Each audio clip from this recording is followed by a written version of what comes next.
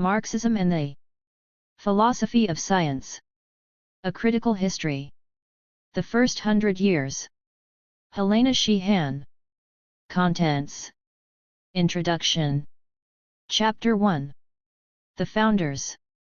Engels, Marx, and the Dialectics of Nature. Chapter 2. The New Generation. The Marxism of the Second International. Chapter 3. The Shift Eastward. Russian Marxism and the Pre-Revolutionary Debates. Chapter 4. The October Revolution. Marxism in Power. Chapter 5. The Comintern Period. The Dialectics of Nature Debate. Dedication. In memory of those who made their mark upon the history set out here, who symbolized in their very lives the ways in which science, philosophy, and politics have come together for Marxism, who died tragically and before their time. Christopher Caldwell, 1907–1937. David Guest, 1911–1938. Antonio Gramsci, 1891–1937. Georges Politzer, 1903–1942. Jacques Solomon, 1908–1942. Boris Mikhailovich Hessen, 1883–1937. Nikolai Ivanovich Vavilov, 1887–1943. Acknowledgements. Because of the extraordinary scope and complexity of this project, the organization of my research has been a highly complicated affair, and in it I have had an enormous amount of help. I have also benefited greatly from my discussions with philosophers, historians, and scientists of a wide range of views, and from the criticisms of those who have read my manuscript. My research took me abroad on a number of occasions, to the Soviet Union, the German Democratic Republic, Czechoslovakia, Yugoslavia, Romania, the Federal Republic of Germany, France, Austria, Great Britain, the United States of America, and Canada. Aside from access to sources and interviews with philosophers, historians, and scientists, my travels, in taking me to many of the places where the history I was writing had unfolded, made events far more vivid to me than they would have been otherwise. I went twice to the Soviet Union. The second time, I spent 4 months of 1978 in Moscow, working in Soviet libraries, giving lectures, and having discussions with Soviet philosophers. During this time, I achieved an insight into the character of Soviet philosophical life and a vivid sense of the socio-historical atmosphere in which Soviet philosophy developed in its own distinctive way that I could not have achieved otherwise. I was often at the Institute of Philosophy of the USSR Academy of Sciences in Moscow, where I gave a paper outlining my research and, in the lively discussion from the floor which followed, received many useful comments. Among the Soviet philosophers who assisted me in my work, I would especially like to acknowledge the following: from the Institute of Philosophy in Moscow, Professors Y.V. Sachkov, T.I. Oyserman, A.D. Ursel, M.E. Omelyanovsky, I.A. Akshurin, L.G. Antipenko, K.K. Delakarov, Y.B. Malkanov, E.P. Pomagova, I.I. Petrov, B. Bogdanov, S. Brayovic, Eastpanov, from Moscow University, Professors S.I. Milyukhin, J. Vogler, Y.A. Petrov, from the Institute for the History of Science and Technology, Professor B.G. Kuznetsov, from other Moscow institutes, Professors E.P. Sitkovsky, Y.A. Zamoshkin, A.V.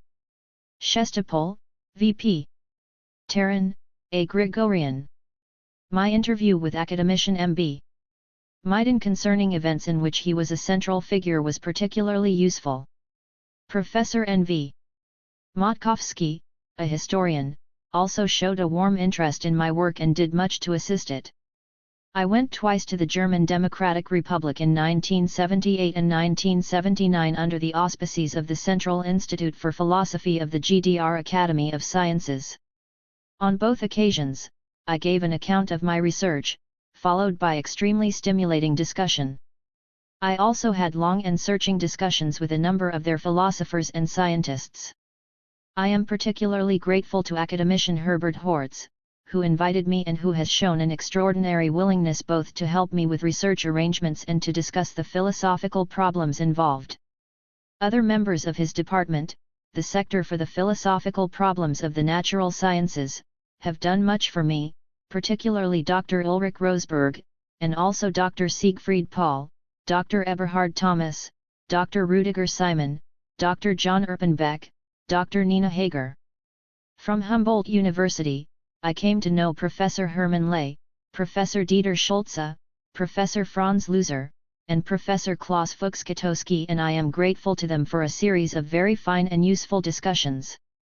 Professor Alfred Kosing of the Academy of Social Sciences in Berlin also graciously assisted me, as did academician Helmut Bohm, director of the Central Institute for Genetics of the Academy of Sciences, who has shown a sustained interest in my work, discussing with me particularly those aspects of it relating to biology and genetics. A trip to Prague in March 1978, to participate in an international symposium on dialectical materialism and modern sciences, sponsored by the Czechoslovak Academy of Sciences, and to read a paper, brought me into contact with a number of philosophers and natural scientists in Eastern Europe and was the occasion of a number of discussions relevant to my work. I am grateful to academician Radovan Richta, director of the Institute of Philosophy and Sociology of the Czechoslovak Academy of Sciences. Those from Eastern Europe with whom I had discussions away from their home base were, from Poland, Professor Ladislaw Krajewski of University of Warsaw, whom I met in Dubrovnik, Professor Piotr Stomka of Jagiellonian University of Krakow, whom I met in Hanover, and Professor Adam Schaff, whom I met in Dusseldorf and Vienna. From Bulgaria, Professor Azaria Polikarov of the University of Sofia, whom I met in Bucharest. From the German Democratic Republic, Dr. Wolfgang Herrick, whom I met in Vienna. From Czechoslovakia, Dr. Julius Toman, whom I met in Dublin. A trip to Vienna to meet with Professor Adam Schaff of the Polish Academy of Sciences and of the European Centre for Coordination of Social Science Research in Vienna was especially important to me. His ruthless honesty in discussing many difficult matters with me was something for which I shall always be grateful, however painful it was at the time. Not in Vienna at this time, but extremely helpful to me in correspondence, has been Professor Walter Holitzker of Vienna and of Karl Marx University in Leipzig. A somewhat idyllic sojourn in Dubrovnik brought me the opportunity to discuss in some depth the development of Yugoslav philosophy and philosophy of science with quite a number of Yugoslav philosophers and scientists.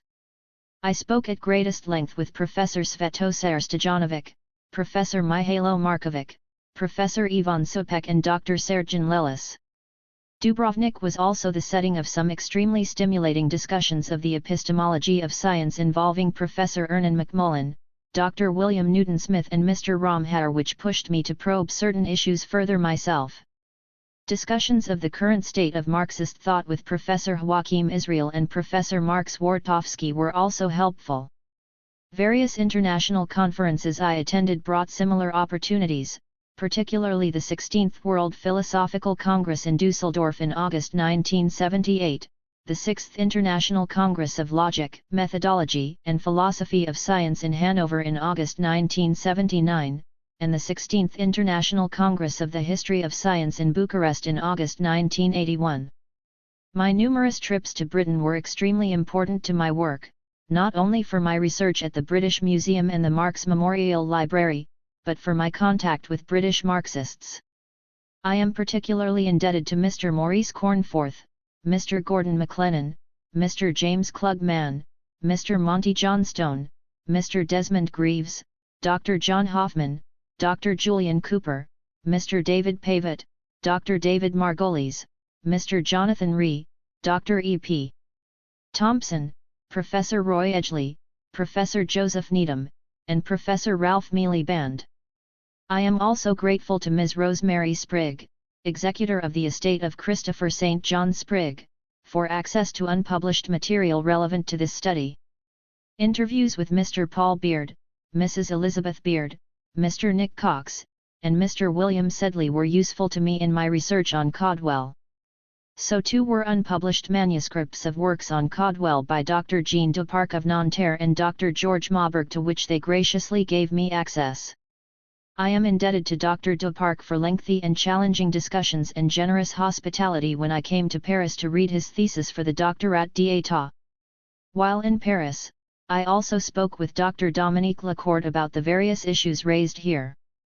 My trips to the United States and Canada in 1979 and 1980 advanced my work in two ways. I gave lectures based on my research at the Center for Philosophy and History of Science of Boston University, in the Marxism and Science Seminar in the History of Science Department of Harvard University, at the Philosophical Colloquium of the University of Toronto, at public lectures sponsored by the Departments of Philosophy of Queen's College of the City University of New York, of Fairfield University, and of the University of Bridgeport, and by the journal Science and Nature, and these raised challenging questions and points of discussion.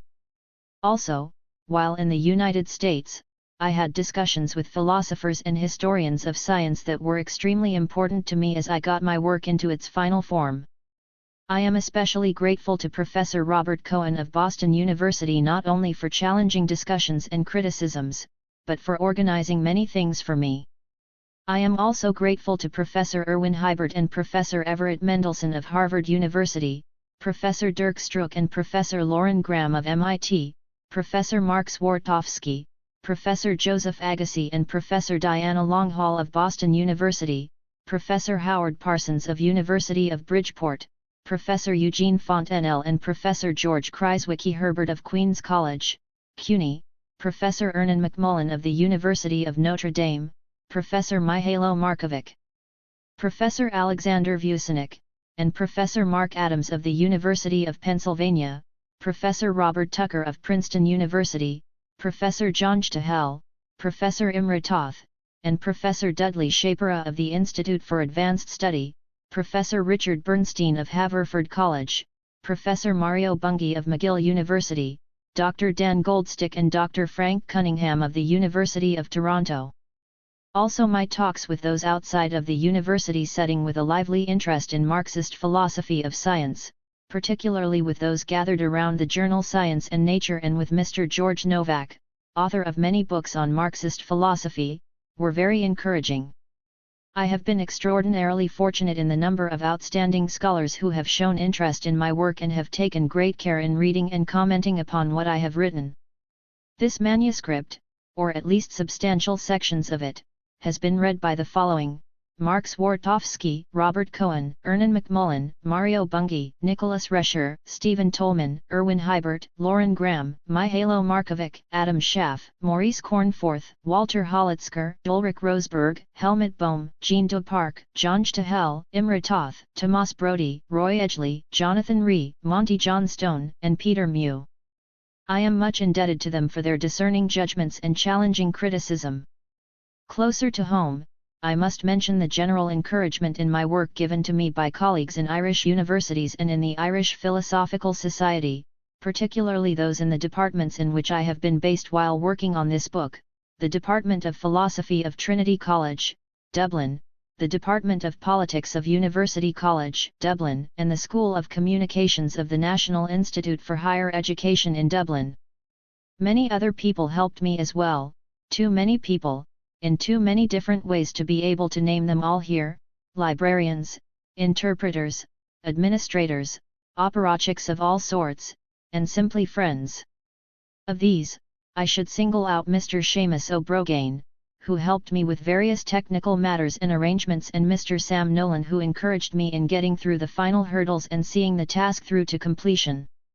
Above all, I wish to thank Mr. Owen O'Murchu, who not only typed the manuscript, despite his vehement disagreement with many of the views expressed in it, but did much more to facilitate my work than I can possibly recount here. My debt to him is really quite incomparable. Although it is not customary to acknowledge publishers, I wish to break such a custom to express the appreciation I feel for the enthusiastic encouragement and robust joie de vivre of Mr. Simon Silverman. However, acknowledging my intellectual sources is really a much more complicated matter than listing persons with whom I discussed my work and giving references to books or papers cited at the end of chapters. Larger movements and deeper processes at work, the weight of various intellectual traditions, and also the whole tempo of the times have made my orientation to this book what it has been. From the time I began to engage in serious and systematic study of Marxism, many things fell into place for me. I cannot say that I am a Marxist in any unambiguous sense, for I have arguments with virtually all contending schools of thought within Marxism, both orthodox and revisionist, both past and present. I also believe that my view of the world has been forged in the convergence of a number of intellectual traditions, of which Marxism is only one. However, I must acknowledge that Marxism has left its mark on me and decisively shaped my modes of understanding as no other tradition has. As I worked through the history set out here, I was forced to come to terms with many issues in a sharper way than I would have otherwise. There were times when I was quite shaken by what I realized I had to write. My views on various questions evolved, reached points of crisis, and then resolution. My own relationship to Marxism became more and more complicated. I believe that this has been a good thing as far as this book is concerned, for Marxism is a very complex and controversial phenomenon, and commentary on it has for too long been far too polarized in terms of simple and one-sided extremes. The waters have for far too long been muddied both by the shallow jargon and hollow self-praise and by the stereotyped polemics emerging in response to them. I have come strongly to believe it deserves much better. I have tried to look at it freshly, neither as apologist nor as prosecutor, but as someone who could recognize it as a formidable intellectual tradition and at the same time be free to subject it to critical assessment. I have, however, never believed that such openness of mind required detachment or lack of commitment, as the still prevailing academic ethos would have it. No matter how critical or complicated my position in relation to Marxism and the various issues it posed for me became, I was at all times passionately involved with it. For this, I make no apologies, for I believe that the very intensity of my involvement has enhanced rather than distracted from my understanding. Moreover, I believe that my active involvement with political organizations of the left, both old and new, at various times and in various places, has been epistemologically important for me. It is not simply that it brought me to know things I would not otherwise know, but it has involved a way of knowing that would not have been open to me in any other way. As is relevant to this book, the history of Marxism in the period under discussion is very much tied to the history of the communist movement. The fact that, while writing this book, I was coming to terms with the communist movement for real gave me many troubling experiences, but it also gave me a particular sort of insight that has, no doubt, colored these pages. The concept of the unity of theory and practice has been a notion much vulgarized and much abused, but I think it would be unwise to throw it over. I have long been convinced of the correctness of Dewey's critique of the spectator theory of truth and have long since opted for a participational theory of truth. And so I believe that the world is known best by those who most actively take hold of it, interact with it, participate in it. It has been my privilege to have encountered people who have known in this way in the course of my research for this book. These include those still alive, whom I have interviewed, and those now dead, whom I have discovered through their texts. I am much indebted to them. In the end, of course, I had to do my own thinking and make my own mistakes. For special reasons, I must insist that only I can be held to account for the views set out here, for better or for worse. I have been exposed to many and conflicting viewpoints and I have weighed seriously what others have said, but I had to decide for myself where I stood. And I have. This has sometimes meant taking issue with people who have been very kind to me, and if their assistance has been turned to ends neither they nor I foresaw, I ask them to try to understand. If they cannot accept the position I have taken, I hope they will at least accept my good faith in taking it. I am well aware of the controversial character of my conclusions, some of which may disturb others as much as they have disturbed me, but I have come to them gravely and could not do otherwise. Helena Sheehan. Introduction. In these pages, there unfolds a complex and intricate story. Although it is a story of the most vital significance, it has long been left untold. In some quarters this has been because of a total ignorance that there was anything to tell, and in other quarters because of a fear of the telling of it. It is the story of the shifting nexus of science, philosophy, and politics within Marxism. It is astonishing to discover in how many different ways and on how many different levels these have converged within the development of the Marxist tradition, both for better and for worse, with a multiplicity of factors coming into play, including the impact of new scientific discoveries, new philosophical trends and new political formations upon the overall process. While it is a story of a progressive and audacious enterprise, to which intelligent and discerning minds have applied themselves, it is also a story with its dark side, with retrogressive episodes, unscrupulous characters, hasty and ill-conceived projects, and superficial solutions, sometimes with dire consequences. This work attempts to give a historical account of the development of Marxism as a philosophy of science, as well as a philosophical analysis of the issues involved. This volume encompasses the first 100 years of the existence of Marxism, beginning with the mid-1840s when the philosophical ideas of Marx and Engels began to emerge in mature form, and ending with the mid-1940s with the dissolution of the Comintern and the end of the Second World War. It deals both with the mainstream of the Marxist tradition in the development of dialectical materialism as a philosophy of science and with the diverging currents advocating alternative philosophical positions. It shows the Marxist tradition to be far more complex and differentiated than is usually imagined, characterized by sharp and lively controversies for contending paths of development at every step of the way. The debates about how to develop Marxism as a philosophy of science have taken a number of forms. One recurring theme has been that of the precise relationship between philosophy and the actual results of the empirical sciences, debated in the sharpest form in the controversy between the mechanists and dialecticians in the Soviet 1920s. Another recurring theme has been the relationship of specific scientific discoveries to the philosophy of dialectical materialism, such as the controversies over relativity theory or genetics, the much-cited Lysenko affair. Yet another theme has been whether dialectical materialism or alternative philosophies of science, based on neo-Kantianism, Machiaism, or mechanistic materialism, are the most appropriate development of the Marxist tradition, such alternatives having been put forward by the Austro-Marxists, the Russian empirio-criticists and the Soviet mechanists. There have also been debates about whether to develop Marxism as a philosophy of science, disputes exemplified most sharply by the emergence of the neo-Hegelian trend within Marxism and the dialectics of nature debate set off by the Hungarian Marxist Lukács in the Comintern in the 1920s and continuing into the 1970s. It all adds up to a formidable intellectual tradition in the philosophy of science which is virtually ignored by academic philosophy of science outside Eastern Europe. Certainly in the world of Anglo-American philosophy departments, insofar as there is any thought given to the history of the philosophy of science, in this era in which philosophy has become so woefully ahistorical, it is fixated on one line of development. The consensus undoubtedly is that the main dramatis personae of 19th and 20th century philosophy of science are such as Mach, Carnap, Popper, Kuhn, Lakatos, Feyerabend. This line of development has constituted the point of reference to which all commentators are expected to orient themselves, no matter how fundamental their criticisms of it, no matter how deep their commitment to charting a new way forward. I do not doubt that this line of development has been a vitally important one and that anyone working in this discipline without a thorough knowledge of the history of its major shifts and its present-day twists and turns would deserve harsh judgment from his or her colleagues.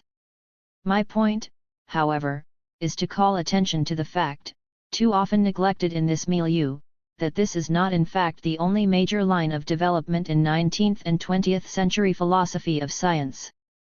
Another line of development, stemming from the very bold and original work of Marx and Engels, has been one with a very different relationship to both philosophy and science, but with, nevertheless, its own full-blown tradition in the philosophy of science, its own history, its own shifts, its own very fascinating twists and turns. However, no one is judged badly by his or her colleagues for being utterly oblivious of it, and those who bother to think of it at all consider the sideward glances at Marxism on the part of Popper and Lakatos to be as much as it deserves, despite the fact that these forays have not been characterized by very full knowledge or very high standards of argument. Its history is known hardly at all, and only the vaguest of caricatures of it prevail, with the name most readily connected with it almost inevitably being that of Lysenko. Lysenko has been part of it, to be sure, but so indeed have Marx, Engels, Lenin, Bukharin, Deborin, Bernal, Haldane, Caldwell, Langevin, Prenant, Guilleminot, Hessen, Oparin, Foch, Ambartsumian, Kedrov, Holitzker, and many others. Nor is it, as such names should indicate, simply an Eastern European phenomenon. It made, for example, significant inroads even into the hallowed Royal Society in 1930s Britain. Although these two traditions have struggled with many of the same issues, the basic rhythms of their development have been very different. The tradition stemming from Mach and the Vienna Circle arose out of the impulse to defend scientific rationality in the face of the challenges posed to it by new developments in science. In an atmosphere of crisis in the epistemological foundations of science, with all forms of rampant obscurantism feeding off this crisis, they strove to set science upon secure foundations. They sought to purify and cleanse the intellectual inheritance of the ages of all superfluous accretions, to clear out the slag of the centuries, to subject all belief to the clear light of reason and the rigor of experiment. They did so, however, from a base that was too narrow, employing criteria that were too restricted, leaving out of the picture too much that was all too real. Rigidly separating the context of discovery from the context of justification, the logical positivist and logical empiricist schools took only the latter to be the proper concern of the philosophy of science. The process by which a theory came to be was irrelevant to judgments on its validity. And, if psychological, sociological, and historical considerations were irrelevant, metaphysical considerations were worse than irrelevant. The striving for a comprehensive worldview, giving rise to the great basic questions of the history of philosophy, was renounced in no uncertain terms. The trajectory of this tradition, from positivism to the current variety of post-positivist philosophies of science, has reflected the pressure of a complex reality upon conceptions too restricted to give an adequate account of it. The successive modifications of the tradition over the years, from verificationism to falsification, to the historicism of paradigm shifts, to the methodology of scientific research programs, to methodological Dadaism, have been impressive but still inadequate attempts to come to terms with the metaphysical and historical dimensions of science. Despite such significant departures from the anti-metaphysical and ahistorical heritage of the Vienna Circle, it still cannot be said that philosophers of science have yet brought to bear the full weight of the implications of metaphysics or historicity for science. Moreover, insofar as these dimensions have come into play, they have tended to do so in a negative way, in that they have been perceived as undermining the rationality of science. Many of the current debates are rooted in a persistent inability to reconcile the rationality of science with the metaphysical and socio-historical character of science. In a strange way, the residues of positivism linger on and color the views of even the most radical of anti-positivists. And the flames of the crisis in the epistemological foundations of science burn more wildly than ever. There is no consensus, indeed there is exceedingly sharp polarization, regarding the relationship of science either to philosophy or to history.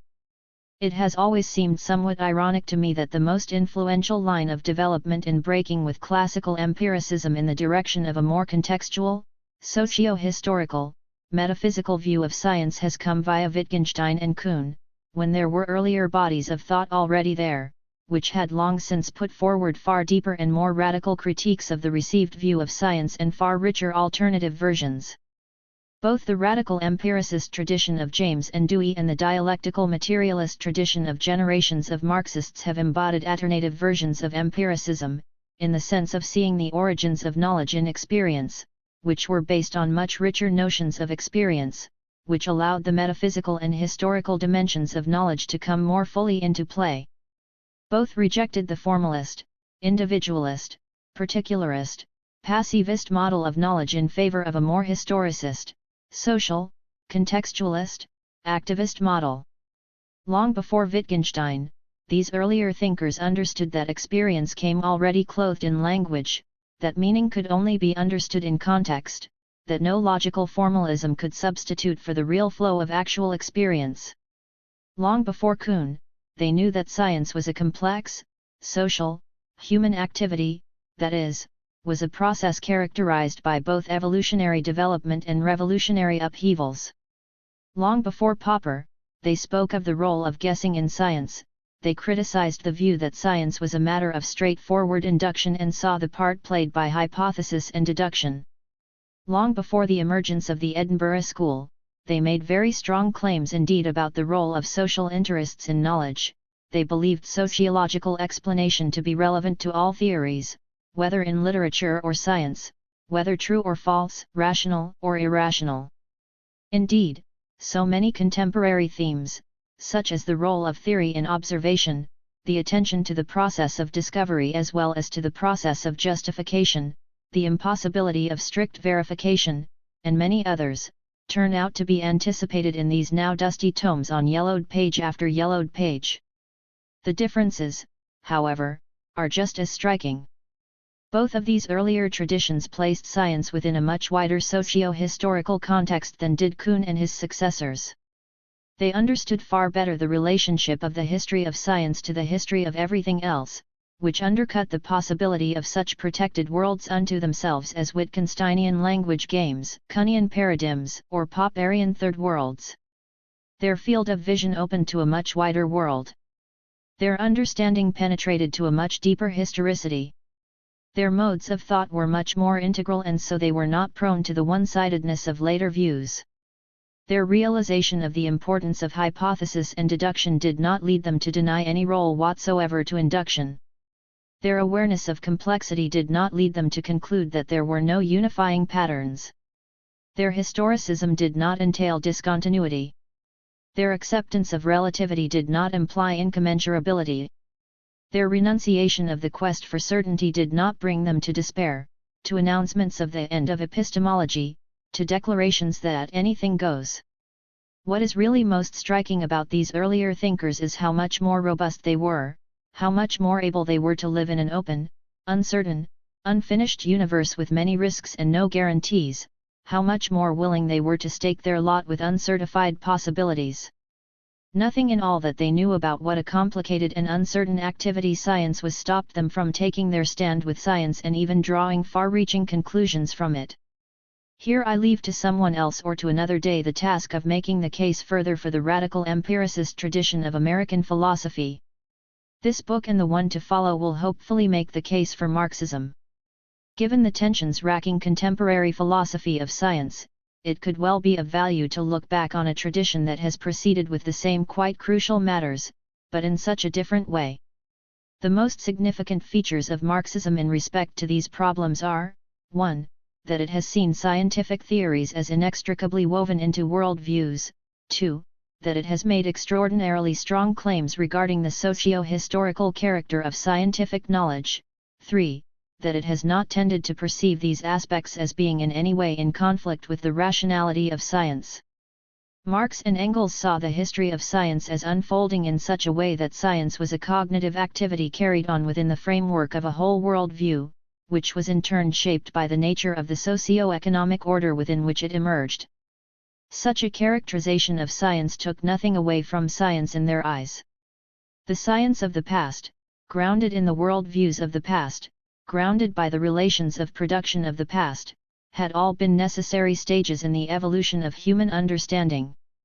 It was necessary to unmask the superseded ideologies of the past and present that distorted the development of science. Even more, it was necessary to move the process onward to the next stage, the further development of science, in the context of a new world view, in the context of a struggle for a new social order and new relations of production. From the beginning, the Marxist tradition bravely set itself the task of elaborating the philosophical implications of the sciences of its times with a view to working out a scientific Weltanschauung adequate for its epoch. Engels's anti-positivist materialism was an extraordinarily impressive achievement. He did not shrink from the great basic questions that have perplexed the philosophers of the ages, but he did insist that attempts at answers be grounded in the best empirical knowledge of the time. In so doing, he not only laid the foundations of a scientifically grounded worldview, but set forth views on many issues, such as reductionism, the history of science, and the logic of scientific discovery, that not only anticipated certain contemporary theories, but are still in advance of them. Throughout its subsequent history, there were new challenges to meet, arising out of the revolutionary advances in the natural sciences as well as out of the emergence of new philosophical trends and new political formations, and these giving rise at every step along the way to new controversies, new arguments for contending paths of development. It is a complex tradition, with Marcuse or Coletti as far from Engels as Feyerabend from Carnap. Some of these contending paths involved explicit renunciation of Engels's enterprise of striving for a comprehensive worldview grounded in science and in continuity with the history of philosophy. There have been, for example, the Soviet mechanists who believed that science could do very well without philosophy, as well as Marxists of the neo-Hegelian variety who have tended to think that philosophy should keep its distance from science. Today, the interpretation of Marxism as a Weltanschauung tied to the development of science is by no means an uncontested position. It is no secret that there are today many contending schools of thought, all claiming to embody the correct interpretation of Marxism, some of which explicitly renounce the ideal of a Weltanschauung and display a marked hostility to the natural sciences, while others make a fetish out of an eccentric concept of science and tend to take a derogatory attitude to philosophy. Nevertheless, the mainstream of the Marxist tradition has defended the sort of synthesis of science and philosophy that Engels proposed, even it has not always proceeded in the best possible way to bring the project to fruition. From the beginning as well, this whole project has been placed firmly within a wider socio-historical context. Philosophy of science was no free-floating set of theories spontaneously thought up by free-floating philosophers of science. Nor was science a straightforward piling up of facts about the world unproblematically discovered by autonomous scientists in their sealed-off laboratories. Marxists have seen philosophy, science, and philosophy of science, and indeed all aspects of the intellectual culture, as all inextricably interwoven with each other and tied to a common social matrix. It is no accident that a whole distinct tradition in philosophy of science has emerged and developed in relation to such a distinct social theory and political movement as Marxism. Marxism made its entrance on the historical stage not only with its critique of capitalism, its labor theory of value, its materialist interpretation of history as class struggle, its call for socialist revolution. It also formulated in the same act the classical premises of the whole discipline of sociology of knowledge and the externalist tradition in the historiography of science. The Marxist tradition has come forward with the fullest and most highly integrated claims to date regarding the socio-economic basis of the rhythms of intellectual history. It is one of the most striking features of the story told in these pages just how tight its participants perceived the relation of science, philosophy, and politics to be, as far as both their own and their opponents' theories were concerned. Marxism is therefore a tradition in which the relation of science to philosophy and of both to politics and economics is conceived of differently than in alternative traditions. The other traditions too have their socio-economic basis, Marxists have argued, even if they have been unable to be fully self-conscious and explicit about it. Indeed, even the inability to rise to such self-consciousness and explicitness in this realm has a socio-economic basis on this account. There can be no doubt that Marxism has given rise to a multifaceted and protracted struggle, both creative and destructive, to confront the philosophical problems raised by probing into the role of ideology in relation to science and philosophy of science. There is much to be learned both from the profound insights and from the tragic disasters born of passionate debates revolving around the tensions between partisanship and truth, between proletarian science and laws of nature. It still cannot be said, however, that the fundamental philosophical problem has yet been satisfactorily and explicitly resolved by Marxists or by anyone else. The underlying question, still to be sharply answered, is, how can science be the complex, uncertain, precarious, human process that it is inextricably bound up with all sorts of philosophical assumptions and with all sorts of wider socio-historical processes and still be reliable knowledge of nature? The story set out here does not give that question the sharp, clear, fully argued answer that we feel that it needs, but it does give much in the way of promise and indicates that the resources for that sort of answer may well be there. In proceeding with this question ourselves, of course, we need to do our own thinking, but we should do it with a grounding in the best insights that all available intellectual traditions have to offer. The polarization, for or against Marxism, has been a formidable barrier to the sort of reciprocal interaction that could bear fruit. This raises a recurring problem in the history of Marxism, i.e., the relation of Marxism to non-Marxist trends. This, it must be said, is a problem that Marxists have not always handled very well. Most have unfortunately gone to the one extreme or the other, either accommodating themselves too far in the direction of recurrences of modes of thought superseded by Marxism and compromising the very distinctiveness of Marxism beyond recognition without sufficient reason for doing so, or considering Marxism a closed world, with nothing to learn from other schools of thought and heaping abuse and invective upon anyone who has suggested otherwise.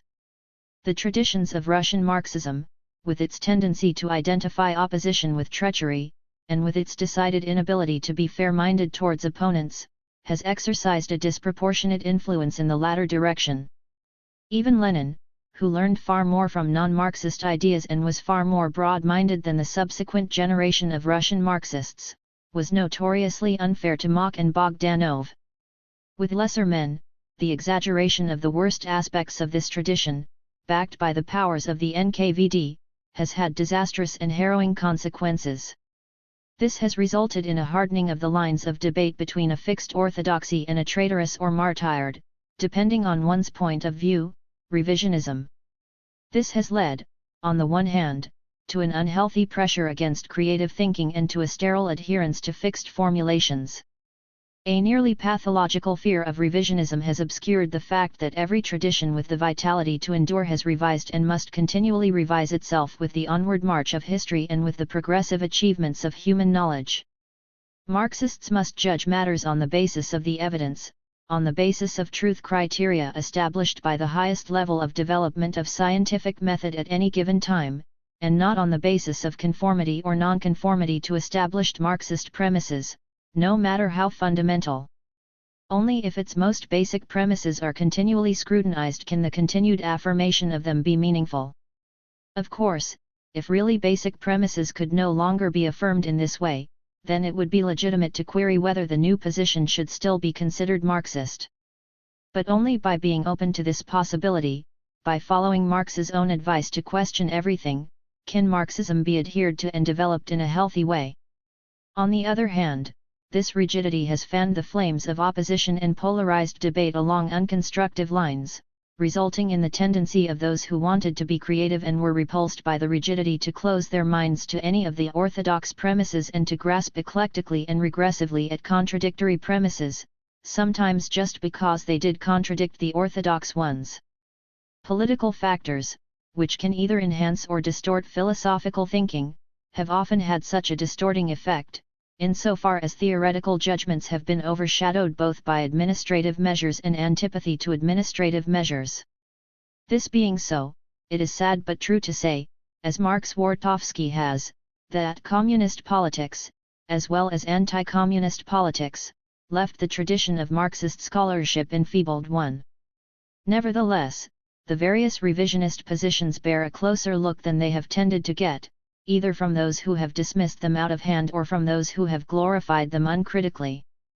Those, such as the early Lukács or the various Marxists of the Second International, who sought to bring back into Marxism the neo-Kantian dichotomy between history and nature, were, it could be argued, reverting to an antithesis already transcended by a higher synthesis.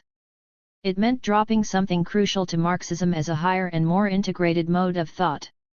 It did, however, highlight certain problems within Marxist thought, that is, the relationship between freedom and necessity, the relationship between the role of critical thought, ethical norms, and revolutionary activity on the one hand and the role of science and causal laws on the other. These were aspects of Marxist thought that needed to be clarified or further developed with the decline of the liberal idea of progress, the more problematic character of science, the turn from materialism with a new balance of class forces as the bourgeoisie turned from an alliance with the proletariat against the feudal aristocracy to making their peace with the right against the forces rising against them on the left. In the same way, the Marxist interpretation of Marxism may have brought back a subjectivism superseded by the Marxist unity of subject and object, but it did reflect very real epistemological problems raised by the new level of development of scientific knowledge. It called attention to questions that needed to be posed and answered in a new way, on the basis of new knowledge and at a new level of sophistication. This in turn raises many problems of historiography with which I had to grapple in writing this book, and I have come to believe that it is vital to break from received patterns of interpretation in thinking about the history of Marxism. One, from seeing it as developing in an unproblematic straight line from its founders to today's Soviet textbooks of dialectical materialism, with every query along the way branded as an assault on the integrity of the tradition. 2. From thinking it would have been an unproblematic straight line but for the cult of personality. 3. From grasping at the classics of heresy, to reading their propositions back into the works of Marx and writing off the rest as sheer dogmatism. 4. From taking selected texts, which are given an exceedingly forced reading, 3. And making these entirely constitutive of what counts as Marxism, and dismissing any consideration outside that framework as historicist. 5. From throwing the whole lot together as the illusion of the epoch. 4. The history of Marxism insofar as it is written at all is, for the most part, written along the above lines.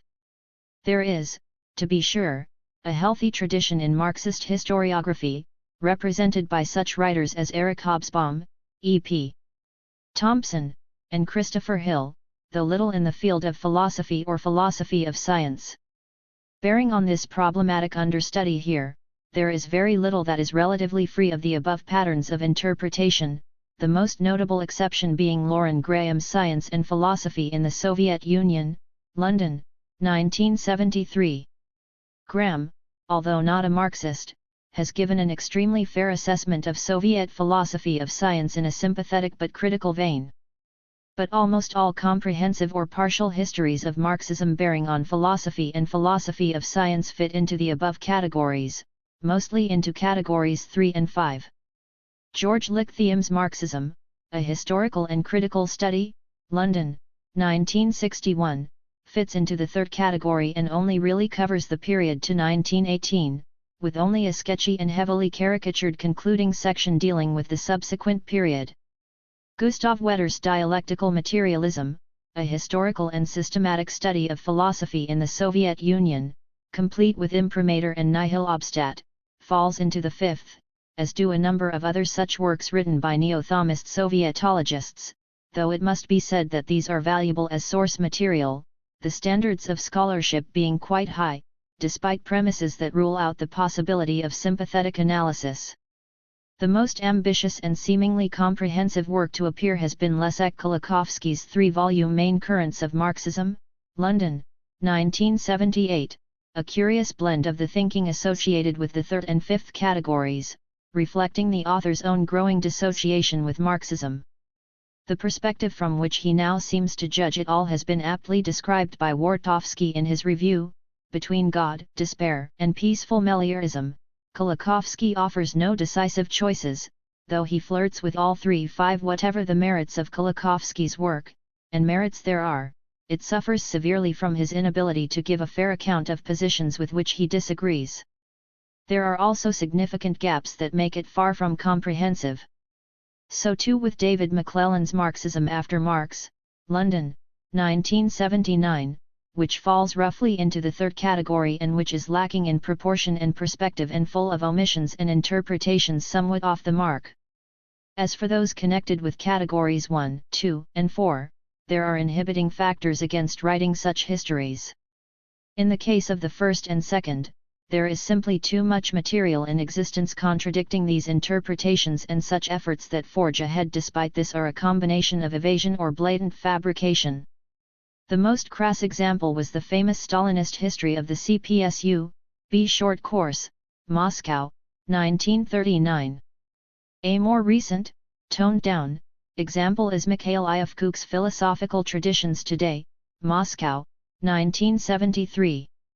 The fact is that the history of Marxism has taken certain turns that present special problems in the matter of Marxist historiography. The history of Marxism is for many reasons dominated by the history of the communist movement. while non-communists, for the most part anti-communists, have found this history almost impossible to comprehend, producing extremely distorted accounts of it. Communists themselves have not helped much. For the stark truth of the matter is that communists have found it exceedingly difficult to be honest about their own history. Chapters 4 and 5 will try to give some indication why. In all events, precedents were set in the most deplorable degradation of intellectual life, Stalin's denunciation of archive rats, followed by a wave of denunciation of rotten liberalism and bourgeois objectivism, purges, false accusations, insincere self-criticisms, arrests, executions, books disappearing overnight from bookshops and library shelves, names becoming unmentionable, photographs being doctored, NKVD requisitioning of archives, blatant lying. The days of such massive purges, arrests, and executions may be over, the days of NKVD destruction of archives may be over, but the legacy of which these were a part is with us still. There is still much evasion and deceit. Casting its shadow over the academic life of the socialist countries and the intellectual life of some of the communist parties, there is the official history of Marxism, shallow, schematic, triumphalist, full of semi-ceremonial phrases, empty jargon, hollow self-praise. Below it, the real history of Marxism, in so far as it is known, leads a subterranean existence. Names, unmentioned in public, are whispered in quiet places. The story can be told in bits and pieces, but it cannot be published. Such books as Roy Medvedev's Let History Judge, London, 1976, and his brother Zhores Medvedev's The Rise and Fall of T.D. Lysenko, New York, 1969, have come as a breath of fresh air, given prevailing conditions, in that they have spoken loudly of much that is only supposed to be whispered and have faced the difficult personal consequences of doing so. Although admirable books in many respects, they do not escape the assumptions of the second category, putting an exaggerated emphasis on the personality of Stalin and failing to give due attention to other operative factors. As to the fourth category, the Althusserian trend is very ambiguous about the nature or the value of history, in so far as it recognizes it exists. Upon unraveling a complex historical argument, I was once answered by an Althusserian, "There is no such thing as history, there are only books on shelves." At the time it left me speechless, though I must admit that all the arguments I thought of on my way home to justify what I had thought needed no justification deepened my sense of historicity. Even analytic philosophers, whom I had long since judged shockingly lacking in a sense of historicity, at least, if pressed, will admit that history exists and might even be nice to know, however inessential to philosophy in their sense of the term. As to Louis Althusser himself, he cannot outline the history of Marxist philosophy, because of a symptomatic difficulty, for philosophy has no history. Ultimately, philosophy has no history. Philosophy is that strange theoretical site where nothing really happens, nothing but this repetition of nothing. To say that nothing happens in philosophy is to say that philosophy leads nowhere because it is going nowhere. 6. He does admit that there is a history of the sciences and that the lines of the philosophical front are displaced according to the transformations of the scientific conjuncture, but this is a history of the displacement of the indefinite repetition of a null trace whose effects are real. 7. It is a trend of wide influence today, with Barry Hindness and Paul Hirst starkly declaring, Marxism, as a theoretical and political practice, gains nothing from its association with historical writing and historical research. The study of history is not only scientifically but also politically valueless. 8. And this, may I remark, in a book about pre-capitalist modes of production. My advice to anyone wanting to know about pre-capitalist modes of production or the history of Marxist philosophy or anything else for that matter is to look elsewhere. What attempts have been made by Althusserians to look at what the normal run of the species considers to be historical matters have, not surprisingly, been singularly unilluminating. An example bearing on the problematic of this book is Althusser's treatment of the debates in pre-revolutionary Russian Marxism in Lenin and Philosophy, London, 1971. Unfortunately, the history of Marxism is as little known by today's Marxists as by non-Marxists, with one Marxist recently finding it necessary to make the point that pre-1960s Marxism was no pre-Althusserian Dark Age 9. As to my own approach to the historiography of Marxism, I have already revealed much and my chapters reveal more, but let me state clearly with regard to the interpretative categories set out above that. 1. While I feel I can trace a certain mainstream flow of the Marxist tradition, I find it to be far from an unproblematic straight line, and I believe the various currents diverging from it must be analyzed respectfully and seriously as highlighting very real problems. Moreover, I have defied the existing conventions, mentioned the unmentionable names, delved into delicate and difficult matters that others believed should be let lie. I have done so regretfully, even sorrowfully, for I could take no joy in the self-inflicted tragedies of the communist movement, as do anti-communist writers who are, for the most part, the only ones who write about such things. But, shaken though I sometimes found myself, I could not turn the other way, for I disagree totally with the premises underlying the tradition of sacrificing truth to partisanship, in the name of which so many crimes against science and against humanity have been committed. The only justification for socialism can lie in arguing for its truth and its humanism. If so, truth, morality, and partisanship should coincide. Indeed, there have been truthful and moral communists, such as Gramsci and Caldwell, and no less partisan, in fact more so, for that. 2. I do not think this history would be an unproblematic straight line but for Stalin. While I admit his shadow looms very large over it and I have tried to assess his role in it, he was after all only one man and there was much happening.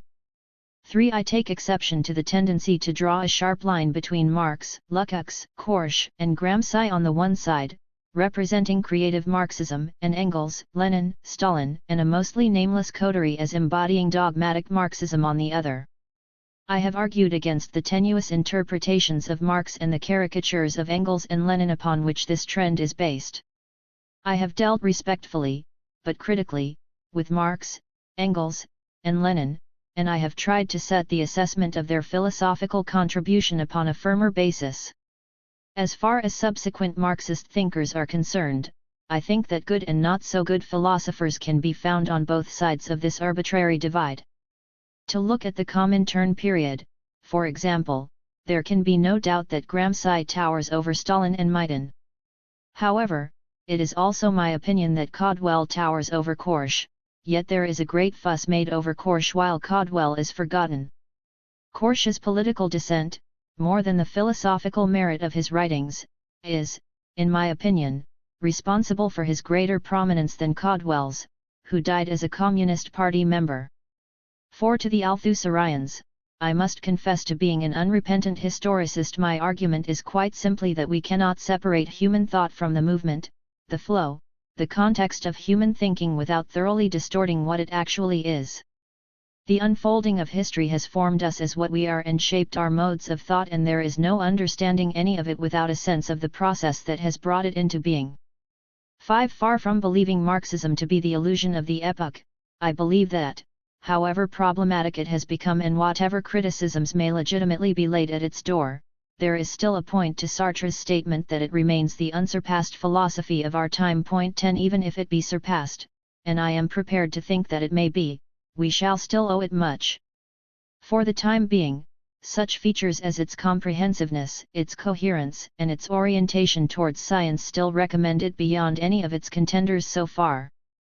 It is my view that the history of Marxism needs to be seen as a complex and intricate story of persons, ideas, and events, as a process in which philosophical ideas have emerged and contended with one another in a complex and multifaceted interaction with the social, political, economic, and scientific forces at work at any given time. It needs to be viewed with a sensitivity to the passionate striving, to the astute analyses, to the intelligent and enduringly valid syntheses it has brought forth and, at the same time, with a willingness to look full in the face upon the dark side of it and to realize how and why it is that those who love wisdom need to walk warily, even among those who are supposedly of their own kind. Regretfully, I am hard put to cite examples of work in the history of Marxist philosophy that meet these criteria, works that are comprehensive and sweeping, striving to bring into play the full network of interconnections, alert to the overall patterns of development, yet without sacrificing concreteness, thoroughness of research, or rigor of analysis, works that are sympathetic but critical. This, at any rate, is the challenge I have set for myself. It is for others to judge the extent to which I have met it.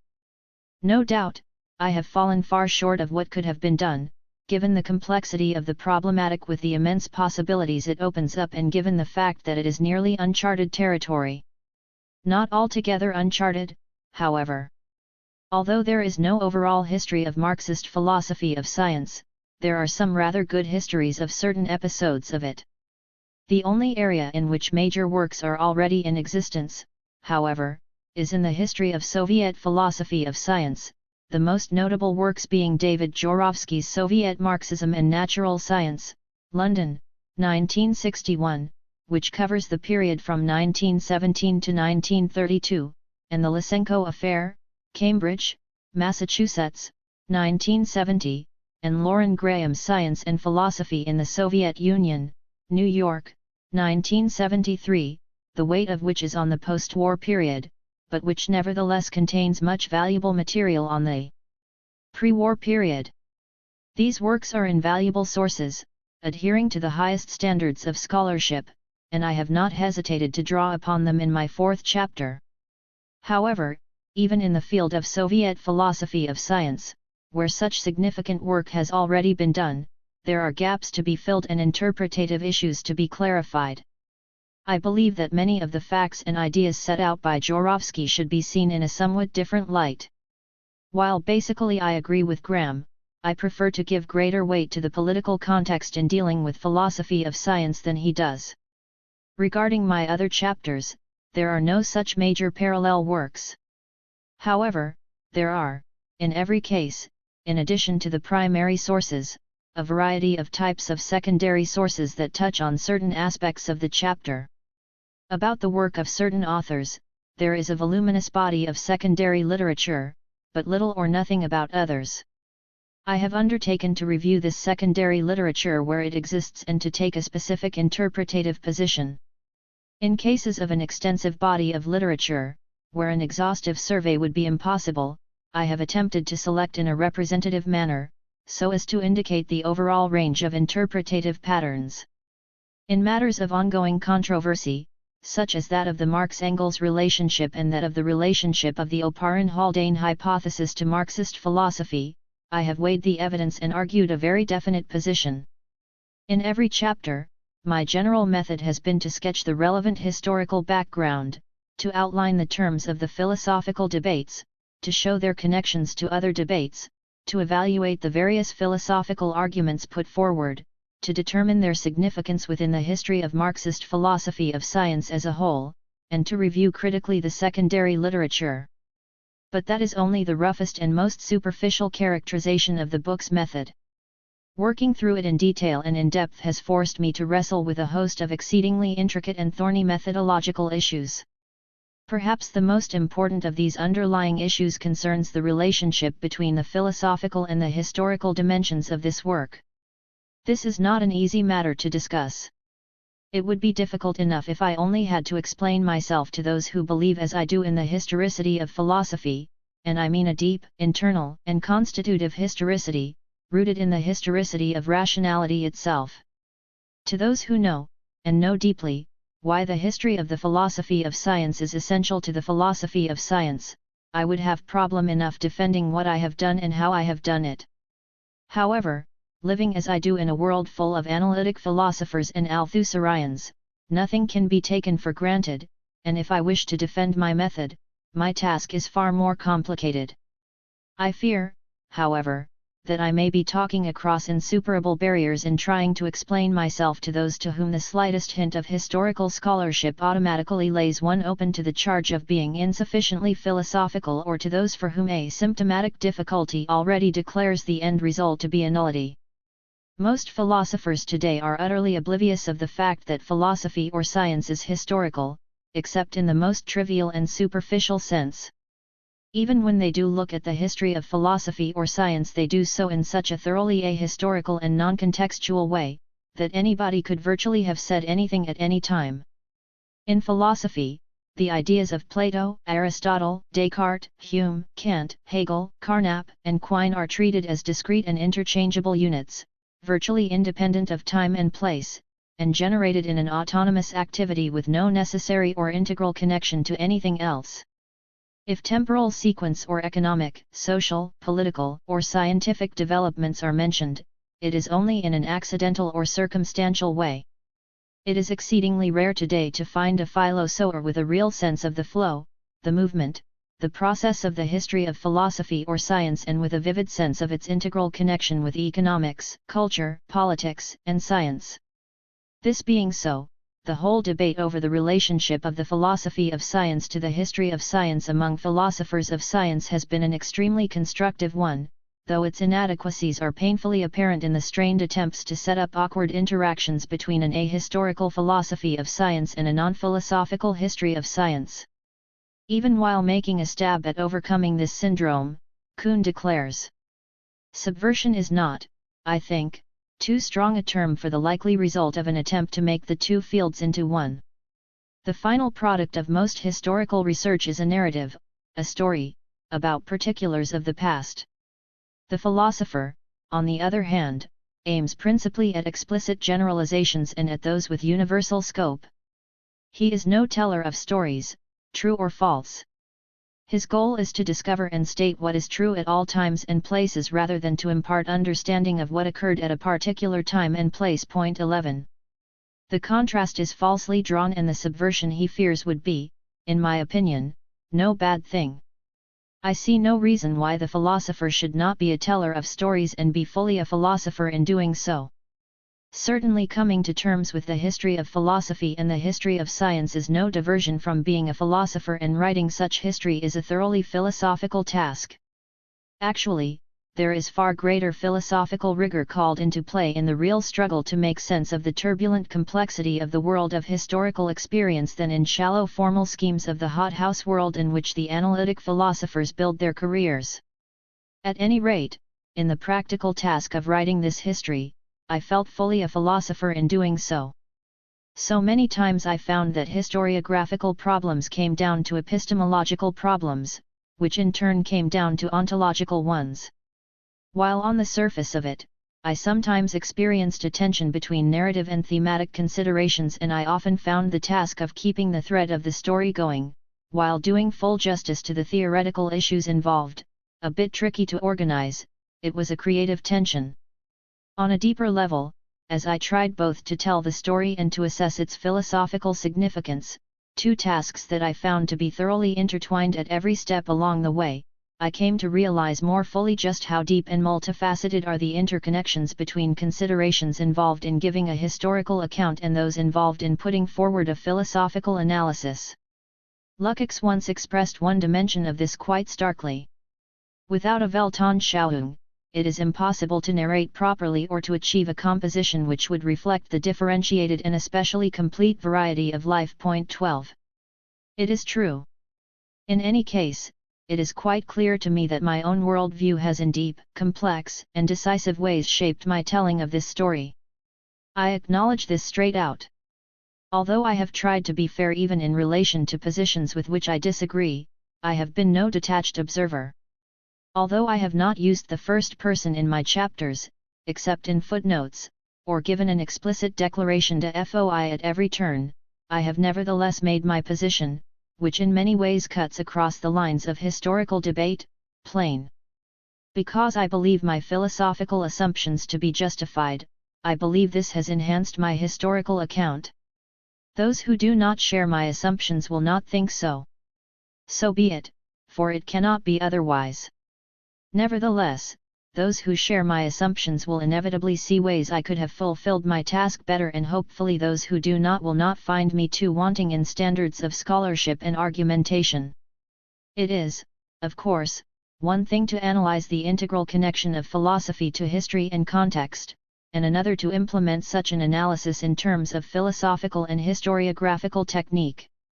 Within my own terms of reference, this has meant a constant alertness, not only to all the forms of interaction in the shifting nexus of science, philosophy, and politics, but to all the levels of interaction within each of these forms. It has meant the need to show in each period and set of circumstances the effects of science on philosophy, of philosophy on science, of science and philosophy on politics, of politics on science and philosophy. But within each of these categories, there are many levels of effects. For example, as to the effects of politics on philosophy of science. There is first of all the most obvious level, the effect of overt political events on the fate of individual philosophers and scientists. Thus, the tradition was deprived of any further work on the part of Guest or Caldwell when they died fighting in the Spanish Civil War, of Politzer or Solomon when they were executed by the Gestapo, of Gramsci when he died in prison, of Hessen or Uranovsky or Vavilov when they were swept up in the purges. On a slightly different level, a bit more complicated to assess, there are the effects of political transformations on the development of the disciplines of philosophy and science and the relations between them. Thus, the October Revolution opened to Marxism the resources of institutional power, bringing into the discussion of philosophy of science a great vigor and enormous scale that was highly valued as integral to the task of building a new social order, and then crushing it through short-circuiting rational procedures with clumsy or vicious attempts to settle philosophical and scientific questions by administrative measures. There are many factors to be taken into account to comprehend the shift in Soviet intellectual life as the 1920s passed into the 1930s, such as the impact of the inauguration of the first five-year plan upon the changeover from bourgeois to red specialists, the function of the concept of proletarian science, with many new complications arising, but it was even then a society which at one and the same time put an unprecedentedly high social value upon philosophy of science, even while they brought to bear the dark and destructive forces that would overpower it. Also, roughly on the same level, are the various shifts in the whole style of the intellectual life of the communist movement corresponding to the various shifts in Comintern policy, especially the shift from the sectarian Third Period War on social fascism to the more expansive period of the Popular Front. There are many further levels, with the various primary and secondary sources drawing all sorts of connecting links between political factors and philosophical and scientific ones, sometimes quite to the point and sometimes far from it, but all of them showing the truth of Haldane's discovery that, while the professors may leave politics alone, politics will not leave the professors alone. Finally, at the deepest level, there comes the problem of discerning just how the prevailing political milieu enters into the philosophical thought process itself and into the scientific thought process itself. Politics, itself rooted in and connected to economics in exceedingly intricate ways, mediates in the formation of ideologies that bind fundamental assumptions to class interests in exceedingly intricate, and hidden, ways. I do not believe that intellectual history follows upon the development of economic and political factors in simple and uncomplicated ways. The connections can be of an extraordinarily complex and subtle nature, with all sorts of complications arising from overlapping and countervailing tendencies. It is an area beset with difficulties, for it has been so littered with facile and even malicious tendencies to assert direct and simple one-to-one correspondences between ideas and classes. The left's habit of writing off people and premises as bourgeois or petty bourgeois has all too often provided a refuge for those who have had neither arguments nor conscience against those who have, and it has not been grounded in a proper understanding of the real class basis of patterns of thinking. It is an area in which it is necessary to proceed with caution, but at the same time it is an area that must not be avoided. At all events, I have tried to be sensitive to all the interconnections I could discover, both overt and subtle, both direct and indirect, both immediate and epochal. I have probed to uncover the relationship of various thought patterns to various class forces and to various stages of development. I have tried to understand what it is about the mode of existence of the bourgeoisie as a class that ties the social order under its hegemony to patterns of thought that swing between reductionism, dualism, and idealism. I have also tried to understand what it is about identifying with the cause of the proletariat that puts the stress on totality and makes materialism seem most appropriate philosophy. Marxism itself embodies its own explanation of this, being not only an integrated worldview, but a critique of a social order that structurally inhibits the formation of an integrated worldview and a theory of a new social order that is the necessary social matrix for an integrated worldview. It renounces any disjunction of philosophy and politics as symptomatic of the intellectual fragmentation endemic to the capitalist mode of production, and holds that the integration of all spheres can be achieved only in a new consciousness tied to a new mode of production. This being the case, no history of Marxist philosophy of science could be anything but superficial if it could not give some account of the historical convergence between the critique of dualism, reductionism, and idealism on the one hand and the critique of capitalism on the other, between a tradition striving to set out an integrated worldview and a movement towards a classless society. The Marxist argument that the historical convergence is grounded in an integral and logical connection is a forceful and fascinating one. But the logic can only manifest itself historically, and the argument can only be filled out in and through the telling of the story. Chapter 1. The Founders. Engels, Marx, and the Dialectics of Nature. The 19th century. The 19th century was a time of magnificent turbulence, marking a crucial turning point in the history of human thought about nature. The whole context, within which the problematic had until then been set, was to be dramatically transposed. As the century opened, minds were still reeling beneath the blows to traditional patterns of thinking that had been struck during the great upsurge of revolutionary France. Paving the way, the French encyclopedists had fought to force the murky superstitions of the ages under the pure light of reason, and thus to shatter forever the basis of human servility. The growth of science had strengthened their efforts immeasurably by giving natural answers to natural questions, undermining the foundations of all supernatural ones. It seemed that religion and all forms of idealism had been given the death blow by this powerful and exuberant materialism. But idealism proved to be more resilient than had been anticipated, and indeed it reached unprecedented new heights in the grandiose system of Hegel, with a new emphasis on temporality, on development, on process. This idea of evolution, in the air so to speak long before the voyage of the Beagle, this totality and all-embracing historicity, answered a need not met by the materialism of the previous century, a materialism that relied on analysis at the expense of synthesis, that had focused on substance to the neglect of process.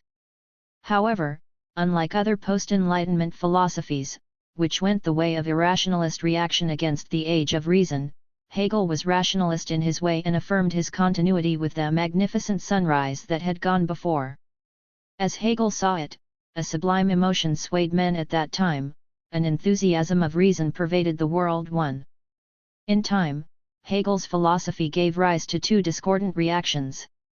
The right-wing Hegelians seized upon his dictum that what is real is rational as an apologia for the existing order of things, and for a time it became a force for the most oppressive forms of conservatism and traditionalism in the hands of the official defenders of the Prussian state. The left-wing Hegelians, however, emphasized the radical negativity of the dialectical process, seeing it as opening the way for a naturalistic and historical critique of origins, especially in religion and in politics, and issuing in the atheistic humanism of Feuerbach and the communism of Hess. Left-wing Hegelianism, most especially as it was taken up by Marx and Engels, led back again to materialism and converged with the new stage being reached by the natural sciences.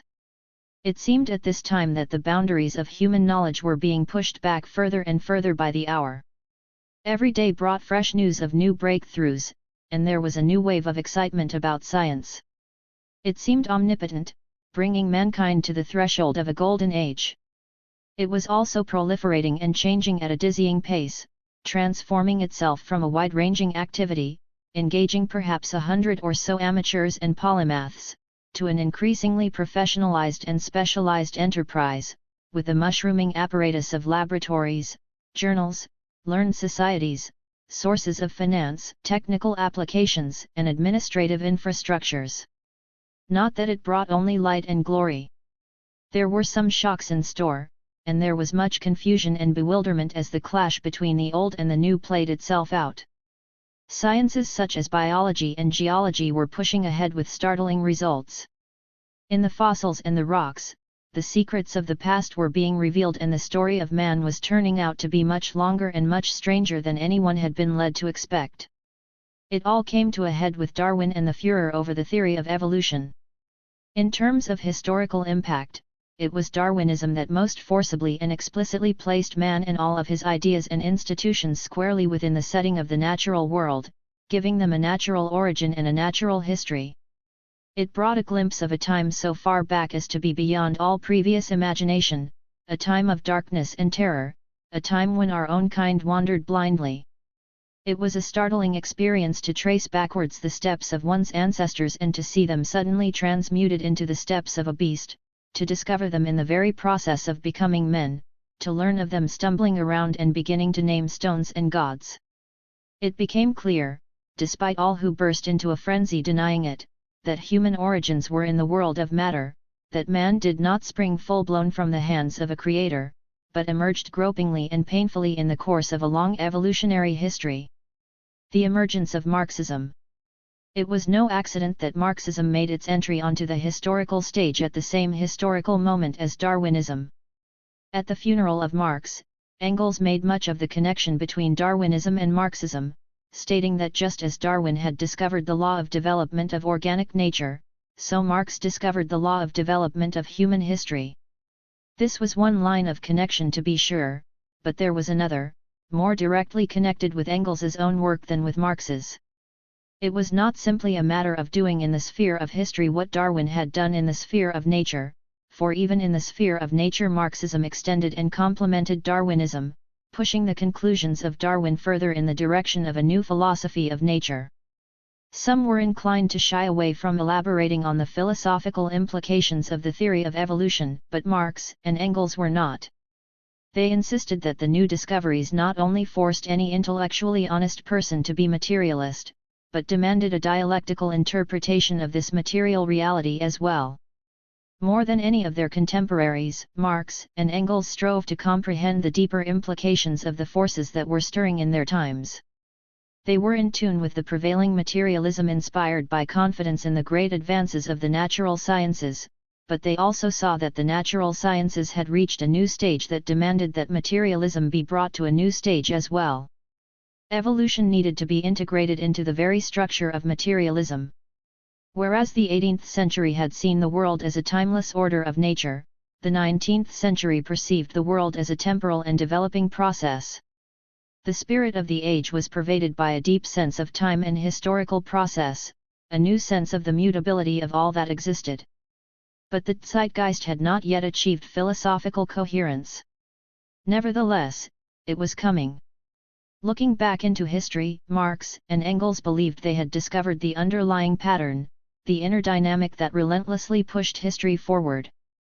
The key was in the labor process, in the mode of production, in the means men employed to procure their material existence. From the economic basis of a given society, there arose a legal and political superstructure and corresponding forms of social consciousness. All of these elements were inextricably bound together within the historical whole. The belief that the economic, political, cultural, and intellectual spheres were separate and independent of each other was the most fundamental of illusions. At crucial turning points in the historical process, the existing relations of production became a fetter upon the development of the forces of production, necessitating a revolution in the mode of production and throwing existing forms of political life and intellectual consciousness into crisis. Such a time was coming for capitalism, they believed, with the growing contradiction between the private ownership of the means of production and the social organization of labor, playing itself out in its two great classes. Its dominant class, the bourgeoisie, having overthrown the feudal aristocracy, had to create the proletariat, whose destiny it was in turn to overthrow it. Although history had been heretofore a history of class struggle, the mission of the proletariat was to create a classless society. In liberating themselves, they would liberate all. The communist society of the future would usher in the reign of universal human emancipation, the overthrow of private ownership of the means of production, the withering away of the coercive state, the end of the alienating division of labor, the abolition of antagonistic social relations, the transcendence of all forms of philosophical dualism. Essential to this was the formulation of an integrated worldview. Although the pivotal insight of the communist vision, the materialist interpretation of history, was articulated by Marx and Engels in the 1840s, it took the remaining decades of their lives to fill it out, to ponder its full implications, to weave all the strands together in the right way. Both Marx and Engels considered science a crucial factor in this synthesis. The Post of May 30, 1873, gave some indication of the process at work in the development of their thinking. On that day, Friedrich Engels wrote to his friend Karl Marx.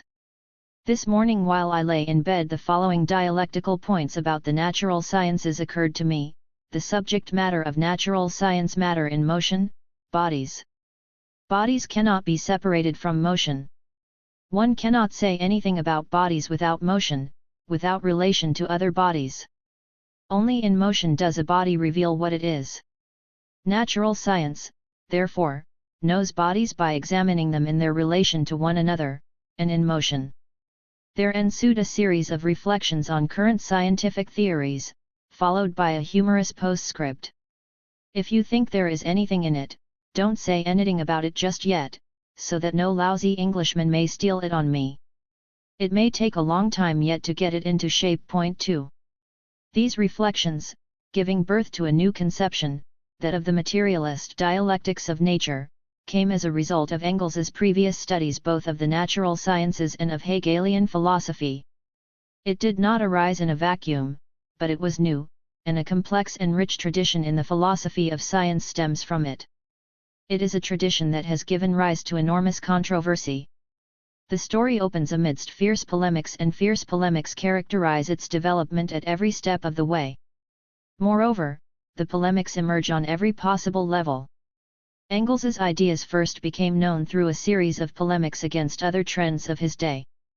All through its subsequent history, the tradition has wrestled with arguments for conflicting lines of development, as well as with arguments rejecting its basic premises, the latter coming both from some claiming to be within the Marxist tradition, as well as from those clearly criticizing it from without. The contribution of Engels. But all of the complex controversy refers back at some point to the work of Engels. There has been, over the years, much debate revolving around the assessment of the contribution of Engels to the early formulation of Marxist philosophy, with a fair degree of misrepresentation clouding the discussion in many quarters. Frequently, Engels has been presented as a secondary figure, always in the shadow of Karl Marx, with whom he worked in extraordinarily close collaboration over a period of 40 years. Engels has often been pictured as a somewhat shallow, second-rate thinker, whose only real value was in providing considerable financial assistance to the Marx family and in editing Marx's unfinished magnum opus, Capital. This picture is, in fact, a crude and cruel caricature, for a serious examination of the work of Engels reveals him to be a serious and original thinker. The process has admittedly not been helped much by Engels's own excessive modesty in evaluating his own role in relation to Marx's. He spoke of himself as having been glad to play second fiddle to the wonderful first violin that was Marx, and summed up the matter this way: I cannot deny that both before and during my 40 years' partnership with Marx I had a certain independent share in working out the theory. But Marx was responsible for the leading basic ideas, particularly as far as economics and history were concerned, and he put those ideas in their final classic form. What I achieved apart from work in a few specialized fields of study Marx could have achieved without me. But what Marx achieved, I could not have achieved. Marx stood higher, saw further, and took a wider and quicker view than all the rest of us. Marx was a genius, we others were at best talented. Without him the theory would not be by far what it is today. It therefore rightly bears his name. Point 3. There is no reason, however, to think that Marx saw it this way. He seemed to have thought of Engels as in every way his equal, and often acknowledged the decisive role Engels had played in formulating the leading basic ideas of their common outlook. Marx, too, engaged in a somewhat affectionate exaggeration, putting it the other way around. You know that, 1. I get around to everything late, and, 2. I always follow in your footsteps. Point 4. But there is much more involved in the discussion than the assertion of the secondary status of Engels in relation to Marx. Many commentators indeed go further and insist on drawing the sharpest possible dividing line between Marx and Engels, maintaining that the conception of the dialectics of nature is a vulgar distortion of the ideas of Marx and that Engels alone is responsible for the philosophy that has become known as dialectical materialism. There have been two distinct lines of approach in the voluminous anti-Engels literature of recent years. Although they are contradictory, both are sometimes found in works by the same author. The first approach accuses Engels of positivism, scientism, reductionism, a crude and mechanistic form of materialism. The second castigates him for archaic Hegelianism and obsolete idealism. This literature has come to constitute something of an academic orthodoxy in certain quarters, though it has by no means gone unchallenged. The emergence of this literature is itself a phenomenon worth analyzing.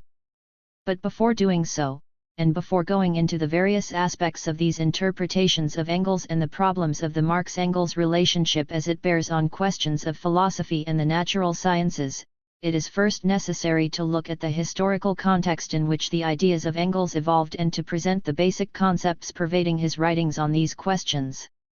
Biographical background. The views Friedrich Engels developed as his outlook matured took him a long way from the world from which he had come.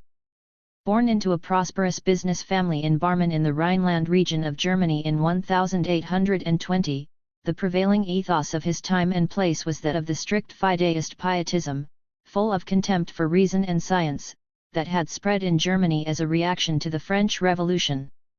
Because of this, Engels was not encouraged to finish his schooling and was constantly under pressure to turn his mind to the devotions of the church and the fortunes of the family business. Resisting both of these pressures, he gave free rein to his active, searching mind and became determined to accept only what could justify itself at the bar of reason. He naturally turned to philosophy, and indeed all his life retained the intensely philosophical frame of mind that often characterizes those who have had to struggle free of a strongly religious background. During the period of his military service in Berlin, he sought the company of the young Hegelians and identified fully with the radical interpretation of Hegel that was causing such a stir in those days. He found this rationalist, anti-authoritarian milieu a healthy antidote to the irrationalist and authoritarian environment of his home. The ideas of Feuerbach, proclaiming a radical naturalistic humanism, were the rage and Engels and his contemporaries became Feuerbachians. He always acknowledged the crucial role that Feuerbach had played for his generation during their period of storm and stress. After completing his military service, Engels moved on to Cologne, where he came under the influence of the moving spirit of the radical newspaper Reinigungszeitung, Moses Hess, and at this time began to consider himself a communist. At this time, he also had a rather unpromising first meeting with Karl Marx, at that time editor of the paper, who was at the point of breaking free from his own young Hegelian fling. Although they had come to maturity in the Rhineland in the same years, Marx and Engels were from dissimilar backgrounds. Born in Trier in 1818, Marx was descended from a long line of rabbis on both sides and his family atmosphere was one permeated by the values of the French Enlightenment. He was a doctor of philosophy, Promethean in spirit, he saw man as creator, and from his youth proclaimed his hatred of all gods. When the two met again in Paris in 1844, they recognized themselves to be somewhat kindred spirits and began their lifelong collaboration. Together, in the early years, they produced the Holy Family, the German Ideology, and the Communist Manifesto.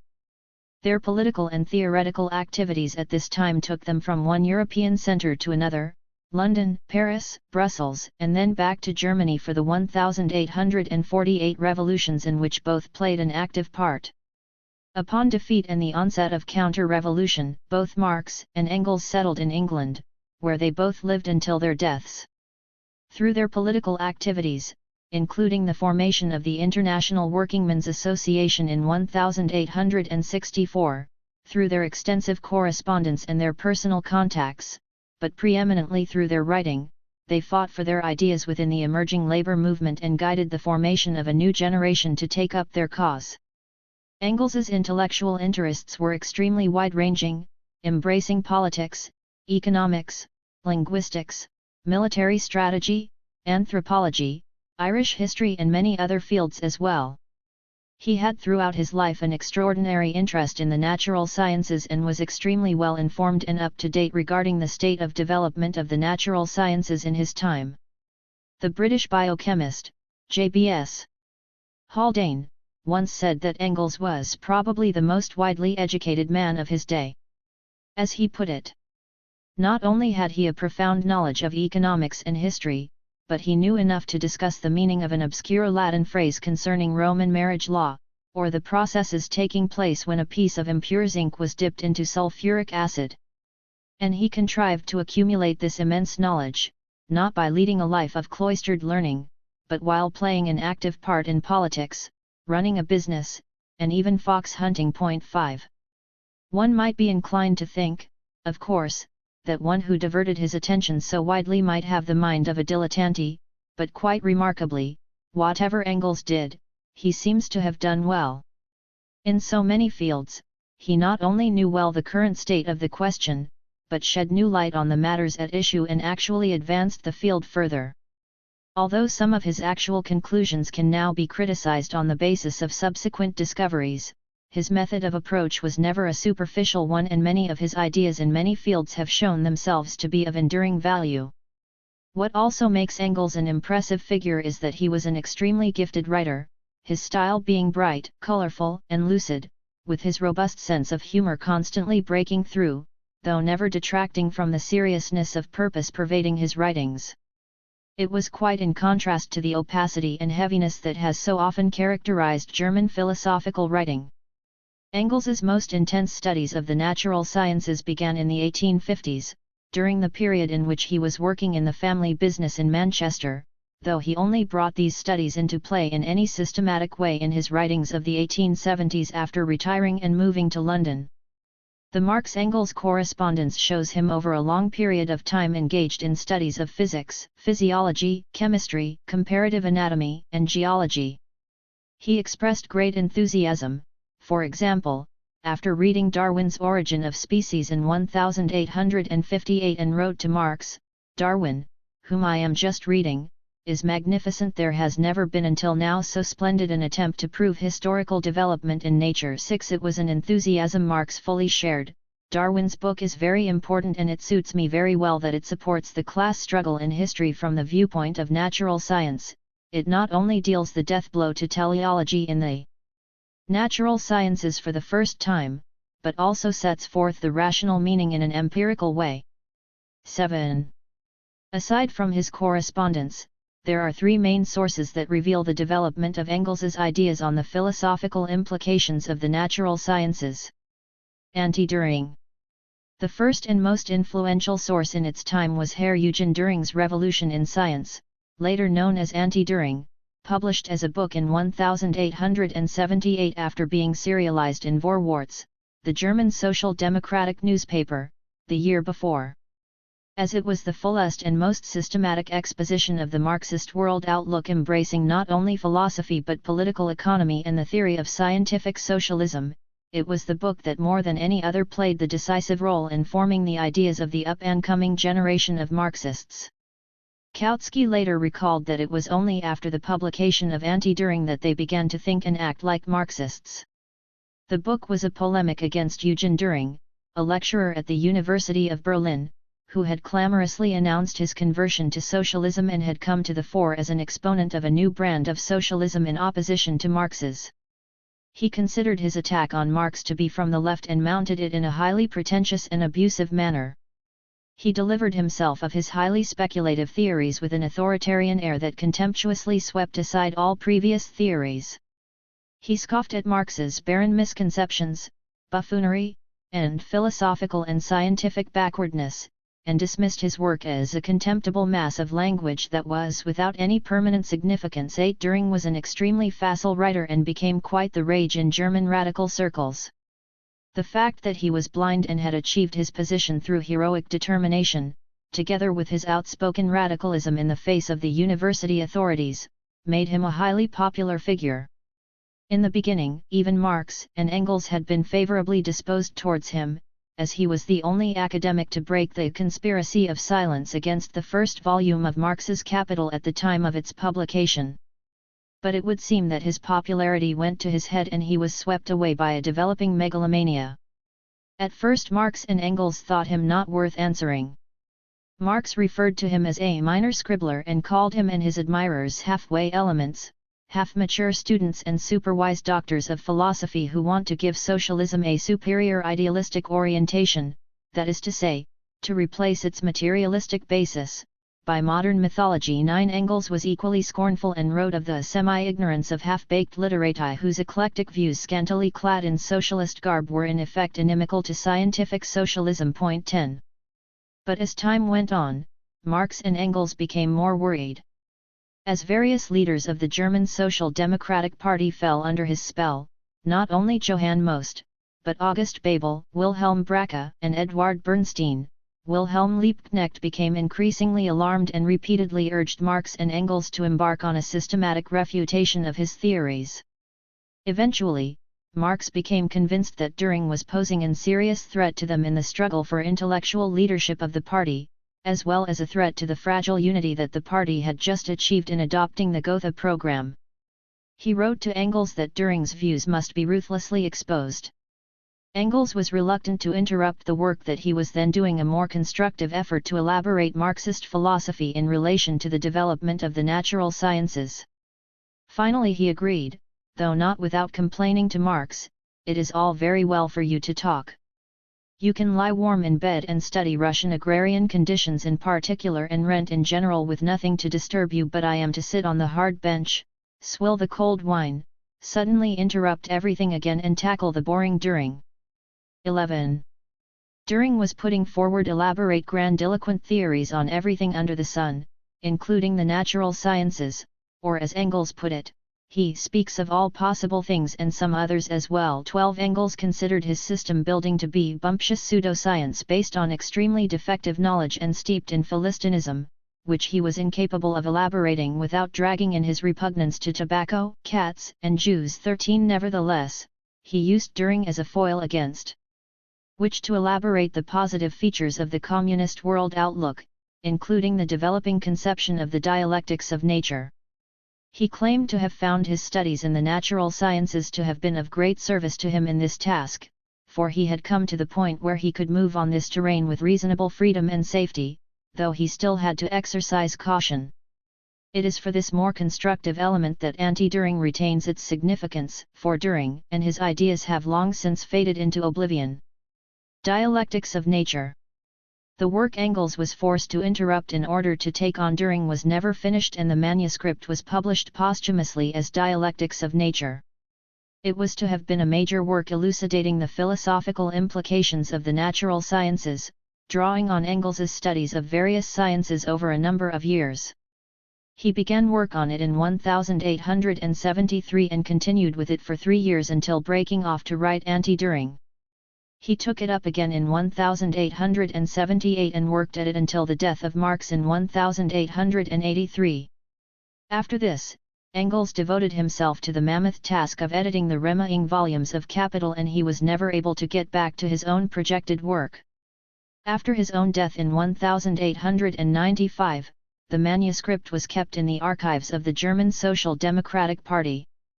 Bernstein showed the manuscript, or part of it, to Einstein, who felt it merited publication for its historical value, although he was highly critical of Engels's outdated notions of electricity.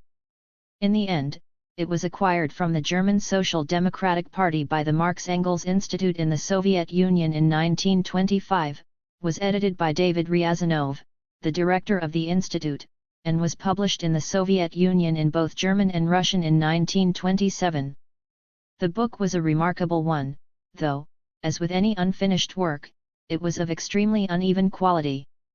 Some of it consisted of finished chapters, such as the brilliantly written one on the history of science. Other parts were only fragments, and sometimes the ideas were very sketchy indeed.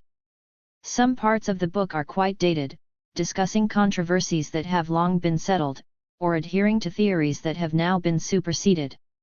Some statements are most definitely in error, though it must be said that many of Engels's errors were those of the best science of his day. He was hardly alone in accepting the notion of ether, the Kant-Laplace theory of cosmogony, or the belief in the inheritance of acquired characteristics.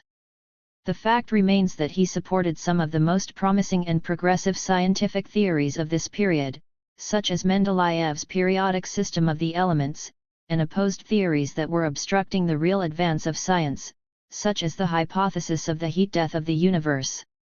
Moreover, Engels sometimes anticipated scientific discoveries of the future. He pointed to the possibility of the existence of matter with no rest mass, and advanced the theory of the decisive role of labor in molding the physical and social forms of human existence. After reviewing the various points on which Engels's ideas are somewhat dated, Haldane observed, "When all such criticisms have been made, it is astonishing how Engels anticipated the progress of science in the 60 years which have elapsed since he wrote 14. What is, however, of the greatest significance is the methodology and overall conception of the book."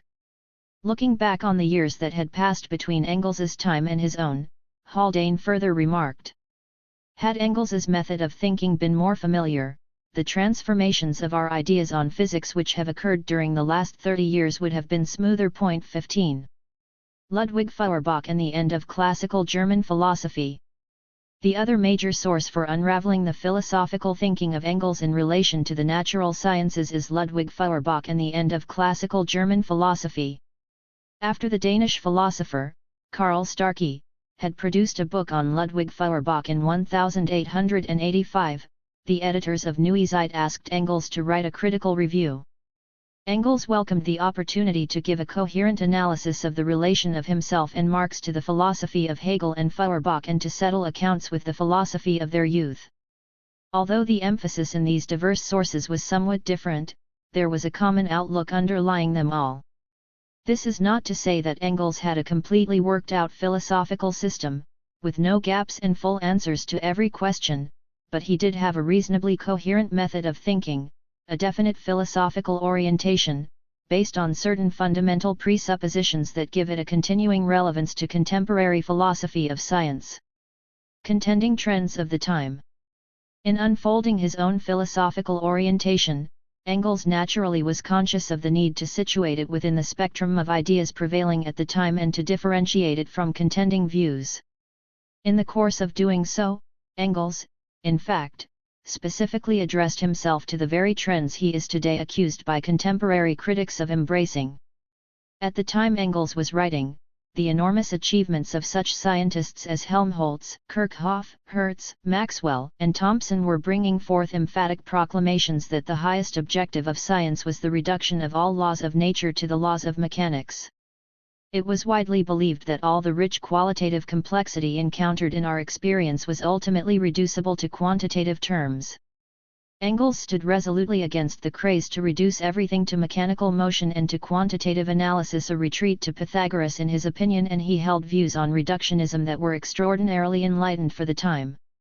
These views were elaborated with particular clarity in the course of his criticism of other materialist trends on the scene and were contrasted with those of such popularizers of materialism as Karl Vogt, Jacob Mollschott, and Ludwig Buchner. These were natural scientists whom Engels considered to be reflections of the German would-be Enlightenment, which missed the spirit and movement of the real Enlightenment. Because they flourished at the time of deepest degradation of bourgeois Germany and official science, he thought them praiseworthy for advocating atheism and respect for science. However, he did not take very kindly to the abuse they directed against philosophy, and he criticized the crudity and vulgarity of such conceptions as the famous one that the brain produces thought as the liver secretes bile. Engels argued for the qualitative distinctness of each level of being, while at the same time maintaining the continuity of levels.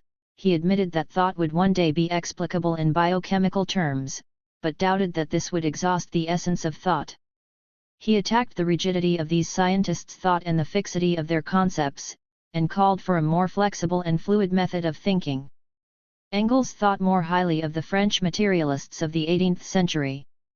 He appreciated them for their vigorous assault on the superstitions of the ages, and though he criticized their mechanism and their sweeping reductionism, he nevertheless realized that this was a progressive philosophy that took materialism as far as it could be taken at the time. With physics, chemistry, and biology still in their infancy, and therefore very far from being able to offer the basis for a general outlook on nature, mechanics was the most highly developed science at the time. Engels felt that it was the subsequent advance of science that had made it possible to put materialism on a firmer foundation than was possible in the previous century. Engels was not so appreciative, however, of the tradition of English empiricism, which he saw as a reactionary trend that had gone to the furthest extremes in emptiness of thought, and had in fact led in the end to the most extreme credulity, fantasy, and superstition. Beginning by exalting experience and treating thought with sovereign disdain, it bred a contempt for theory that in the final analysis brought the most sober of empiricists to the most barren of all superstitions. As Engels saw it, proponents of this school of thought imagined that they operated only with undeniable fact, whereas in reality they were bound by obsolete thought and were as credulous towards the outdated notions of their predecessors as they were skeptical towards the progressive ideas of their contemporaries. He felt that philosophical thinking was becoming more and more rigid under the English influence. The materialism of Feuerbach was also a decisive influence on the philosophical development of Marx and Engels. In the Hegelian system, nature had become the alienation of the abstract idea. Feuerbach brought nature once again back into its own and put materialism back on the throne. Eventually, however, Marx and Engels came to believe that this too was an inadequate form of materialism, as it was too abstract and too quiescent.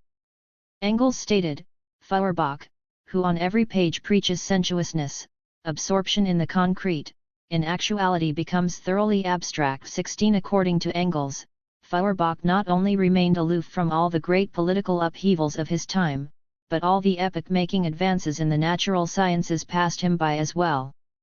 On the other hand, Engels set his thinking against the various idealist tendencies as well. Of primary importance, of course, was the natural philosophy of Hegel, which he criticized for trying to force the objective world into the framework of subjective thought and for not conceding to nature any development in time.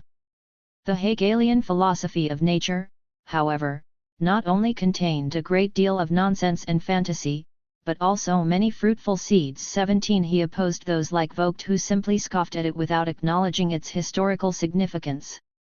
The great merit of the Hegelian system, Engels said, was that it represented, for the first time, the whole world natural, historical, intellectual as a process, and that it traced out the internal connections that make it a continuous whole.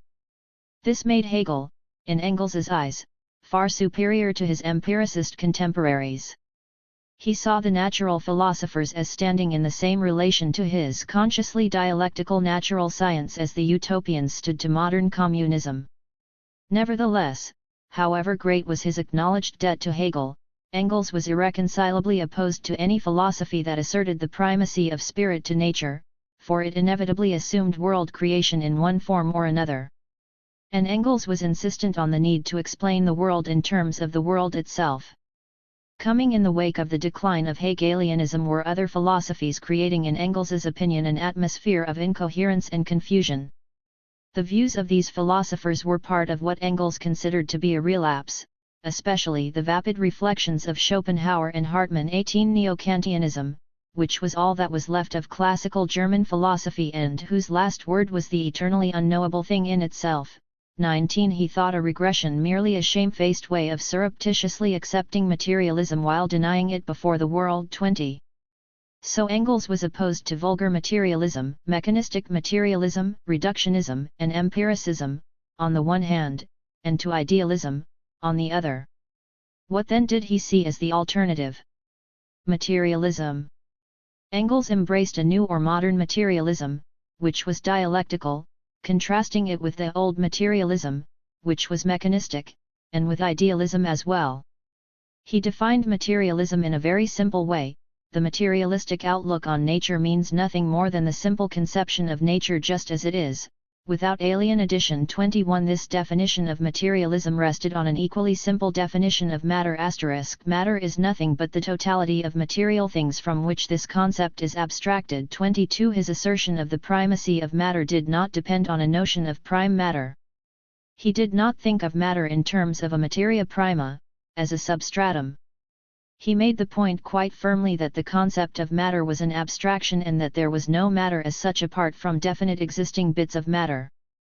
Looking for matter as such was like demanding to see fruit as such, instead of cherries, pears, and apples, or the mammal as such, instead of cats, dogs, or sheep.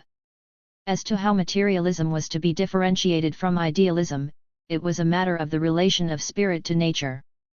For Engels, this was the paramount question of the whole of the history of philosophy. The answers that philosophers gave to this question split them into two great camps. Those in one asserted the primacy of spirit to nature, and those in the other asserted the primacy of nature to spirit. Often the question sharpened into another question: did God create the world, or has the world been in existence eternally? Engels maintained that idealists, those who asserted the primacy of spirit to nature, always, in the last instance, brought in some force from outside the world to explain the world, some external impulse to set matter in motion. His own contention was that it was the essence of matter to be in motion and that it therefore had no need of a prime mover to begin its motion. He believed that the universe evolved in a natural way by transformations of motion that are by nature inherent in matter and that there was, therefore, no need for recourse to a creator. He argued further that the new advances in the natural sciences, particularly the colossal impact of the Darwinian theory of evolution, had dealt a death blow to all theological conceptions and had obliterated the last vestiges of plausibility for belief in an extra-mundane creator. From the time of the Renaissance, Engels argued, the emancipation of the natural sciences from theology had been underway, though it was still far from completion. This history seems to have captured Engels's imagination, and he wrote of it in such phrases as a time which called for giants and produced giants. Only now for the first time was the world really discovered. The dictatorship of the Church over men's minds was shattered. The bounds of the old orbis terrarum were pierced. 23. He went on to describe the first episode in the modern struggle of the natural sciences for their right to existence.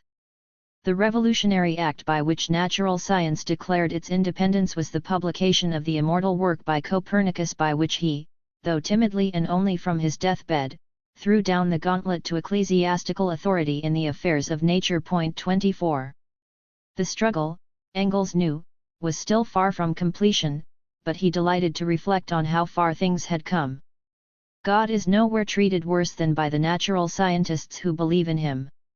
Newton still allowed him the first impulse, but forbade him any further interference in his solar system. Secchi only allows him a creative act as regards the primordial nebula. In biology, his last great Don Quixote, Agassiz, even ascribes positive nonsense to him. He is supposed to have created not only the actual animals, but also abstract animals, the fish as such. And finally Tyndall totally forbids him any entry into nature and relegates him to the world of emotional processes. What a distance from the old God, the creator of heaven and earth, the maintainer of all things, without whom not a hair can fall from the head. 25. He was convinced that with the inexorable advance of science this process would advance still further and further, and that the materialism implicit in science would become more and more explicit, making idealism increasingly obsolete as the concepts became superfluous. Dialectics. But others thought this as well. There were, as has been indicated, other varieties of materialism contending for influence in the anti-idealist mood prevailing at this time. Engels put the weight of his effort into differentiating between his materialism and theirs, contrasting the new organicist and emergentist form of materialism with the old mechanistic and reductionist form.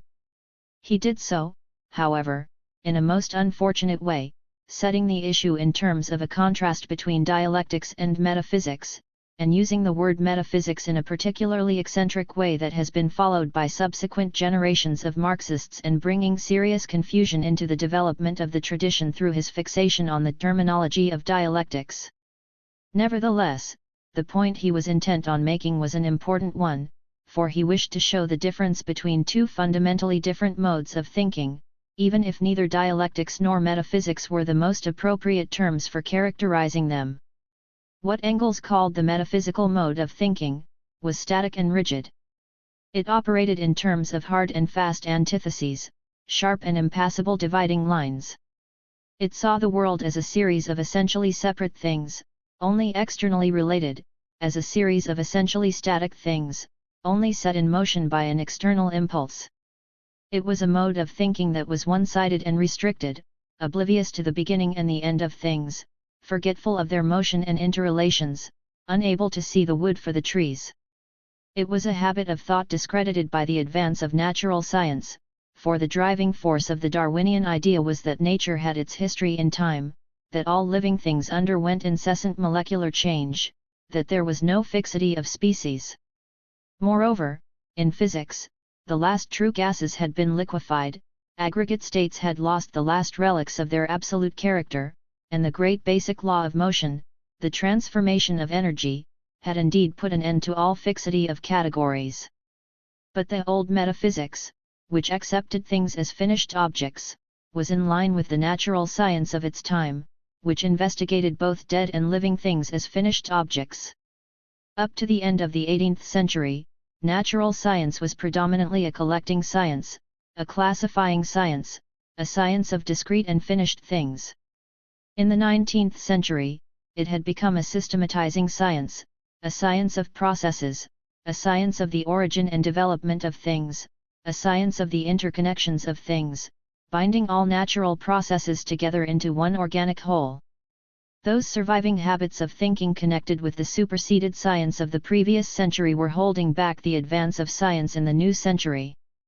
They left as their legacy the stubborn tendency to observe natural objects and processes in isolation, apart from their connection with the vast whole, to see them as constants rather than variables, and to classify them according to fixed lines of demarcation and even polar antagonisms. What Engels called the dialectical method of thinking, on the other hand, was dynamic and fluid. It put an end to all rigidity and fixity of categories, to all irreconcilable antitheses. It approached the world as a complex of processes, an interconnected totality, with motion immanent in matter and with everything affected by and affecting every other thing. It comprehended things in their essential connection and movement, in their origin and ending, in their wholeness.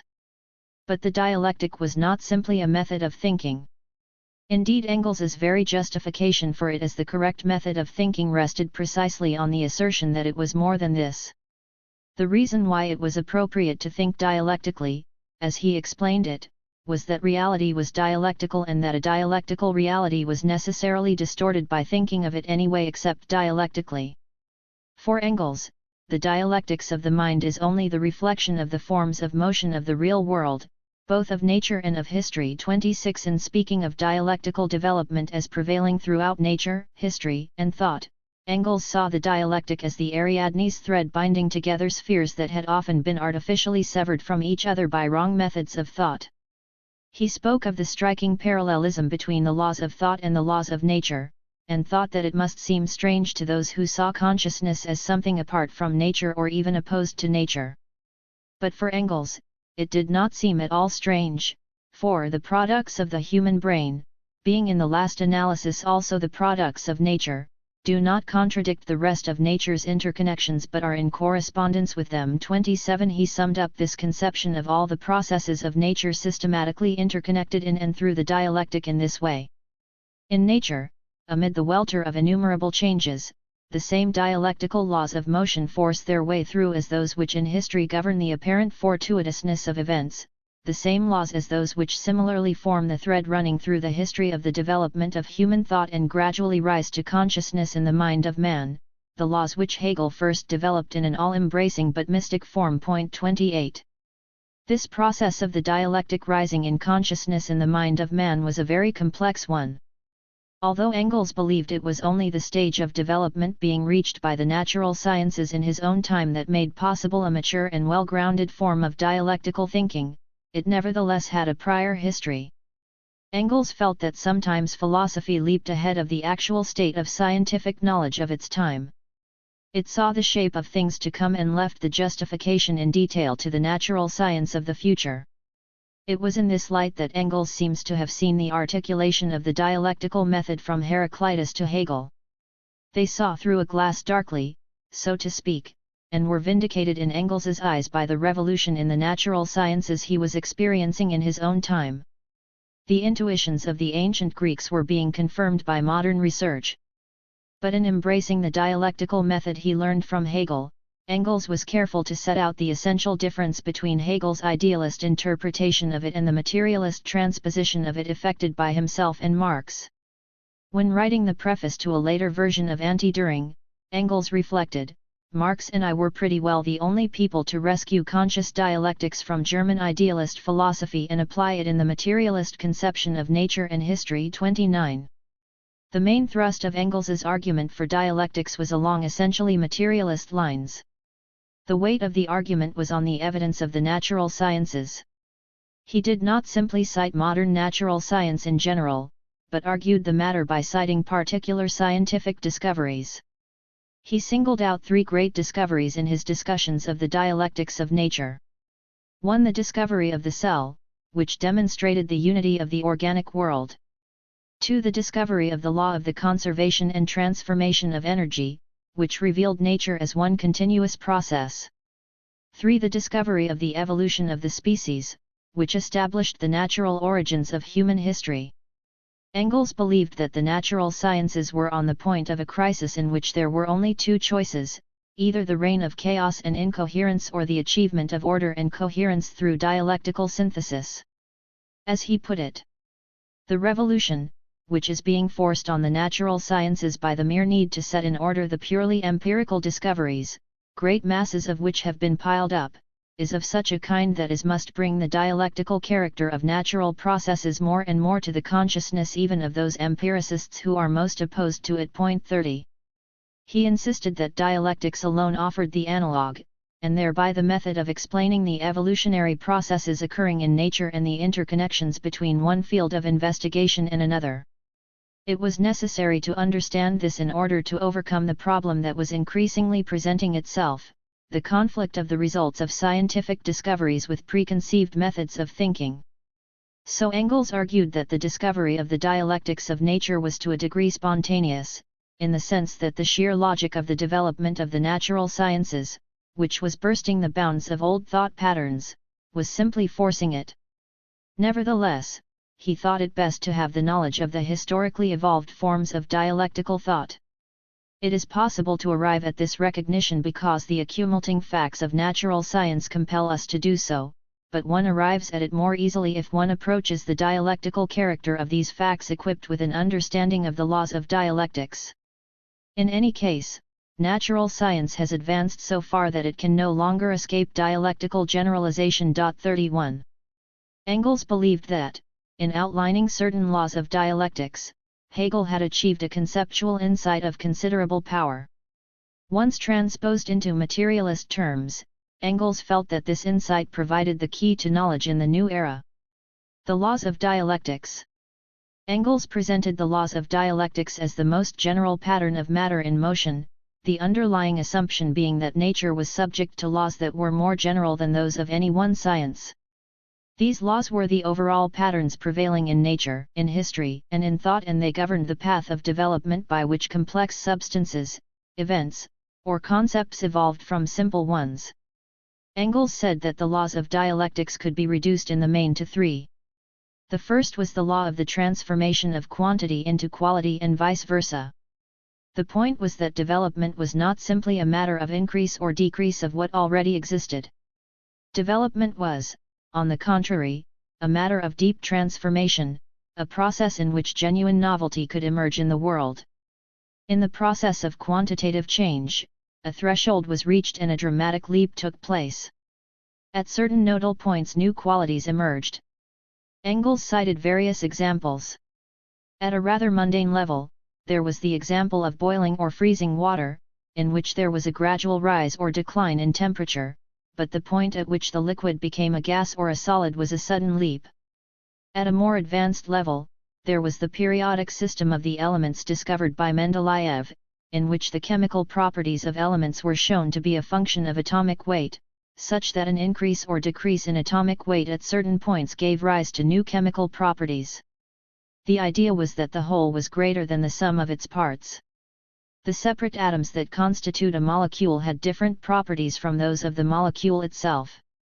A large aggregate, taken as a whole, displayed characteristics that were not displayed by its parts.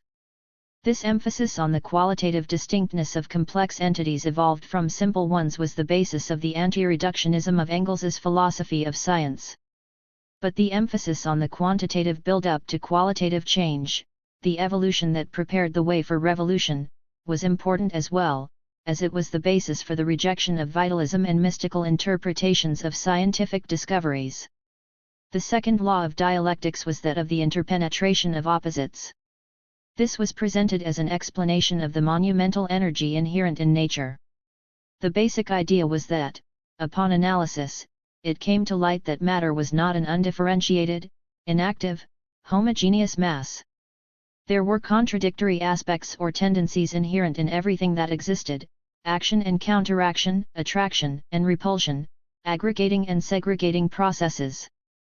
It was the interpretation, the struggle of the forces one with another, that gave the internal impulse to development. And it was this process that accounted for the power inherent in matter and dispensed with the need for an external mover to explain motion. It was from this inner tension that the process of development drew its power. The third law of dialectics was the law of the negation that described the process by which synthesis occurred. Dialectical movement involved constant regeneration and renewal. Everything carried within itself the conditions of its own annihilation. The old was in the process of dying, while the new was in the process of being born. The new negated the old, replaced the old, while carrying forward certain aspects of it in a new and higher synthesis and in a more vigorous form. Each phase was only a temporary synthesis that contained the seeds of its own supersession and of further development in a new synthesis. The relation of philosophy and the natural sciences. Engels seemed to believe that two interweaving lines, that is, the mounting empirical evidence and the history of thought, had come to a particularly significant point of convergence. He resolutely opposed any dualism between natural science and philosophy and called attention to the dangers of neglecting one for the other. He attacked the attitude of many scientists reflected in Newton's admonition "Physics, beware of metaphysics." He insisted that it was not possible to get by on the bare facts, thinking was at all times necessary. After all, atoms, molecules, and such things could not simply be observed under the microscope, they were only discerned by processes of thought. Engels put great stress on the importance of philosophy and believed that consistency of thought must always be used to help get over defective knowledge. In order to climb the pinnacles of science, it was necessary to assimilate the 2,500 years of the history of philosophy. He felt strongly that the anti-philosophical prejudices of scientists were holding back the advance of science. Natural scientists believe that they free themselves from philosophy by ignoring it or abusing it.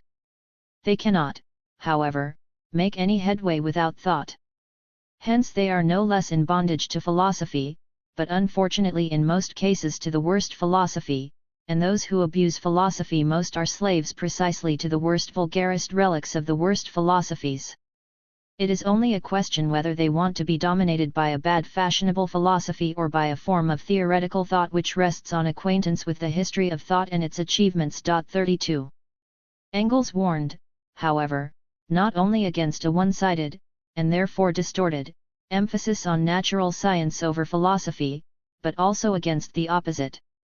He sharply criticized philosophers who proceeded down all sorts of speculative paths oblivious of developments in the natural sciences or who arbitrarily forced the new facts into preconceived conceptual molds. He stressed heavily the importance of proceeding from the given facts. The interconnections were not to be built into the facts, but to be discovered in them, and when discovered, to be verified as far as possible by experiment. In elaborating on this, Engels seems to have anticipated the criticism so often made these days, that the dialectics of nature is a concept arbitrarily foisted upon the world of nature from outside it, that the dialectics of nature is an anthropomorphic projection of human concepts onto nature. Engels's argument was that nature is the proof of dialectics and that modern science has furnished this proof with very rich materials, increasing daily, and thus has shown that, in the last resort, nature works dialectically and not metaphysically. 33 Again and again, he emphasized that there could be no question of building the laws of dialectics into nature, but that it was a matter of discovering them in it and evolving them from it. These principles were not to be the starting point of an investigation, but its final result. They were not to be applied to nature and human history, but abstracted from a conscientious study of the real processes at work in them.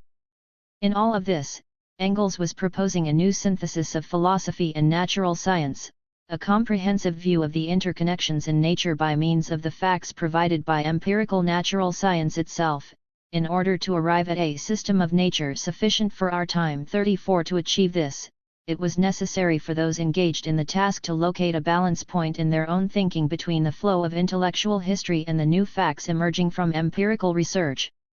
It was vital to preserve the continuity of thought, while at the same time coming to terms with the ruptures caused by new discoveries and bringing them to bear on new lines of development.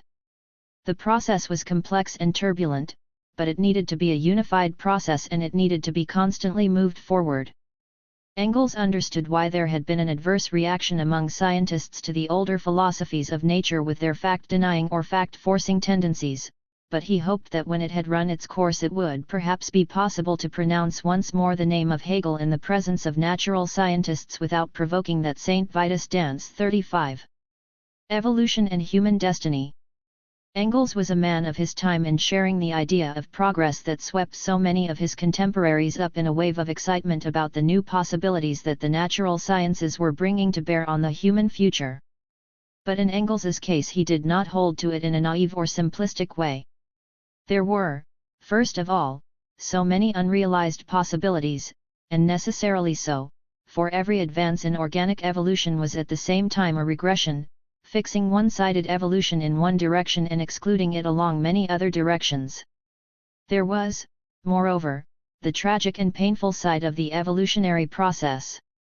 Although he believed that a progressive development asserted itself in the end, he knew well that, in the course of evolution, there was also extreme cruelty and colossal waste. Not only that, but he believed that his own kind would be extinguished without trace. In weighing it all, Engels wrote what Robert Cohen has called a scientific epilogue to Mephistopheles. 36. Nevertheless, all that comes into being deserves to perish. Millions of years may elapse, hundreds of thousands of generations be born and die, but inexorably the time will come when the declining warmth of the sun will no longer suffice to melt the ice thrusting itself forward from the poles, when the human race, crowding more and more about the equator, will no longer find even there enough heat for life, when gradually even the last trace of organic life will vanish, and the earth, an extinct frozen globe like the moon, will circle in deepest darkness and in an ever narrower orbit about the equally extinct sun, and at last fall into it. 37. With tragic irony, he nevertheless held on to an idea of progress, though of a rather subdued sort and in a cosmic dimension.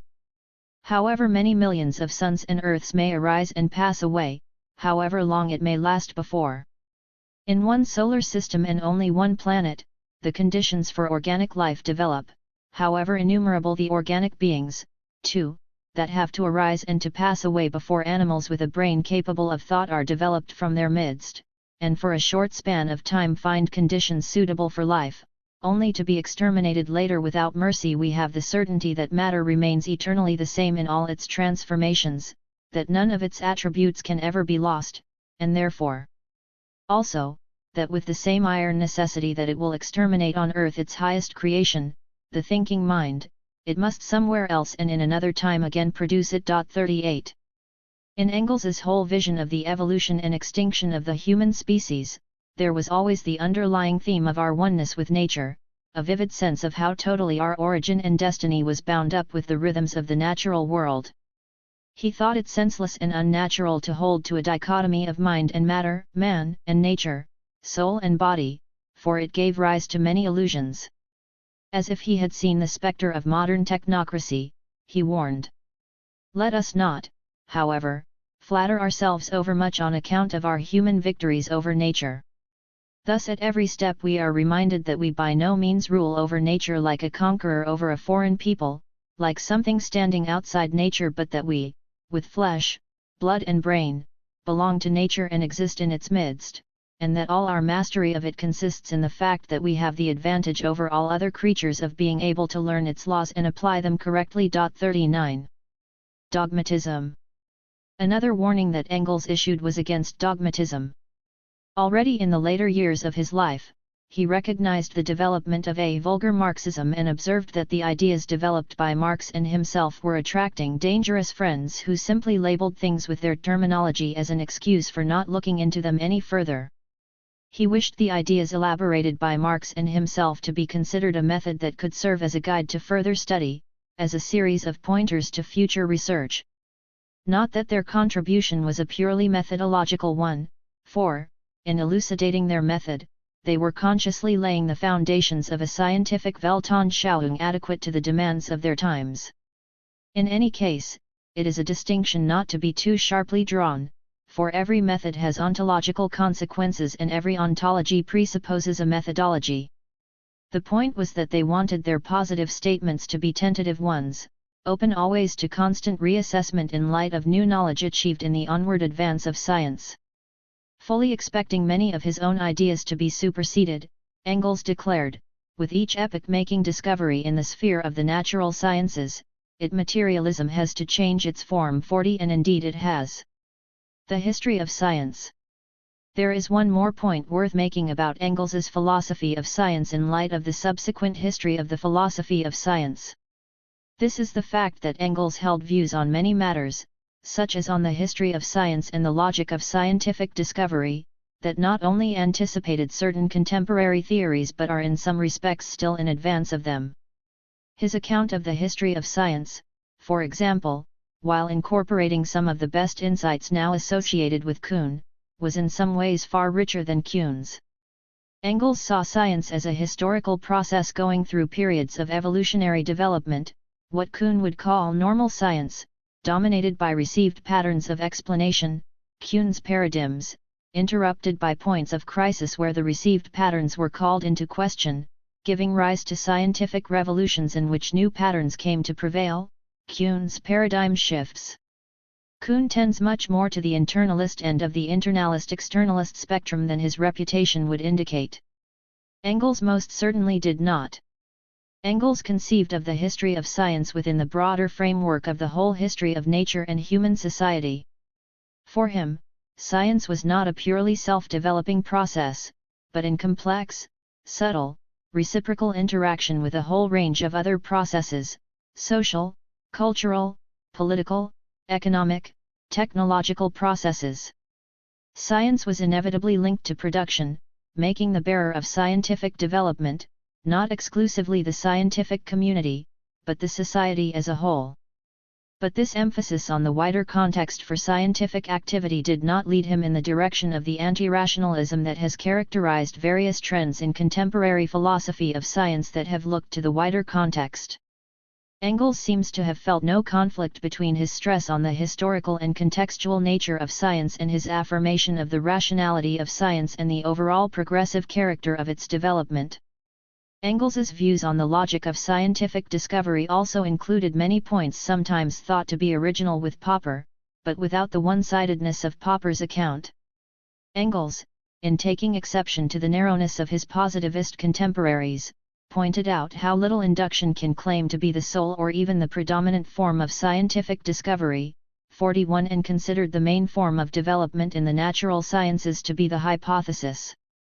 However, he wisely did not throw out induction altogether, and penetrated more deeply than Popper into the complexities of the process, in holding that induction and deduction belong together as necessarily as synthesis and analysis. 42.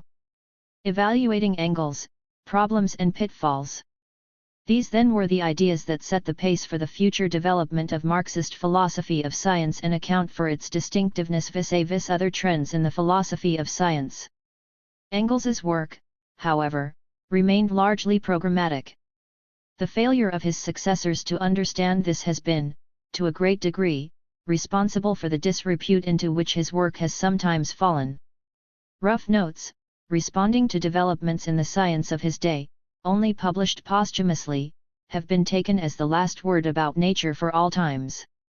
His flexible and fluid thinking has been rigidified into textbook laws of dialectics, always and everywhere three and unchanging, only to be brought up to date by new examples for new times. Even now, much ill-conceived debate between the critics and defenders of Engels could be avoided if both sides made more discerning judgments about how to characterize Engels's work and about where to locate his essential contribution. What is significant in Engels is his fundamental orientation. His contribution lay in sketching the broad outlines of a processive, anti-reductionist and humanist materialism, in an integrated way of thinking that bridged the gap between rationalism and empiricism, between organicism and materialism, between humanism and naturalism. Far in advance of his positivist or idealist contemporaries, he set the most advanced science within a new and more appropriate philosophical framework. Far in advance of his more mundane fellow socialists, he gave to the most advanced social theory a cosmological dimension by highlighting its connection with a new philosophy of nature. For grounding Marxism in a holistic vision, binding together politics, science, philosophy, and indeed all else, Engels still needs to be taken seriously. For this, rather than for his specific statements about electricity, heat, magnetism, or tidal friction, rather than for his adherence to the Hegelian terminology of quantity, quality, contradiction, and negation, rather than for his elaboration of laws of dialectics as the science of the general laws of motion and development of nature, human society, and thought. 43. For this, he must be forgiven his positivist statements about the supersession of philosophy, his misconceived attacks on metaphysics, his question-begging definition of matter, and much else besides. Above all, he must be judged by his own intentions and his own thought and not by what his defenders and critics have sometimes unfortunately made of him. The pioneering nature of Engels's effort and the enormity of his undertaking perhaps made uneven quality and mistaken formulations almost inevitable. With marvelous daring and exuberance, Engels took on a project of tremendous sweep, to lay the foundations for a synthesis of scientific knowledge that would bring to light the cosmic context within which human history was unfolding. It was not enough for Engels to outline the political economy of capitalism and to organize the proletariat for a revolutionary transformation of the oppressive social order. It was vital that these efforts be grounded in a comprehensive worldview, encompassing all that exists, from the atoms to the stars. In so doing, he charted a new course, setting out the basic concepts of a Weltanschauung that would synthesize the best of the history of philosophy with the best of the history of science. This set him apart from the majority of his contemporaries who, in striving to come to terms with one, inevitably seemed to leave the other out of account. He did not shrink back from the great basic questions that have perplexed the philosophers of the ages, but he did insist that any attempts at answers be grounded in the best empirical knowledge of the time. This set his philosophy in advance of its competitors of the time, who were unable to transcend the extremes of positivist reductionism or idealism. In this respect, it still has much to offer to our own contemporaries, still caught up in newer versions of the same trends. The philosophy of Marx and the Marx-Engels relationship. The question remains, however, as to where Marx fits into all this. It still needs to be established what Marx's thinking on these matters was and what relation it bears to Engels's work in this sphere. It is true that Marx wrote no full-scale works on the philosophical implications of the natural sciences, nor even any extended treatment of the fundamental philosophical assumptions underlying his vision of things. Only Engels engaged in such projects. Marxism, after all, made its entry into the history of ideas primarily as a socio-economic theory, and expounding this was the absorbing life work of Marx. There is, however, no reason to conclude from this that he was not interested in those questions raised by Engels or that he had no clearly thought-out views on these matters. On the contrary, there is every reason to believe that he was intensely interested in these issues, that he followed Engels's work in this sphere very closely, and discussed the problems with him in great detail. The reason why Marx had considerably less than Engels to say on these subjects lies in the well-known and well-documented fact that, in the lifelong intellectual collaboration between Marx and Engels, there existed an agreed-upon division of labor between them. In their early years, they embarked upon joint works that are of themselves testimony to a unity of fundamental orientation. In their mature years, however, they organized things differently. It was Marx's task to concentrate on political economy and to marshal all his energies to the writing of the major constructive work, Capital, whereas Engels was to devote himself to philosophy, to the natural sciences, and to a number of other subjects, and to engage in polemics against their critics. Such sustained and harmonious collaboration is in itself a strong indication of underlying agreement on all essential issues, although they were, of course, two different persons, each with his own distinctive style and distinctive interests and emphases. There is, moreover, considerable textual evidence for claiming that Marx considered himself to be in accord with Engels in philosophical orientation and shared his explicit materialism and his conception of the dialectics of nature. The Marx-Engels correspondence testifies with great clarity to the fact that they seemed to have been of one mind on everything that really mattered to them. Marx often spoke of our conception and referred to the fact that they were working according to a common plan and doing something purposeful in the world together.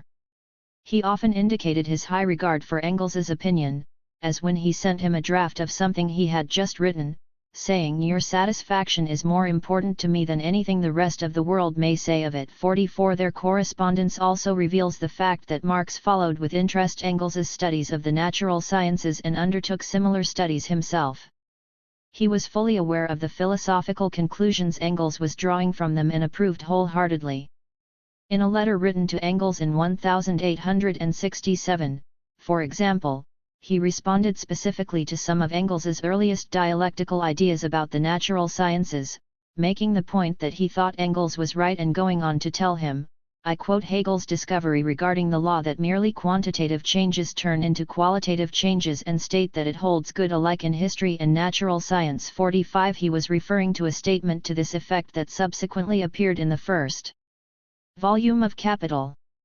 It is a statement very hard to explain away by those who insist that Marx believed dialectics to be applicable exclusively to the socio-historical sphere and not to that of the natural sciences, since he said here exactly the opposite. In the following year, he wrote another letter to Engels, making the very explicit statement, "So long as we effectively observe or think, we cannot possibly get away from materialism." 46. Nevertheless, despite the fact that Marx repeatedly stated his explicit adherence to materialism, the critics persist in claiming he was not a materialist. The correspondence, as already indicated, makes many references to Darwin. But the most far-reaching statement about the significance of Darwinism and its implications for the development of the Marxist worldview came from Marx himself, who went so far as to say of Origin of Species, "This is the book that contains the natural historical foundations of our outlook." 47. Nevertheless, the critics claim that Marx left nature, other than human nature, alone and that his theory of history was unconnected with any theory of nature. The texts simply do not bear it out. In Marx's other writings, from the first to the last, there are similar affirmations. There is in them all a great stress on the importance of the natural sciences and insistence on unity of method. The 1844 manuscripts, in particular, are often given an anti-scientific and irrationalist reading that is utterly alien to them. These very manuscripts are in fact infused with a respect for science and reason. In them, he criticized philosophy for remaining alien to the ever-growing mass of material that was being accumulated by the natural sciences. 48. In these manuscripts, too, he spoke of his ideal of a unified science, in which natural science would become the basis of human science, as much as the science of man would come to embrace natural science. 49. He firmly rejected the idea of one basis for life and another for science, believing as he did that natural science was the foundation of all knowledge and that morality needed to be grounded in knowledge. A persistent theme with Marx is that of the essential unity between man and nature. Setting man within nature, human history was seen within the framework of natural history, and continuity of method was grounded in this.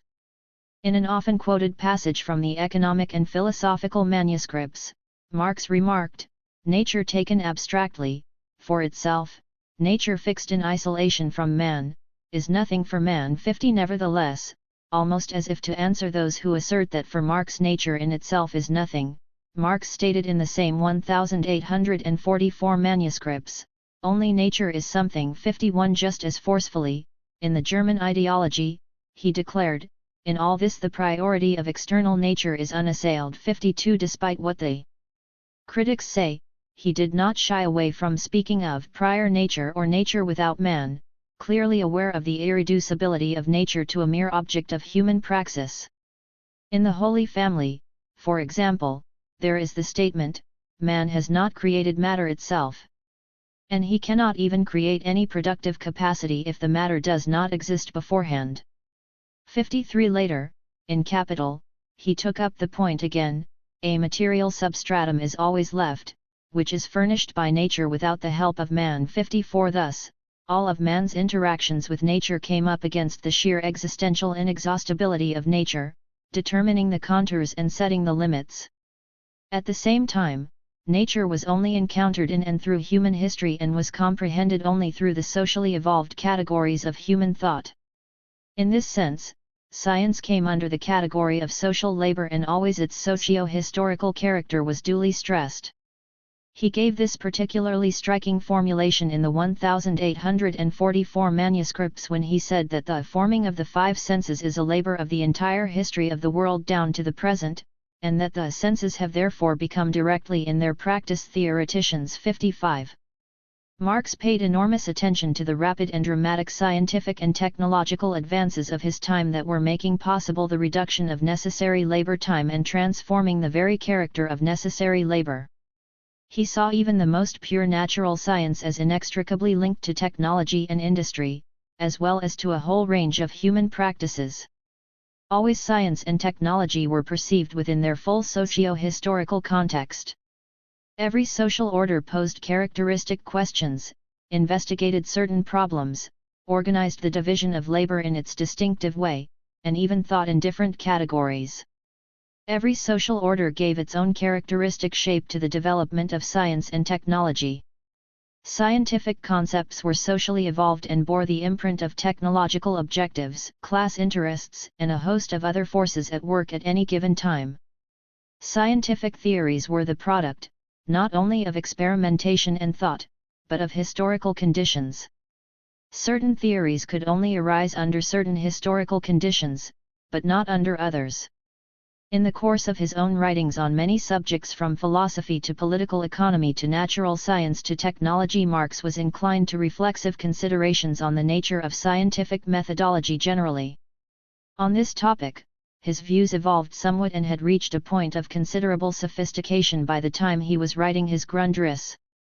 Whatever the different interpretations of Grundriss, and there are many, it is clear that his conception of scientific method was grounded in an epistemology that stood in contrast to both the classical empiricist theory of knowledge and to the speculative idealist theory of knowledge. Against the empiricist view, he stressed the necessity of abstraction. Against the idealist view, he stressed the foundational role of the concrete reality.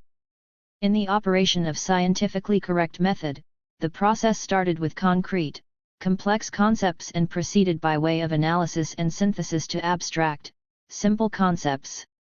The end result was the reproduction of the concrete situation.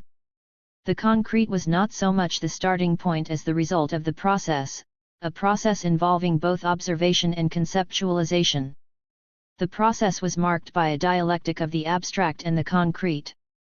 It was a method of rising from the abstract to the concrete. Along this path, the abstract determinations lead towards a reproduction of the concrete by way of thought. 56. Another theme running through Marx's writings that shows Marx to be far closer to Engels than to the critics is his agreement with Engels's assessment of Hegel.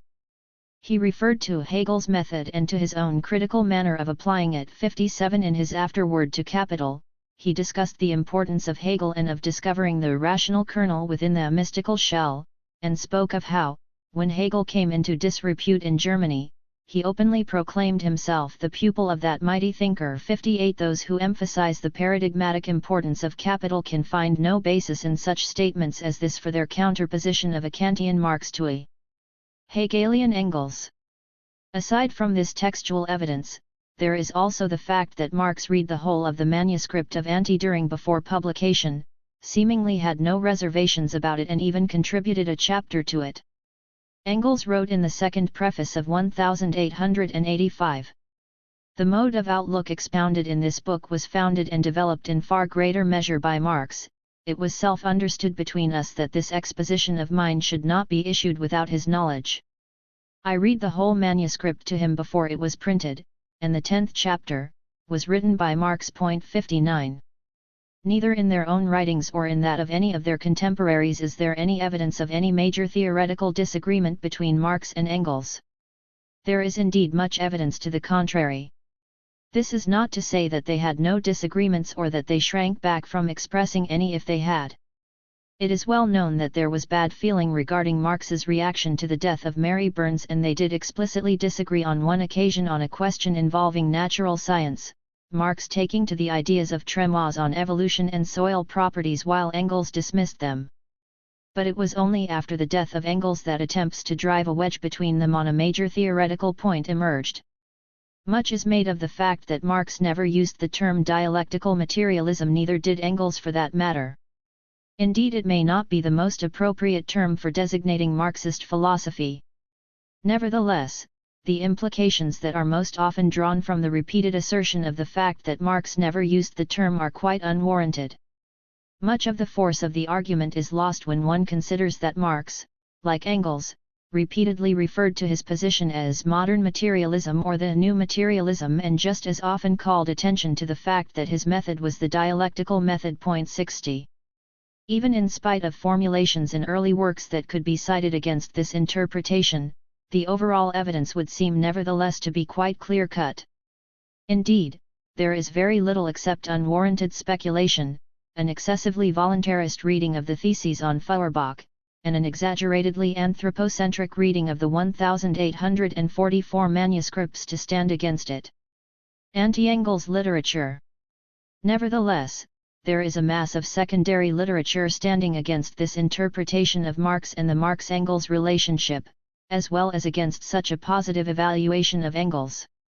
Much of it draws the sharpest possible dividing line between Marx and Engels and holds that Engels's concept of the dialectics of nature in particular is utterly alien to the thought of Marx. There has been a flood on the market of books with such titles as The Tragic Deception, Marx contra Engels, and The Betrayal of Marx. 61. It is not, however, an altogether new position.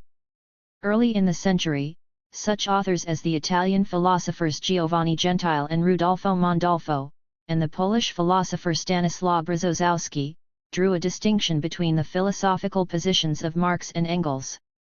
But it was in the 1920s that the real discussion actually began.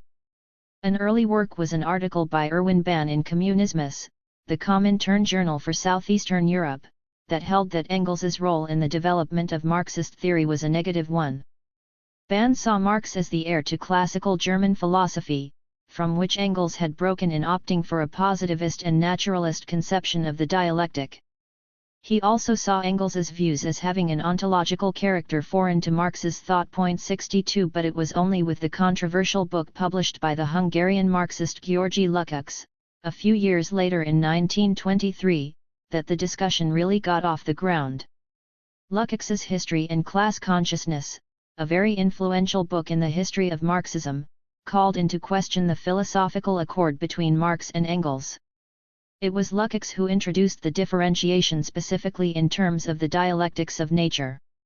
Lukács held that Engels was misguided in his attempt to apply dialectics to nature, as the crucial determinants of dialectics, interaction of subject and object, unity of theory and practice, historicity, were absent from our knowledge of nature. 63. In the 1930s, Sidney Hook was again playing Marx off against Engels, rejecting the dialectics of nature and accusing Engels of turning Marx's revolutionary theory into a positivist ideology, of transforming his critical historicism into a vulgar materialism. 64. In the 1950s, it was the rage in the French leftist circles of Jean-Paul Sartre, Maurice Merleau-Ponty, and Henri Lefebvre. Coming into the 1960s, it became the academic orthodoxy in various centers of Western Marxology, coinciding with the rise of the New Left. Not that it was entirely a Western phenomenon, as the pages of the Yugoslav Praxis testify. In the 1970s, still new paperback proclamations of this position have appeared, with some new variations of it still appearing on the horizon. The pattern running through this veritable mountain of literature is to pose the dichotomy along the following overall lines, with various nuances among various authors.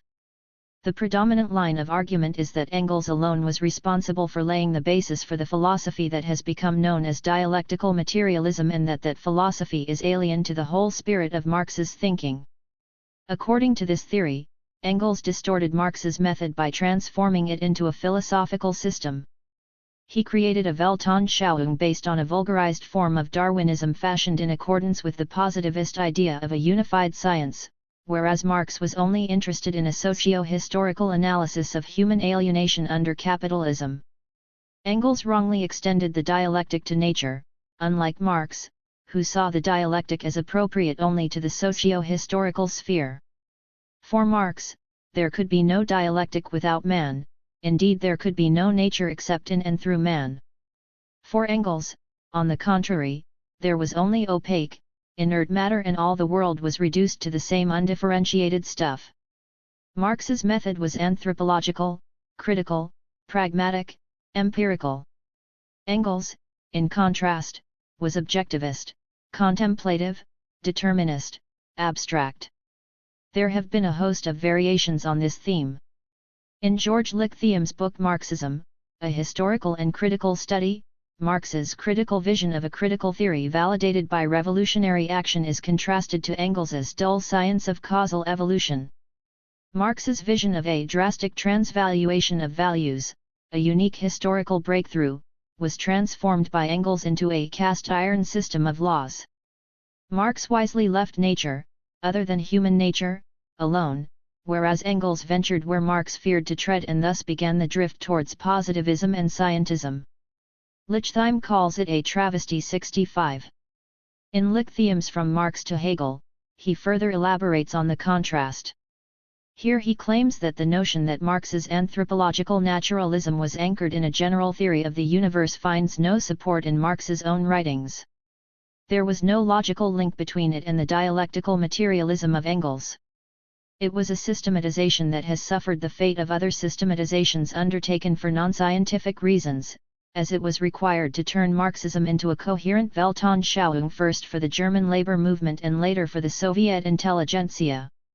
Marxism, as interpreted by Engels, eventually did for Central and Eastern Europe what positivism had done for the West.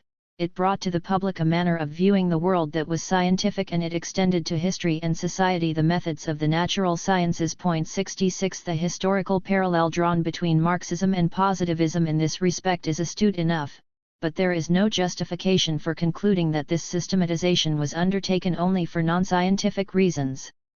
In characterizing Marx's position as so starkly divergent from that of Engels, and in asserting that Marx took no interest in nature and in the problem of working out a theoretical basis for the natural sciences, inconvenient texts, such as Marx's manuscripts on mathematics and the natural sciences, are ignored, and inconvenient historical facts, such as Marx's approval of the text of Engels's Anti-Düring, are lightly schemed over. Then there is Z.A. Jordan's The Evolution of Dialectical Materialism, which contrasts Engels's metaphysical materialism with Marx's naturalistic activism or anthropological realism. Jordan argues that Marx did not adopt a dialectical but an anthropological conception of nature, and that the dialectical and anthropological conceptions of nature are mutually exclusive. Engels supposedly completely misunderstood Marx and indulged in system building with inadequate intellectual resources. 67. There is a similar condescension in Shlomo Aveinri's book The Social and Political Thought of Karl Marx, in which he looks to differences in family background and education as the source of philosophical divergence. Marx was from a highly sensitive family of Jewish origins, university educated, mainly interested in philosophy. Engels, on the other hand, was from an industrialist family with pietist leanings and was educated for the commercial world and interested mainly in economics. This supposedly explains why Marx was too subtle to have been a materialist. His epistemology, according to Aveinri, occupied a middle position between classical materialism and classical idealism. Engels's crude materialism, based on the mechanistic traditions of the 18th century, Aveinri claims, only came to light after Marx's death and marked a sharp departure from Marx's thought. Because he was lacking in philosophical sophistication, Engels's use of the Hegelian terminology served only as an external and rather shallow veneer. Whereas Marx tried to find the human meaning of natural science, Engels looked for a natural science methodology to fit the human world. By applying the dialectic to nature, Engels divorced it from the mediation of consciousness, which really meant that his view was not dialectical at all. 68.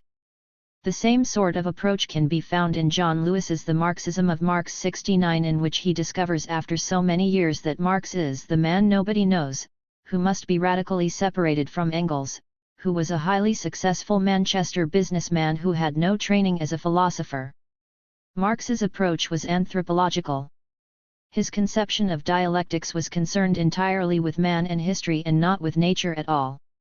Dialectics, for Marx, was not a universal process at work in the stars, in outer space, in the geological origins of the Earth, in chemistry, or in biology, for there could be no question of a dialectic of external nature independent of man.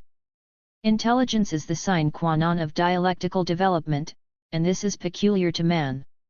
Unlike Engels, Marx did not think of himself as a materialist. Another such work, Leszek Kolakowski's Main Currents of Marxism, draws the lines very sharply indeed. Volume 1, The Founders, restates the argument that Marx's idea of a philosophy of praxis gave way in Engels to a theory that subjected humanity to the general laws of nature.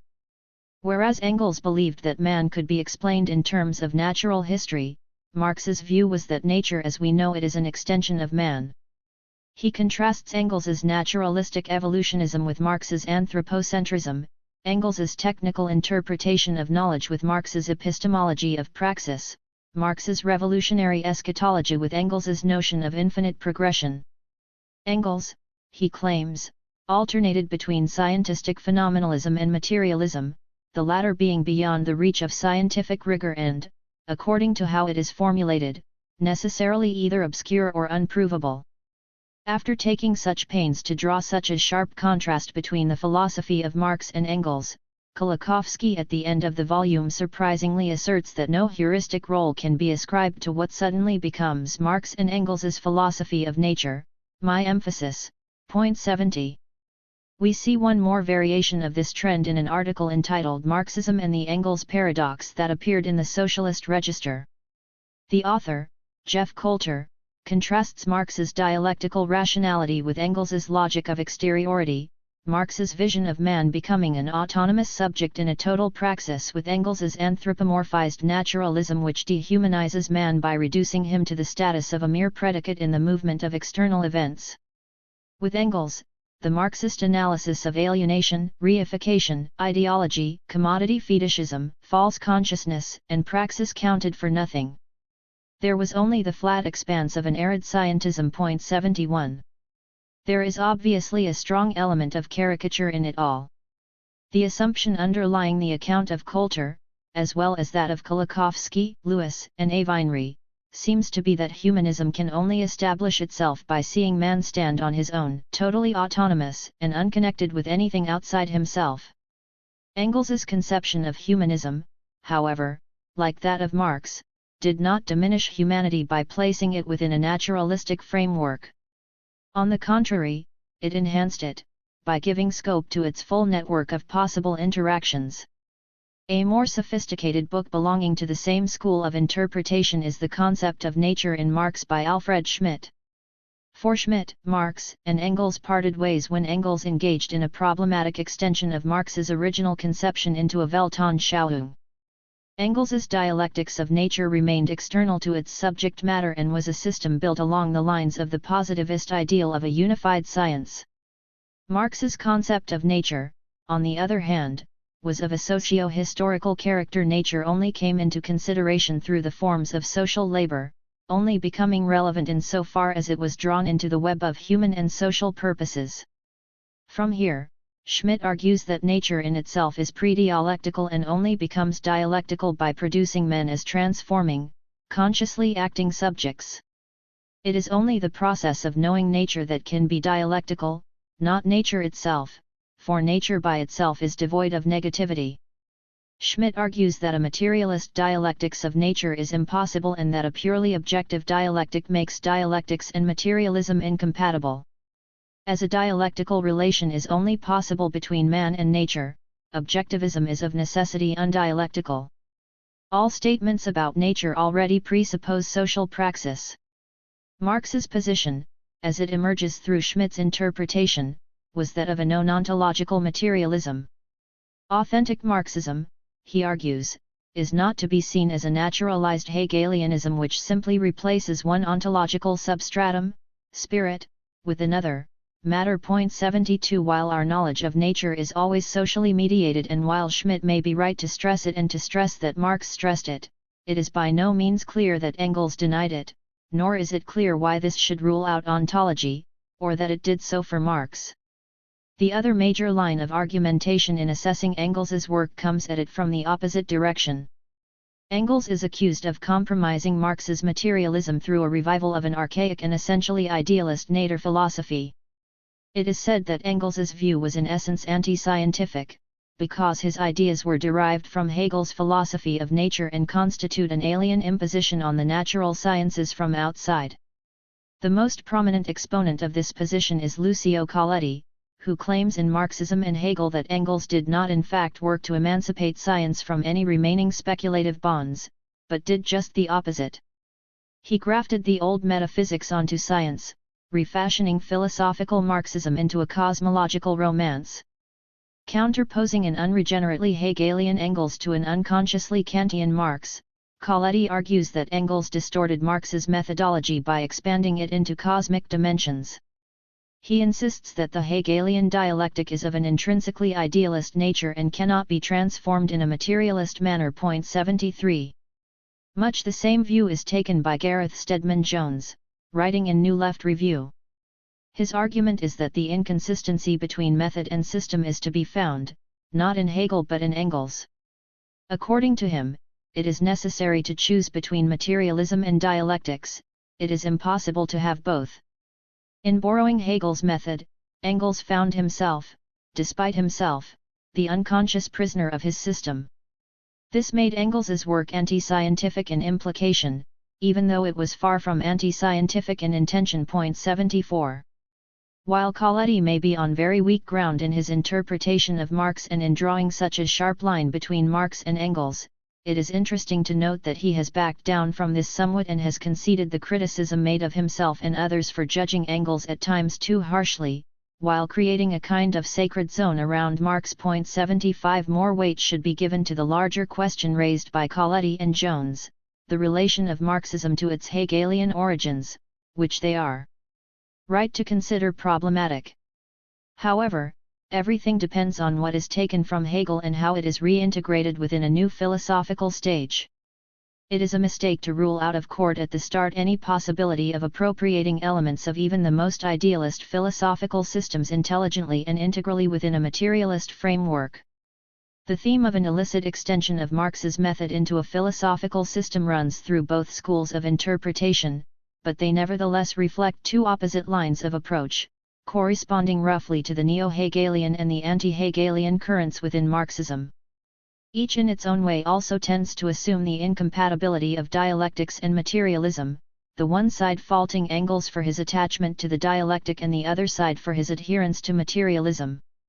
Undoubtedly, there is some basis for criticism along such lines in Engels's writings, for in striving to achieve a new synthesis of older philosophy and newer science, he did sometimes veer a bit too much in the direction of Hegelianism or positivism.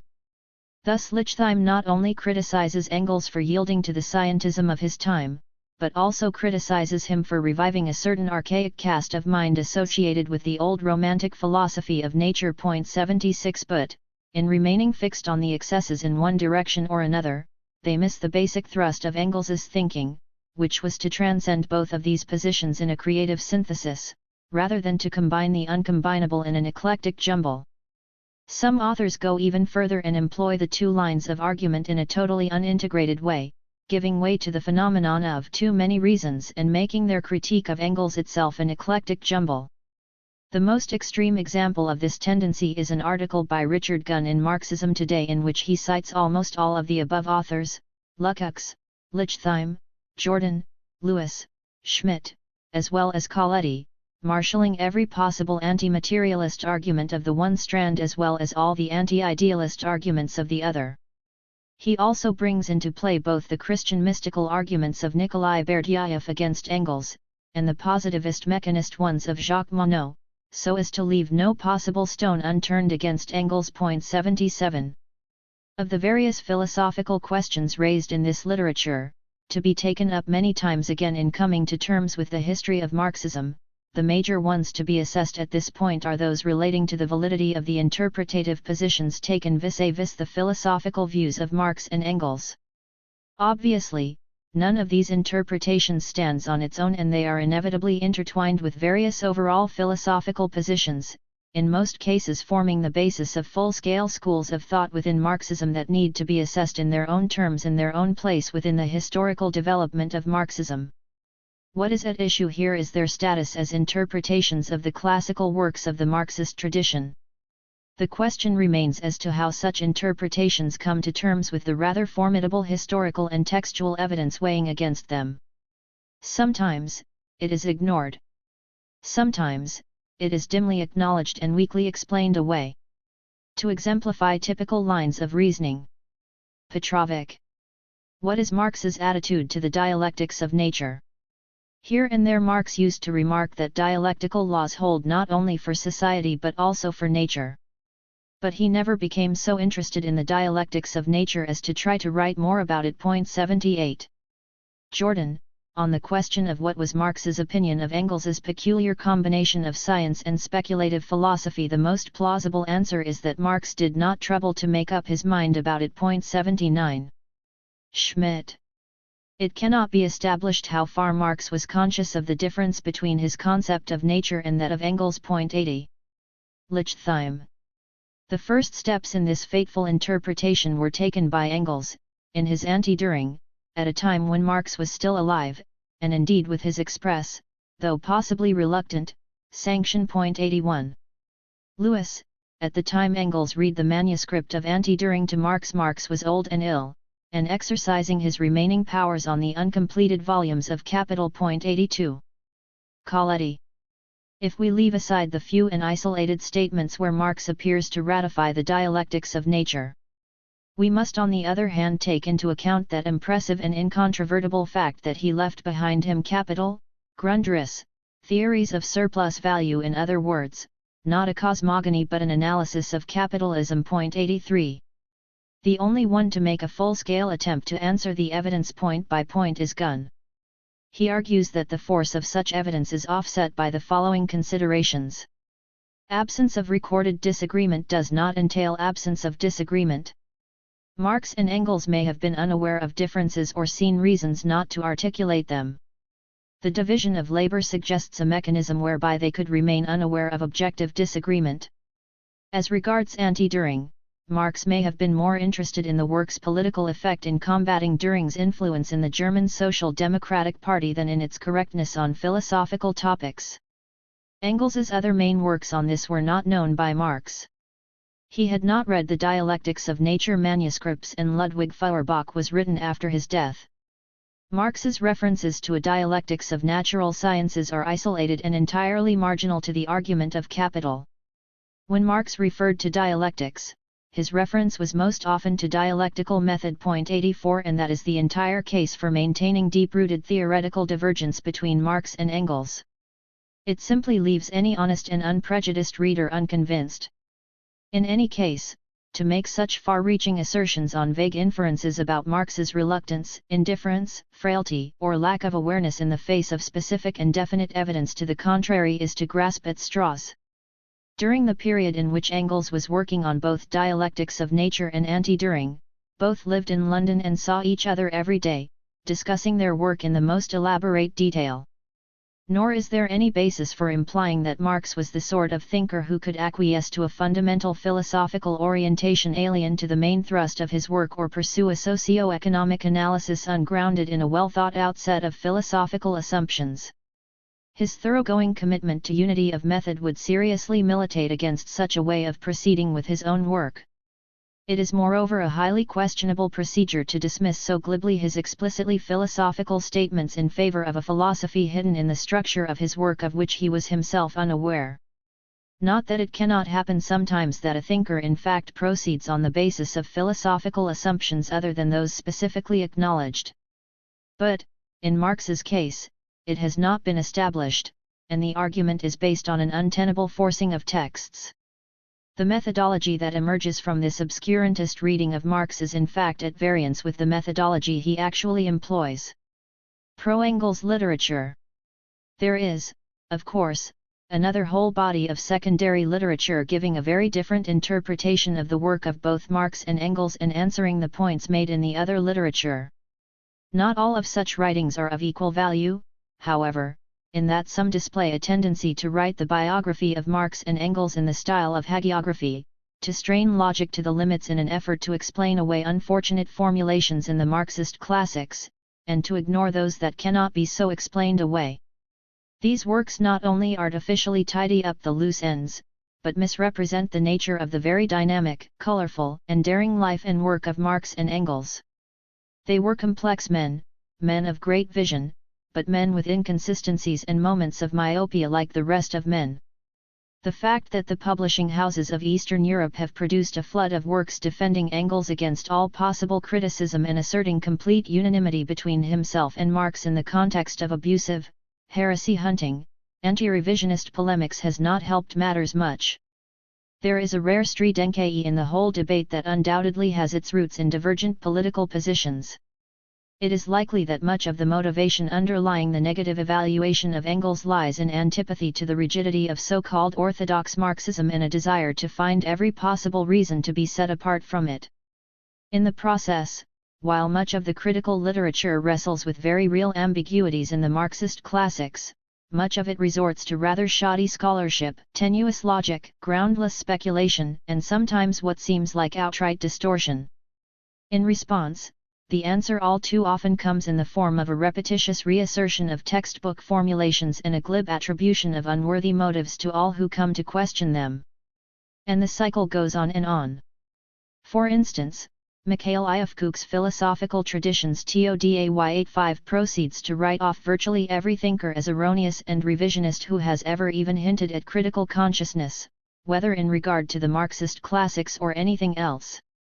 John Hoffman's Marxism and the Theory of Praxis argues against Lukács, Sartre, Schmitt, Avignon, and Coulter on the question of dialectics of nature, but in doing so takes a completely uncritical attitude to the Marxist classics, glosses over genuine problems of interpretation, and is unnecessarily abusive of any author who has taken a critical attitude or has uncovered problematic areas. 86 SI. Titarenko also takes on such authors, addressing himself to the views expressed by Avignon, Sartre, Kolakowski, Petrovic, Levine, and Gunn, opposing Marx to Engels and asserting that Marx was not interested in the natural sciences, while Engels was not interested in problems of alienation. 87 It is, however, weakly argued, riddled with jargon, and too dismissive of genuine problems of interpretation. Other authors, while still highly polemical, have carried on the argument on a somewhat more constructive level. Sebastiano Timpanaro evaluates the whole range of anti-Engels literature, criticizing the line taken by the likes of Fetcher and Schmitt as well as that taken by such as Coletti. He tries to explain how and why it is that these trends come into play. His view is that each time a particular intellectual current takes the upper hand in bourgeois culture, certain Marxists rush in to interpret Marx's thought in such a way as to make it as homogeneous as possible with the predominant trend. Timpanaro is quite scornful of the attempt to do this by counterposing a problematic Marx to a dogmatic Engels. In all of these modernizing operations, he says, there is a need for somebody on whom everything which Marxists, at that particular moment, are asking to get rid of can be dumped. That somebody is Friedrich Engels. Vulgar materialism? Determinism? Naturalistic metaphysics? Archaic and schematic Hegelianism? Marx turns out to be free of all these vices provided one knows how to read him. It was Engels who, in his zeal to simplify and vulgarize Marxism, contaminated it. Thus, whereas Engels is loaded down with materialist ballast. Marx can take on the physiognomy of a profound and subtle, and still uncomprehended, great intellectual who is de rigueur in our cultural world. 88. Although Timpanaro is far from uncritical of Engels, he recognizes that he was a man of genius who, even more than Marx, though not in dissent from him, was conscious of the need to deepen their materialism in response to the radical changes introduced by the Darwinian demonstration of the historicity of nature. He saw the need for a materialism that was not purely socio-economic but also natural. Timpanaro believes Engels was correct to point out the serious danger of dissolving Marxism into a simple-minded Spencerian evolutionism or into mindless empiricism, but was wrong to react with a hardening of his Hegelianism. Nevertheless, despite his own reservations about the use of the terminology of dialectics, Timpanaro firmly insists that the work of Engels remains a brilliant attempt to fuse historical materialism with the materialism of the natural sciences and must be defended against attempts to downgrade it. In this he is right, as he is also in concluding that those who set out to establish a Marxism without Engels tend to arrive, coherently enough, at a Marxism without Marx. There is, however, in my view, a need for more careful thinking to be given to the relation of Marxism to other intellectual trends, from which it may take much that is of value, without necessarily going over to the side of the bourgeoisie. Donald Weiss also answers proponents of the variants of the viewpoint defended by Lukács, Lichtheim, Avinery, Dupré, Tucker, and Jordan and argues that those who are unable to consider Marx a materialist, depicting him as a defender of spirit against the crude encroachments of Engelsian matter, are reading Marx with a distinctively ruling class bias and severely distorting his real views. They have equated materialism with reductionism and have accused Engels of preoccupation with non-conscious factors, thus neglecting the importance of consciousness in history. These critics of Engels have not only fostered the mistaken belief that Engels's philosophical viewpoint was essentially different from that of Marx, but have severely muddled the very notion of materialism in the process. Not only is materialism not to be identified with reductionism, but Engels's materialism is virtually the only philosophical framework within which essentially anti-reductionist attitudes can be presented in a manner that does not violate the basic presuppositions of modern science. Not only is this materialism a fundamental aspect of the modern scientific worldview, but it is the foundation upon which the whole Marxist edifice is built. Weiss insists that the full significance of Marx's theory of history cannot be realized except as based upon Engels's materialism. He shows that there is ample evidence that Marx himself was fully aware of this, there being no lack of passages in which Marx defended the same sort of conjecture between materialism and anti-reductionism. 89 While Weiss's insinuation of a ruling class bias against the critics of Engels is neither accurate nor helpful, his arguments are to the point in so far as the equation of materialism with reductionism has been a recurring theme underlying the critique of Engels. It is also important to set the record straight with regard to the anti-reductionist character of Engels's materialism and also to assert its importance to both Marxist theory and modern science. An astute critique of Schmidt's analysis is by G. A. Cohen. Reviewing the English edition of Schmidt's book, Cohen calls into question the validity of his interpretation of Marx in which he inferred that Marx saw nature only in relation to human activity. This inference, Cohen claims, inverts Marx's real meaning, for Marx was not in a quasi-Kantian way, inserting nature within the framework of human activity, but, on the contrary, was inserting human activity within the framework of nature. Cohen also points out that Schmidt underestimates the importance that scientific discoveries had for Marx. 90. In the same vein, Valentino Garitano has shed new light on the issues involved by emphasizing the relationship between Marx and Darwin. On the basis of thorough research, Garitano shows that even before the publication of Origin of Species, Marx was extremely interested in the problem of the relationship between human history and natural history and thus between the science of society and the science of nature. He saw Darwin's work as making it possible for the first time to link human history with the whole rest of natural history into a unitary conception of the world on an entirely scientific basis. Garitano, however, makes the point that the relationship between Marxism and Darwinism should not be seen in terms of eclectic combination, but as the first historical example of a new conception of the relations between philosophy and science, between the natural sciences and the social sciences. The need to assert the convergence of the rigor of rational thought with empirical evidence was indicated very explicitly by Marx and developed by Engels. Engels, Garitana shows, acted as an important intellectual stimulus to Marx, and Marx attributed great value to the field that was systematically developed by Engels in Anti-Düring and Dialectics of Nature. 91. The article on Engels in the Dictionary of Scientific Biography, written by Robert Cohen, while not altogether clear about the exact extent of agreement between Marx and Engels on the concept of the dialectics of nature, nevertheless outlines a huge area of agreement between Marx and Engels with respect to their thinking on science and on nature. The article is extremely appreciative of Engels, depicting him as a man of remarkable learning and breadth, writing in broad strokes in an exuberant but serious critical style. Engels was sensitive to puzzles, polarities, and contrasts, and his analysis was often penetrating and subtle.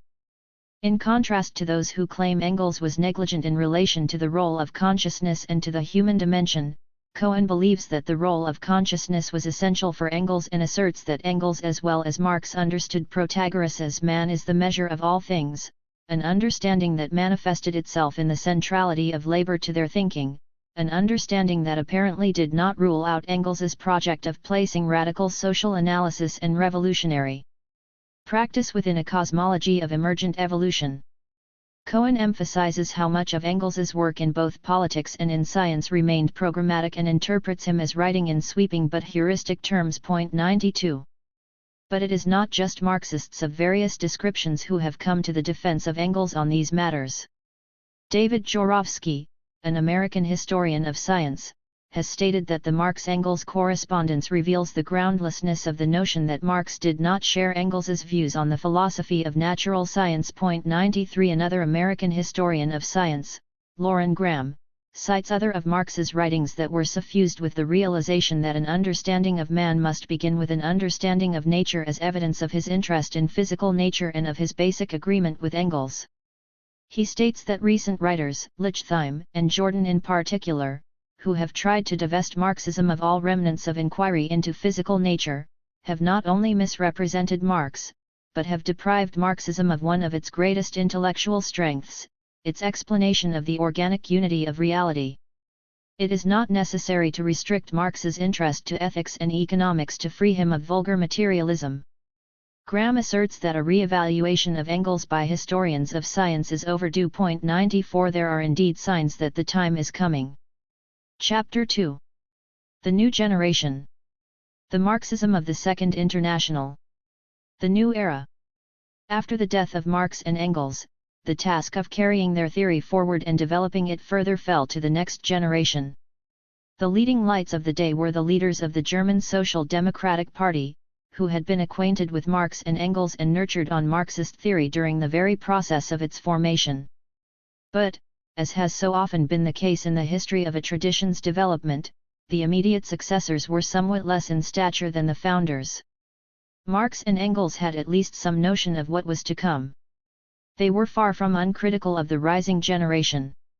As Marxism began to become the vogue among the vulgarizers, Marx was once provoked to say, "All I know is that I, at least, am no Marxist." On another occasion he referred quite caustically to Kautsky as a small-minded mediocrity who busies himself with statistics, without deriving anything intelligent out of them. Engels, for his part, was known to have cast a critical eye at Bernstein, disapproving of his enthusiasm for Fabianism during his period of residence in England.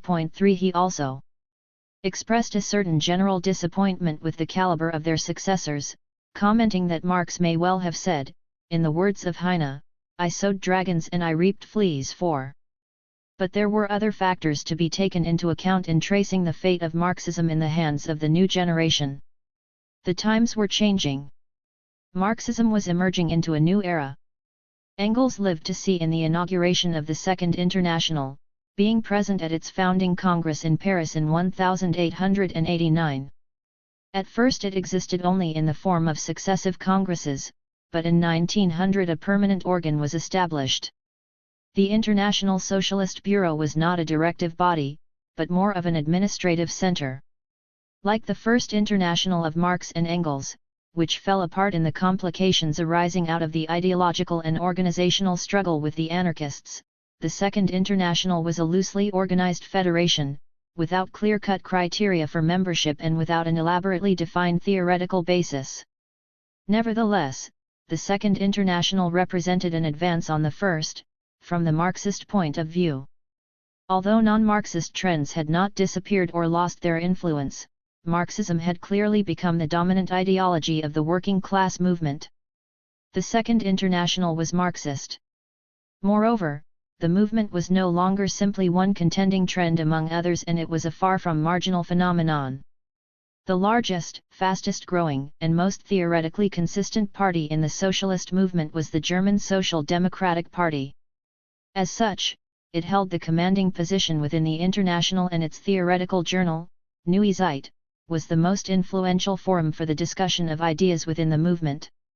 The party had grown into a mass movement. The anti-socialist laws had been repealed in 1890 and, in that year, the party won 1.5 million votes in the elections and 35 seats in the Reichstag. In the next year, the Erfurt program, drafted by Bernstein and Kautsky, was adopted, purging party policy of its last Lassaline elements. The SPD had become officially Marxist. And it went from strength to strength. By 1912, it was able to count on 34.8% of the vote and held 110 seats in the Reichstag. By 1914, in the final year before the International crumbled in ruins at the onset of war, the party had over 1 million members. It grew by leaps and bounds, not only in membership, but in the number and variety of its organizations, in newspaper outlets and other types of publications, and even in its real estate holdings. There were socialist schools and trade unions, organizations for women, and even for sport and tourism. Some began to feel, however, that within its very success was danger. They worried that this all-encompassing cradle-to-grave presence ran the risk of making the SPD an end in itself, that it blunted the edge of the class struggle for revolutionary transformation. They feared that it gave rise to reformist evolutionism and its theoretical counterparts that were beginning to surface in the complex and multi-leveled debate that soon spread throughout the party, and indeed through the whole International. Still other factors were setting the scene for the wide-ranging debate that was to sweep over the International. The uncertain development of Germany as a nation created a political instability and a corresponding intellectual vacuum, to which Marx had addressed himself from the left and others from the right. It was, however, part of a larger instability and a larger vacuum. Liberalism was in crisis, and the ominous approach of imperialist wars cast a dark shadow over all of European political life. A dramatic shift in the whole intellectual atmosphere was underway. The first wave of excitement about the great advances of 19th-century science had spent itself. No longer did the dynamic scientific optimism underlying the liberal faith in progress hold sway. There came a sharp reaction against all forms of materialism, giving way to a new renaissance of idealism comparable to the Romantic reaction against the Enlightenment that a century earlier had brought new varieties of idealism in its wake. When on its way up, as a progressive class setting itself against the forces of reaction, against the old order that wished to maintain its privileges on the basis of blood and land, the bourgeoisie had been inclined to stake its lot with science and reason and to put its faith in the progress made possible by science and reason. In its struggle for hegemony against the right, it had been inclined to put its stress on the realism and rationality underlying the new science and to place its confidence in the possibilities of the human future. But once it gained the upper hand against the right, it had to deal simultaneously with the complexities and ambiguities of being in power and with the mounting forces arraying themselves against it on the left. Things began to turn sour and other themes came to the fore, anti-realist and irrationalist themes, expressed not only in philosophy and a whole range of other disciplines, but penetrating art forms and popular culture as well. The bourgeois intelligentsia was turning its back on both militant liberalism and militant materialism.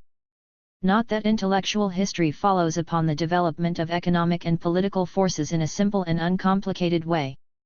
The connections can be of an extraordinarily subtle nature, with complications arising from overlapping and countervailing tendencies and from others' forces coming into play. The anti-materialist reaction of the late 19th century took on a variety of forms, some of an extraordinarily sophisticated nature, and stemmed from a number of factors, such as the fact that very real human values were often left out of account by the prevailing positivist ethos of the earlier period, and that very serious epistemological problems were beginning to arise within science itself out of the revolution in physics at the turn of the century. The Neo-Kantian revival. In Germany, the first and predominant manifestation of this trend was in the form of a Neo-Kantian revival. It had begun in the German universities in the 1870s, but by the 1890s had become an influential force beyond the sphere of the universities, making its impact felt throughout European social democracy in a particularly forceful way. A reaction against the emphasis on science and modernity, the revival was an attempt to ground knowledge and values in a more reliable method, to knit together the social fabric in a way that was less dependent on the uncertain liberal values bound up with scientific rationality and the idea of progress. It represented a rehabilitation of philosophy in opposition to the anti-philosophical sentiments of the positivists, but it was also a rejection of metaphysics in opposition to Hegelianism and indeed to all efforts at all-embracing ontological constructions. Instead, philosophy was to devote itself to the critique of knowledge. The critique of knowledge must logically precede all particular knowledge and open the way for judgments of value. Science, the Neo-Kantians argued, did not provide its own interpretation. In and of itself, it could not validate its own methods and results, nor could it explain value. In their view, science simply provided descriptions of phenomena, i.e., of things such as the structure of our minds permitted us to experience them. It could know nothing for certain about things in themselves. Moreover, it could provide no basis for value judgments. Science was therefore not rejected. It had developed too far for that, and the Neo-Kantians were too sophisticated for that, but it was severely restricted in scope. The tendency was to draw it away into a truncated realm of its own, shutting it off from its role in providing an all-pervasive illumination of the whole of the natural and human world. Back again were the sharp and impassable dividing lines between fact and value, science and ethics, nature and history, causality and teleology, natural science and social science, determinism and freedom. Back again were the most fundamental forms of dualism. The Neo-Kantian critique of Marxism. Neo-Kantianism brought a new level of sophistication to the criticism of Marxism. Its epistemological orientation not only brought rejection of the fundamental realism underlying the Marxist interpretation of the natural sciences, but called into question the very possibility of a causal social science that could account for the development of human history, thus undermining the Marxist thesis of the inevitability of socialism. Moreover, even if its inevitability could be established, this left unanswered the question of its desirability. Thus the argument was that Marxism had not provided socialism with proper epistemological or ethical foundations. The Neo-Kantian interpretation of Marxism. While some marshaled these arguments in the hope of undermining Marxism in a way that had not been possible with the previous crude and scornful attacks on it, others used them to justify efforts to supplement Marxism with Neo-Kantianism, claiming thus to put socialism on a firmer epistemological and ethical basis. It was a response to the whole mood of the times and a reaction to very real problems. New knowledge was bringing new complexities. Historical developments were posing new perplexities. The turn of the century brought the decline of the idea of progress and an atmosphere of crisis, epistemological crisis and moral crisis. There was a sense of old foundations having collapsed and a need for new foundations to take their place. Despite the fact that Neo-Kantianism was associated with the decline of liberalism, many Neo-Kantians were liberals. They were liberals anxious to move with the times and therefore moved to fuse the ascendant philosophy thrown up by the bourgeoisie's move to the right with something of the drive embodied by the powerful proletariat building up on the left. Some, very early on, looked with interest towards socialism. By the 1890s, some began to advocate a full-scale synthesis of socialism with Neo-Kantianism.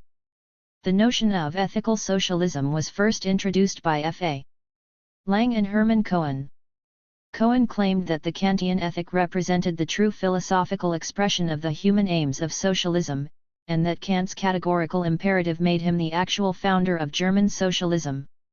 Such a socialism, morally founded, could, he insisted, have nothing to do with philosophical materialism. 5. In spite of these overtures towards socialism on the part of the university neo-Kantians, most active social democrats at first paid little attention.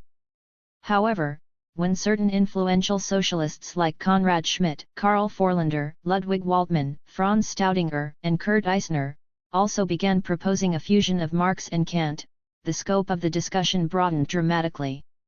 And there was far more at stake in it.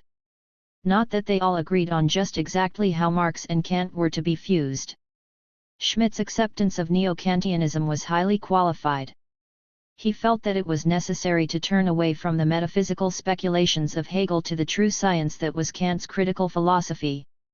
However, he insisted, turning to Kant on questions of epistemology did not mean accepting the Kantian system as a whole. He did not accept Kantian ethics, believing that moral duty was defined to some extent by social necessities. Others, like Waldmann and Forlander, were even more critical of Hegel and far more thoroughgoing in their acceptance of Kant.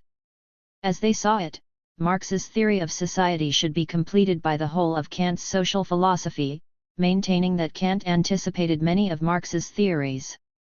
In general, the neo-Kantian Marxists embarked on a critique of Darwinian evolutionism and on all forms of materialist determinism that saw the human sphere as an extension of the natural world. History was inexplicable in naturalistic terms, for nature knew nothing of freedom. History and nature belonged to different spheres altogether and therefore required different methods of understanding and explanation. No scientific analysis could provide answers to moral questions. It could disclose what is, but not what ought to be. In epistemological terms, Kantianism made it clear that socialism could not be justified scientifically but only morally. In ethical terms, it established the categorical imperative as the moral foundation of socialism. 6. Bernstein. By far the most influential adherent of the neo-Kantian interpretation of Marxism, though certainly not the most philosophically accomplished, was Eduard Bernstein. Bernstein, an active social democrat since 1872 and editor of Sozialdemokrat, the SPD's organ in exile, was an established leader of the party. Engels's anti-Dühring converted him to Marxism after he had come under the spell of Dühring. He lived for many years abroad and, as there were charges against him in Germany, he remained in exile even after the repeal of the anti-socialist laws. His association with Engels in London culminated in his being named as literary executor in Engels's will. But his English sojourn also brought a close association with Fabianism, the latter influence coming to dominate in the end. From the beginning of his painful departure from the mainstream, and even before his return to Germany in 1901, when his life changed rapidly from one of an outlaw to that of a Reichstag deputy, his enunciation of unorthodox views carried enormous weight and won a large number of adherents. The revisionist controversy. By this time, the revisionist controversy was in full swing, with the battle lines drawn on an exceedingly wide number of issues. In the foreground of the debate were the economic and political issues. It began with a dispute on agricultural policy, but rapidly broadened into a wide-ranging debate on the nature of capitalist development and the road to socialism.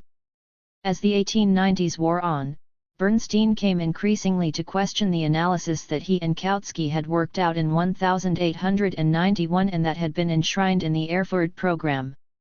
This program had envisaged a future of increasing centralization of wealth, progressive impoverishment of the proletariat, and mounting class tension.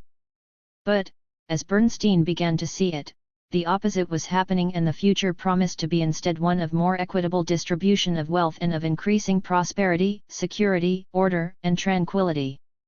This meant a different political strategy, a more gradualist one.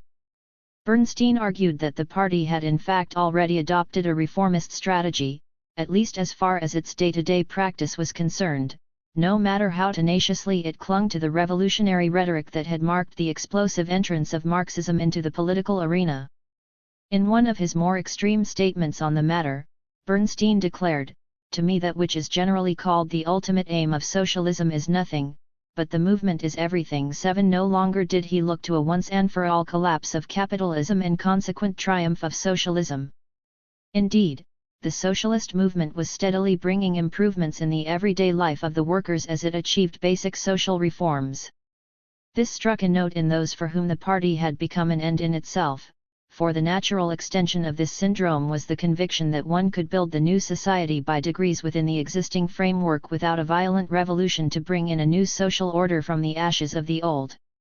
Eventually, the controversy became, in fact, a full-scale reappraisal of many of the most fundamental premises of Marxism. Bernstein did not shy away from this. Although at first he claimed to represent the truest line of continuity with the founders, he soon abandoned this claim and frankly admitted his enterprise was a revisionist one. He simply argued for the validity of his own premises and for the necessity of criticizing what he considered to be the negative aspects of Marxism, without however ceasing to consider himself Marxist. Ironically, in light of the later casting of Engels into the role of dogmatic distorter of the complex and sensitive Marx, Bernstein considered Marx to be the more dogmatic one and Engels a more flexible thinker. The philosophical dimension of revisionism was logically connected with its political dimension. Bernstein set the tone for the struggle to establish this with his high-flown declaration, "Under this banner Kant, not Hegel, the working class fights for its emancipation today." 8. Bernstein thought that the Hegelian heritage of Marxism was to blame for its exaggerated revolutionism. Marxism had been led astray by the treacherous Hegelian dialectic that set a snare on Marx's thought. 9. It constituted an arbitrary imposition of a structure of explosive development through contradictions on a reality that actually developed in a much more gradual, less explosive way. It resulted in a tendency to develop revolutionary expectations on the basis of a priori schemata, instead of acknowledging the evolutionary development of reality on the basis of an empirical study of the actual facts. Bernstein spoke of the great danger to science of Hegel's logic. 10. He thought that, whatever Marx and Engels had accomplished, they had not achieved it by means of the dialectical method, but in spite of it. The dialectical form of Marx's work he considered to be a sort of scaffolding, from which his followers had been unable to detach themselves.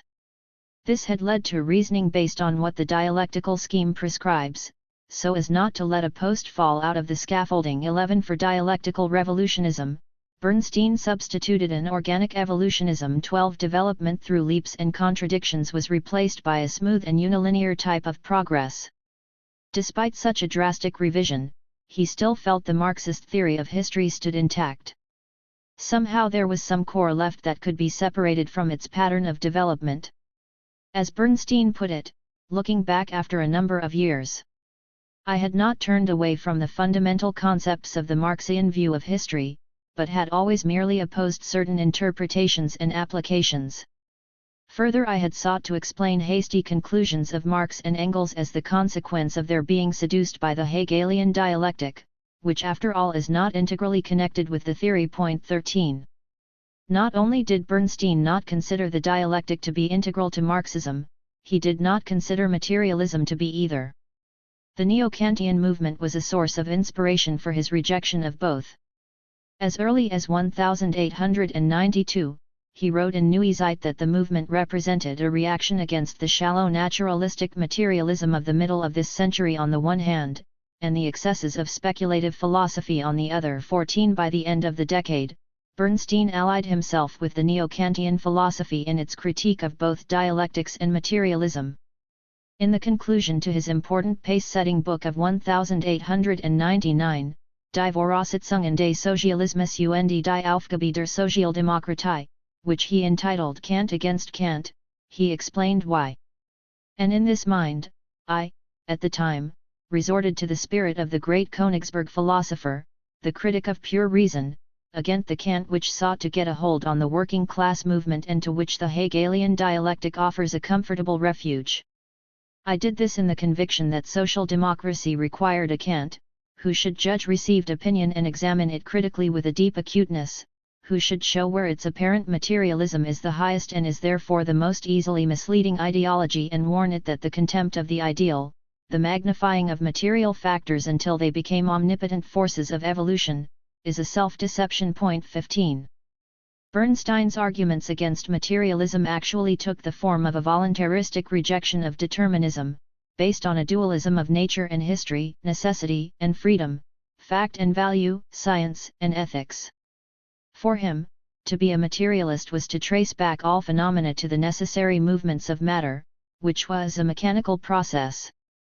To be a materialist was to be a Calvinist without God. 16. He seemed to have no objection to determinism in the natural sciences, but he did object to its extension to history. As he put it, philosophical materialism, or the materialism of the natural sciences, is in a mechanical sense deterministic. The Marxist conception of history is not. 17. He proceeded to argue for a multiplicity of factors to be considered in understanding the historical process, for the conditional autonomy of political and ideological forces, and in particular for greater space to be allowed for the independent activity of ethical factors. But in philosophical terms, it was the Kantian assertion that the mode of thought appropriate to the realm of natural necessity was not appropriate to the sphere of human freedom, that science could not provide a basis for ethics. It is, however, open to question just how deep Bernstein's Kantianism actually went. Neither friend nor foe rated him very highly in philosophical matters at the time. The secondary literature that has come since has tended to concur with this judgment. Not only did his major opponent Karl Kautsky think him to be theoretically a cipher, 18, but others who stood on the same side of the debate in both political and philosophical terms, such as Kurt Eisner, cast doubt on the depth of his understanding of Kant. 19. Peter Gay's work on Bernstein argues that Bernstein's philosophical case against Marxism was something of an afterthought. Gay argues that, highly empiricist in temperament, Bernstein simply appended it to his attempt to refute Marxist conclusions on empirical grounds. He distrusted philosophical speculation as prone to lead to utopian constructions. Gay claims that Bernstein had not actually become a neo-Kantian, that his echoing of the call back to Kant as valid for social democracy did not mean an acceptance of Kant's theory of knowledge or his ethics. It simply meant that he felt German social democracy to be in need of objective and keen criticism that rejected Hegelian dialectical a priorism and accepted the validity of ethical judgments. 20. While there is something in this analysis, it goes too far. Though it is evident that Bernstein neither fully understood nor fully adhered to Kantian epistemology or ethics, he did accept certain basic Kantian philosophical assumptions, and these were logically connected with his political theses. Of particular importance was his hostility to monism and his underlying acceptance of a dualistic methodology that involved one set of rules for the sphere of natural sciences and another for the sphere of human history. It was, in other words, the approach Marx had set himself against from his earliest years, one basis for science and another for life. Such a way of thinking was necessary to provide a justification for suddenly severing socialism, and indeed the whole process of historical development, from the sphere of science, and bringing it into a quite separate sphere of ethics, thus removing the force of necessity and opening the door to voluntarism. There is also the factor that his rejection of Hegelianism was more than a rejection of a priorism and a distaste for philosophical system building. It was also an aversion to the dialectical form of development, giving rise to what he often called the revolution-mongering of the left-wing party. Its replacement with a more evolutionary pattern of development was the logical counterpart of his justification of the political strategy of reformist gradualism. There can be no doubt, however, that Bernstein's excursions into the philosophical realm were marked by considerable confusion and inconsistency. At one point, he criticized the Fabians for reducing socialism to a series of socio-political measures, without any connecting element that could express the unity of their fundamental thought and action. 21. At other times, he seemed to care little for such a connecting element or such fundamental unity. He was actually known to defend eclecticism as a natural reaction to the doctrinaire desire to deduce everything from one thing and to treat everything with one method. He upheld it as the rebellion of sober reason against the tendency inherent in every doctrine to fetter thought. 22. There were times when he seemed to believe he could leave behind him all doctrines and all theoretical constructions and move into an ontologically neutral realm of presuppositionless empirical investigation. He never really seemed clear about how to characterize himself philosophically.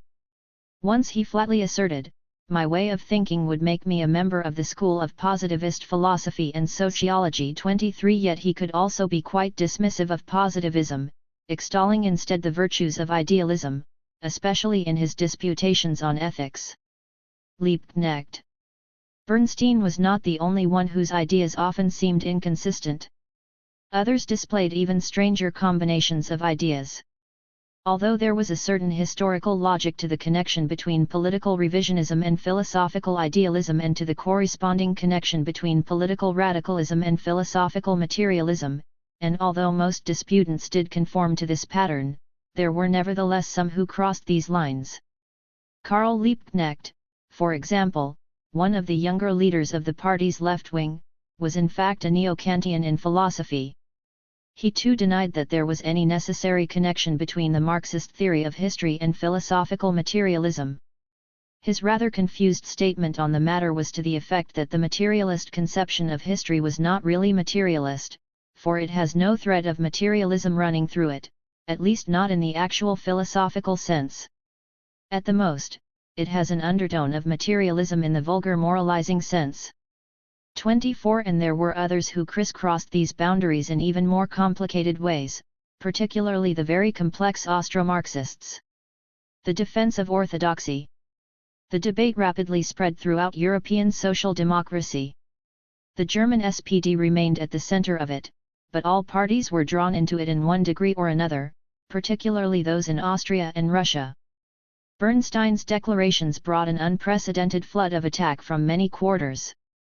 He drew upon himself, not only the disapproval of the veteran party leaders Wilhelm Liebknecht and August Bebel, but also the fiery wrath of Rosa Luxemburg and bitter charges of treachery from Georgy Plekhanov. With varying degrees of passion and conviction, most of the leading figures of the International took him to task. At successive party congresses, there were lively and protracted debates on revisionism lasting days on end, and finally a strongly worded resolution against revisionism was adopted by the Dresden Congress in 1903.25. A similar resolution was passed by the 1904 Amsterdam Congress of the International. But everything really was kept at bay. The radicals' demand for the expulsion of revisionists was not successful, although Kurt Eisner and several of his colleagues did lose their posts on the party daily. The critics who were grouped together under the category of orthodoxy were in fact of the most diverse sort. On certain issues they managed to put up a common front, at least for a time, but on other issues they held widely divergent views. Some were actually highly unorthodox figures, however broad an interpretation is put on the concept of orthodoxy. Kautsky. The prime contender against Bernstein in the first phase of the controversy was Karl Kautsky. Kautsky too had long been an active social democrat and was a prominent party leader. He also lived for a long period in exile, and had associated during that time with Marx and Engels. He was founder and editor of Neue Zeit, the leading Marxist journal. In 1890, after having been won over to both Marxism and Darwinism while still a student in the 1870s, he returned to Germany and thereafter was an important figure at all congresses both of the SPD and of the International. He was the chief opponent of the center point of view, standing between the revisionists on the right and the radicals who had begun to emerge on the left. At the turn of the century, he was at the peak of his influence, and his authority as the major spokesman of orthodoxy was virtually unchallenged. Kautsky took on Bernstein on all points. In 1899, the very same year as Bernstein's major book appeared, Kautsky published a major book entitled Bernstein und das Sozialdemokratische Programm, an anti-critic answering Bernstein's political and economic arguments and insisting that the perspective for the future was for crises, wars, and catastrophes, which were endemic to capitalism. It was not the absolute impoverishment of the working class that was the spur to the proletariat's struggle for socialism, but the intensification of class tensions, which was not necessarily incompatible with an increase in the living standards of the working class. Capitalism would necessarily collapse because private ownership of the means of production ruled out the most rational use of the technology it developed. But socialism could not simply evolve through reforms and concessions within the capitalist framework. Revolution was necessary in order to bring about the seizure of political power by the proletariat, a condition for the socialization of the means of production. Belief in the natural necessity of social processes, and in particular in the inevitability of socialist revolution, was to Kautsky the very cornerstone of Marxism. Determinism was absolutely essential to the Marxist scheme of things. Kautsky is no easier to characterize philosophically than Bernstein is. He was by no means so consistent as commentators most often imply. The general line is that he carried forward the philosophical tradition of Engels, albeit in a scholastic spirit and in a relatively uncreative way, along the same lines as did Plekhanov and Lenin. This analysis is put forward by writers as diverse as Lichtheim, Kolakowski, Coletti, and Timpanaro. Although there is much textual and historical support for it, it is an inadequate analysis, in the light of his writings taken as a whole. Kautsky did see himself in the same philosophical tradition as Engels, Plekhanov, and Lenin. Against Bernstein's attacks, he defended both dialectics and materialism. He asked polemically, what remains of Marxism if it is deprived of dialectics, its best working tool and its sharpest weapon? 26 About materialism, he seemed just as firm. A Darwinist even before becoming a Marxist, he had very early on embraced a materialist worldview. He spoke of human activity always within its natural setting and within the framework of biological evolution.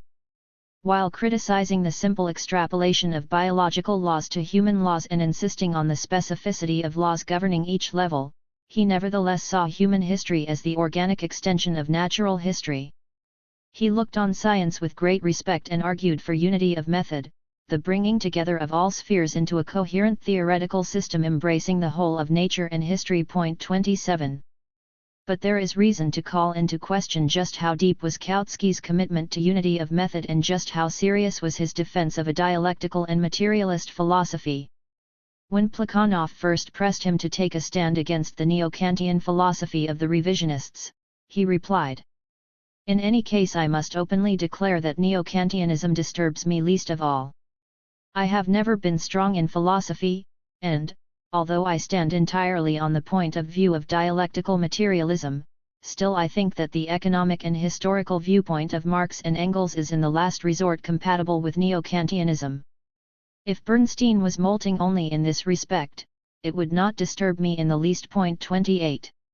He did proceed to take a stand against neo-Kantianism and to criticize Bernstein on philosophical grounds, but it was not as if he had changed his mind about the issue of the connection between the Marxist theory of history and dialectical materialism.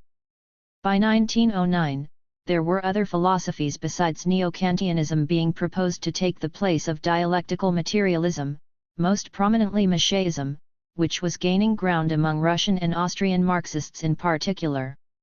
When Kautsky was asked for his opinion of it by the Austrian Marxists, he wrote in the pages of their journal Der Kampf that he was himself a dialectical materialist and that he therefore opposed it.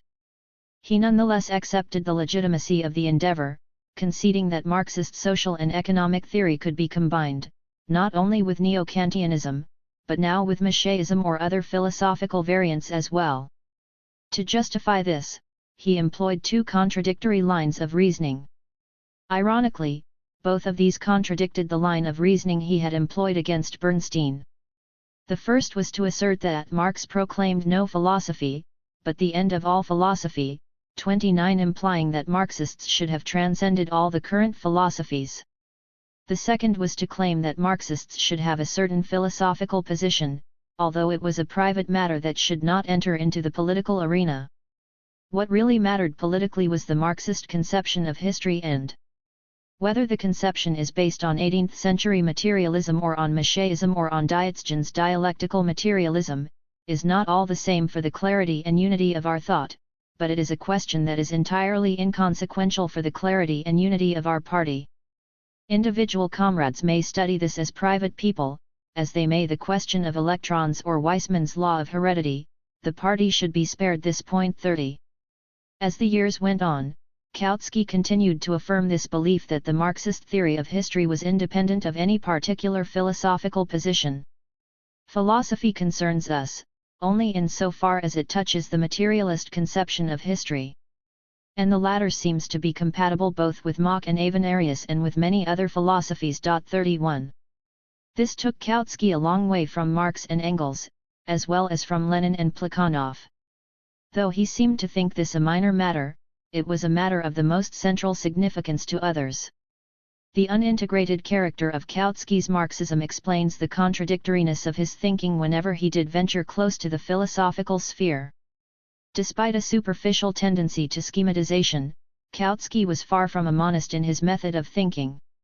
The overall direction of his thought was determined by a deeply entrenched dualism.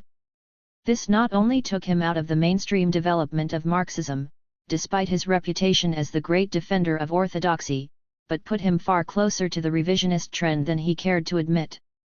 There were times when he seemed to accept the methodological principles so anathema to Marx, one basis for science and another for life. This came out most clearly in his case against the concept of ethical socialism. He asserted that the ethics was actually the weakest point of Kantian philosophy and was alien to the revolutionary process, for its socio-historical tendency was one of toning down contradictions, of reconciling antagonisms, not of overcoming them through struggle. He argued too against its shifting of the theoretical basis for socialism from science to ethics, from inevitability to desirability, from determinism to voluntarism. But his arguments lost all their force when he conceded all essential ground to them by accepting an underlying dualism of fact and value, science and ethics, determinism and freedom. The argument of his major work on this subject, Ethik und materialistische Geschichtsauffassung, was extremely contradictory. On the one hand, he seemed to be going for a monistic solution, subsuming the socio-historical world into the framework of biological evolution, and subsuming ethics within the system of causal determinism, going so far in this as to effectively reduce moral choice to natural instinct. 32 On the other hand, as the pages went on, he spoke of the inadequacy of scientific explanation and invoked the moral ideal as vital to the struggle for socialism. Here ethics was set in a realm quite outside the sphere of science, assuming human freedom beyond the reach of natural necessity, and endorsed as having its essential place in the life of social democracy. As he put it, even social democracy, as the organization of the proletariat in its class struggle, cannot do without the ethical ideal, without ethical indignation against exploitation and class rule. But this ideal has nothing to do with scientific socialism, which is the scientific study of the laws of evolution and the motion of the social organism. It is, of course, true that in socialism the investigator is always both a militant and a man, who cannot artificially be cut into two parts having nothing to do with each other. Even in a Marx the influence of a moral ideal sometimes breaks through in his scientific research. But he rightly sought to avoid this as far as possible. For in science the moral ideal is a source of errors. Science is always only concerned with the knowledge of the necessary. 33. It becomes obvious just how thoroughly Kautsky misunderstood Marx and how fundamental was his divergence from the path staked out by the founders of Marxism. Monism was of the very essence of Marxism. Despite the fact that Bernstein and Kautsky both still adhered to certain Marxist tenets, when it came to underlying patterns of reasoning, the dispute was conducted at times on basically non-Marxist terrain. Both failed to grasp the significance of the Marxist commitment to unity of method, to understand the degree to which Marx and Engels strove to break through all forms of dualism, between nature and history, between fact and value, between science and ethics, between determinism and freedom. Marrying. Bernstein and Kautsky were not alone in this failure of understanding. Some of Bernstein's other critics were inclined to concede the same ground to him as did Kautsky. Others also brought back the sharp, impassable dividing lines between nature and history reflected in the tendency to separate the philosophy of nature from social theory. Another pillar of orthodoxy, biographer of Marx and party leader, Franz Mehring, was another who took this path. Mehring articulated the dichotomy in no uncertain terms. Historical materialism is a self-contained theory, designed for the cognition of the historical development of human society, a theory that draws its power from itself alone and allows itself to be amalgamated with the methods of natural science just as little as it raises natural scientific claims for itself. 34. He seems to have grasped not at all the most basic presuppositions with which Marx and Engels proceeded in the philosophical sphere, for he projected his own views back onto them, flying in the face of all they had to say of themselves in philosophical terms. Marx and Engels always retained Feuerbach's philosophical standpoint, although they broadened and deepened materialism by applying it to the sphere of history. They were frankly just as much mechanical materialists in the field of natural science as they were historical materialists in that of social science. 35. It is hard to know how this could be seriously maintained after the publication of Marx's theses on Feuerbach and Engels's Ludwig Feuerbach and the end of classical German philosophy and so many other writings that contradicted this so very obviously. The irony of it was that these assertions came from a man who described himself as, more than anyone else, having concerned himself with the philosophical origins of Marxism. Mehring seemed to have rigidly dichotomized Marxism into two parts having nothing to do with one another and to have taken a somewhat flippant attitude to the philosophical part. At times he even bordered on repudiating it, making random anti-philosophical remarks of a somewhat Philistine nature. In Neue Zeit he wrote that the rejection of all philosophical fantasies was the precondition of the master's immortal achievements. 36. Austro-Marxism. Mehring's way of looking at things was not confined to the German party. There was the Austrian party as well. By 1907, the Austrian Social Democratic Party had become the largest party in parliament. Like the German SPD, it had become a mass party with a complex network of organizational forms. One could join a socialist glee club or take part in socialist Friends of Nature excursions. There was work for socialist singers and actors and folk dancers. James Joll points to those who, like Joseph Buttinger, could reminisce that it was from the workers' cooperative that he bought his first toothbrush and from the workers' library that he borrowed his first book. 37.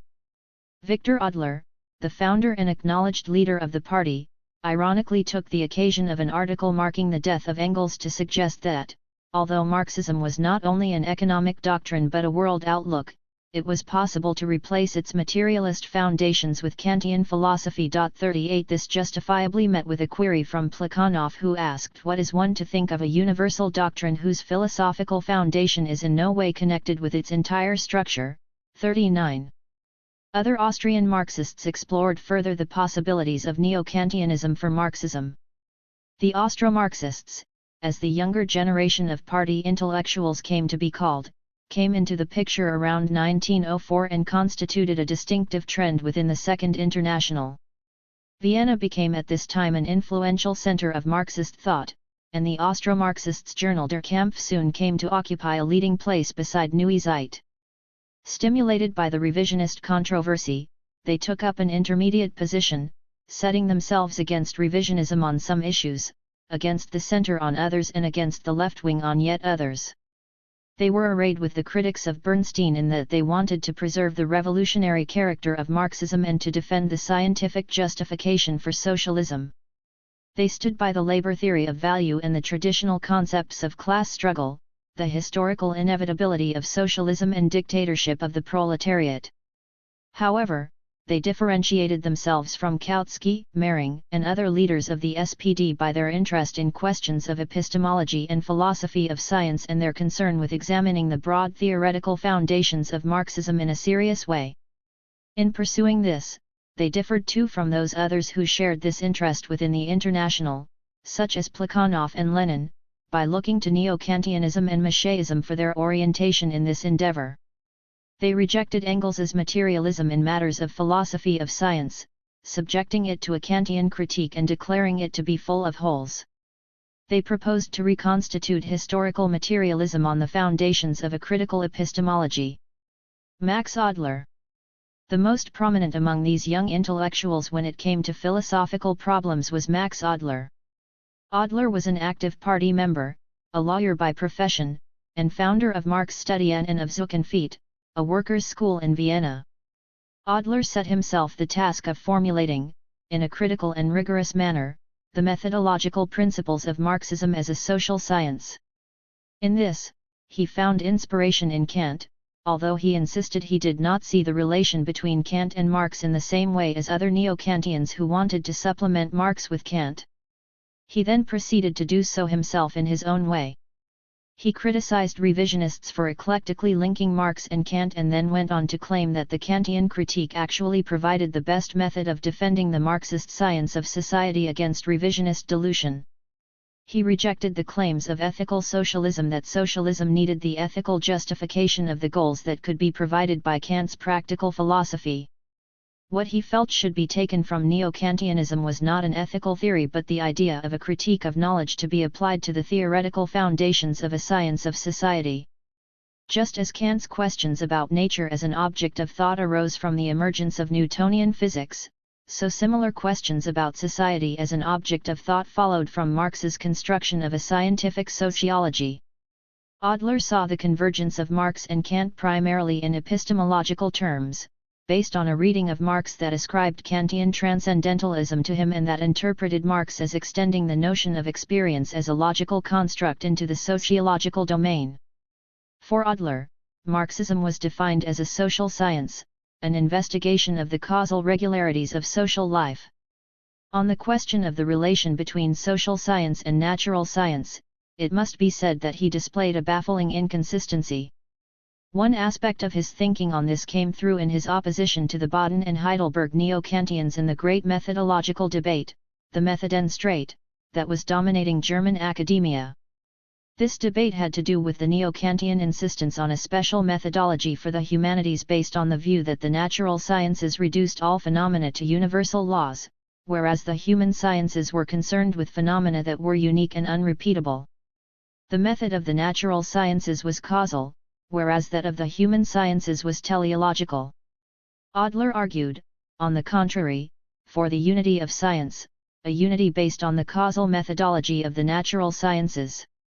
He believed there needed to be a rapprochement between the natural sciences and the social sciences that would allow them to be brought together within one framework. It was, he said, the entry of Marxism into the history of thought that made such a prospect viable. It was the Marxist concept of society that prepared the way for that new attitude of scientific thought according to which human processes can be conceived in the same manner as natural processes. 40 Expanding on this theme, Adler continued. Hence it is Marx's concept of sociation with its more precise content which makes it possible, for the first time, to overcome the division between nature and society which has been developed in modern thought, and to bring them together in a single scientific conceptual scheme. Nature and society now comprise the causal regularity of events as a whole. 41. So, with Marx, it became possible for the first time, to extend the realm of science and to put social science logically on the same footing as natural science. 42. However, on another occasion he contradicted this, asserting that by its logical character, natural science is stationary, but social science, by its character, is revolutionary. 43. Going even further, he announced that social science cannot be tackled with natural science methods and that Marxism rejected the natural scientific view of social phenomena and substituted it for a historical conception. 44. Adler did add, however, that its rejection of the methodology of natural science did not mean a rejection of causality. He did adhere to an emphasis on causality with some consistency, but not even an equivocal use of the term natural science is enough to explain away the overall inconsistency of his views on the relation between natural science and social science. When it came down to it, Adler was a dualist. In the last analysis, nature and history were separate and discrete spheres that could not be bound together within a single system of causal determinism, whatever gestures he made in this direction. The same pattern forced its way through in his discussions of the relation of science to ethics that was so topical then. In his critique of ethical socialism, he sought to integrate ethics into his concept of social science, to show its place in the system of causal determinism. Morality and valuation were explained as immanent causal factors of human history. Only when objective historical conditions were ripe for it could moral will become historically causal on any significant scale. In socialism, historical inevitability coincided with moral value. Adler opposed the reduction of Sen to Solon on the part of Bernstein and the reduction of Solon to Sen by Kautsky.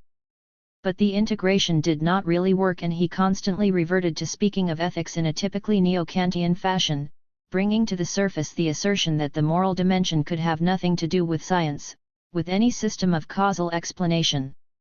No scientific analysis could yield values.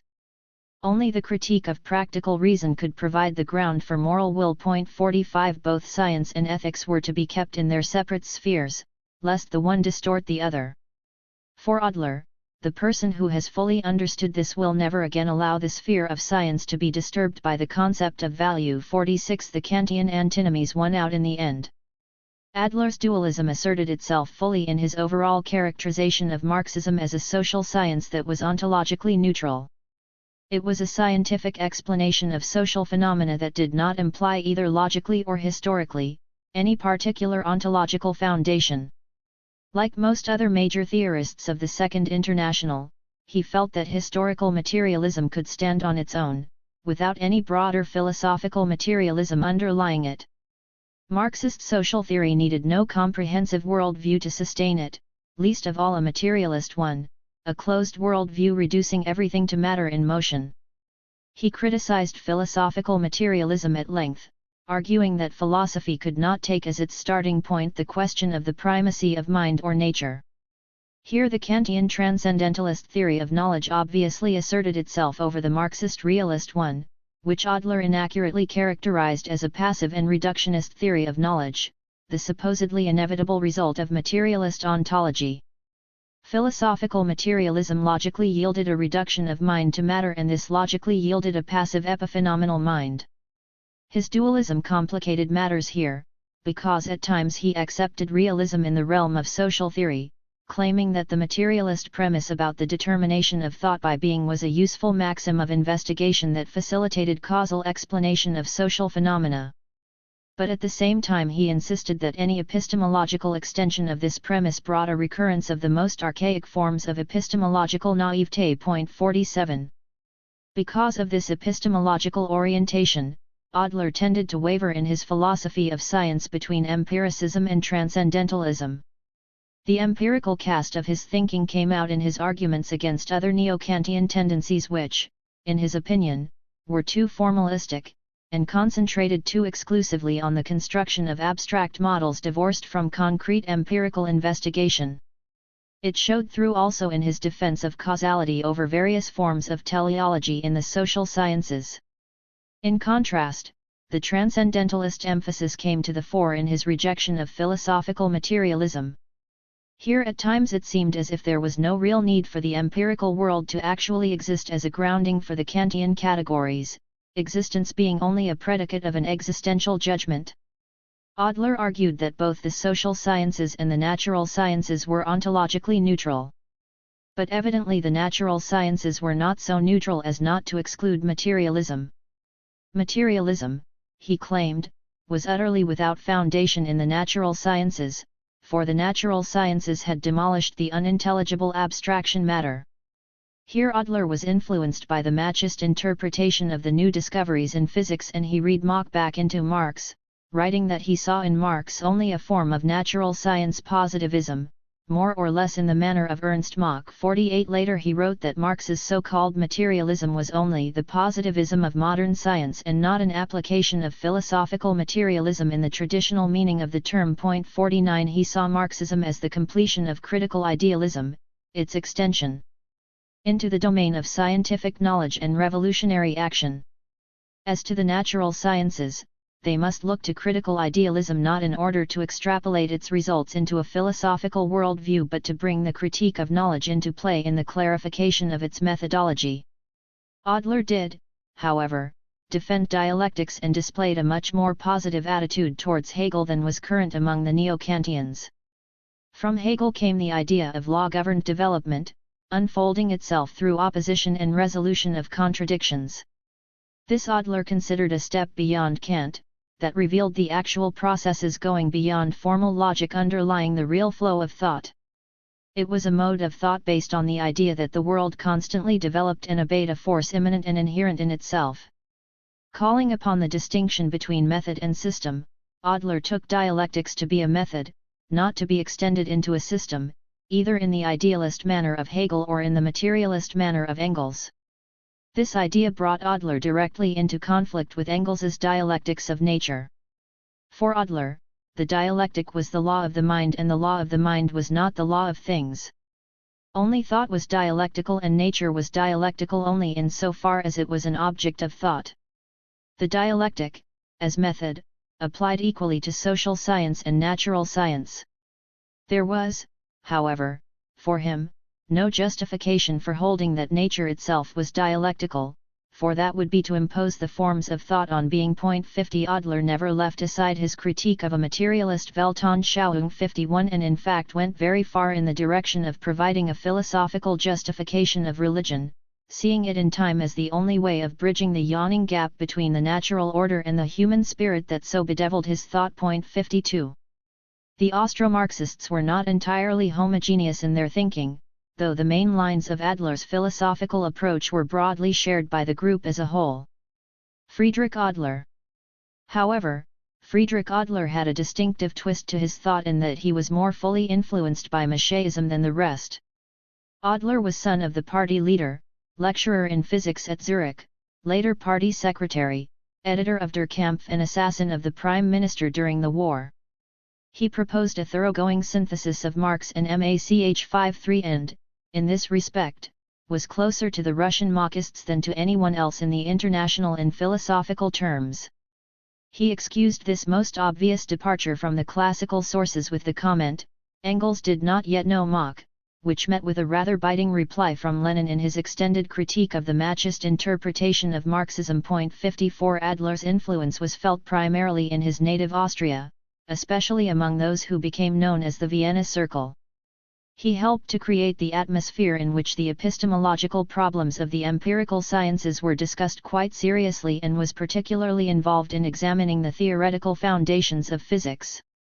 His analysis of all these problems was consistently in the tradition of Mach.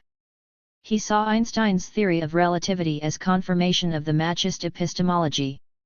Bauer. Otto Bauer, a founder and editor of Der Kampf, at one time a government minister and best known for his work on nationalities, agreed that historical materialism did not imply any particular ontology, and spoke of the importance of the Kantian critique of pure reason as the one solid barrier that would protect the working class against the sort of skepticism that would transform knowledge into deceptive appearance and moral action into the play of blind chance. But he opposed those who argued that an ethical justification for socialism was to be found in the critique of practical reason, recommending that those who wished to know what moral ideas could provide the driving force of class struggle should study, not Kant, but the proletariat. But even on this, he was more Kantian than he realized, and proceeded to discuss ethics in a typically neo-Kantian fashion, holding that no moral clues could be derived from historical necessity. This opinion, expressed in the midst of an ongoing debate with Kautsky in the pages of Neue Zeit 55, met with a counter-statement by Kautsky that neither could any moral clues be derived from the categorical imperative. As the years went on, however, Bauer changed his mind about neo-Kantianism. Inclined to interpret philosophical movements in relation to social ones, he explained that just as Calvinism had responded to the needs of the bourgeoisie in the early stages of capitalist accumulation and Darwinism reflected the laws of capitalist competition, so neo-Kantianism was a manifestation of new needs on the part of the bourgeoisie. It was the expression of philosophical reaction following upon the defeat of liberalism and the bourgeoisie's abandonment of the militant materialism of its youth. Its fusion with Marxism corresponded to their need to win over the working class by eliminating the revolutionary character of its socialist ideology. Bauer criticized Max Adler, in retrospect, for never cutting the umbilical cord that tied his thought to the ideology of the bourgeoisie and for failing to recognize the social roots of Kant's philosophy in the bourgeois individualist 18th century. 56. Hilferding. Like so many of the other major theorists of the Second International, the Austro-Marxists, despite all of their constructive efforts, seemed to be reverting to pre-Marxist modes of thought, rather than superseding Marxism with a more progressive theory. The Kantian dualism came into all their work, even when not dealing specifically with philosophical questions. Thus Rudolf Hilferding, who devoted himself to economics and the analysis of imperialism, wrote in his preface to his study of finance capital. It has been said that politics is a normative doctrine ultimately determined by value judgments. Since value judgments do not belong within the sphere of science, the discussion of politics falls outside the limits of scientific treatment. Clearly, it is not possible here to go into the epistemological debate about the relation between a science of norms and the science of laws, between teleology and causality. A politics is scientific when it describes causal connections. Marxist politics is exempt from value judgments. It is therefore incorrect to identify Marxism and socialism. Considered logically, as a scientific system alone, apart, that is, from the viewpoint of its historical effectivity, Marxism is only a theory of the laws of motion of society. To recognize the validity of Marxism is by no means a task for value judgments, let alone a pointer to a practical line of conduct. Point 57. And so on all questions, the dichotomies set the tone and paved the way for the conclusions, making their position a very disjointed and unintegrated one, however praiseworthy their efforts to make it otherwise. The gap between science and ethics, between nature and history, between knowledge of the world and the struggle to transform it, was always there, unable to be bridged. It was not enough to want to bind the diverse spheres together. It was necessary to adhere to a viable and consistent methodology to make it possible, and in this they failed, despite the sincerity of their intentions and the seriousness and sophistication of their efforts. The same may be said of other major theorists of the Second International, outside of Germany and Austria, who participated in these great debates.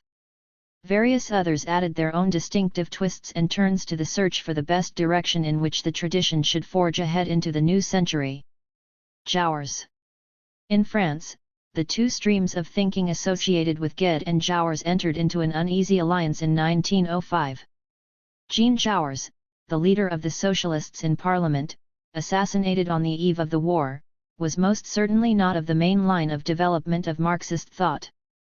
Despite his professions of orthodoxy, described by Hooke as Pickwickian, 58 Jouers was openly critical of Marx and Engels.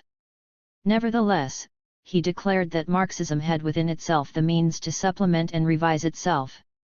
Politically, Jouers was a conciliator, accused by the orthodox of being a backslider, of being all things to all men, of glossing over differences, of blunting the edge of class struggle through generalized moralizing. Hooke, more kindly, interprets him as a socialist humanist more anxious to find a basis for common faith and action in a political opponent than a disguised class enemy in a critical party comrade. 59 There was in fact more at stake. He was in any case far more inclined to appeal to universal human values than to proletarian class interests. Even Jouers, however, queried Bernstein's opinion that class divisions were becoming more fluid. There were still the haves and the have-nots. In the debate between Bernstein and Kautsky, he stood in the middle. He saw socialism primarily in ethical terms, putting ideas of justice at the very center of the picture. To him, socialism was the realization of all human values to which humanity had aspired over the ages. Nothing that the human spirit had ever created would be lost. The working class was building elements of socialism within the capitalist framework, and from this effort would come the unity of politics and morality, revolution and evolution, materialism and idealism. Although a professional philosopher, it was not to Marxism that Jouers looked for his philosophy. He resisted any effort to interpret Marxism as implying an answer to the basic philosophical questions. To these questions he had his own answers, and they were very different from those of Marx and Engels. He opposed any attempts to commit the party to any particular ontology and wrote to Briand about a proposed resolution, Renaudel wants the party to declare itself materialist and anti-clerical. It is absurd. We are not metaphysicians. I will never abandon my freedom of thought. 60 His own thought in this area was influenced by Neo-Kantianism, though he parted ways with the Neo-Kantians by engaging in metaphysical system building over and above the Kantian critique. Jouers' system was a kind of evolutionary pantheism, described by Kolakowski as an attempt to reconcile almost every conflicting metaphysical standpoint and to show that all of them are basically right, but each is incomplete in the light of his universal theory of being. 61 In the general trend of the universe towards an absolute and final unity, all antitheses were overcome, all being turned towards perfect being. All history moved towards final harmony. In this scheme, there could be no conflict between what is and what ought to be, for the course of nature and the rules of morality were derived from the same source and were heading towards the same goal. It was an idealist monism in the manner of Hegel, dealing with all that was out of bounds for the Kantians. Jouwers spoke favorably of the dialectic as a theory of natural evolution through which one social formation engenders another through the process of internal contradiction, and he criticized Bernstein for putting it aside. Nevertheless, he often seemed closer to Bernstein here in assuming an evolutionary and unilinear progress in which development took place in a cumulative and continuous way. His rejection of materialism was quite definite. He explained that he could not accept the idea that the ultimate explanation of the universe could be found in matter. For Jouwers, it could be nothing less than the absolute. 62 Although the influence of Jouwer's political ideas may have been considerable, in his philosophical efforts he was not much influenced by Marxism, nor did he much influence it. Lafargue. The French thinker closest to the orthodox wing of the SPD was Paul Lafargue, son-in-law of Marx, a doctor by profession, participant in the Paris Commune, and co-founder along with Gued of the French Socialist Party. He set himself firmly against all forms of political and philosophical revisionism and devoted himself to answering whatever manifestations of these made their way into the French scene. He interpreted the philosophical developments in a political context. At the beginning of the 19th century, our bourgeoisie, having completed its task of revolutionary destruction, began to repudiate its Voltairean and free-thinking philosophy. Catholicism, which the master decorator Chateaubriand painted in romantic colors, was restored to fashion, and Sebastian Mercier imported the idealism of Kant in order to give the coup de grâce to the materialism of the encyclopedists, the propagandists of which had been guillotined by Robespierre. At the end of the 19th century, which will go down in history as the bourgeois century, the intellectuals attempted to crush the materialism of Marx and Engels beneath the philosophy of Kant. The reactionary movement started in Germany. Bernstein, and the other disciples of Dühring, were reforming Marxism in Zurich. It is to be expected that Jouwers, Fournier, and our intellectuals will also treat us to Kant as soon as they have mastered his terminology. 63. Lafargue wished to carry forward the tradition of Marx and Engels amidst all this, but it must be said that he did not really understand fully the nature of the new stage in philosophical development represented by their thought. He was far more interested in the natural sciences and more serious about the philosophy of science than were most of his contemporaries, but in pursuing this interest he tended to revert to the old materialism of the French Enlightenment rather than develop the new materialism of Marx and Engels. His scheme of things was highly simplified and amounted really to an elementary and popularized sensationalism. Jourovsky characterizes his views as a startling union of mechanistic materialism with Cartesian rationalism. 64 This indeed came through in his discussion of the relation between science and ethics, motivated by his desire to answer Jouwers's contention that ideas of justice, rather than scientific ideas, provided the theoretical basis for socialism. Lafargue wished to overcome the radical disjunction between scientific and ethical justifications for socialism and sought to do this by means of a sweeping reduction of all ideas, scientific and ethical, to sensations. Both were ultimately empirical in character, based on the physiological functioning of the human brain that transformed sensations into ideas as a dynamo transformed motion into electricity. In the course of this reasoning, Lafargue engaged in a rather idiosyncratic defense of innate ideas in empiricist terms. According to this, ideas became hereditary through certain molecular arrangements of the human brain transmitted genetically, a rather extreme form of the then widespread belief in the inheritance of acquired characteristics. 65. But the synthesis did not really work, for it was based on a reductionism that left too much out of account.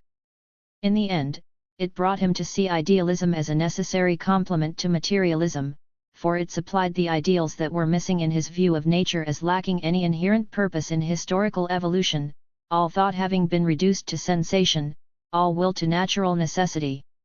His materialism was a rather crude sort in his view.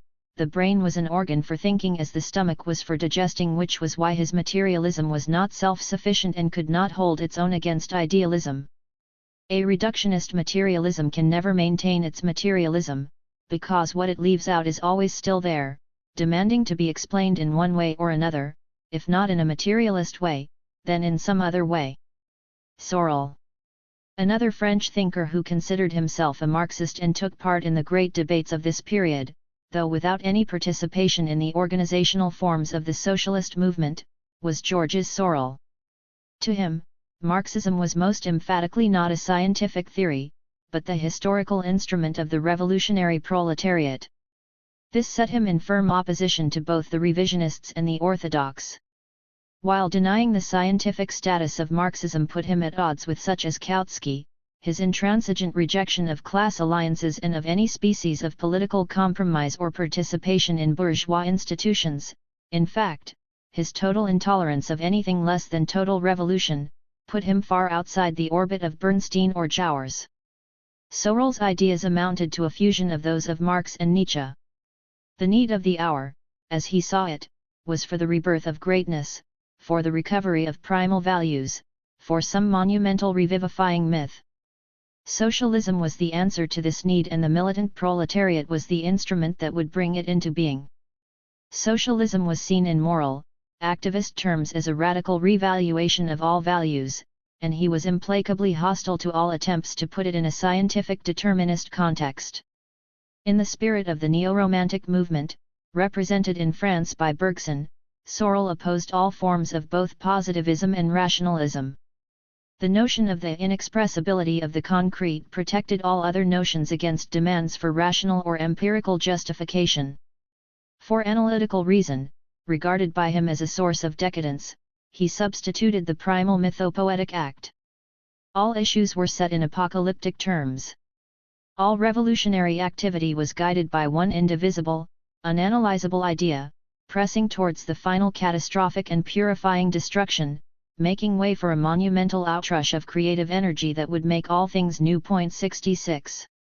Addressing himself to questions of the philosophy of science, Sorel took cognizance of the atmosphere of epistemological crisis and articulated an extreme position against all forms of epistemological realism. His theory of knowledge was an activist, intuitionist, pragmatist one. According to his interpretation of scientific method, scientists were not discovering laws of nature, but simply manufacturing models. Indeed, there were no laws of nature for them to discover. Sorel believed that there was no sign of determinism of any sort operating in the world. Hazard, blind chance, waste, and entropy prevailed in the world of nature. Science was a sort of rule of thumb intervention in this world, seeking to establish regions of determinism in a radically indeterministic universe. In this he was influenced to see mankind as struggling hopelessly to create islands of disentropy in a malevolent entropic universe by the most pessimistic conclusions that were being drawn at this time from the second law of thermodynamics. 67. Obviously there was no idea of progress here. Nevertheless, it was not for the proletariat to be concerned about such things. Sorel said of himself that he never tired of urging the workers to avoid being drawn into the rut of bourgeois science and philosophy. 68. Theirs was to destroy and to create. It was the colossal effort that mattered rather than what could be achieved. It was the heroic energy of the struggle that was more important than anything that could be won. These ideas obviously took Sorel far from any effective influence on the main line of development of Marxist thought, but they did strike a chord with the adherents of Italian fascism in the 1920s and with certain sections of the New Left in the 1960s. Labriola. A critic of Sorel who was much more influential within the International was Antonio Labriola. Although he stood aside at the formation of the Italian Socialist Party and was not a political activist, he nevertheless played a preeminent and crucial role in bringing Marxism into Italy. He was generally categorized as orthodox, although he was an original thinker and an unorthodox one in some respects. He did join in the criticism of revisionism, accusing Bernstein of having thrown in his lot with the liberal bourgeoisie and of abandoning socialism because the expected changes did not immediately come. There were, however, in his approach, hints of something akin to Bernstein's evolutionary socialism, in that he believed that new social forms could be grafted by degrees onto existing institutions. His critique of revisionism also took issue with those who he thought were depriving historical materialism of its philosophical foundations and leaving it suspended in midair. Labriola was a professor of philosophy and was one of the most prominent theoreticians in the International when it came to discussing the philosophical foundations of Marxism. He disapproved of the prevailing neo-Kantianism as a regression, Kant having been superseded by Hegel. However, he displayed an extreme distrust of metaphysical system building, as well as of the positivist reaction it bred. By way of an alternative, he steered a historicist path, a line of development to be continued among later generations of Italian Marxists. He was the first major proponent of the trend interpreting Marxism as the philosophy of praxis. His starting point was human historical practice, pursued in such a way as to imply rejection of epistemological realism. The cognitive process was seen as a historical and pragmatic one, rooted in the labor process, to be tested according to its functional success in human situations, and not as a discovery of truth already there to be discovered. Knowledge was not a matter of penetrating the secrets of nature, but of articulating human behavioral situations. All ideas, whether in science or philosophy or in any other field, were to be evaluated in functional terms, as human historical activity that could not be judged by its correspondence to anything outside itself. With praxis as his point of departure, he treated science itself as labor. Such a historicist approach, grounded in social labor as constitutive of the human historical world, he proposed as undercutting all dualisms.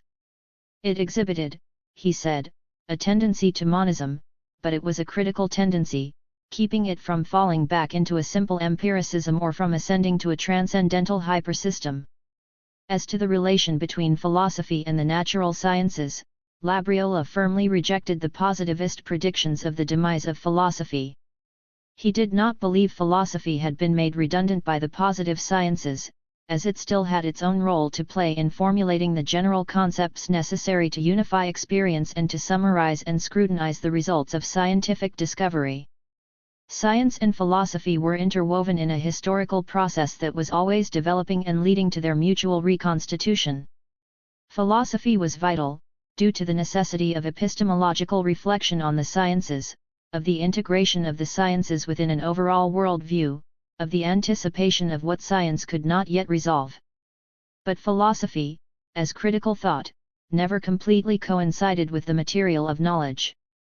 Labriola at times seemed to see the fusion of science and philosophy as an ideal to be approximated but never fully achieved. At other times, however, he seemed doubtful of it, even as an ideal, casting a somewhat scornful eye on efforts in this direction, castigating the mania of many to bring within the scope of socialism all the rest of science which is at their disposal. 69. In his discussion of dialectics, Labriola warned that dialectics was neither an instrument of research nor a method of proof. It was a comprehensive formula, valid, indeed, but post factum 70 it was a rhythmic movement of understanding that strove to capture the general outline of reality in the making. It was vital for the mental faculty to remain fresh and alive and not to fall into a priori diagrammatic patterns. Labriola not only criticized other trends in the international movement, but addressed himself to other trends in Italian Marxism. On the one side, he took exception to the views of his student Benedetto Croce, who at one time considered himself a Marxist, although even then he was a sort of crypto-Marxist. Most theoreticians of the International who referred to Croce classified him as a straightforward critic of Marxism, as they tended to do with Sorel as well. Croce represented an extreme neo-idealist reaction against positivism that went so far as to deny all cognitive value to the natural sciences. While Labriola had no time for such a regressive rejection of science, he also distanced himself from those he felt had been swept off their feet by the science of the time. He particularly criticized Enrico Fermi for subsuming the materialist understanding of history in the general theory of evolution and for attempting to place historical materialism under the protection of the philosophy of Comte or Spencer. Labriola believed that Fermi had lost himself in Darwinism and failed to emphasize the distinctiveness of Marxism in relation to it. Labriola stressed the continuity of human history in relation to natural history, but insisted that the social could not be reduced to the natural. If anything, Labriola was inclined to veer in the opposite direction, being, in Timpanaro's view, a too impatient adversary of vulgar materialism. 71. The political debate over revisionism in Italy took the form of opposition between the integralists, a centrist trend in the Italian party led by Fermi, who was editor of Avanti, and the reformists who took up positions similar to Bernstein's. Polish Marxism. Poland was another center of debate. The major theoreticians there were highly unorthodox and somewhat on the periphery of the international debate. Partly owing to the linguistic barrier, their ideas were not very well known in other sections of the international, and their main influence has been exerted on subsequent generations of Polish Marxists. Even today, their major works are not in translation and they are barely known outside of Poland. This is true of many Polish works, which is unfortunate, because of the particularly high level of Polish logic and philosophy of science over decades. Krivitsky. Ludwik Krivitsky was a founder of the first Marxist group in Poland. This group was in touch with the first Socialist Party in Poland, an underground organization known as the Proletariat that soon broke up under the weight of the political persecution of Russian Poland. Later Krivitsky was associated with the Union of Polish Workers, but when the socialist movement split into two camps, the PPS and the STKPL, Krivitsky joined neither. He did, however, contribute to the journals of the PPS from time to time. As the years went on, his revolutionism was toned down considerably, and he began to take a more evolutionary approach to socialism, emphasizing the possibilities for the rationalization and democratization of the capitalist system. Philosophically, Krivitsky believed that historical materialism could stand on its own with no need for any particular ontological foundation. His own orientation showed the influence of Neo-Kantianism and Machiaism. In epistemology, he was essentially a phenomenalist, believing that man apprehended the world in his own human fashion, making distinctions and categories that were instruments of prediction, but not reflections of objective reality. For him there were no laws of nature independent of human perception. Men imposed laws on nature and the whole scheme of evolution was simply a construction of the human mind. Krivitsky was in fact hostile to Darwinism and particularly critical of the strain of Polish rationalism built on the theory of evolution. His own scheme was essentially a back-to-nature idealization of primitive communism that involved an extreme hostility to industrialization. There was in his thinking a great nostalgia for lost innocence and a belief that with the growth of urban civilization human creativity inevitably became drowned in a sea of mediocrity. His version of historical materialism was a much watered-down one, amounting really to a multifactorial analysis, with nothing left of Marxism but a vague reminder to take production relations into account when analyzing historical processes. 72. Evaluating his role, Kolakowski takes the view that Krivitsky's eclectic approach was the reason why Polish Marxism failed to take on orthodox forms and tended to dissolve into a general rationalist or historicist trend. From the Marxist point of view, he was not so much a battering ram as a Trojan horse. 73. Brzozowski. An even more unorthodox Polish thinker of this period was Stanislaw Brzozowski, a provocative and explosive writer. Inclined to react violently and take up extreme positions, Brzozowski was at odds with all the political forces of his day. He died of consumption at the age of 33 and spent his last years under the shadow of suspicion arising out of the Brzozowski affair, his name having appeared on a list of Okhrana agents, Tsarist secret police, under circumstances that are still unclear. He was one of the first to draw a sharp dividing line between Marx and Engels and to interpret Marxism in a historicist fashion as a philosophy of praxis. He thought more highly of Labriola and Sorel than of any of his other contemporaries. As for the rest, they were distracting attention from the original impulse of Marx's thought and had been led astray by Engels's diametrically opposite point of view. What Brzozowski objected to in Engels was his linking of human history to biological evolution and the idea that history was subject to natural laws.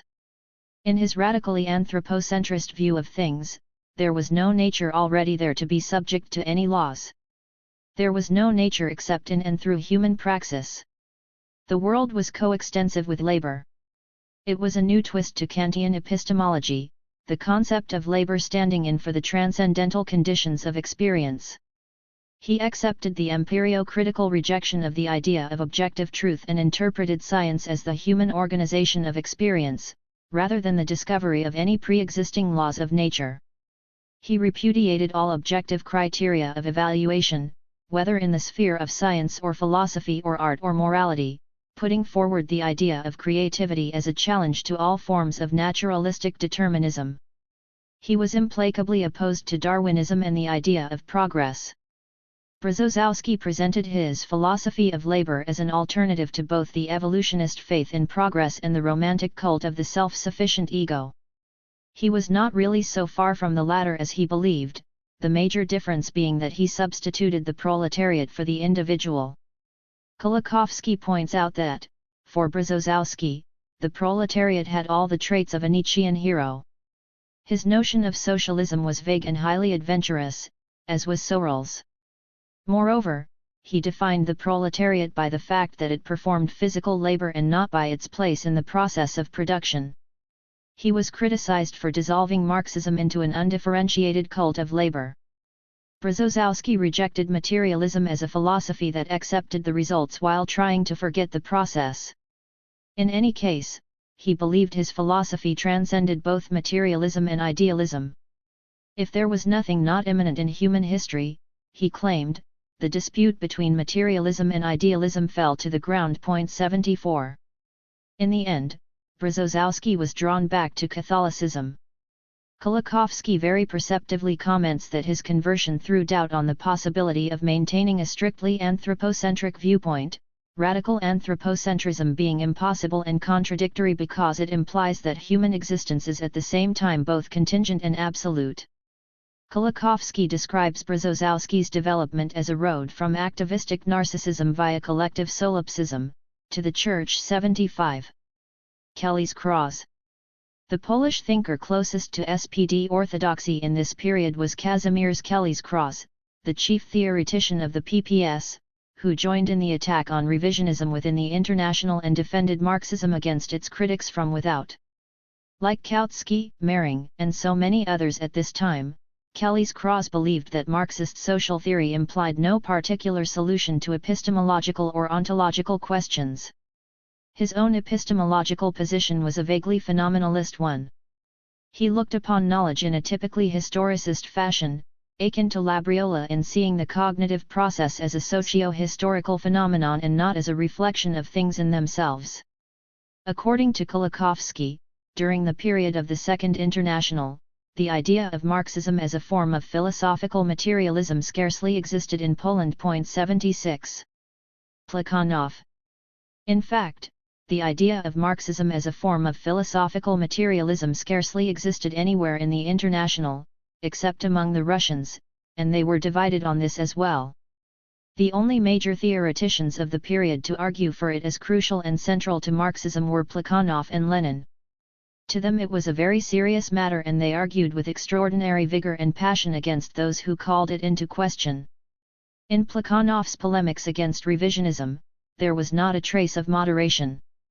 To him, Bernstein was not a comrade of mistaken views, as he was to most German social democrats. He was an apostate, a traitor, an out-and-out enemy. He considered all those like Bernstein and Schmidt who sought to undermine the philosophical foundations of Marxism to be stalking horses for the class enemy. They represented a rapprochement with the advanced sections of the bourgeoisie and they were befogging the class consciousness of the workers. 77. The bourgeoisie are now rejoicing, he said. 78. Against them all, he proclaimed all-out war.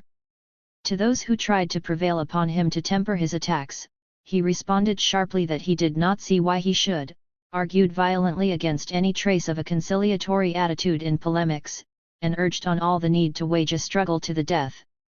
He called for the expulsion of revisionists from the party and was dissatisfied with the resolutions against revisionism passed at congresses of the SPD and of the International.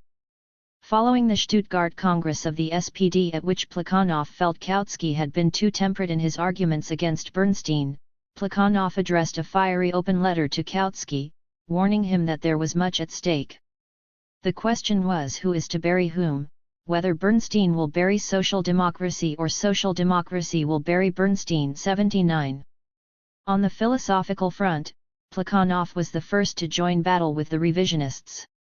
He persuaded Kautsky to publish a series of articles against them in Neue Zeit in 1898. Even after Kautsky's plea for moderation and his pruning of the articles, they were still violently abusive in tone, and Kautsky finally decided to curtail the discussion before the last of them had appeared. Plekhanov took Kautsky to task for his underestimation of the role of philosophy, insisting with regard to Neue Zeit, it is essential to force the readers to interest themselves in philosophy, it is the science of sciences. 80. He was extremely disturbed by Kautsky's reluctance to cross swords over philosophy and insisted that this struggle was not only not superfluous but was obligatory. Plekhanov analyzed the Neo-Kantian revival as a reaction against materialism rooted in the psychology of the bourgeoisie of that epoch. They were inclined to resurrect Kant's philosophy as a bulwark against materialism, because they were alarmed by the appearance of the revolutionary proletariat on the scene of world history. The critical philosophy, for Plekhanov, was closely linked up with the class struggle. Its purpose was to lull the proletariat into quietude. 81. Everything about it made it a perfectly suited instrument for this task. Kantianism is not a philosophy of struggle, or a philosophy of action. It is a philosophy of half-hearted people, a philosophy of compromise. 82. The Neo-Kantian anti-Hegelianism represented the Philistine displeasure at the idea of dialectics, its fear of major upheavals. Its ethics supported the individualistic bias of the bourgeoisie against the proletarian realization of the social basis of moral values. Its inherent dualism tore asunder the living tie between thinking and being and thus inclined its adherents to lose their bearings. Its agnosticism opened the door again to religion and held science at bay. Plekhanov believed that Neo-Kantianism represented, not only a deep decline in philosophical thinking, but a threat to science. Much of it was directed to undermining confidence in scientific knowledge and to finding a place again for God, and it was becoming an obstacle to further scientific development. As Plekhanov put it, the philosophy of Kant, for me, signifies nothing else but an armistice between the discoveries of natural science and the ancient religious tradition. 83. Against this, Plekhanov came to the defense of the scientific materialist world outlook and condemned the indifference towards philosophical materialism prevailing in the International. He put particular stress on the monist character of Marxist thought and argued forcefully against all forms of dualism, eclecticism, multifactorial analysis, against anything which severed the wholeness of Marxism. He emphasized the inextricable unity of dialectical materialism and historical materialism. Marxism was an integral world outlook and dialectical materialism was the necessary theoretical foundation for socialism. With no equivocation, he parted ways with those he considered to have been only temporary Marxists, stating very definitely, one cannot be a Marxist yet reject the philosophical basis of Marxism. 84. Lenin agreed with Plekhanov's views and he praised Plekhanov as the only Marxist to criticize the incredible platitudes of the revisionists from the standpoint of consistent dialectical materialism. 85. To shed further light on the historical roots of revisionism, Lenin analyzed it in terms of the theoretical victory of Marxism against all opposing points of view within the labor movement. The Second International, from the outset, and almost without a struggle, adopted the Marxist viewpoint in all essentials. But after Marxism had ousted all the more or less integral doctrines hostile to it, the tendencies that expressed themselves in those doctrines began to seek other channels. The forms and causes of this struggle changed, but the struggle continued. And the second half-century of the existence of Marxism began, in the 90s, with the struggle of a trend hostile to Marxism within Marxism itself. 86. The historical triumph of Marxism had been so thoroughgoing that it had compelled its contenders to struggle against it, no longer on their own independent ground, but on the ground of Marxism itself. Indeed, in passing over into revisionism, those embodying essentially hostile trends came to represent themselves as Marxists. As Lenin saw it, non-Marxist trends were gaining hold in the labor movement because small producers were being forced into the ranks of the proletariat without having lost the attitudes typical of the petty bourgeoisie. The transitory, unstable, and ambiguous status of such social groups made them inclined to accept half-hearted and eclectic views and to tolerate contradictory principles and attitudes.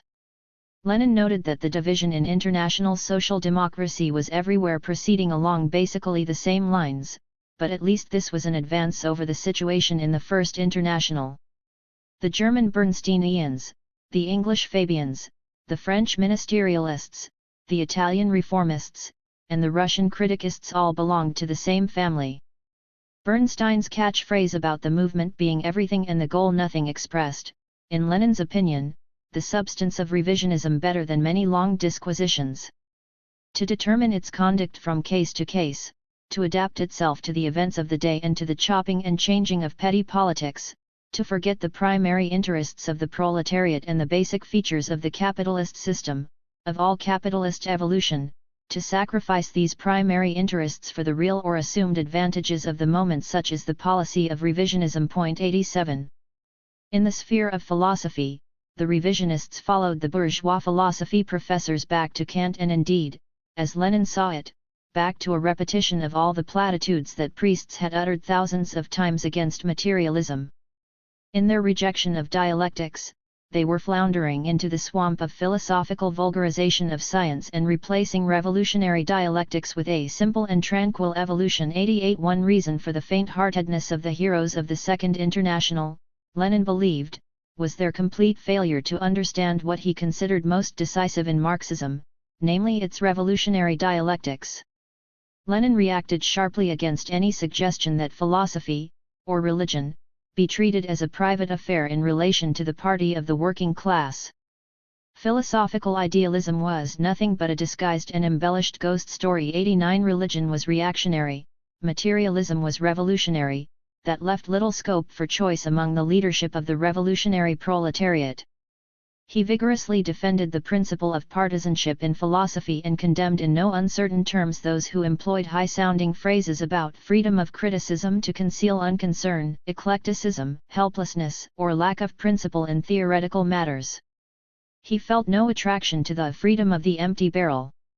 Those who had brought forth revolutionary advances in science were imbued with a sense of progress and truth and not inclined to demand freedom for their new discoveries simply to coexist with the old ideas. He reminded his opponents as well that, although freedom was a grand word, it was in the name of freedom for industry that the most predatory wars were waged, it was under the banner of freedom of labor that the working people were robbed. Unlike those who argued calmly and dispassionately, Lenin as well as Plekhanov believed there was too much at stake for them to be in any way detached about the outcome. As Lenin saw it, we are marching in a compact group, along a precipitous and difficult path, firmly holding each other by the hand. We are surrounded on all sides by enemies and we have to advance almost constantly under fire. We have combined, by a freely adopted decision for the purpose of fighting the enemy, and not retreating into the neighboring marsh, the inhabitants of which, from the very outset, have reproached us with having separated ourselves into an exclusive group and with having chosen the path of struggle instead of the path of conciliation. And now some among us begin to cry out, "Let us go into the marsh." And when we begin to shame them, they retort, "What backward people you are! Are you not ashamed to deny us the liberty to invite you to take a better road? Oh yes, gentlemen! You are free not only to invite us, but to go yourselves wherever you will, even into the marsh. Only let go of our hands, don't clutch at us and don't besmirch the grand word freedom, for we too are free to go where we please. 90. The Russian Marxists had to oppose what they felt were revisionist ideas, not only among other sections of the International, but within their own party. There were very few anywhere who stood with them in their defense of the integrality of Marxism, fewer in fact than they seem to have realized themselves. Their references to Kautsky, Mehring, and Lafargue in philosophical matters reveal that they were under considerable misapprehension regarding where these others stood in philosophical terms. Boudin. But here and there were others, though not many, who insisted on the organic unity of Marxism, others who believed it must be accepted or rejected as a structural whole. A particularly vigorous rejection of revisionism and a particularly eloquent defense of the integrality of Marxism came from a not very well-known author of this period, Louis Boudin of the American Socialist Party. He believed that the fact that opponents of Marxism had taken up the more modern tactics of the revisionists showed that there was no longer any theory capable of competing with it outright. He protested against attempts to separate the philosophy of Marxism from its sociology and economics. In his words, "Like the stones under the head of Jacob, so have the different elements which go to make up the Marxian system been welded by a superior power into one whole. From the explanation of the hoary past, through the appreciation of the contending forces of the present, to the vision of the future from the preface to Zur Kritik, declaring the laws of the historical march of civilization, through the intricacies and subtleties of the laws of value governing the capitalist system, to the sounding of the bells ringing out the old and decrepit capitalist system and ringing in the new and vigorous socialist society, the whole of the grandiose structure reared by Marx is hewn from one stone. Its foundations lie in the past, its framework embraces the present and its lofty tower pierces the future." 91. Boudin, like Lenin and Plekhanov, seems not to have realized the extent to which even most of the so-called orthodox have deviated from the philosophical roots of the tradition and how few of his contemporaries at this time believed in the essential wholeness of the theory. After the war and the collapse of the American Socialist Party, he was no longer politically active, although he did maintain his association with the Austro-Marxists, with whom he had not so much in common as he seemed to believe. The Marxist classics in the period of the Second International. The theoreticians of the Second International were almost all activists, whose way of life did not permit extensive and thorough scholarship. Moreover, publication and research facilities were far from what they are today. Many of the Marxist classics were still unpublished. Some that were published, along with various theoretical works published during the period of the Second International, were not widely known. As a result of this, many theoreticians of this period were unfamiliar with the views of Marx and Engels on many themes and were under various misconceptions about the views of their own contemporaries. A full picture of the range of theoretical positions at this time could only become clear in light of later scholarship. The influence of Dietzgen. Because of these widespread misconceptions, those who believed Marxism should be more than historical materialism, and even those whose philosophical inclinations were in the direction of those of Marx and Engels, looked to writers other than Marx and Engels for an epistemological and ontological supplement to historical materialism. For example, leading Dutch Marxists, Herman Gorter, Anton Pannekoek, and Henriette Roland-Holst looked to the philosophy of Joseph Dietzgen, a philosophical autodidact and contemporary of Marx and Engels, who arrived independently at philosophical views strikingly similar to those of Marx and Engels and who did use the term dialectical materialism. Pannekoek in 1906 recommended Dietzgen's philosophical works as constituting an indispensable auxiliary to the works of Marx and Engels. 92 In similar terms, Ernst Untermann, like Dietzgen, a German social democrat who emigrated to America, saw Dietzgen as supplying to Marxism the epistemology it lacked. 93.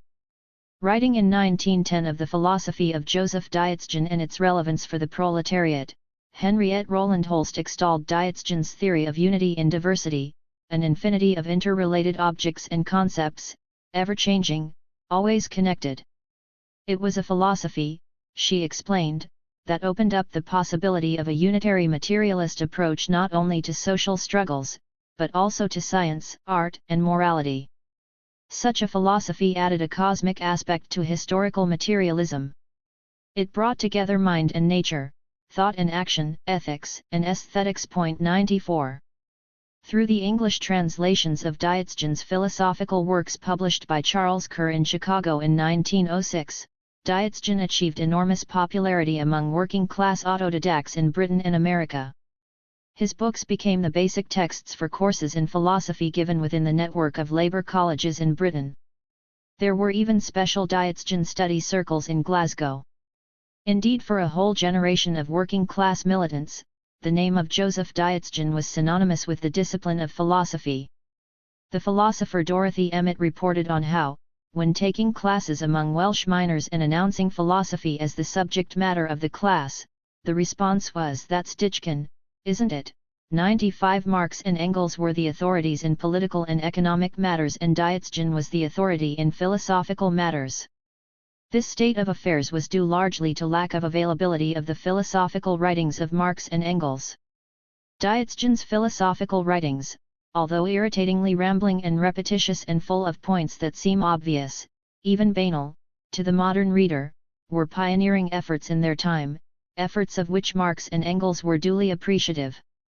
His ontology was one that saw reality as one, changing and interconnected. He was a forthright critic of both idealism and mechanistic materialism. His ethics was one in which the end justified the means. His epistemology was one which, although it put heavy stress on mental constructivism, was nevertheless firmly realist. He was very explicit in his affirmation of the independent existence of the external world. 96. This, however, did not stop his son Eugene Diotsgen from interpreting his father in a phenomenalist direction and from himself adopting a radically phenomenalist position, that moved him from seeing knowledge as the organization and classification of experience to denying the existence for man of a world independent of human consciousness. 97. Diotsgen put great stress on the inductive method. In fact, his writings were permeated with a great respect for science, its methods, its achievements, and its goals. He strongly identified the mission of the proletariat with that of science. The proletariat was the appropriate bearer, not only of science, but of monism. It was in the interest of the enemies of socialism, advocates of a class-divided society, to adhere to dualism. A golden age? Louis Boudin, years later, in his correspondence with Friedrich Adler, looked back on the first decade of the century as a golden age. 98 If he was thinking of the growing strength of the movement during these years, especially in light of the dissolution that came in the next decade, one can see why he looked back at the earlier period in this way. But certainly, as far as the development of Marxist theory was concerned, it is hard to see it as a golden age. The generation that immediately followed, in the context of the Third International, did not think it was, no matter which side they took in the philosophical debates of the Comintern period. Lukács insisted there was a hidden connection between the two sides of the debate represented by Bernstein and Kautsky, for economic fatalism entailed ethical socialism in that such a severely limited perspective did not provide an adequate justification for revolution. Nothing, he asserted, was further from the minds of Bernstein's philosophical opponents than a defense of the Marxist philosophical tradition with its roots in the Hegelian dialectic. 99 Korsch also took a plague on both your houses approach. Kautsky's orthodoxy was the theoretical obverse and symmetrical complement of Bernstein's revisionism. Korsch objected vigorously to the then prevailing atmosphere in which it was not regarded as impossible for a leading Marxist theoretician to be a follower of Arthur Schopenhauer in his private philosophical life. As he summed up the relation of Marxism to philosophy in this period, bourgeois professors of philosophy reassured each other that Marxism had no philosophical content of its own and thought they were saying something important against it. Orthodox Marxists also reassured each other that their Marxism by its very nature had nothing to do with philosophy and thought they were saying something important in favor of it. There was yet a third trend that started from the same basic position, and throughout this period it was the only one to concern itself somewhat more thoroughly with the philosophical side of socialism. It consisted of those philosophizing socialists of various kinds who saw their task as that of supplementing the Marxist system with ideas from Kulturphilosophie or with notions from Kant, Diotsgen, or Mach, or other philosophies. Yet precisely because they thought that the Marxist system needed philosophical supplements, they made it quite clear that in their eyes too Marxism in itself lacked philosophical content. 100. Another to look back on this period from the standpoint of the Hegelian revival that succeeded it was Siegfried Mark, who characterized it as an era of doubt of the kind that usually followed on the heels of a time of dogmatic creativity. 101 The Soviet historian David Ryazanov looked back in the 1920s on what he considered to be the deplorable state into which Marxist theory had fallen under German social democracy. The pages of one party's central organ were, he thought, filled with the most grotesque mixture of elements of various social systems, manifesting an utter lack of comprehension of the theory of dialectical materialism, the materialist theory of history, class struggle, or many of the foundational concepts of Marxism. Even Wilhelm Liebknecht, he said, had such a tenuous grasp of Marxist philosophy that he constantly confused the materialism of Marx and Engels with that of Buchner and Moleschott. 102 In any case, the subsequent generation were far from thinking of it as a golden age. Kolakowski, however, is of the contrary opinion.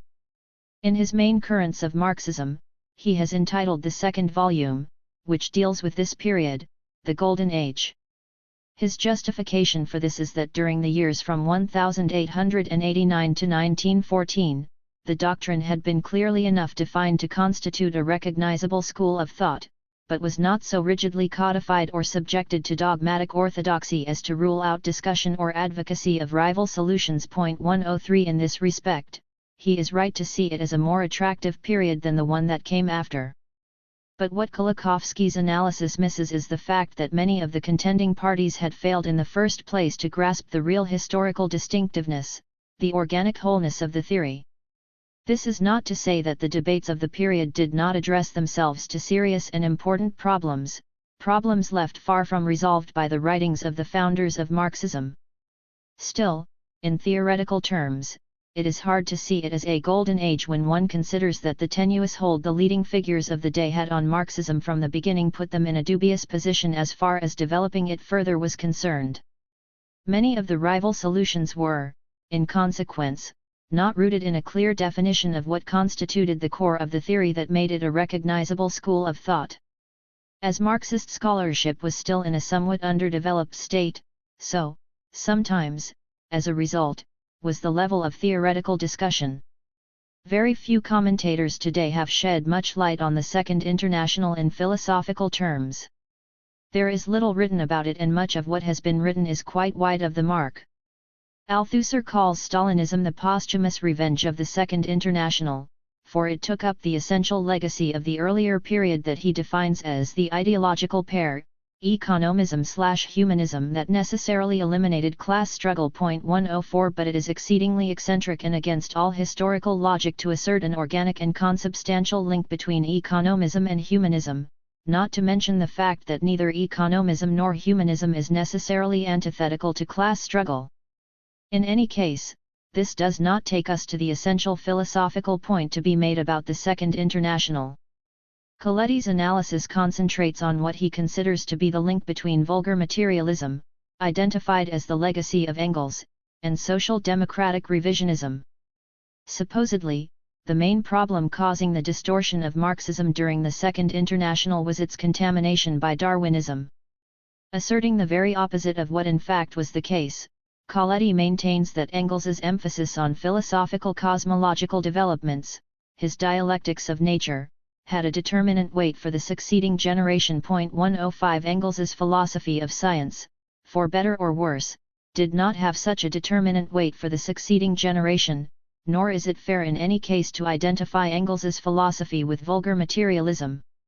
A further point against Coletti's analysis is made by Timpanaro, who argues against his putting the weight of his emphasis on underscoring a connection between vulgar evolutionism and revisionism.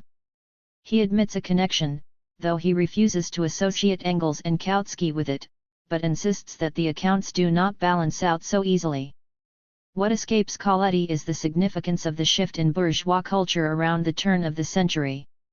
Precisely because it reflected the hegemony of the bourgeoisie, in Timpanaro's analysis, revisionism followed the bourgeoisie in its passage from positivism to idealism.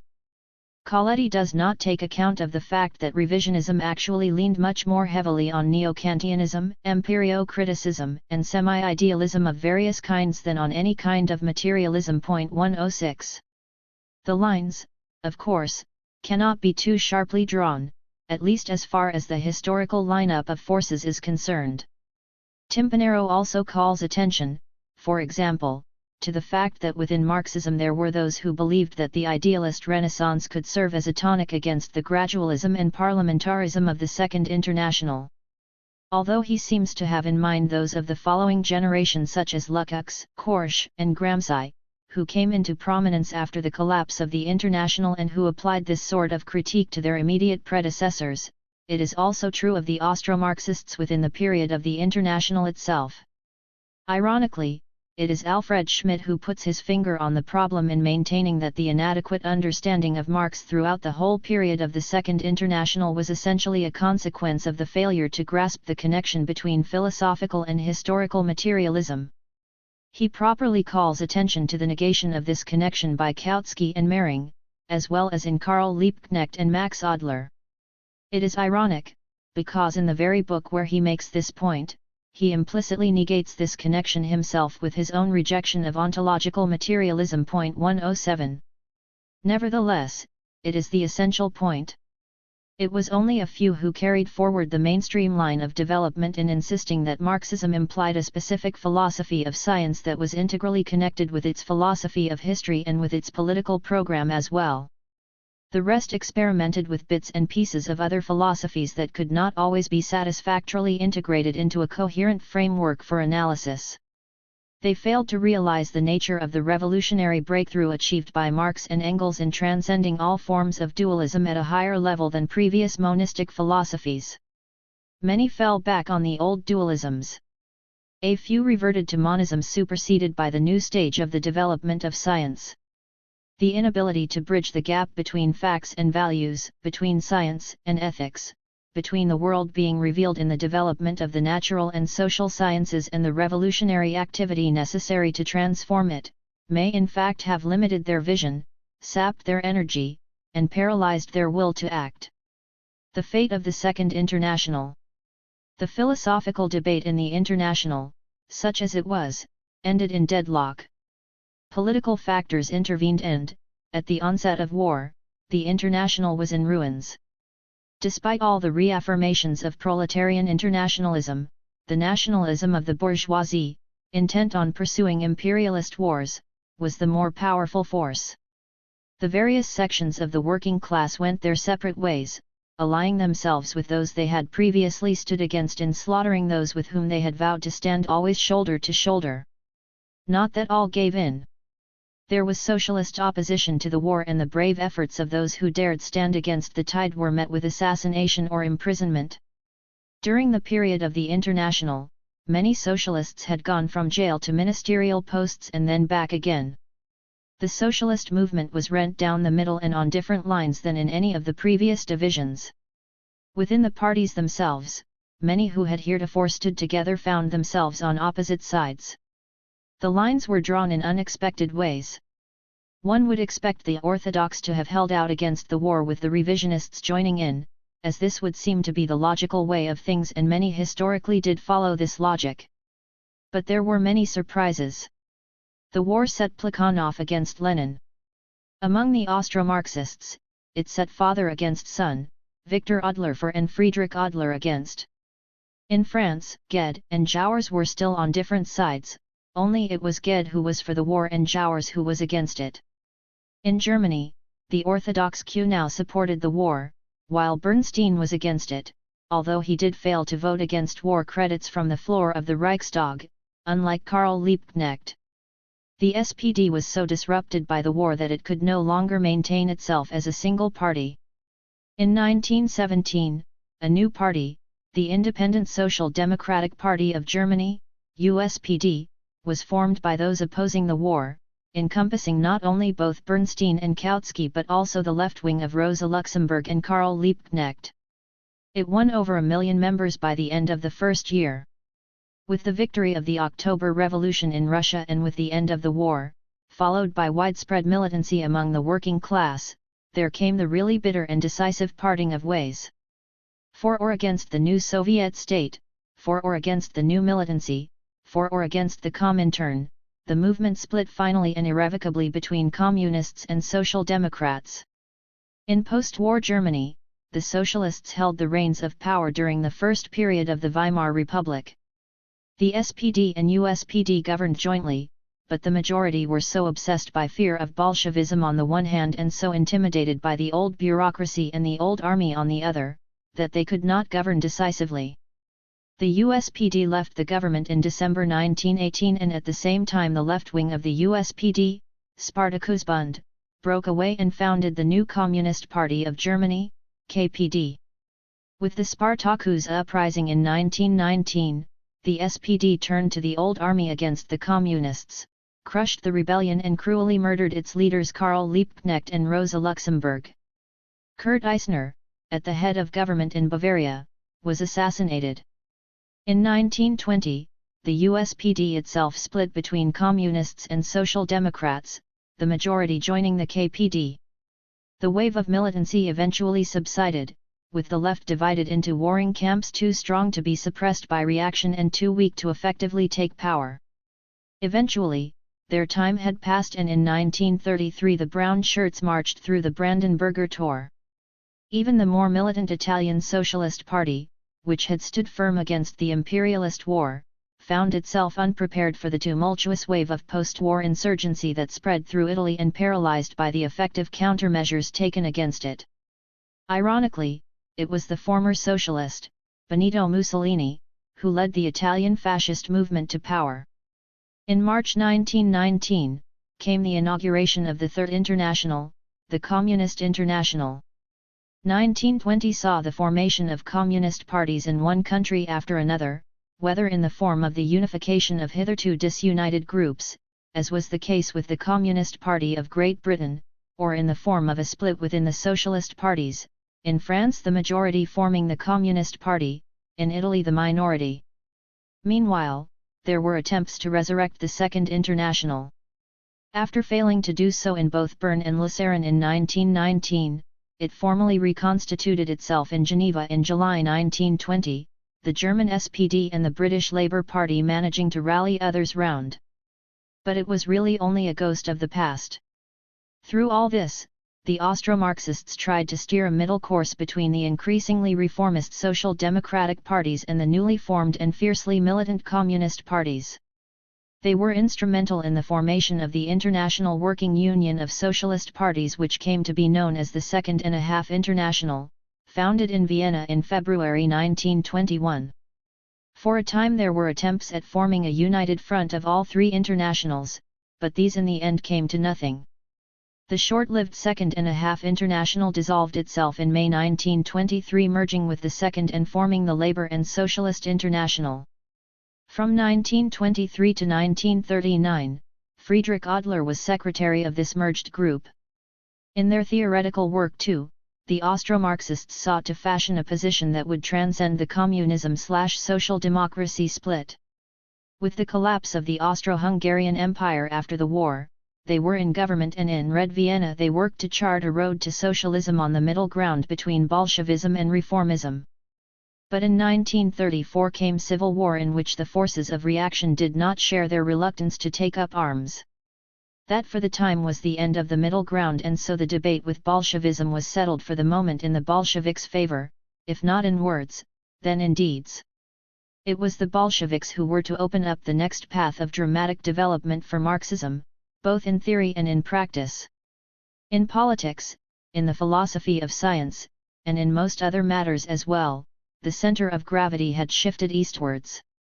Chapter 3. The Shift Eastward. Russian Marxism and the Pre-Revolutionary Debates. Pre-Revolutionary Russia.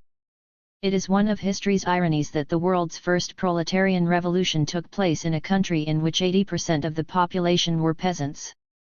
Tsarist Russia was extremely backward. The vast geographical expanse, the harsh climate, the poor distribution of mineral resources, the low level of development of science and technology, the slow pace of urbanization, the degree of control by foreign capital would seem to favor neither the development of advanced forms of production and social relations, nor the development of advanced ideas. What development did take place was extremely uneven, resulting in the simultaneous existence of tribal, feudal, capitalist and socialist elements side by side. It was a land of sharp contrasts in which could be found the extremes of the most radical ideas and the most primitive superstitions. There was the enlightened intelligentsia, under the influence of Western ideas and reasonably affluent, and there was the dark mass of the Russian peasantry, plunged in grinding poverty and dark illiteracy. Above it all was the autocracy, its repressive apparatus so severe and far-reaching as to bring, not only violent uprisings among the peasantry, but the massive alienation of the intelligentsia. Its rule was such as to leave no middle ground between servility and rebellion. The character of the Russian intelligentsia was markedly different from its Western counterparts. Russia had been untouched by scholasticism, by the Renaissance, by the Reformation. Its enlightenment came late and took its own distinctive form. It had never been rent by the dualisms that came with the decline of the medieval synthesis and the ascendancy of capitalism, Protestantism, and modern science. It has not been torn by the wave of skepticism and relativism that had so tempered Western European intellectual life. The Russians were inclined to passionate monism, but they were not notorious for logical rigor. Throughout the 19th century, all intellectual debate centered around the question, for or against the West. As the 20th century approached, there emerged a new question, one of class. The question became, for the old aristocracy and the new bourgeoisie, or for the old peasantry and the new proletariat. The clash over the new question reopened and intensified debate over the older question in a new setting. This debate brought some of the Narodniks, the more radical Slavophiles, advocates of a kind of peasant anarchism, to reconsider their position. Leading the way, the young Narodnik Georgy Plekhanov became a Marxist. As the first Russian to have embraced Marxism as an integral and all-embracing worldview, Plekhanov is called the father of Russian Marxism. Those who came after all acknowledged themselves to be pupils of Plekhanov. The character of Russian Marxism. Russian Marxism merged within itself the radicalism of the Russian revolutionary tradition with the respect for reason and science characteristic of the westernizing intelligentsia. In so doing, it did have impressive predecessors. Belinsky, Herzen, and Chernyshevsky were among the great 19th-century Russian revolutionary thinkers charting such a path. In 1883, Plekhanov and others formed the Society for the Emancipation of Labor, devoted to bringing Marxist ideas to bear on the Russian situation.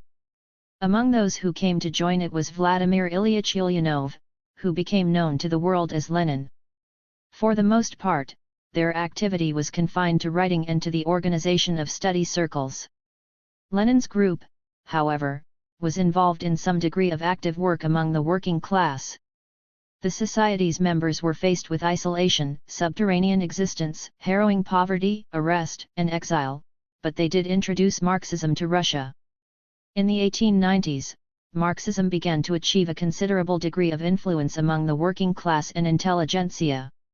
It became, in fact, as Plekhanov later said, the vogue at every St. Petersburg chancery one because Tsarist Russia was a society of such extremes. Marxism came to take the place of liberalism for the bourgeois intelligentsia. In this, as both Plekhanov and Lenin saw the situation, there were both advantages and dangers for the working class. On the one hand, they were valuable allies and in fact the bearers of socialist ideology to the ranks of the proletariat, which could only generate of itself a trade unionist and economist consciousness at this time.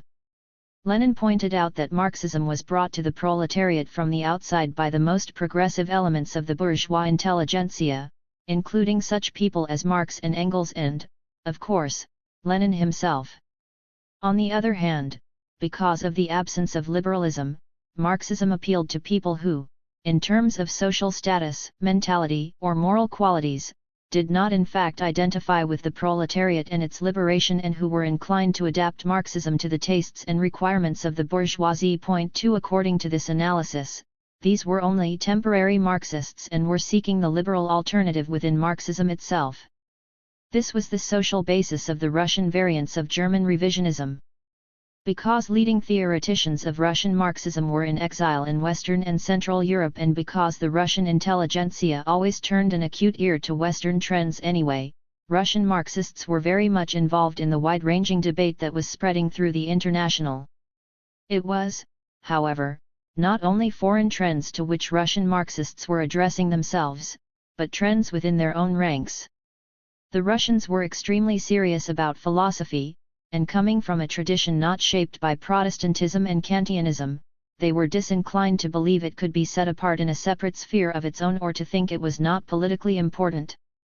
Even those who came forward with epistemological or ontological alternatives to dialectical materialism were not so prone to argue that Marxism was philosophically neutral or that its politics could be combined with numerous alternative epistemologies. Some, directly under the influence of German neo-Kantianism and revisionism, did so, but the dominant tendency was to claim that a different philosophical standpoint was more in harmony with Marxist political strategy. At any rate, Russian Marxism, from the very moment of its inception, became thickly embroiled in philosophical debate. The dominant stream, the dialectical materialists, as they began to call themselves, had various opponents to be taken on. The legal Marxists.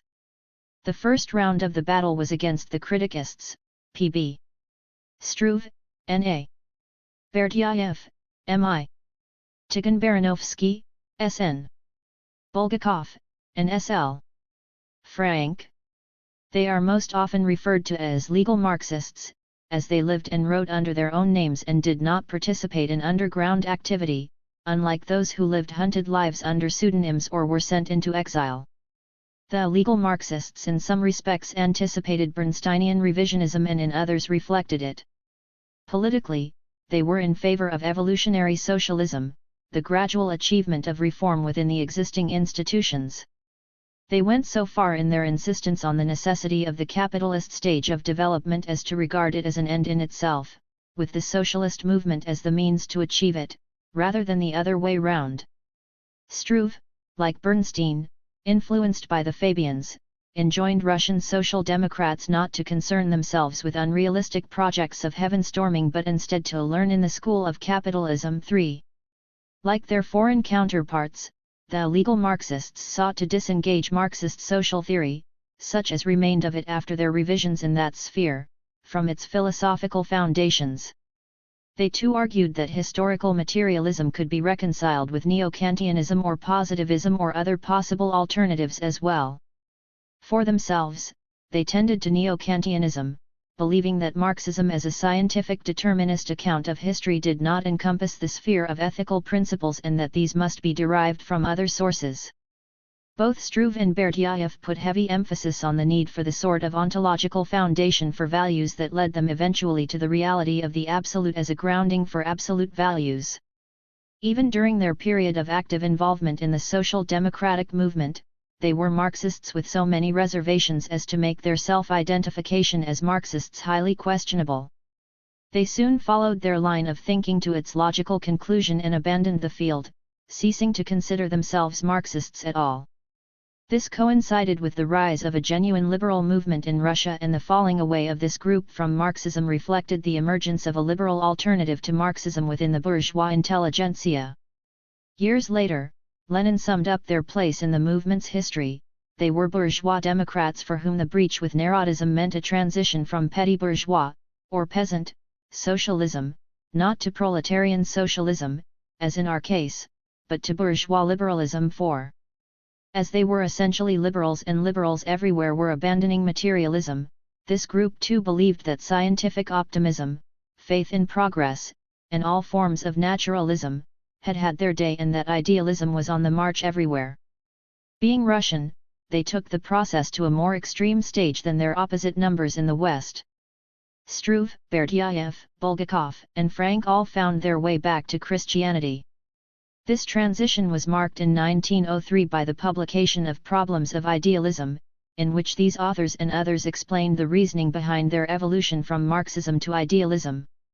It was a concerted attack on atheism, materialism, determinism, evolutionism, rationalism, and collectivism, in short, on all the hitherto accepted liberal values, as symptoms of intellectual impoverishment. They condemned Marxism for moral nihilism and contempt of personality, for sacrifice of the individual to the collective, for sacrifice of the present to the future. All the essays were pervaded by an intense personalism and longing for transcendence. The intrinsic value of human personality and the absolute validity of moral norms required, for them, the postulation of the existence of God and the immortality of the soul. They insisted that materialism was incompatible with morality, that laws of nature and history were incompatible with the freedom of the individual. They even invoked Nietzsche in associating socialism with mediocrity and the values of the herd. 5 Berdyaev, who became the best known in later years, continued for many years to engage in criticism of Marxism, both of its philosophy and of its politics, and constantly reiterated the contention that dialectical materialism was an inherently contradictory philosophy based on absolutely irreconcilable elements, dialectics, which stands for complexity, and materialism, which results in a narrow one-sidedness of view, are as mutually repellent as water and oil. 6 Berdyaev was a powerful and brilliant writer, and his later works often were remarkable for powerful insights into the Russian context of Soviet Marxism. Marxists criticized this group for having turned their back on the oppressed in their glorification of egocentrism and in their adherence to religion, which they saw as an instrument of oppression. The foremost critic against this group was Lyubov Axelrod, who wrote under the pseudonym Orthodox.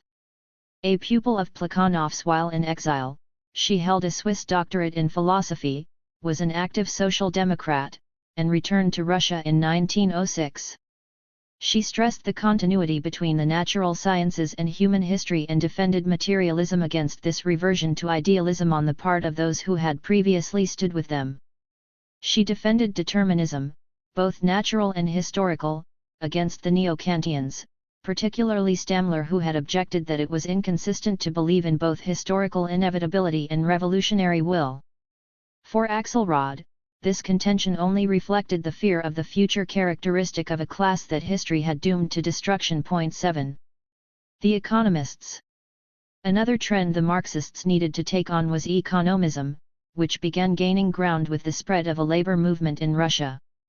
This was the belief that the working class should confine itself to economic struggle and leave political, and of course scientific and philosophical, matters to the liberals. The economists believed that revolution would come spontaneously and inevitably, though in an ever more receding future, and they disputed the need for the formation of an independent working class party. The Bolshevik-Menshevik split. Despite the controversy, an independent working class party was formed. In 1899, a congress was held in Minsk for the purpose of launching a Russian Social Democratic Party, but it was unsuccessful and the small number of delegates were arrested soon after. However, in 1900, the weekly Iskra began publication, along with the theoretical journal Zarya, under Plekhanov, Lenin, and others. These organs were used to lay the foundations for a proletarian party. The first years of the century saw a massive strike wave, led mostly by Marxists, but there was as yet no organized party to provide overall coordination of this militancy. In 1903, a party congress began in a rat-infested flour mill in Brussels surrounded by Russian and Belgian detectives. After moving the congress to London, a bitter debate broke out over the nature of the party, with Martov advocating a loose mass organization and Lenin fighting for a tightly knit, disciplined, centralist party. When it came to the vote for the Central Committee and Editorial Board of Iskra, Lenin and his supporters were in the majority, becoming known as Bolsheviks. The minority were called Mensheviks. The Mensheviks foresaw a long period of capitalist development and a bourgeois democratic revolution led by the bourgeoisie. Their immediate goal was to form a legal party sharing power in a liberal government. The Bolsheviks, however, believed that it would be possible to proceed directly from a bourgeois to a proletarian revolution and that even the democratic stage must be led by the working class in alliance with the peasantry. Their goal was revolutionary insurrection, and to achieve it, both legal and illegal forms of work were deemed necessary. The Bolsheviks were unable to maintain the edge they had secured at the Congress, as the Mensheviks succeeded in winning over Plekhanov and a few others and gained control of the Central Committee and Iskra. The Bolsheviks split away and formed their own party, with its own Central Committee and paper. The Mensheviks were supported by most parties of the Second International. Even Karl Kautsky and Rosa Luxemburg came out against Lenin. This was the situation on the eve of the Revolution of 1905. In effect, Two distinct social democratic parties with two distinct policies, each claiming to be the leadership of the working class. The Revolution of 1905. Nobody planned the Revolution of 1905. Out of the massive discontent following the defeat in the Russo-Japanese War, in a period of severe economic depression, and coinciding with a new wave of strikes, came the spontaneous revolt. On Blood Sunday a vast procession of workers, who had marched to the Winter Palace to present a petition to the Tsar, was fired on by the troops. The massacre was followed by riots, street fighting, and further strikes in city after city, town after town. The peasants also arose, burning the houses and seizing the lands of their masters. The sailors of the battleship Potemkin mutinied. During the October general strike in St. Petersburg, the Soviets sprang up, and these councils of workers' representatives acted as the effective authorities in those towns where they became the focus of revolutionary activity. Most members of the Soviets were arrested, but certain concessions were won from the Tsar. The October Manifesto provided for the convening of a constituent assembly, the Duma. In December, there was a final armed uprising from Finland to the Ukraine.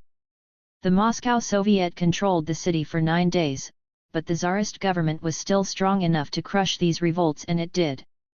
Thousands upon thousands were killed in fighting, executed, imprisoned, or exiled.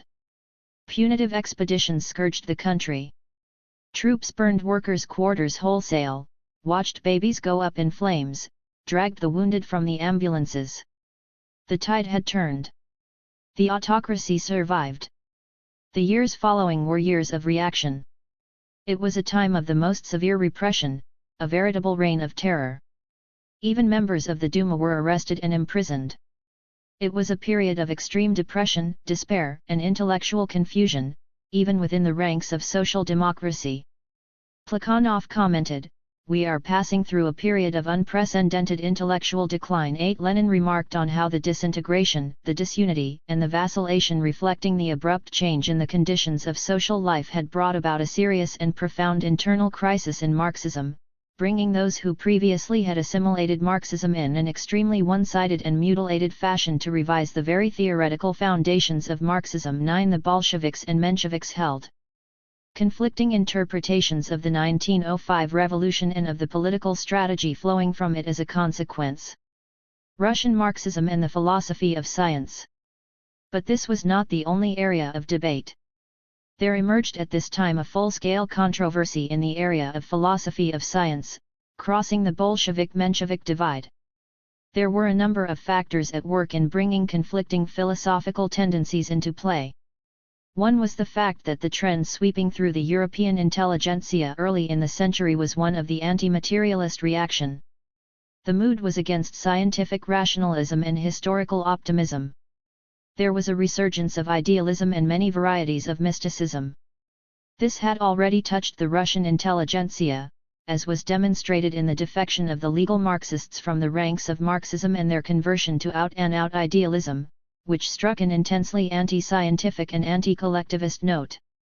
The disillusionment following the defeat of the 1905 revolution did much to strengthen this mood and bring it to bear in sectors that had heretofore not felt the force of it.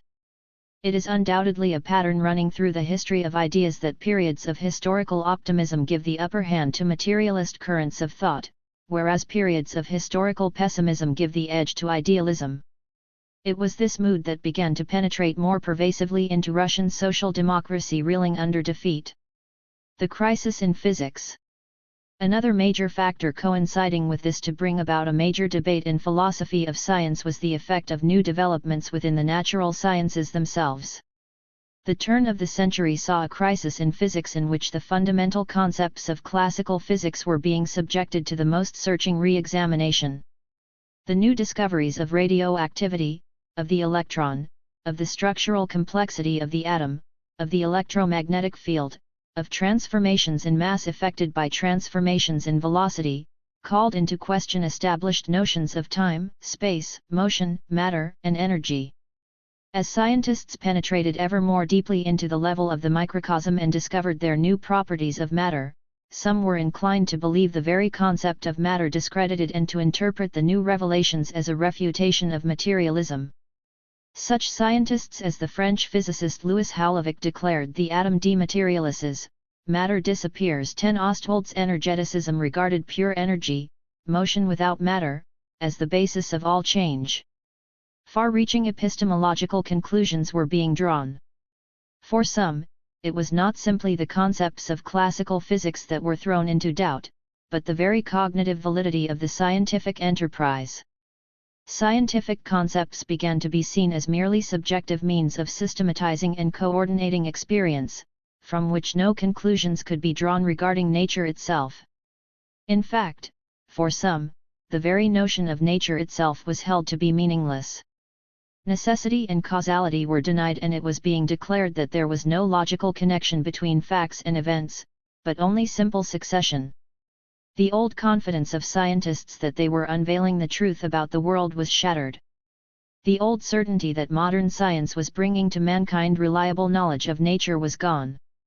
Now, an all-pervasive perplexity prevailed among those who discussed such questions. There was a great flurry in writing in the field of philosophy of science. Various schools of thought emerged that reflected both the anti-materialist/anti-positivist mood of the time and the epistemological crisis within the natural sciences. In Germany and Austria, the empirio-criticism of Mach and Avenarius; in England, the phenomenalism of Pearson; in France, the conventionalism of Duhaime and Poincaré. These trends represented a new critical form of positivism that brought the critique of positivism within positivism itself. They were attempts to defend the cognitive validity of the scientific enterprise in light of the new challenges to it by dissociating it from materialism and realism, believing that science could stand on its own with no need of such ontological or epistemological claims. Most Marxists responded differently, seeing no need to compromise so much ground. Rather than seeing holders of these views as allies in the struggle to defend science against obscurantism, Marxists tended to view them with implacable hostility. Indeed, they seemed to perceive them as a greater danger than the explicitly idealist and anti-scientific philosophers, accusing them of bringing idealism into science itself. They could not be forgiven for contesting the claim of materialism to be the philosophy in the closest alliance with contemporary natural science. The new trends presented materialism as the product of prescientific common sense or of science in a less mature stage of its development, and so the new scientific discoveries and the new examination of the epistemological foundations of the sciences were said to mean that materialism had been superseded by science itself. Timpanaro even today analyzes these early 20th century anti-objectivist tendencies as corresponding to the need to accept and promote scientific progress, while stripping science of its charge of combative secularism. These schools rejected the idea that science had an irreparably materialist nature and that the only refuge from materialism lay in rejection of science. Instead, they sought to show that the new science was actually providing the best possible refutation of materialism. They represented an upgrading of science within the context of idealism. Materialism had no longer to contend only with an idealism denying science, but also with an idealism within science. 11. The crisis in physics undoubtedly did mean a crisis for the old materialism. The notion of the qualitative homogeneity of material substance had formed the basis of the mechanistic picture of the world, and the foundations of this picture were decisively undermined by new theories such as radioactivity and the electromagnetic field. The question, then, was the status of the new materialism in all this. Marxists could argue with justification that it was mechanism that was in crisis and not materialism, for the dialectical form of materialism had decisively broken from the mechanistic presuppositions that were being undermined. Indeed, some Marxists, proceeding on the basis of the structural heterogeneity and inexhaustibility of matter, did argue this way. They believed that the anti-reductionist philosophy developed by Marx and Engels had within it ample resources to develop further and to come to terms with the new forms of matter and new principles of motion being brought to light. Engels had said that with every new development in the natural sciences, materialism had to change its form. This was its chance to do so. Marxists at this time were faced with a very different situation from the one in which the founders had first enunciated the new philosophy of science. For Marx and Engels, materialism was in the air. Their task was to develop it to a higher stage and to stress what they called its dialectical character. But in the new situation, certain aspects of dialectics, such as the relativity of knowledge, had become accepted, but materialism was under attack. This was the new situation in which Marxist philosophy found itself early in the century. Russian Marxists responded to it quite differently and so found themselves engaged in philosophical polemics dealing with very complex issues and calling for considerable sophistication. It was not simply a matter of contrasting a Marxist interpretation of the new discoveries with a Machist one, for in one group within Russian social democracy, Marxism merged with Machiaism and so there was a Machist Marxist interpretation to contend with as well. Nevertheless, it is to the great credit of the Russians on both sides that, of all the Marxists of this period, it was they who faced the new situation most forthrightly and most explicitly. Ironically, it was the Russians who were on the cutting edge of the most advanced philosophical debate of the time and not the Germans, who, although from a far more advanced intellectual culture, were half-heartedly engaged in a struggle with a neo-Kantianism already superseded by Mach. Machiaism. Ernst Mach was an experimental physicist, who sought to explore the epistemological roots of science in order to distinguish true knowledge from false or illusory claims to the title. In so doing, he came to the conclusion that it was necessary to purge physics of metaphysics. His philosophical starting point was Kant, but as time went on he began to realize what a superfluous role was played by the thing in itself, and he returned to views like those of Berkeley and Hume as far more consistent thinkers than Kant. He told how, on strolling in the open air on a fine summer day, the whole world all at once seemed to be one complex of interconnected sensations. In outlining the role of science in the light of this paradigmatic intuition, he took the view that science was an attempt to organize sensations in the most concise possible way, without any ontological significance. Its purpose was to select, classify, and record the results of experience in order to facilitate manipulation and prediction, not to discover the truth about the world. Explanation was a matter of condensed description and there could be no meaningful way of raising questions of causality or ontological status. A developed science simply expressed itself in terms of functional relationships of sensations to one another, according to the principle of economy of thought. In pursuing the ideal of the unity of science, Mach's unifying concept was experience rather than matter. Experience in and through sensations was the only meaningful epistemological category, excluding any notion of source, cause, or reference. Physical objects were only relatively constant groupings of sensations. It was out of order to raise the question of the relation of experience to a world above and beyond itself. He rejected the charge of solipsism or subjectivism, maintaining that he was not treating material qualities as mental states but simply declaring meaningless the question of the relation of mind and matter. A resolute monist, Mach declared that, in the notion of experience, the dualism of subject and object was vanished. A further argument against the charge of solipsism or subjectivism lay in the public character of science, in which evidence was a matter of shared sense data. Point 12. Mach had pushed a phenomenalist account of science as far as it would go. It was a philosophy that obviously left a lot out of account, as its critics were quick to point out, but it was a serious philosophy that had its roots in the desire to give a new account of science that would meet the very real epistemological problems that were arising within science at this time. The characterization of Machiaism as a reactionary and fideist trend on the part of its Marxist critics was wide of the mark.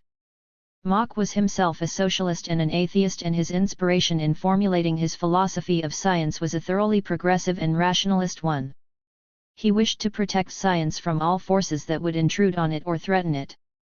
As one commentator has so deftly put it, Mach wished to keep the door between laboratory and church firmly shut, and so he barred the door of the laboratory from within. 13 Mach himself knew that he had left much out, but chose to endure an incomplete worldview rather than find satisfaction in a seemingly complete, but inadequate, system.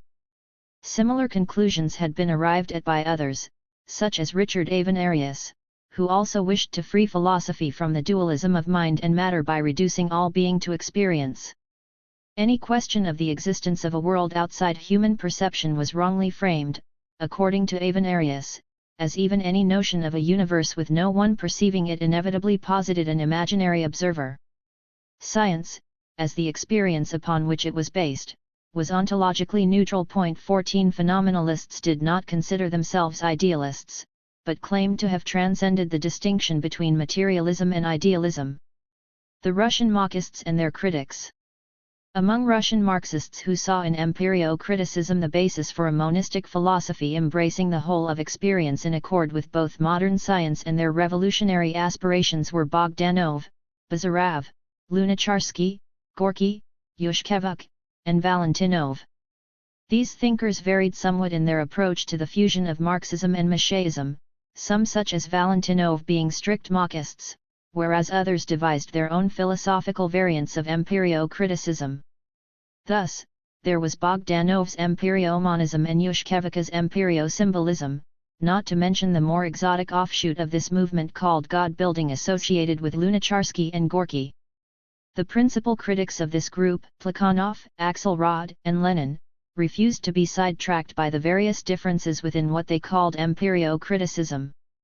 It didn't matter so much, they insisted, about how the Marxists differed with each other or with Mach, and they concentrated on what united them, their rejection of the realist theory of knowledge, that, in their eyes, was essential to both modern science and to the revolutionary movement.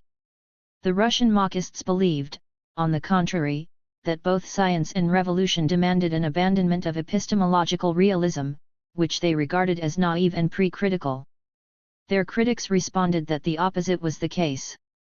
It was necessary, they said, to choose between Marx and Mach, for Masheism undermined confidence in the cognitive power of science and sapped the will to act. Bogdanov.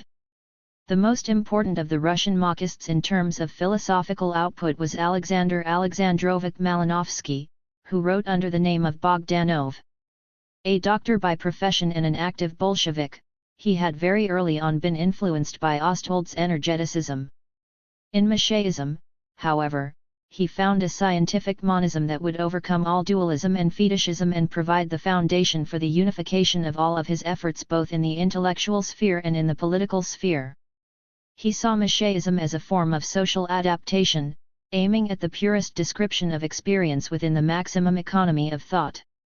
In his 3-volume work, Empirio-Monism, published from 1904 to 1906, Bogdanov put forward a full-blown philosophy of science shaped under the influence of Mach. He took as his starting point the Machist derivation of all knowledge from experience and interpretation of scientific concepts as the forms of coordination of perceptions.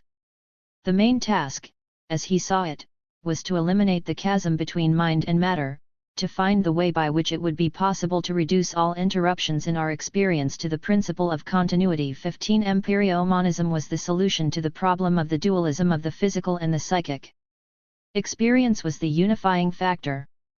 Both the physical and the psychic were to be regarded as differently organized elements in one and the same experience. The psychic was individually organized experience, while the physical was socially organized experience. The criterion of truth was collectivity, what was true was what came to be socially accepted. This did not mean majority rule. In his time, Copernicus alone embraced the accumulated astronomical experience of the species. Others possessed only fragments of it and so it remained unorganized in its fullness before Copernicus. Knowledge was founded upon the collective labor process.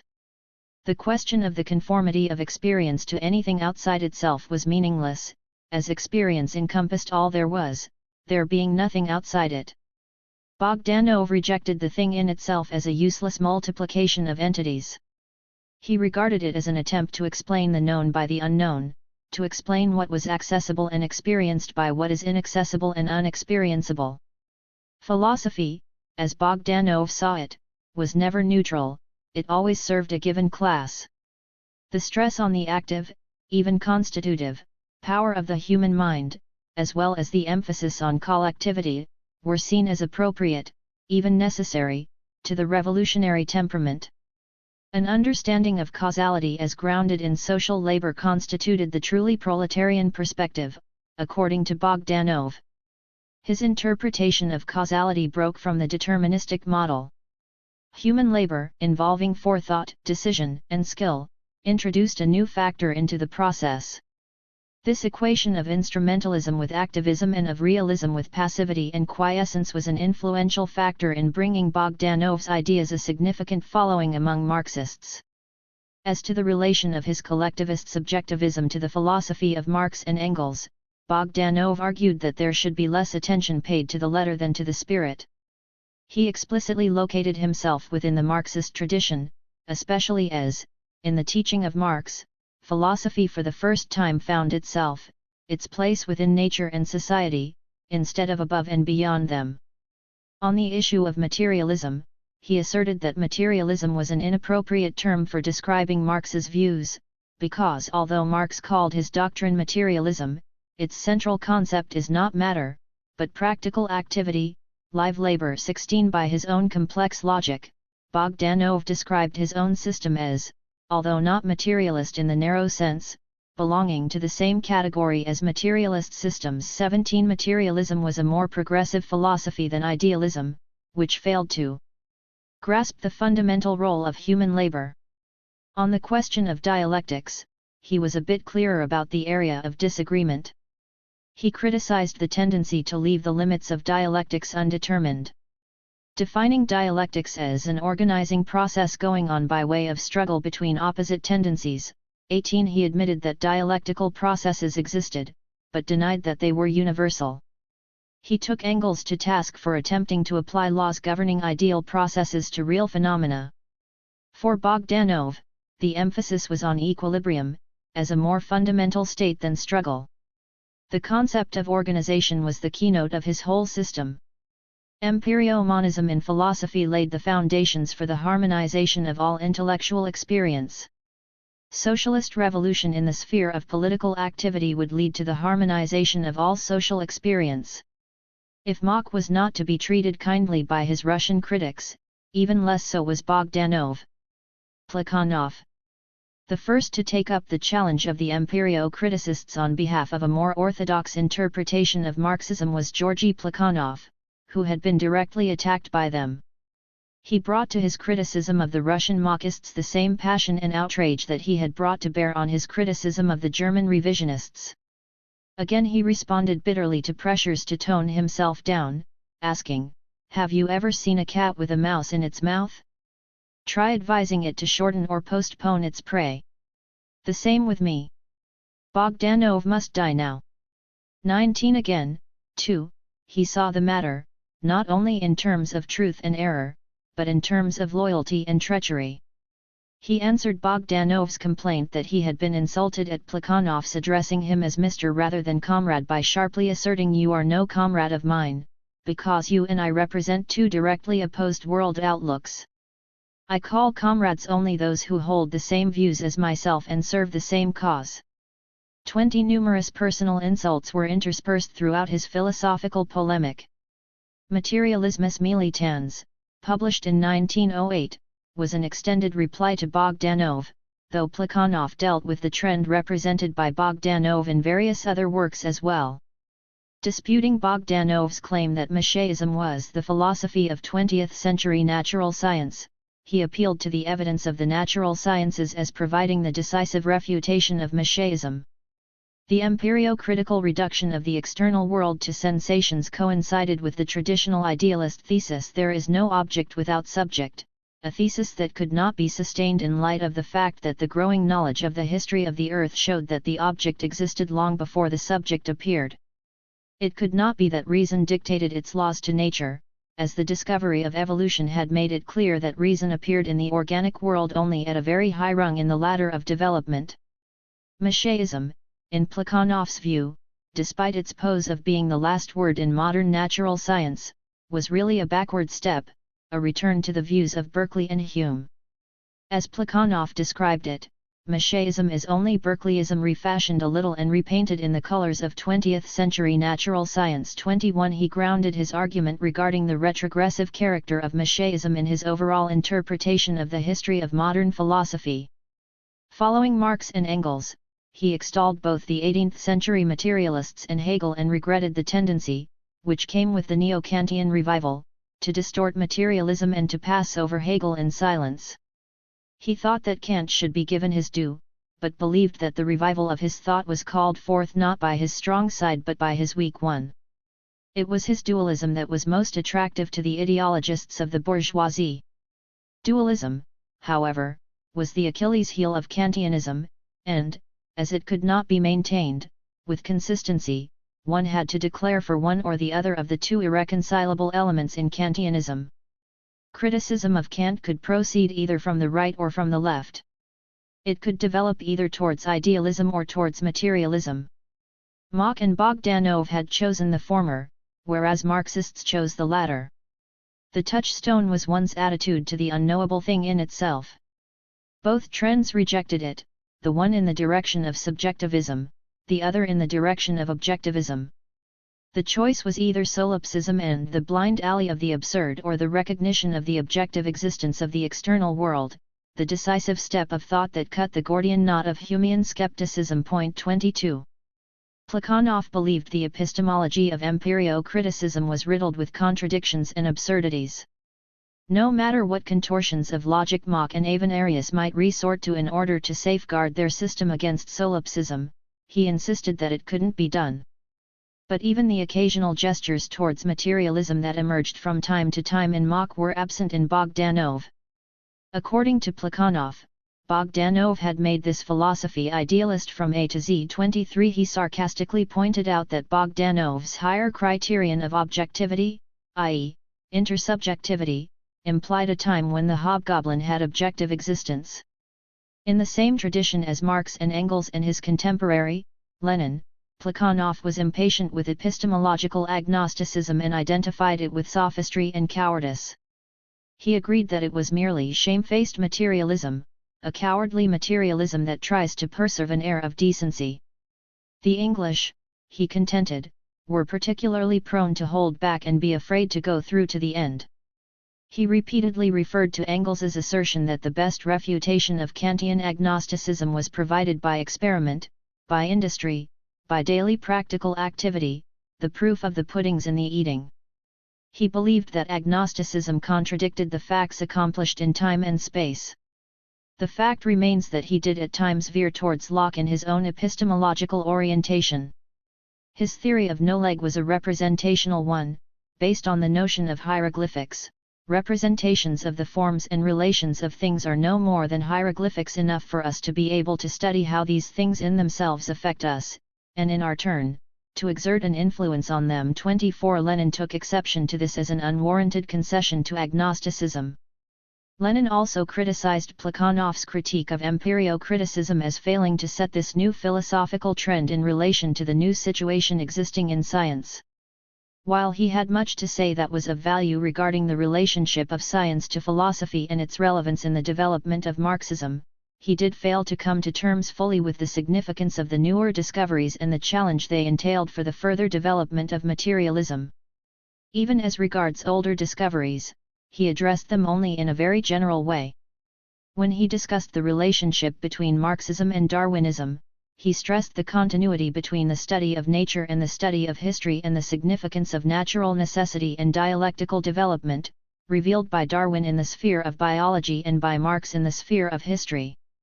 In reply to the charge of the Czech philosopher Thomas Masaryk that Darwinism was not consonant with Marxism, Plekhanov took Darwin to task for not sufficiently separating biological categories from social ones and proceeded to assert that Marx and Engels adhered to the viewpoint of Darwinism in the sphere of biology, but that in sociology their viewpoint was that of historical materialism. Plekhanov fought hard for his conception of the integrity of Marxism. Its organic unity was to be defended at all costs. The materialist explanation of nature was the foundation upon which the materialist theory of history rested. These could not be torn asunder without doing the most severe damage to the revolutionary potential of Marxism. The Machists were a threat to this. Although they did not hold that the Marxist theory of history was philosophically neutral, they did propose to substitute a different philosophical position, which they claimed was more consistent with it. But for Plekhanov, this was impossible. It would undermine the foundation upon which the whole edifice had been constructed and which could not be replaced without the whole structure falling to the ground. Plekhanov was implacably hostile to the sort of eclecticism that he believed formed the basis of hasty syntheses of Marx with any and every thinker who came into fashion. He wondered how long it would take for someone to come along and supplement Marx with the thinkers of the Middle Ages. Speaking of the insoluble connection between the socio-economic and philosophical aspects of Marxism, he complained. And since these two aspects cannot but hang in mid-air when arbitrarily they are torn out of the general context of cognate views constituting their theoretical foundation, those who perform the tearing out operation naturally feel an urge to substantiate Marxism anew by joining it again quite arbitrarily and most frequently under the influence of philosophical moods prevalent at the same time among ideologists of the bourgeoisie with some philosopher or other, with Kant, Mach, Avenarius or Ostwald, and of late with Joseph Dietzgen. No attempts have yet been made to supplement Marx with Thomas Aquinas. 25. When Plekhanov spoke in such terms in relation to Russian Messianism, he tended to ignore Bogdanov's monism, to forget that Bogdanov too maintained an indissoluble connection between the socio-economic and philosophical aspects of his interpretation of Marxism. Whatever else about it, Bogdanov's synthesis of Marxism and Messianism was anything but eclectic and arbitrary. Plekhanov paid a great deal of attention to the role of philosophical tradition in the formation of Marxism. He agreed with Engels that the great basic question in the history of philosophy was between materialism and idealism, and he was intolerant of all who tried to steer a path midway between the two. The Russian Machists, according to him, were in this category. His deeply felt monism made him far more sympathetic to consistent idealism than to what he believed to be a Philistine dualism that smugly stood halfway in between. As he saw the history of philosophy, the great philosophical systems had always been monist, that is, they had regarded spirit and matter merely as two categories of phenomena whose cause was inseparably one and the same. Profound minds were always inclined to monism, unable to feel satisfaction with many-sidedness. The great merit of Hegelianism was that it contained not a trace of eclecticism. Whoever went through this stern school learned consistency of thought and acquired forever a salutary repugnance for eclectic mishmash. This was perhaps fair enough as regarded certain varieties of Neo-Kantianism, but hardly fair in relation to Messianism, which so much stressed consistency of thought and so ardently pursued the unity of science. Nevertheless, for Plekhanov, the monism of the 20th century needed to be one thoroughly imbued with materialism. 26. In insisting that the material was the basis of the psychic, his monism was to be distinguished from that of the Machists. Materialism, he contended, was the philosophy most in accord with modern science, since a time was coming when what had happened in the natural sciences would be repeated in the social sciences, all phenomena would be given a materialist explanation. Materialism Plekhanov defined as a doctrine that wishes to explain nature by its own forces. 27. It took nature as its point of departure and asserted the primacy of matter to spirit. Matter was nothing but the totality of things in themselves, inasmuch as the latter are the sources of our sensations. 28. A far from satisfactory definition that actually conceded far more ground to sensationalism than he seemed to have realized. In any case, Plekhanov believed that materialism was confirmed by the natural sciences and was the necessary theoretical basis of socialism. As such, he defended it against the prevailing anti-materialist isms and against all the popular misconceptions of it as drab, gloomy, and deadening, as immoral, as reducing man to merely as a wavelet in the ocean of the eternal movement of matter. 29. He made the point that, after Feuerbach and Marx, materialism coincided with humanism. Essential to this new stage of materialist philosophy, as Plekhanov saw it, was its convergence with dialectics. The dialectical method is the most characteristic feature of present-day materialism. 30. Darwinism had shed once and for all the notion of immutability of species, and in all fields dynamic theories were replacing static ones. The idea of evolution had transformed everything, moving things beyond the stage at which earlier materialists could only resort to what they called reason. Dialectics, of course, was not identical with evolution, it implied leaps and abrupt transformations. It was a veritable algebra of revolution, which to Plekhanov explained the psychological substratum of all the attacks on Hegelian dialectics. It directly confronted the Philistine fear of revolutionary upheaval. In Hegel, however, there was a contradiction between method and system that only came to a resolution with the materialist transformation of dialectics. He conceived the relation between method and system differently in different contexts. However, the conception most in harmony with Plekhanov's monist inclinations was his assertion that method was the soul of any system. He regarded dialectics as the soul of Marxism. In his exposition of the laws of dialectics, he often left logical gaps between the illustrative instances and the principles they were supposed to illustrate, bringing criticism from Lenin, who accused him of reducing dialectics to an aggregate of examples. Plekhanov's most explicit discussion of the dialectics of nature came in his critique of Masaryk, who had contended that dialectics and materialism were incompatible and there could therefore be no question of dialectics in nature. According to Masaryk, materialist dialectics was a contradictionary in adjecto. Hegel's dialectics was simple hocus-pocus and a metaphysical cobweb. 31 Marx and Engels were eclectic, they did not understand that dialectics was not for them, if they wanted to be materialists. The many contradictions in the details of Marxism sprang from the contradiction in the theoretical foundation of the entire system. Masaryk asserted that objective dialectics simply did not exist. In nature itself, there was no dialectical contradiction, there were no leaps. The examples cited by Engels as evidence of dialectics of nature were, according to Masaryk, only examples of non-dialectical development, as they didn't conform to the Hegelian triad. Plekhanov came to the defense of Engels's conception and pressed the point that dialectics could by no means be reduced to the Hegelian triad. Masaryk, Plekhanov insisted, was incapable of grasping the distinction between a materialist and an idealist interpretation of the dialectic. It was one of many such debates on the nature and status of the dialectic that left the issues far from clear and quite unresolved. So Plekhanov was determined to stand by the philosophy of science sketched out by Marx and Engels and to set himself against all comers. As far as he was concerned, the theory must remain intact, an impregnable fortress against which all hostile forces hurl themselves in vain. 32. Axelrod.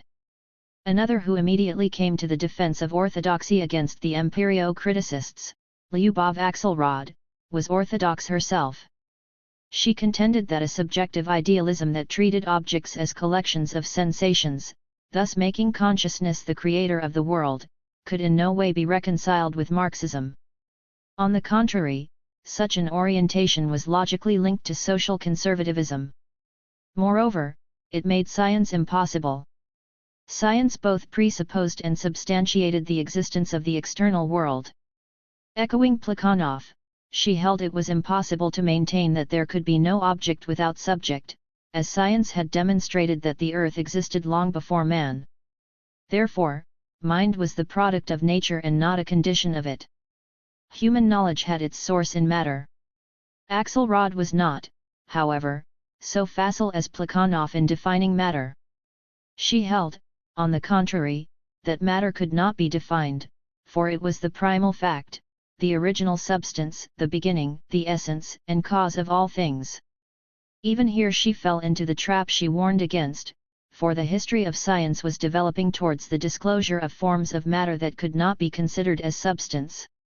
In epistemology, Axelrod was of the same mind as Plekhanov and held to a representational theory of knowledge. Human sensations were in a relation of correspondence to the external world. Against the Marxists, she argued that this must be the case, otherwise it would be impossible to distinguish between true and false perceptions. There would be no point in it, if reality and sensation were one and the same. Against Lenin's critique of Plekhanov, she argued that sensations were not reflections of the world in the sense of copies or mirror images, but in the sense of their content depending on the objects producing them. She accused Lenin of holding, not to philosophical materialism, but to naive realism. 33. Lenin. Axelrod's assessment of Lenin was not altogether fair. It was true that he sometimes went on for pages and pages seeming to reduce materialism to realism, and a very naive realism at that. But if his philosophical works were looked at as a whole, it would be clear that there was more to the picture. There were indeed passages lacking in philosophical sophistication, in which he schemed lightly over matters to which professional philosophers gave much attention, or in which he was unnecessarily abusive of opponents. But anyone put off completely by these things would be badly mistaken. For in terms of Lenin's grasp of certain philosophical issues at this historical turn, he left many in the shade. Although he was not a professional philosopher and although he turned his mind to many things besides philosophy, Lenin took philosophy extremely seriously and he displayed an interesting insight into the state of philosophy at this time and into the political and scientific context for its development at this historical juncture. In 1908, in response to the writings of the Russian Marxists, and because he was not entirely satisfied with the efforts of Plekhanov and Axelrod, Lenin threw himself into an intensive study of philosophy and current scientific theory that culminated in the publication, in 1909, of a major full-scale philosophical work, Materialism and Empirio-Criticism. The difference between Lenin and others was in his orientation to science. In his critique of the Russian Marxists, he echoed many of the arguments already put over by Plekhanov and Axelrod, but, unlike them, he placed Marxism within the context of the newest developments in the natural sciences and the whole complex of new philosophical trends sparked off by them. He addressed himself, not only to the empirio-critical revision of Marxism within Russian social democracy, but to the whole range of philosophical speculation on the new science. His analysis embraced all of the current trends, not only Marxism, but conventionalism, instrumentalism, immanentism, energeticism, and the rest. He looked at the theories of Mach, Avenarius, and their Russian counterparts, along with those of Duhem, Poincaré, Leroy, Pearson, Ostwald, and a host of others. Lenin realized, in a way that the others did not, the full meaning of the radical change in philosophical mood and the really far-reaching character of the epistemological crisis in the natural sciences. He knew that a crucial turning point had come. Science had erupted into a sharp and formative controversy, a controversy that was profoundly philosophical in character, and philosophy could not be allowed to develop in disconnection with it, Marxist philosophy least of all. For attempting to do so, he openly criticized, not only such compatriots as Plekhanov and Deborin, but also others, such as Joseph Dinardines, who wrote an article in Neue Zeit entitled Marxism and the Recent Revolution in the Natural Sciences, making the point that new discoveries, such as X-rays and radium, confirmed various conclusions of Engels, but ignoring the epistemological conclusions being drawn from the new physics. 34 To criticize Marxism while ignoring its connection with the new physics, Lenin said, was to fall short of what was demanded of Marxists in this new period. Lenin was acutely aware of the fact that the new period demanded of him something very different from what the previous period had demanded of Marx and Engels. They had entered the philosophical arena at a time when materialism reigned and they therefore had devoted their attention to the theoretical development of materialism, to bringing it to a higher stage. They had not been so much concerned with the defense of materialism as with the vulgarization of it. They had warned against inconsistent, badly thought out materialism, materialism below, idealism above, and also against forgetfulness of the valuable fruits of idealist systems. They had not concerned themselves much with epistemology, as the objectivity of science was for the most part taken for granted. As Lenin explained it, this is why Marx and Engels laid the emphasis in their works rather on dialectical materialism than on dialectical materialism, and insisted on historical materialism rather than on historical materialism. Our would-be Marxists approached Marxism in an entirely different historical period, at a time when bourgeois philosophy was particularly specializing in epistemology, and, having assimilated in a one-sided and mutilated form certain of the component parts of dialectics, relativism, for instance, was directing its attention chiefly to a defense or restoration of idealism below and not of idealism above. 35. Lenin, therefore, concentrated on the defense of materialism and epistemological realism, against the most challenging criticisms that had yet been made on this philosophy. The main thrust of his argument was that the crisis in physics was a crisis of growth. It was engendered by the very progress of science, though, to those in the middle of it, it mightn't seem so. The breakdown of old principles had brought a breakdown of confidence in the whole scientific enterprise and a rash of theories to the effect that science was not a matter of description, but simply convenient fiction, pure artifice, utilitarian technique, a method of notation, a process of symbolization. These ideas reflected real and serious problems in formulating for a new era the epistemological foundations of science. Lenin felt that the new physics was to be welcomed and due regard taken of the new level of complexity that had been introduced into the sphere of the philosophy of science. Nevertheless, as Lenin saw it, the essential point was to make a distinction between the new and progressive scientific discoveries and the reactionary philosophical implications that were being drawn from them.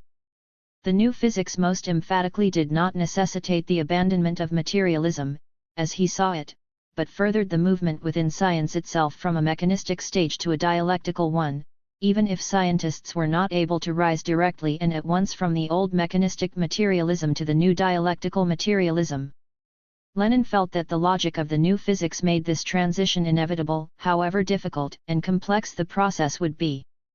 This step is being made, and will be made, by modern physics, but it is advancing towards the only true method and the only true philosophy of natural science, not directly, but by zigzags, not consciously, but instinctively, not clearly perceiving the final goal, but drawing closer to it gropingly, unsteadily, and sometimes even with its back turned to it. Modern physics is in travail, it is giving birth to dialectical materialism. The process of childbirth is painful. 36. Within this context, Lenin made his defense of materialism. Against such as Valentinov, who contended the statement that the scientific explanation of the world can find firm foundation only in materialism is nothing but a fiction, and what is more so, an absurd fiction. 37. He stated that the exact opposite was the case.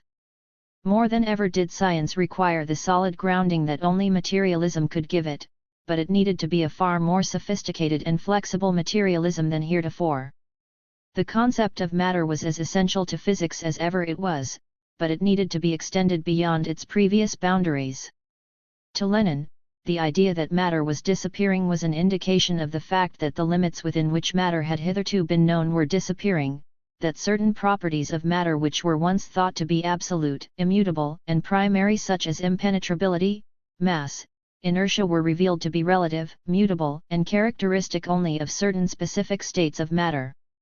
What was happening was that human knowledge was penetrating more deeply into the structure of matter and discovering new forms of matter in the process, and would continue to do so. The electron would prove as inexhaustible as the atom. Older definitions of matter were becoming obsolete, but the concept of matter was not, it was simply expanding. Older forms of materialism had been superseded, but materialism had not, it was developing to a higher stage. It was pointless to throw out the baby with the bath water. According to Lenin, the sole property of matter with which philosophical materialism was bound up was its objectivity.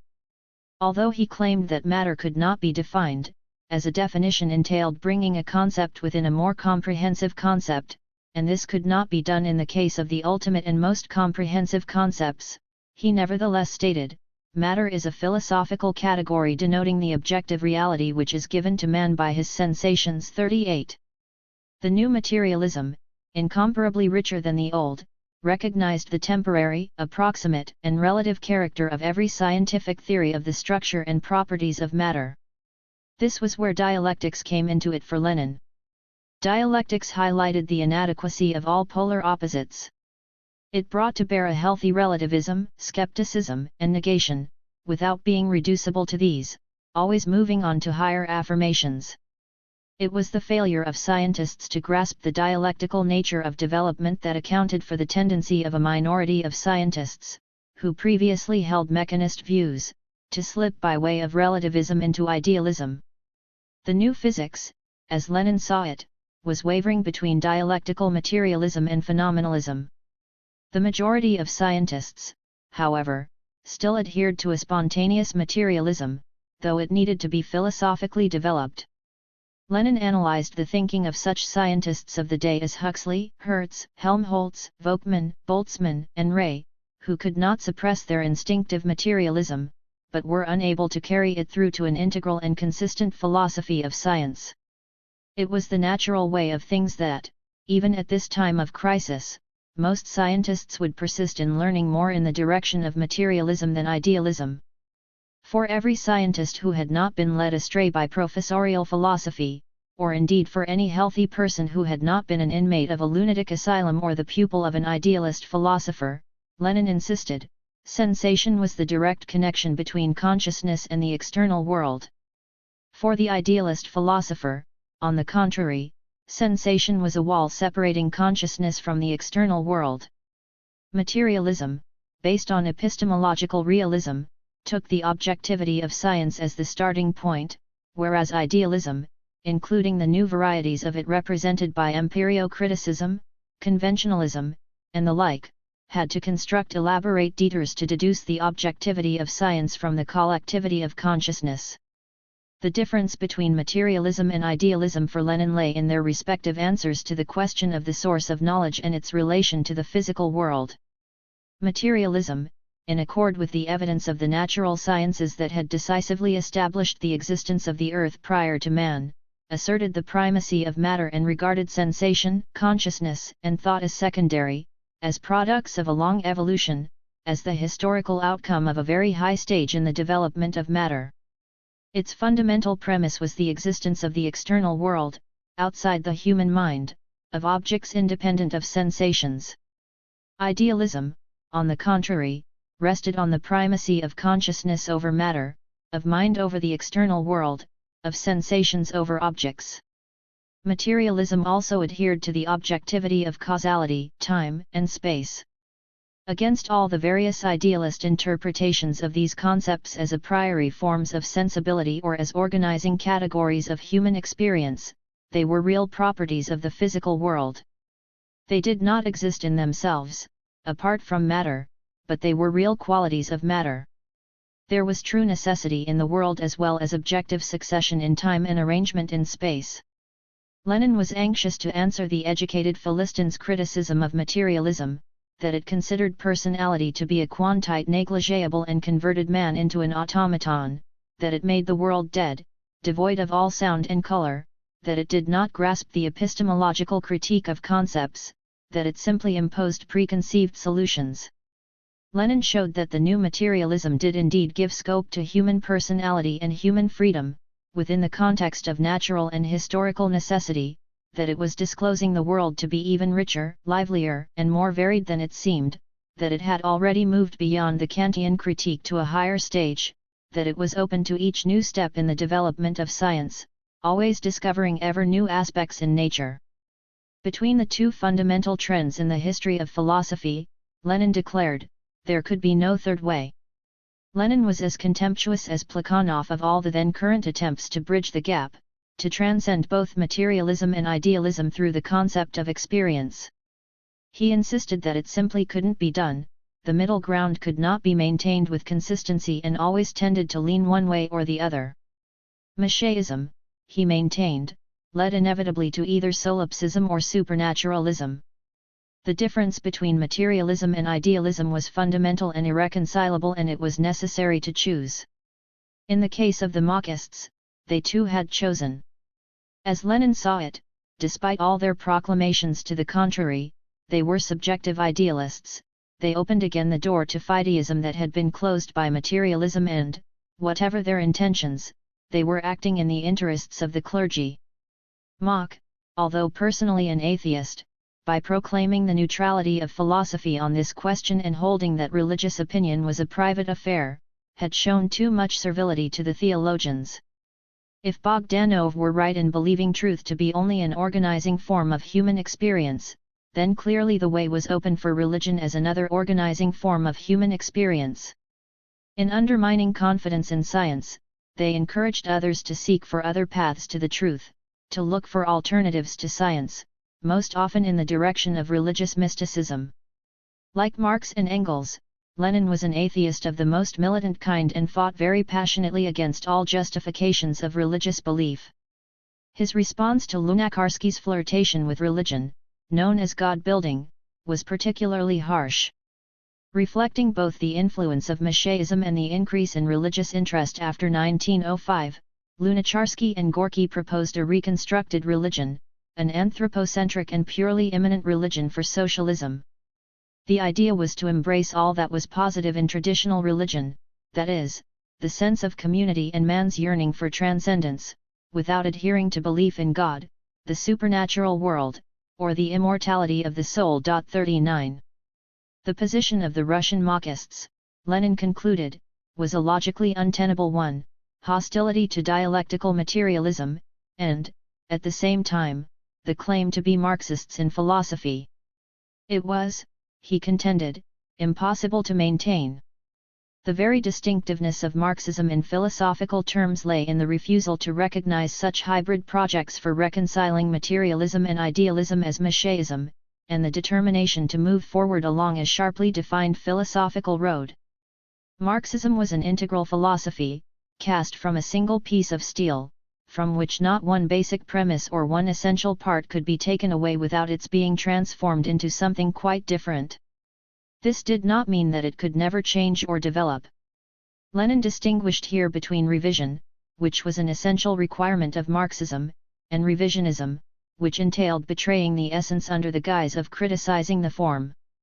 So highly did he value integrality that he quoted with favor Diogenes' expression of preference for the honesty and consistency of religious believers to the half-heartedness of agnostics, dualists, and all halfway elements like the Marxists, for there a system prevails, there we find integral people who do not separate theory from practice. 40. There was a point worth making in standing on the side of integrality and wholeheartedness, but it was not fair to categorize the Russian Marxists as among the halfway elements. 41. In Bogdanov, too, a system prevailed.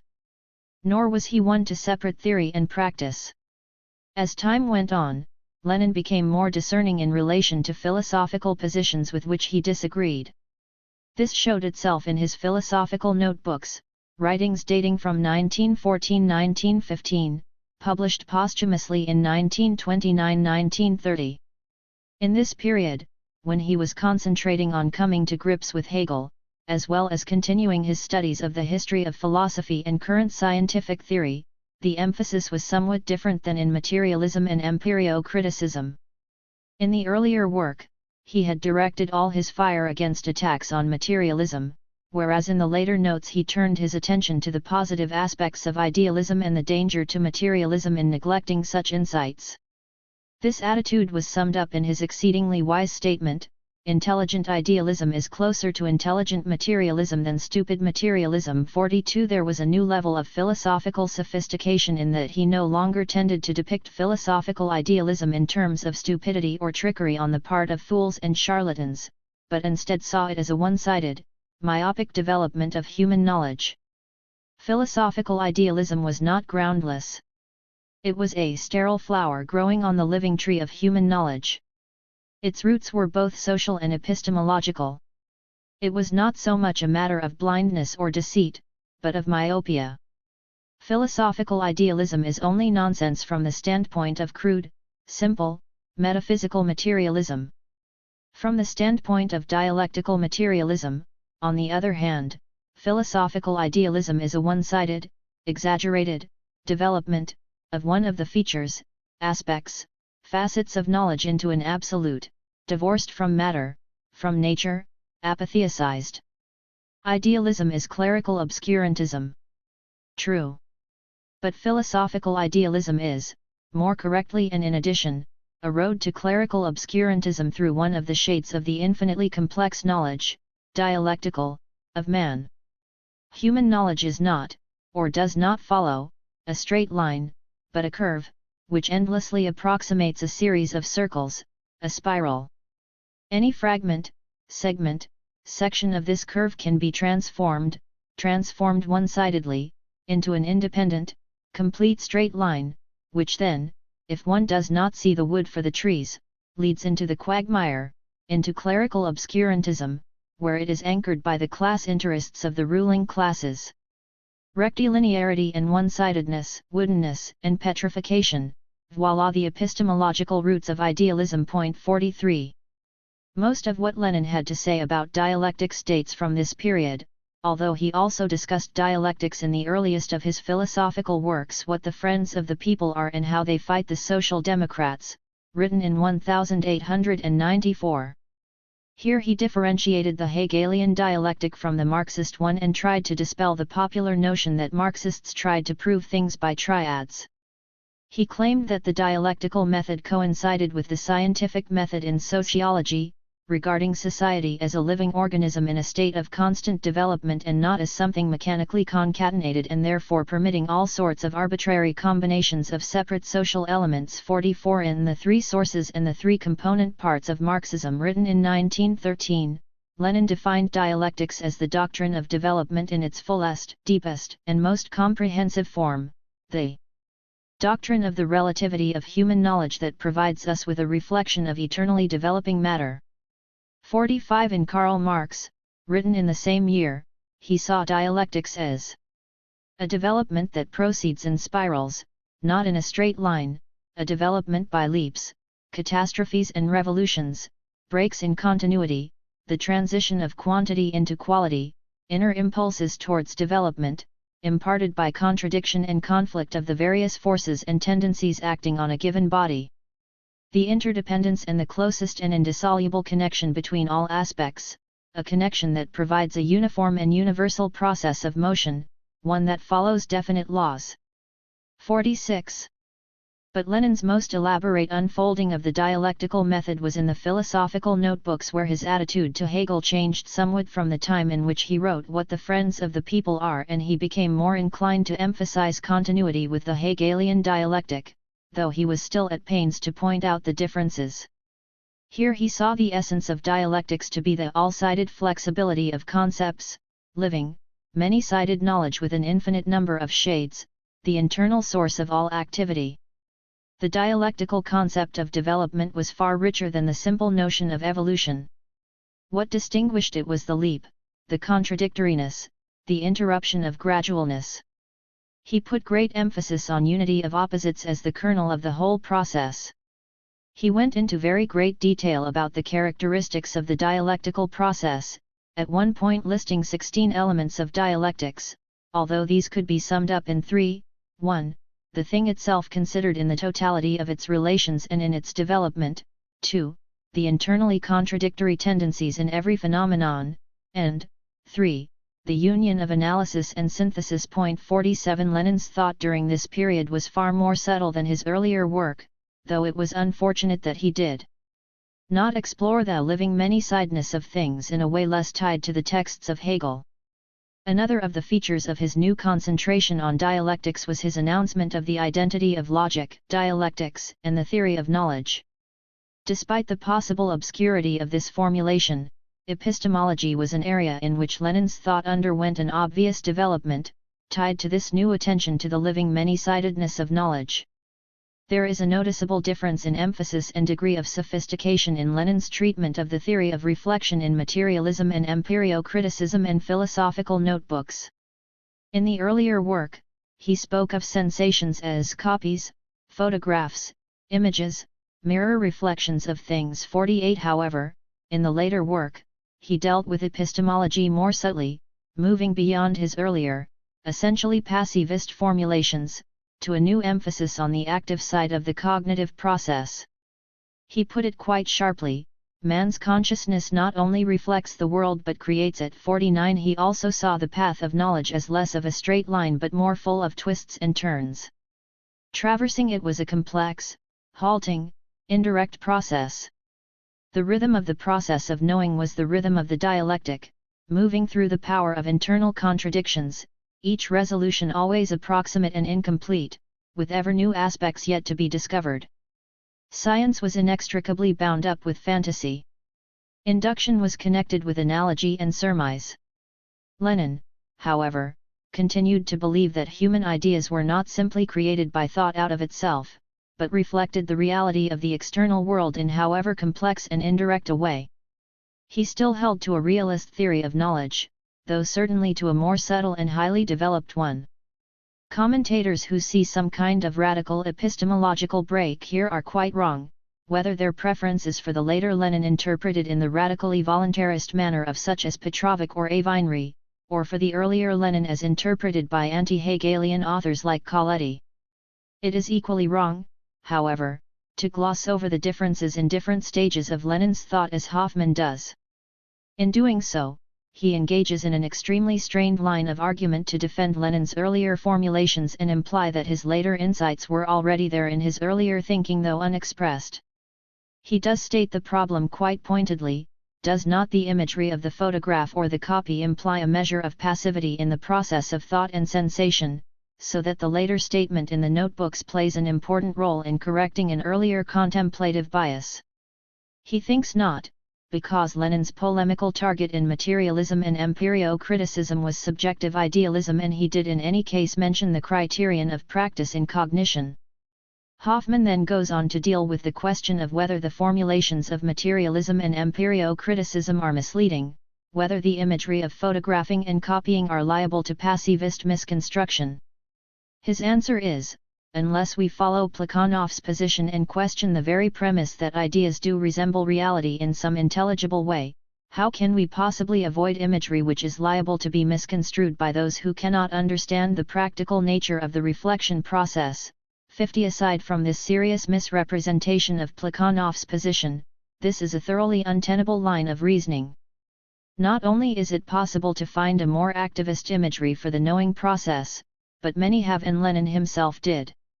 As far as the secondary literature giving an overall evaluation of Lenin as a philosopher goes, there are great extremes of opinion. Not surprisingly, most of the authors hostile to Engels are equally hostile to Lenin and speak of him in the very same terms. In the same way, those who take an idolatrous attitude to Marx and Engels do so to Lenin also, only even more so. There have, however, been some distinctive features in the history of commentary on Lenin's philosophical work. Lenin's critics. The earliest to attack Lenin's philosophical work were his immediate opponents. The Russian Marxists, against whom so much of his philosophical argument was directed, did not hesitate to answer back. Bazarov, Bogdanov, and Yushkevich published their reply in 1910 in Pillars of Philosophical Orthodoxy. Yushkevich was particularly abusive, claiming that Plekhanov and Lenin exemplified the decadence and dogmatism of Russian Marxism and accusing Lenin of bringing the habits of the Black Hundred into Marxism. 51. By the next generation of Russian Marxists, of course, Lenin's philosophical works were highly esteemed, and in fact elevated to the position of classics of Marxism, as they were by the overwhelming majority of Comintern activists. Notable exceptions, however, were Anton Pannekoek and Karl Korsch. Pannekoek, under the pseudonym of J. Harper, first published Lenin als Philosoph in Amsterdam in 1938, the period during which Lenin's philosophical works were being published abroad in foreign language translations. Pannekoek, who had been one of the Dutch leftists attacked by Lenin in left-wing communism, an infantile disorder called materialism and empirio-criticism, a confused tirade, in which Lenin distorted the views of Mach and Avenarius and failed to criticize them from a genuinely Marxist point of view. Lenin, according to Pannekoek, based his criticism of Micheism on middle-class materialism, which was the philosophical counterpart to the half-bourgeois, half-proletarian nature of Bolshevism. 52 It was true that Lenin was unfair to Mach and Avenarius, but it was not true that his was not a legitimately Marxist point of view. Just what Pannekoek's genuinely proletarian alternative was to Lenin's supposedly bourgeois or half-bourgeois position remained altogether unclear. Even harsher was Korsch's assessment of Lenin as philosopher. He approved Pannekoek's criticism and carried it further. Also a leftist, Korsch too accused Lenin of failing to transcend the boundaries of bourgeois materialism. According to Korsch, Lenin attacked the later attempts of bourgeois naturalistic materialism, not from the viewpoint of the historical materialism of the fully developed proletarian class, but from a preceding and scientifically less developed phase of bourgeois materialism. 53 He also asserted in an altogether unsubstantiated way that Lenin was completely unaware of the real achievements made by science in the days since Marx and Engels. Another charge against Lenin was that he preferred immediate practical utility to theoretical truth. That was altogether unfair, for Lenin was far closer to science than Korsch ever was and was far from indifferent to considerations of theoretical truth. This has been the tone of many commentaries since, most recently echoed by Kolakowski, who has characterized Lenin's philosophy as crude and amateurish, based on vulgar common-sense arguments and unbridled abuse of his opponents and adding nothing new to Engels and Plekhanov. Lenin, according to Kolakowski, failed to answer satisfactorily the philosophical questions with which he dealt, because of his indolent and superficial approach and his contempt for all problems that could not be put to direct use in the struggle for power. Moreover, it had a deplorable effect in furnishing pretexts for the stifling of all independent philosophical thought and in establishing the party's dictatorship over science. 54 Kolakowski is wide of the mark, for Lenin was far more serious about philosophy and had far more worth saying about it than he is willing to concede. However, certain texts of Lenin and the use to which they have been put by Leninists do lend a certain support to his criticisms. Lenin's defenders. Predictably, this type of commentary has been answered by others. Timpanaro, himself a leftist, has specifically answered Pannekoek, Korsch, and more contemporary leftists as well, by pointing out that voluntarism, subjectivism, and the refusal of science may constitute a momentary revolutionary stimulus, but cannot in the long run provide the basis of a solid revolutionary doctrine. Timpanaro argues that Lenin's defense of materialism was far more revolutionary than the semi-idealism of Korsch and Pannekoek. Convinced that he was far in advance of Lenin, Korsch was actually very far behind him in thinking that the dominant orientation in bourgeois philosophy was materialism colored by the natural sciences and in waging an anachronistic battle against it in the name of his own idealism represented as authentic Marxism. Lenin had already discerned the reactionary character of the idealist renaissance that was underway, even when it presented itself as a revival of revolutionary activism against social Darwinist quietism. Lenin foresaw that empirio-criticism was only the first phase in an involution towards forms of fideist spiritualism that would lead from a methodological critique within science to a negation of science itself or to a falsification of it in a teleological or providential direction. This Korsch did not see, as his basic background had been alien and hostile to the natural sciences, unlike Lenin who was acutely aware of the most recent developments in the sciences and their philosophical significance. There was not, on Lenin's part, the slightest repudiation of the new physics, which he understood well, despite a number of inaccuracies with regard to particular physical theories. He was basically right in his belief that the philosophy of Mach and Avenarius led logically to idealism, although they were not prone to the open idealism of their successors. In distinguishing between the new science and the anti-materialist use to which it was being put, Lenin managed to redeem the historicity of science as well as its objective truth. This concern for objective truth, Timpanaro insists, was the animating force of materialism and empirio-criticism, despite Korsch's extremely prejudicial reading of it, which led him to assert otherwise. Lenin believed idealism reactionary because it was untrue and not vice versa. 55. Timpanaro is not himself uncritical of Lenin's philosophy, but his criticisms are of a far more constructive nature. He believes that there was in Lenin's work a certain wavering between the need for an integral materialism and a tendency to fall back on objectivism or realism. On the other hand, he does note that it is clear that Lenin was aware of the fact that materialism was much more than an epistemology. Timpanaro also thinks that Lenin's enthusiasm for certain Hegelian propositions in philosophical notebooks was excessive. He does not believe that the profound transformations in the traditional concept of matter can be so easily accommodated through the framework of the Hegelian dialectic. He prefers the formulations in Karl Marx where Lenin dealt with contradictions more in terms of conflicts between forces than in terms of identity of opposites. Also, he holds that in What the Friends of the People Are, Lenin displayed a more perceptive awareness of the intrinsically idealist nature of the Hegelian dialectic, that put it beyond any redemption through any standing on its head or breaking its shell. 56. Another striking contrast to Kolakowski's assessment of Lenin is that by the Irish scientist, J.D. Bernal. To him, what distinguished Lenin was his sense of perspective, the range of vision that brought understanding of the grand movements of nature and history.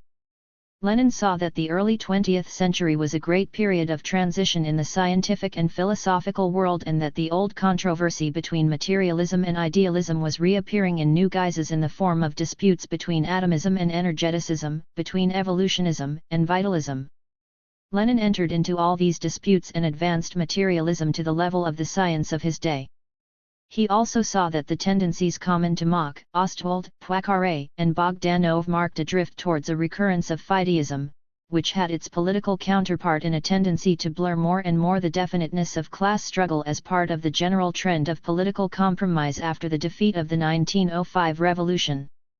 The political aspect of Lenin's own philosophy was shown in the tone he set for the development of a new kind of science that developed after the revolution, when he was able to see the historical effects in a completely different way from Kolakowski. 57 While Bernal's analysis is perhaps overly eulogistic and does not venture into the problem areas, it is nevertheless significant that one who has known science so well has regarded Lenin's philosophy of science so highly. Praise for Lenin's philosophical work has sometimes come from surprising quarters. The Sovietologist and priest, J.M. Bachensky, has commented that Lenin worked out an epistemology that was original in many respects, combining realism with rationalism and paying due regard to the difficulties for realism engendered by the latest results of research in physics. 58 Another remarkable comment has been made by Feyerabend: there are not many writers in the field today who are as well acquainted with contemporary science as was Lenin with the science of his time, and no one can match the philosophical intuition of that astounding author. 59. But others condemn by their praise. Such is the case with the supposedly pro-Leninist essay by Althusser entitled Lenin and Philosophy. By Althusser's eccentric logic, it is not possible to raise the question of whether or not Marxist philosophy has a history. Here a symptomatic difficulty exists, Althusser declares, because philosophy has no history. It is that strange theoretical site where nothing really happens, nothing but this repetition of nothing. Philosophy leads nowhere because it is going nowhere. 60 According to Althusser, Lenin simply explained that Mach merely repeated Berkeley and counterposed to this his own repetition of Diderot. Nothing happened but a repetition of nothingness. Althusser explains that what is called Marxist philosophy presents a rather curious spectacle. After Marx's epistemological break there was a long interval of philosophical emptiness. In this philosophical silence, only the new science spoke. After 30 years, it was broken only by an unforeseen accident, Engels's precipitate intervention, in which he replied to Düring for political reasons and was unfortunately constrained to follow Düring onto his own territory.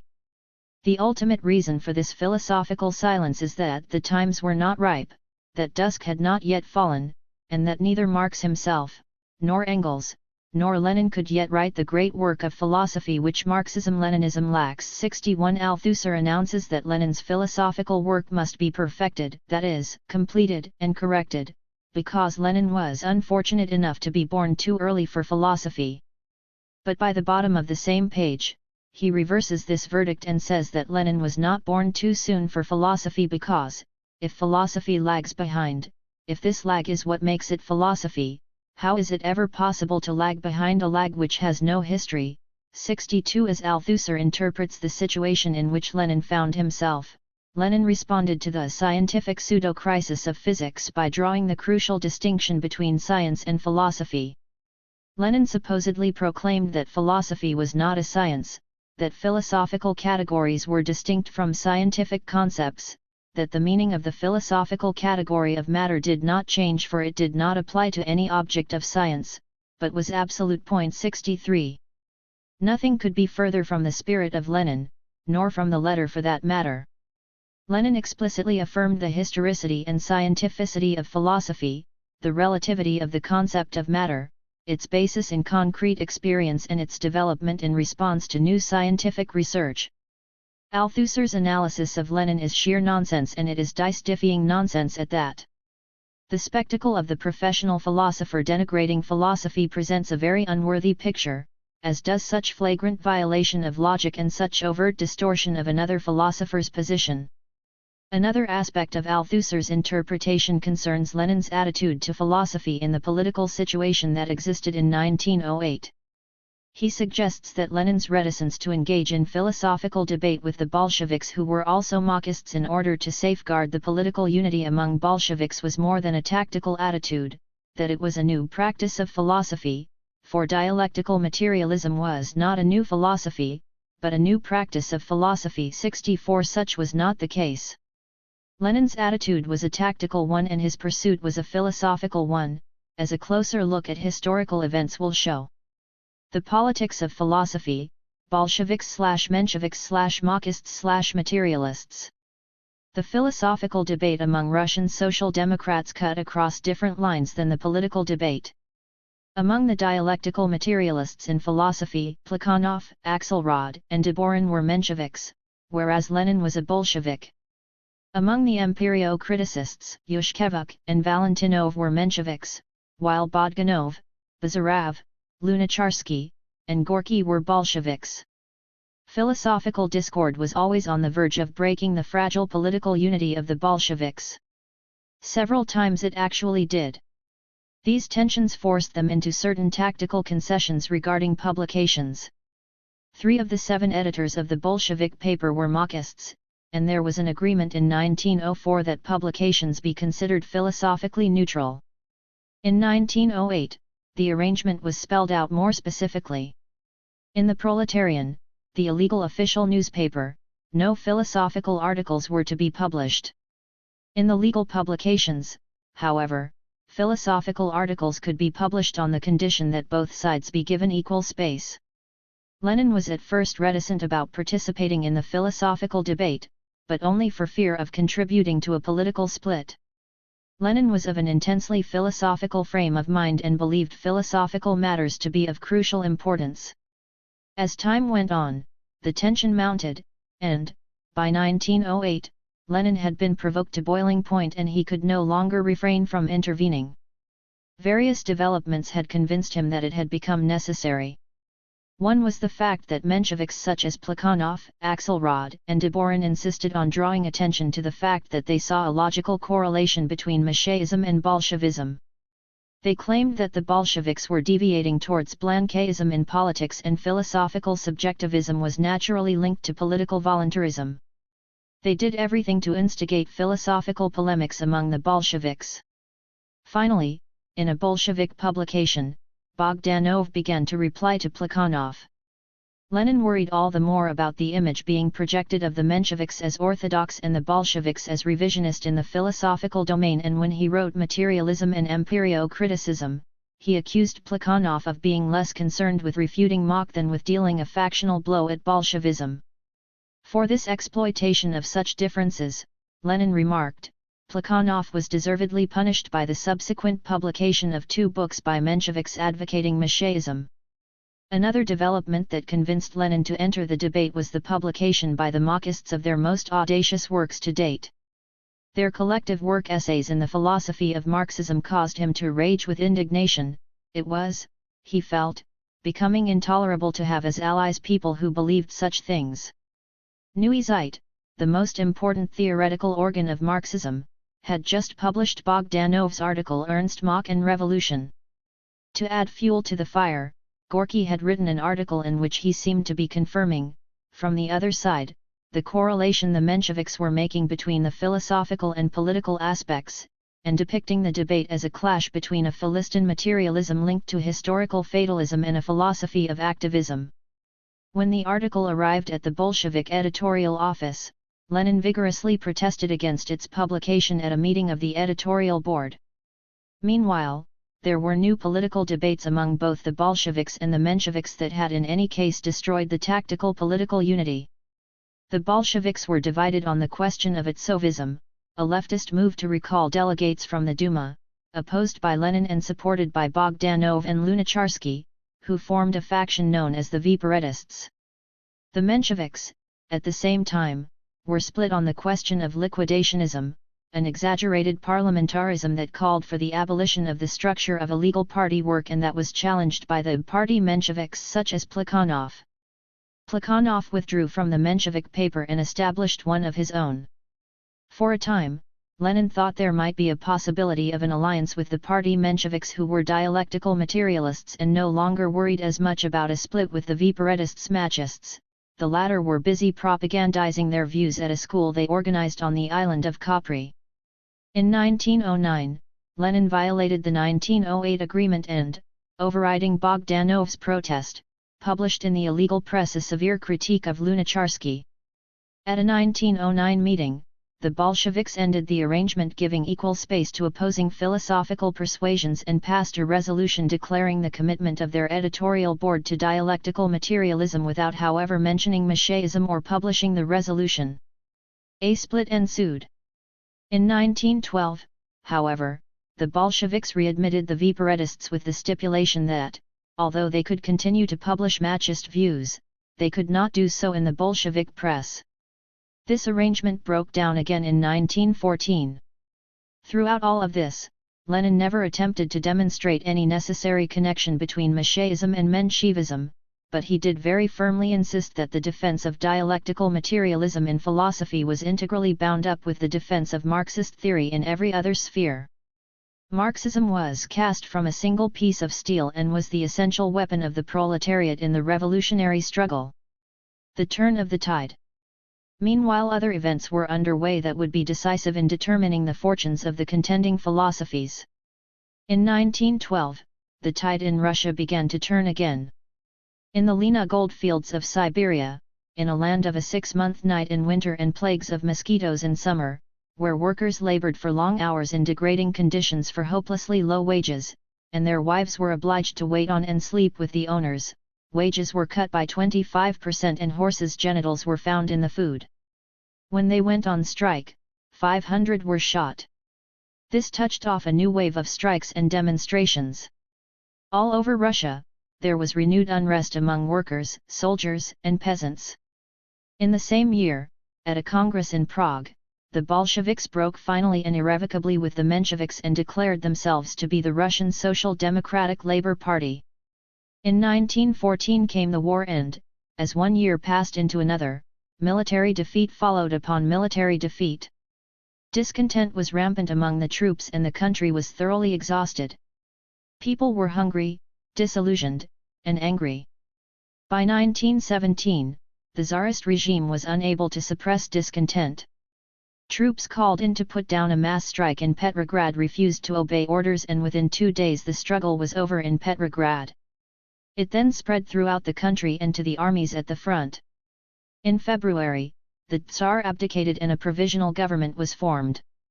The members of the government did not make the revolution. They merely stepped into empty positions of power. The government, dominated by business interests, continued the war and at home alternated between reform and repression. However, real power shifted to the Soviets. A Central Congress of Soviets was formed. At first, Mensheviks and social revolutionaries were in the majority, but the more other parties supported the government's war efforts, the more did the Bolsheviks isolate them from the hungry and war-weary people with their simple call for land, bread, and peace. Meanwhile, revolutionaries were returning from exile. In April, Lenin arrived at the Finland station, startling even his own supporters with his militancy against the provisional government. By October, the Bolsheviks were very strong indeed.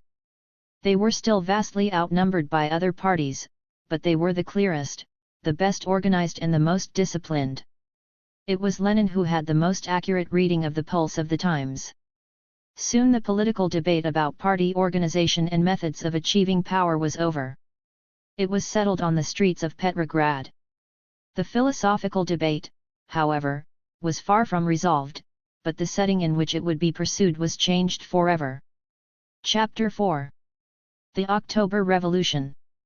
Marxism in power. The early days of the revolution. In October 1917 the revolution came, transforming utterly the whole context for every debate and giving birth to unanticipated new ones.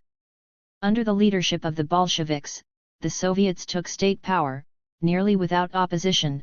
Resistance came only from a handful of cadets and a women's death battalion. The provisional government was dissolved and a new government was formed with Lenin as chairman of the Council of People's Commissars at its head. The new Soviet government immediately issued a flurry of decrees, giving land to the peasants, nationalizing key industries, proclaiming the equality of women, and announcing an imminent end to the war. The Bolsheviks went from town to town and from village to village, proclaiming the Soviet government and calling on peasants to confiscate land, on soldiers to arrest counter-revolutionary generals, and on workers to assume state functions. And so they did. It was an extraordinary time. There had never been a time like it before, nor could there ever be a time like it again. It was the world's first socialist revolution, and as such it had no precedents. They were doing something that had never been done before, opening up a new line of historical development. There seemed to be unlimited scope for human creativity in this monumental enterprise of building from scratch a whole new social order. The air was alive with possibilities and everything was up for grabs. It was challenging and exhilarating. Lenin exhorted. Comrades, working people. Remember that now you yourselves are at the helm of state. No one will help you if you yourselves do not unite and take into your hands all affairs of the state. Get on with the job yourselves, begin right at the bottom, do not wait for anyone. 1. And many took him up on it. But this heady experimentation with previously unknown and untested forms of social organization quickly came up against the sobering fact that the revolution had not yet been won. People were still hungry. Industry was at a standstill. Indeed, the whole economy had virtually collapsed. There was widespread chaos, and all the while the German troops were advancing. The army was so beaten down and demoralized that it could not even continue a fighting retreat. The Treaty of Brest-Litovsk gave the regime a breathing space, although the terms, involving annexation of huge territories under Soviet rule, were exceedingly harsh. At first, the Bolsheviks had stalled, appealing to the workers of the world to unite for the last fight they had so often sung about in the Internationale, and hoping that the German regime would soon go under beneath a great revolutionary upsurge in Europe. But as month followed month and no such world revolution came, their hopes receded, and Lenin realized it was necessary to yield space in order to gain time. Then came the White Terror of civil war, aided by foreign intervention. The new Red Army fought against tremendous odds on 17 fronts simultaneously. Not only that, but there was no food, people were fainting in the streets, workers were dropping over onto their machines, babies were whimpering in their cots, the old and sick were simply dying. And the kulaks were hoarding grain. In this period of war communism, every aspect of life was subordinated to the central authority. There was enforcement of compulsory purchase of food, and there was swift treatment of suspected saboteurs. Amidst all this, there was mounting evidence of treachery on the part of the other leftist parties, and, after Lenin was shot in an assassination attempt by one of their members, the Bolsheviks moved against them, raiding their offices and suspending their newspapers. The civil war lasted for 3 years. Although finally it had been won, the country was nevertheless torn apart from one end to another and, on top of everything else, stricken by famine. Production had come to a halt. The working class had been decimated, killed fighting at the front, massacred in towns taken by the whites, or driven back to the land by massive unemployment. In the one country on earth ruled in the name of the proletariat was hardly there. Proposals to accomplish these tasks of reconstruction through the continuation and intensification of the measures associated with war communism were debated, but Trotsky's call for the militarization of labor was defeated and a very different course was taken. Lenin's new economic policy carried the day, giving the regime another breathing space by making economic concessions. Restrictions on small business and private agriculture were relaxed in order to consolidate power and to increase productivity before embarking on a full-scale program for the socialization of industrial production and the collectivization of agriculture. At that time the question of opposition parties asserted itself again in a situation in which other left-wing parties, associated in people's minds with the defeat of the autocracy and the ideals of social progress, would be immensely popular, yet they did not have the liability of having been responsible for the crippling hardships of the past few years. In 1921, discontent was rampant, symbolized by the Kronstadt mutiny, which the Bolsheviks forcibly suppressed, and the opposition parties made the most of it. Martov had already emigrated to Germany, where he had given a searing anti-Bolshevik speech at the Halle Congress of the USPD. Lenin issued a stern warning to the remaining Mensheviks that they could either join Martov or go to prison, if they persisted in opposition to the Soviet regime. Menshevik leaders departed for Berlin, with no obstacles placed in their way, and the rank and file either renounced their views or abandoned political activity altogether. The social revolutionaries, however, proved more recalcitrant, and 34 of its leaders were brought to trial on charges of conspiring against Soviet power. The existence of these parties was not yet illegal, but from this time they effectively disappeared from Soviet political life. This was not, however, the end of political dissent, but from this time on it became concentrated within the party. A debate centering around the workers' opposition emerged. This group demanded that the workers be given direct power and protested against the employment of bourgeois specialists, the appointment of managers in industry, and the organization of the army on the basis of traditional military discipline.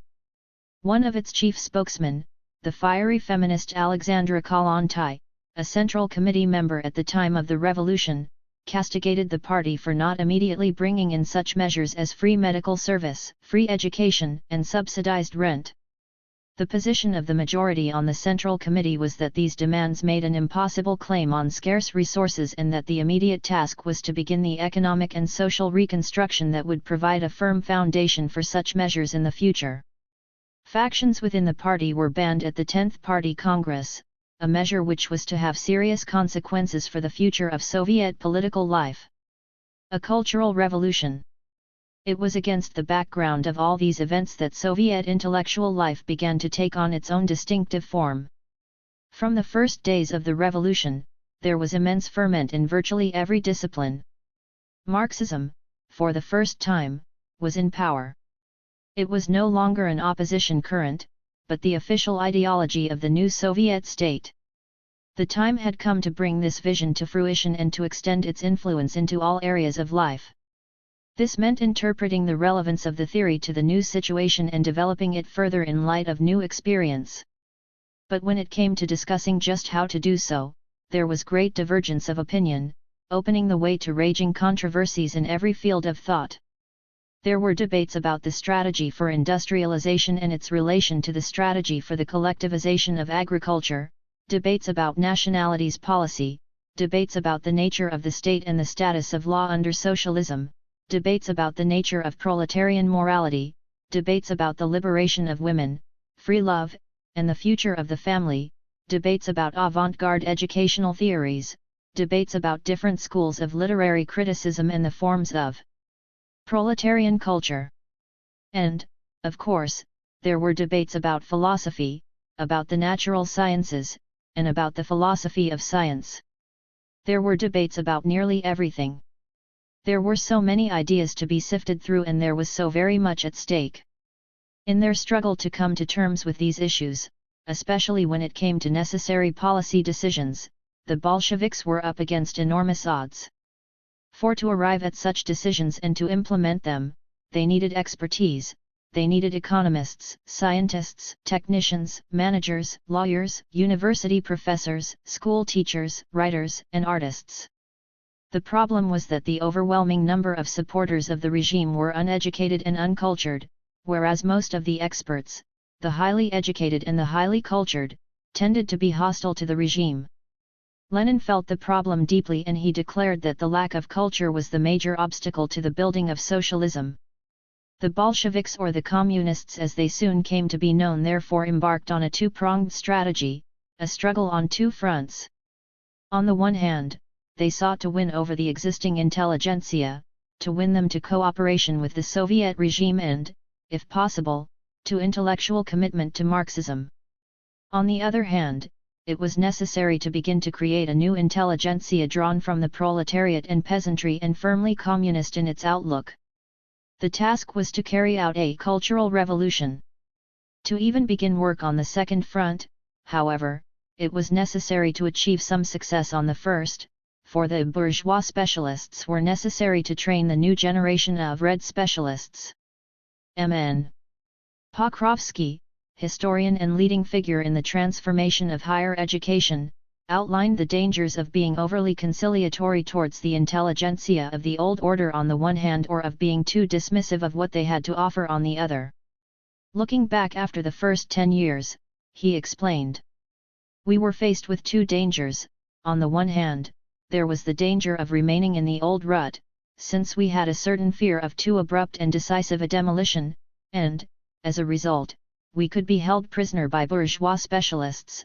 On the other hand, the danger consisted in the fact that there were some comrades who said, all bourgeois education is worth absolutely nothing. It is necessary to throw this out and to begin anew. 2. The problem of achieving a correct balance between the old and the new was a theme that recurred in a multitude of forms during these first years. Lenin felt the need to address himself to it on a number of occasions. He vigorously criticized those who took a nihilistic approach to the cultural and intellectual heritage of the past. It was the task of communists, he believed, to critically assimilate, to make fully their own, the best knowledge, the best technique, the best art that had been achieved by human effort over the centuries and to carry it forward in a creative and revolutionary way.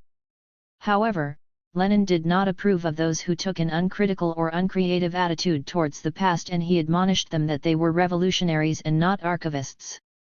The stock of human knowledge was not only to be drawn on, but to be radically remolded in building the new society. Within this scheme, a preeminent position was accorded to science.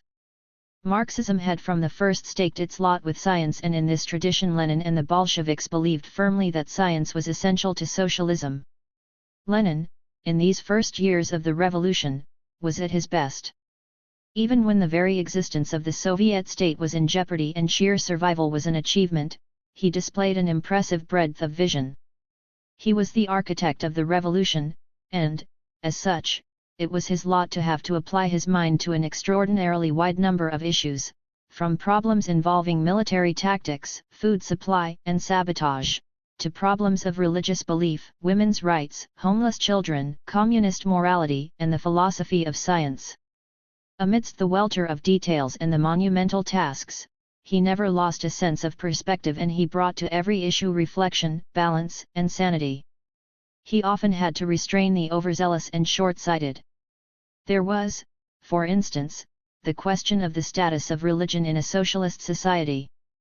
Although he was an atheist of the most militant sort, he spoke out against a certain wildness, a certain hooliganism, in the anti-religious campaign, and forbade Komsomol members on one occasion from holding an anti-Easter demonstration. His view was that religion must be a private matter vis-a-vis the state, although certainly not vis-a-vis the party. It was vital to win people over to atheism and to a scientific view of the world by intelligent argumentation, and he criticized the crudity of the propaganda that was often employed.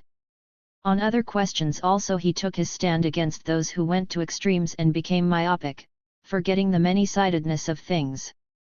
Thus his opposition to proletkult, to the workers' opposition, indeed to the views of all those who wished to sweep aside the existing intelligentsia, the bourgeois specialist, claiming that the proletariat stood alone and had to build socialism entirely from its own resources. Lenin insisted that it was necessary to embrace bourgeois culture, its science, its knowledge, its art, and to critically reshape it. In doing so, it was vital to make the fullest use of the bourgeois specialists who were the bearers of that culture. Thus too his very wise advice to Komsomol members advocating a glass of water approach to sexuality, be neither monk nor Don Juan, but not anything in between either. Like a German Philistine III, it was an integrated way of thinking that he brought to bear on every subject that came up for discussion. The Bolsheviks, the scientists, and the philosophers. Because of his concern for winning over the existing intelligentsia and because of his special interest in the philosophy of science, Lenin was particularly interested in gaining the support of natural scientists. When the distinguished biologist K.A. Timiryazev announced his fervent loyalty to the new regime, Lenin was overjoyed. The Bolsheviks received him with open arms and named a research center after him, the State Timiryazev Scientific Research Institute for the Study and Propaganda of Natural Science from the point of view of dialectical materialism. Another success was the geneticist N.I. Vavilov, who was put in charge of a whole network of biological research institutions. The physicist A.F. Joff had actually joined the anti-Bolshevik exodus of scholars to the Crimea in 1917, but returned to Petrograd and resolved to connect his fate with that of the land of the Soviets long before it was by any means clear that the Civil War would be won. He became a member of the Leningrad Soviet and doyen of Soviet physicists, although it was not until 1942 that he joined the party. There was a concerted campaign to win working natural scientists over to a materialist position in the philosophy of science. Through such agencies as the Union of Scientific Workers, the All-Union Association of Workers of Science and Technology for Assistance to the Construction of Socialism, Varnitso, and the Central Commission for Improving the Condition of Scholars, various societies for materialist natural scientists corresponding to the various scientific disciplines, the Bolsheviks fought to win their hearts and minds. Lenin took the occasion of the second issue of Podznamenem Marxisma, under the banner of Marxism, the new journal of Soviet Marxism launched in 1922, to call for an alliance between communists and natural scientists inclined to materialism. The first issue had not mentioned the philosophy of science in its editorial declaration of its aims and purposes, nor had Trotsky in his letter welcoming the new publication. Lenin felt it was necessary to draw their attention to the importance of this field. In his article entitled On the Significance of Militant Materialism, he urged the journal to attend to the philosophical problems raised by the sharp upheaval in the natural sciences and to enlist natural scientists in the work of the Philosophy Journal in order to tackle these problems most effectively. He called attention to the latest episode in the ongoing attempt to undermine the foundations of materialism by appeals to modern science by those who were seizing on Einstein's theory of relativity for such purposes. Unlike A.K. Timiryazev, the physicist and son of the prominent biologist, who wrote a review of a Russian translation of Einstein in the first issue, Lenin suggested that they should take care to distinguish between Einstein's physical theories and the philosophical speculations sparked by them. Lenin believed that the natural sciences could not hold their own against the onslaught of bourgeois ideas unless they stood on solid philosophical ground.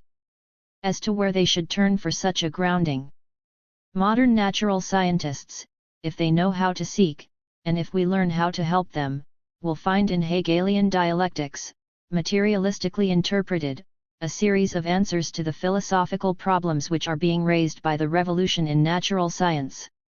Without this, eminent natural scientists will as often as hitherto be helpless in making their philosophical deductions and generalizations.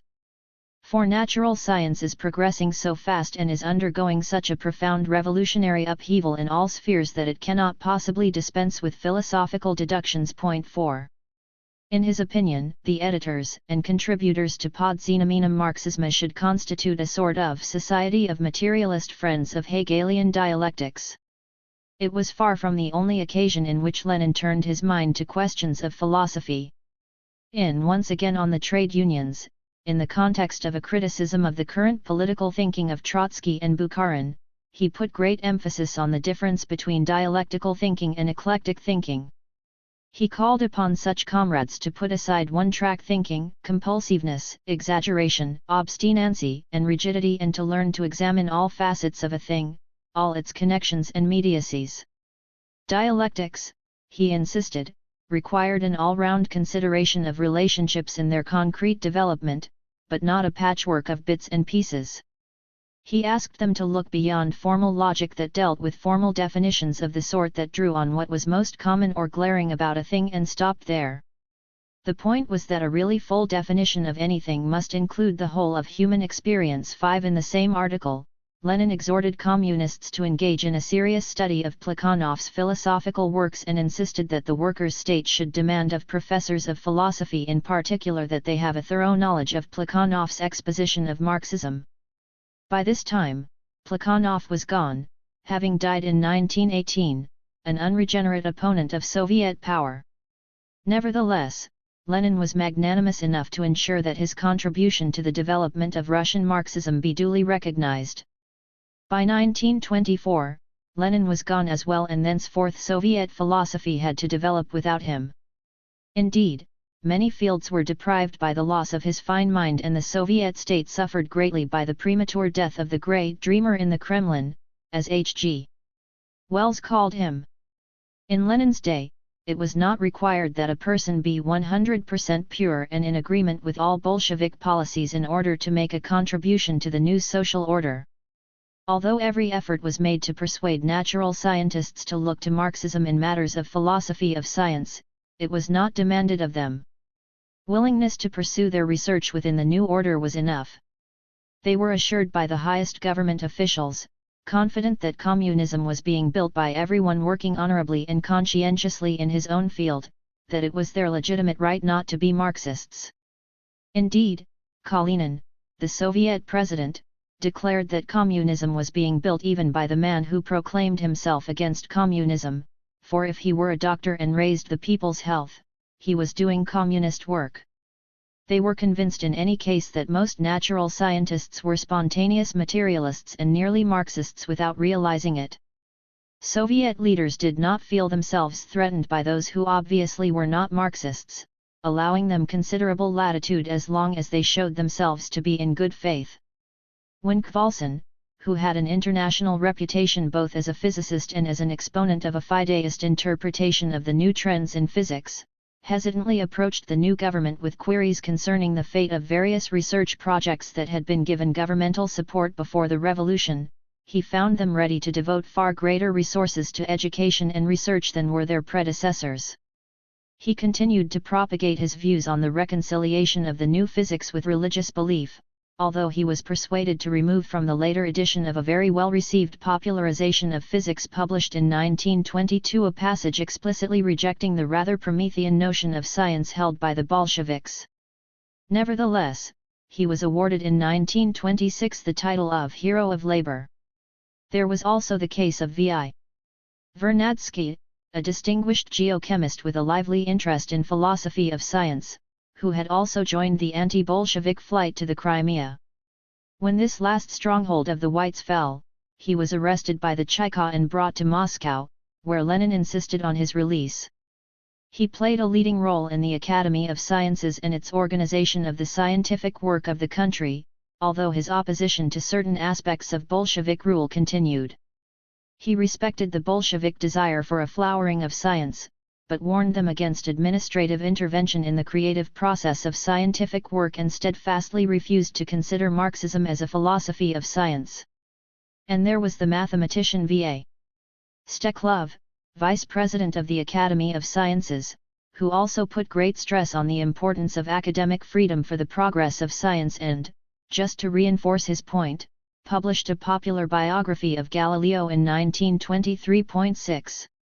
Academic freedom was, in fact, enjoyed by the Academy of Sciences, although occasionally a strident voice was raised against it, such as that of the anonymous author materialist, who, in the pages of Pod Znamenem Marxisma, castigated the Academy of Sciences as a reactionary nest. 7. The Soviet government's policy was to finance it generously without infringing on its autonomy. Its publishing house was the only one exempt from state censorship. Not that state censorship, where it did exist, was very strict. The scientific section of the state publishing house, Gossisdat, regularly published non-Marxist works on the philosophy of science, even works clearly antithetical to the Marxist position. In his communication to Pod Znamenem Marxisma, Lenin had expressed his view that books embodying positions with which he disagreed most should be translated and published. It was not just in the area of publications that such tolerance was extended even to those hostile to Marxism. Outright proponents of idealist and even mystical positions in philosophy were at first allowed to stay at their posts, if they had chosen to remain and fight for their views, rather than emigrate or join the exodus of scholars to White Crimea. Such philosophers as Berdyaev, Frank, Lossky, Ilyin, and Florensky in fact went on the offensive against Marxist philosophy. They established a free philosophical academy in Moscow and a journal MYSL in which they boldly proclaimed their mission to struggle against Soviet power in order to protect religion against the brash atheism of the new order. Tension heightened as communist students returned from the front and felt resentful at having to accept as teachers the philosophical counterparts of the enemy they had just defeated. They had sacrificed much to establish the new order and were offended at having to submit to elements hostile to it. In 1922, the government did ask those teachers to leave and join their like abroad. Thenceforth, they continued their campaign in the capitals of Europe, becoming more and more reactionary. Berdyaev devoted himself to propagating his philosophy of inequality, a new medievalism, eulogizing aristocracy and the arbitrariness of divine caprice. Others in the same spirit called for the epoch of science to give way to a new epoch of faith. The new institutions. Meanwhile, it was becoming clearer than ever that new professors were needed. Thus it was that the Institute of Red Professors was set up in 1921. Indeed, there was a whole network of communist institutions, paralleling the traditional academic institutions, pursuing Bolshevik policy on the Second Front, the recruitment and training of a new socialist intelligentsia. Workers' faculties, attached to the universities, prepared the sons and daughters of the proletariat for higher education. There were even special universities such as the Sverdlov Communist University in Moscow. The Socialist Academy of Social Sciences, organized in 1918 as a directing center for Marxist research, became the Communist Academy in 1924 and branched out to include the natural sciences as well as the social sciences. Under the Academy were such bodies as the Institute of Scientific Philosophy, the Marx-Engels Institute, and the section of the Natural and Exact Sciences. There was another network of institutions midway between the other two, with Marxist and non-Marxist scholars collaborating, often with the non-Marxists in the ascendancy. Ranian, the Russian Association of Scientific Research Institutes of the Social Sciences, consisted of some 15 institutes engaged in research and postgraduate training. Work in the philosophy of science within the network was concentrated in the Institute of Scientific Philosophy, which, as Marxism came into the ascendancy in the institute, was transferred to the Communist Academy. Even within the communist institutions, where the hegemony of Marxism was established, there was scope for non-party Marxists to hold prominent positions, and indeed there was scope for considerable diversity of opinion. Even at the Institute of Red Professors, half the teachers were not party members, and the same was true of the membership of the Communist Academy. Sverdlov Communist University referred to the Party Organizational Bureau, Orgbureau, the cases of Deborin and Axelrod, who both had Menshevik backgrounds, before giving them teaching posts. The decision was for Deborin and against Axelrod, most likely because Deborin had belonged to the wing of the party that opposed proletarian support for the imperialist war during the debate within the Second International, whereas Axelrod, like Plekhanov, came in behind Russia's war effort. However, being so pressed for qualified professors, the university appealed to Lenin, who replied unhesitatingly in favor of both. Deborin became far and away the most influential Soviet philosopher of the 1920s, although he did not join the party until 1928. He was the leading philosopher, not only at Sverdlov Communist University, but in the Institute of Red Professors and in the Communist Academy. From 1926, he was editor-in-chief of Podznamenem Marxisma, contending positions in the philosophy of science. It was within the network of communist institutions that there was the greatest intellectual vitality and the liveliest clash of contending positions. In philosophy of science, as in all other fields during the 1920s, there was struggle not only between Marxist and non-Marxist views, but among an extraordinary number of conflicting positions battling for recognition as the correct Marxist position in the field. Masheism. In the first instance, there was the continuation of the pre-revolutionary debate. The Viperettist Machists were still there after the revolution and were given extraordinarily high positions in ideologically sensitive fields, without renunciation of Masheism being required as a condition of their appointment. Lunacharsky was made Commissar of Education, Pokrovsky was the first director of the Institute of Red Professors, Lyudov was appointed rector of Sverdlov Communist University, Bogdanov and Bazarov were prominent members of the Communist Academy, and along with Yushkevich, one of the former Menshevik Machists, continued to argue their empiria-critical interpretations of Marxism. Like their counterparts elsewhere, the Russian Marxists were bringing their claim to be the philosophy of 20th century natural science to a new level by citing Einstein's theory of relativity as a new confirmation of their theories. In this they were aided in no small measure by Einstein's own acknowledgement of his debt to Mach. Throughout the 1920s, they vigorously argued for their distinctive philosophy of science in academic gatherings, in a series of books, and in Vestnik Kommunistickoj Akademii, Herald of the Communist Academy, putting particular emphasis on their counterposition of relativity to materialism. Bogdanov's philosophy had meanwhile evolved to yet another new phase. He put forward the notion of techtology, the basis of a universal organizational science comprising physics, technology, sociology, philosophy, indeed every possible discipline. According to his idea, the world was conceived as a system of interacting systems.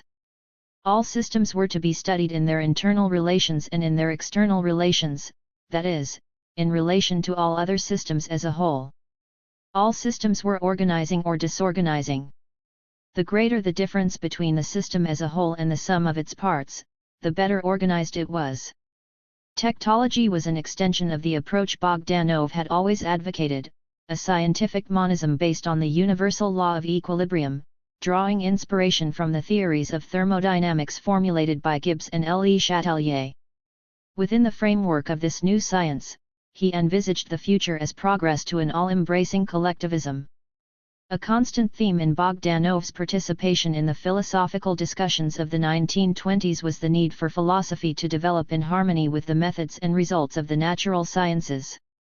He constantly exhorted his colleagues to go to nature, to go to life, to prove every chain of reasoning in nature, in life, and to stop arguing by authority, by classical citation, by grave robbing. 8. Proletkult and proletarian science. Bogdanov's primary preoccupation in the early days of the revolution was proletarian culture, an idea he had been propagating in the workers' schools organized by the Viparetists in Capri and Bologna, although it was only with the revolution that it won a mass audience. In 1918, Bogdanov organized the first all-union Congress of Proletarian Cultural Organizations. This group launched a movement known as Proletkult that quickly became influential on a grand scale. The resolution adopted at this Congress stated that the proletariat must create a new culture, of a strictly class character, based on social labor. To head off the charge of nihilism, of destroying all the values of the past, of advocating a clean sweep, the resolution ordered that everything in pre-existing culture that bore the imprint of common humanity be assimilated, but that this material be recast by the proletariat in the crucible of its own class consciousness. In this task, the proletariat was to act alone, independently of other classes. While asserting that the cultural movement of the proletariat should be autonomous, even though going on at the same time as the political and economic movements, the resolution nevertheless called upon the institutions of government to bring their power to bear in vanquishing the bourgeoisie not only materially but spiritually. In short, Proletkult saw the cultural sphere as relatively autonomous, as demanding a special form of class struggle. Culture was saturated with class ideology, and so bourgeois culture could not serve the interests of the proletariat. Any attempt to make it do so was backtracking from the revolution and jeopardizing its gains. Nor could bourgeois specialists serve the interests of the proletariat. The proletariat was the bearer of values specific to itself, a collectivist spirit alien to other classes, which could not therefore be integrated into the new society or have anything to contribute to it. The proletariat would form its own intelligentsia. In all fields, the proletariat would create its own specialists and do things in its own way. This mode of approach applied along the entire spectrum of cultural forms from art and literature to science and technology. Just as there would be a proletarian art, there would be a proletarian science. Science was connected to the mode of production, and it could not be taken as it stood, as it had been shaped by the capitalist mode of production. It needed to be revolutionized from within. The key to this process was collectivization. This would put an end to the fragmentation of scientific knowledge linked to the competitive drive of capitalist production. It would integrate the diverse sciences within a monist philosophy of science. distinguishing between a democratization of science that simply disseminated bourgeois science among the proletariat without fundamentally changing its character and the collectivization of science that fundamentally transformed science in a proletarian way. The proletkult position was: democratization enlarges for the masses the area of mastery of bourgeois science, both in breadth and in depth, but this science as such remains unaffected. The collectivization of science affects also its essence, method, form, and scope. Our task consists in bringing the content and methods of science into line with the requirements of socialist production. Emphasizing the importance of science and proletarianization for socialism, they concluded: without science socialism is impossible, and it is also impossible with bourgeois science. 9. Like all Bolsheviks, the proletkult partisans stood wholeheartedly with science and defended its vital role in the new society, even if they differed from others in understanding the nature of science and its relation to socialism. In fact, in this thorny nest of questions, they not only differed with others, but they differed among themselves. They were by no means homogeneous on the issue of proletarian science. Whereas some implied that science was a superstructural phenomenon determined by its economic base and that any distinction between science and ideology had been obliterated, others were more reticent. Bogdanov himself certainly seemed to believe that bourgeois scientists, such as Einstein, Gibbs, and Le Chatelier, were arriving at conclusions valid for the proletariat, and he showed an enormous respect for non-socialist science. Lenin, at all events, was unhappy with proletkult and its proposals. At first he had sent his best wishes to proletkult, but its unpredictable and dramatic success alarmed him, as he had strong feelings against what he saw as the separatism and nihilism of proletkult's views on culture. He believed firmly in the value of bourgeois culture, bourgeois science, and bourgeois specialists for the cause of the proletariat. He did not think communism could be built on a firm foundation without them, and he would not allow it to be put at risk for the sake of a sectarian hothouse culture. A new proletarian culture could not be instantly called into existence.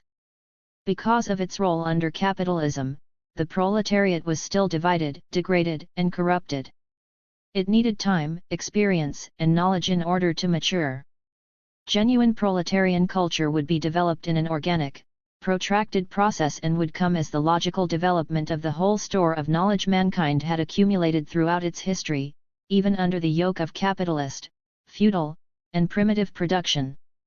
For Lenin, there was clearly a distinction between knowledge and ideology, and there was always the assumption that there was something in science transcending the bourgeois worldview. In any case, B began to see such claims of proletarian purity as potentially dangerous, and he declared his merciless hostility to proletkult. He decided to clip the wings of the organization that threatened to exclude elements he thought necessary to the construction of socialism and threatened to promote Marxism as the proletarian philosophy among the millions. There was a definite connection between the phenomenalist epistemology, the notion of proletarian science, and the political program of proletkult, tightly knit together as these were within the logic of a collectivist relativism. At all events, at Lenin's initiative, the Central Committee deputed Lunacharsky to go to the Second Congress and bring the organization into line under the Commissariat of Education. There was a struggle against this loss of independence and, having lost it, the organization dissipated within a few years. Another measure that Lenin took to curb the influence of Bogdanov's ideas was to authorize a second edition of Materialism and Empirio-Criticism in order to reassert his arguments against Bogdanov's philosophy of science. He explained in the new preface that his duties as head of state had not allowed him the time to update it. However, as an appendix, there was V.I. Nevsky's essay Dialectical Materialism and the Philosophy of Dead Reaction, a reply to the new edition of Bogdanov's Philosophy of Living Experience that had just appeared. 10. After the decline of proletkult, Bogdanov's activities were confined to the academic world and, even there, his influence steadily decreased. As a doctor, he became director of the Institute for Research in Blood Transfusion, where he died in 1928 in the course of an unsuccessful experiment on himself. Thereafter, his views were, in Schaff's words, doomed to the biting criticism of oblivion, although Schaff and other recent commentators have noted him as a predecessor of the general systems theory and of structuralism. 11. However, the pre-revolutionary debates, from the early 1920s on, became interlaced with, and to some extent overshadowed by, new post-revolutionary debates. There were a succession of new positions in the philosophy of science vying for support as the most appropriate to Marxists in the new social order. Enchmenism. The first, which emerged in the Civil War years, was a stridently anti-philosophical shallow materialism. One variant was put forward by Emanuel Enchman, an exponent of an evolutionary theory of historical physiology. An admirer of the Russian scientist Pavlov, Enchman took as his point of departure a caricature of the neurophysiological school of psychology, which proclaimed the withering away of all thought and all speech to be replaced by a single system of organic reflexes. It was a crude sensationalism that reduced all other levels to that of the biological and proclaimed philosophy to be an invention of the exploiters to be swept aside with the arrival of the epoch of proletarian dictatorship. Dialectical materialism would be reduced to ashes with the rest. This theory of new biology soon began to spread among the communist youth as they returned from the Civil War and became students. It struck a note in the mood that prevailed among certain strata with the ending of the Civil War and the launching of the new economic policy. Its appeal for the revolutionary youth seems to have been the boldness with which it attacked all that had been previously held sacred. Its extreme sort of nihilism towards the culture of the past and its desire to start from scratch was akin in some respects to proletkult. It also, in the view of Bukharin, corresponded to the attitude of the Nepman, the new type of Soviet bourgeois that sprang up as a result of the NEP. N.I. Bukharin, editor of Pravda and a Politburo member, called attention to this connection and tried to persuade the young communists not to settle for anything so vulgar and so simplistic as Enchman's views. First of all, we have here elements of the new trader. The new trader is an individualist. He accepts the revolution, of course in parenthesis. This new trader is first of all a vulgar materialist. In everyday common affairs he holds nothing sacred and elevated, he is used to looking at things soberly, he is not bound by any traditions of the past, not burdened by folios of wisdom and heaps of old relics these the revolution has thrown overboard. He himself is not a descendant of the spiritual aristocracy, no, he has risen from the bottom, he the unkempt has quickly climbed to the top, he is the new bourgeois without any intellectual scruples. He wants everything to smell, to feel, and to lick it. He trusts only his own eyes, he is physical. From whence his vulgar materialist superficiality. Finally, the new trader is crudely practical and vulgar, he is a great simplifier. 12. Bukharin, along with their teachers in the communist institutions, did their best to convince these students that these views were in the interests of a class with which they had nothing in common. However, among the teachers there was one who held views akin to Enchman's, S. Minin, a lecturer at Sverdlov Communist University who, in 1922, published a programmatic article in Pod Znamenem Marxisma, the message of which was overboard with philosophy. Minin took the French positivist Comte as his point of departure and his critics charged that he was simply accepting Comte's scheme of history and dressing it up in revolutionary phraseology. His idea was that religion was the tool of the landed aristocracy, who needed no science, philosophy was the tool of the bourgeoisie who needed science for production, but needed also to confuse the masses. The proletariat needed neither religion nor philosophy, but only science. According to Minin, the post-revolutionary proletariat had finally outgrown even Marx and Engels who, in pursuing philosophy, were children of their times. Minin's message was a call to arms against philosophy as inseparable from exploitation. The need was for science, only science, simply science. 13. Minin's first article was accompanied by an extended rebuttal, followed by polemics against it in subsequent issues and in other journals. Jorovsky draws attention to the connection of the various positivistic tendencies surfacing at this time with the whole mood prevailing in the early 1920s. Staggering from one crisis to another, many Bolsheviks developed an impatience with abstract theory, if not an outright contempt for it, a revolutionary pragmatism or Soviet Americanism, as the phrase of the time went. The obverse was a hunger for panaceas, a search for simple, all-embracing formulas that would, on application, quickly dissolve complex difficulties and realize the communist paradise.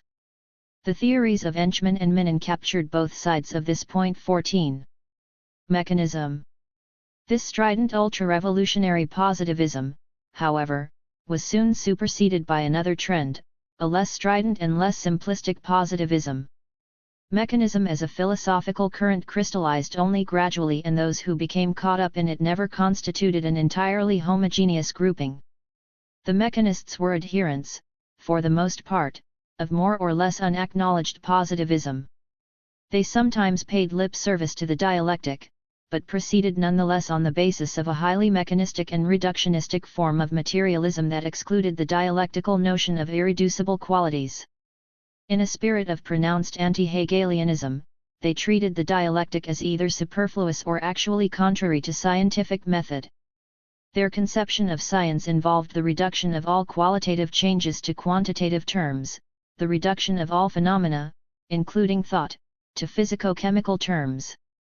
The Hegelian dialectic, in their view, ran contrary to this, imposing on reality categories unknown to science, like qualitative leaps and internal contradictions, not derived from empirical data.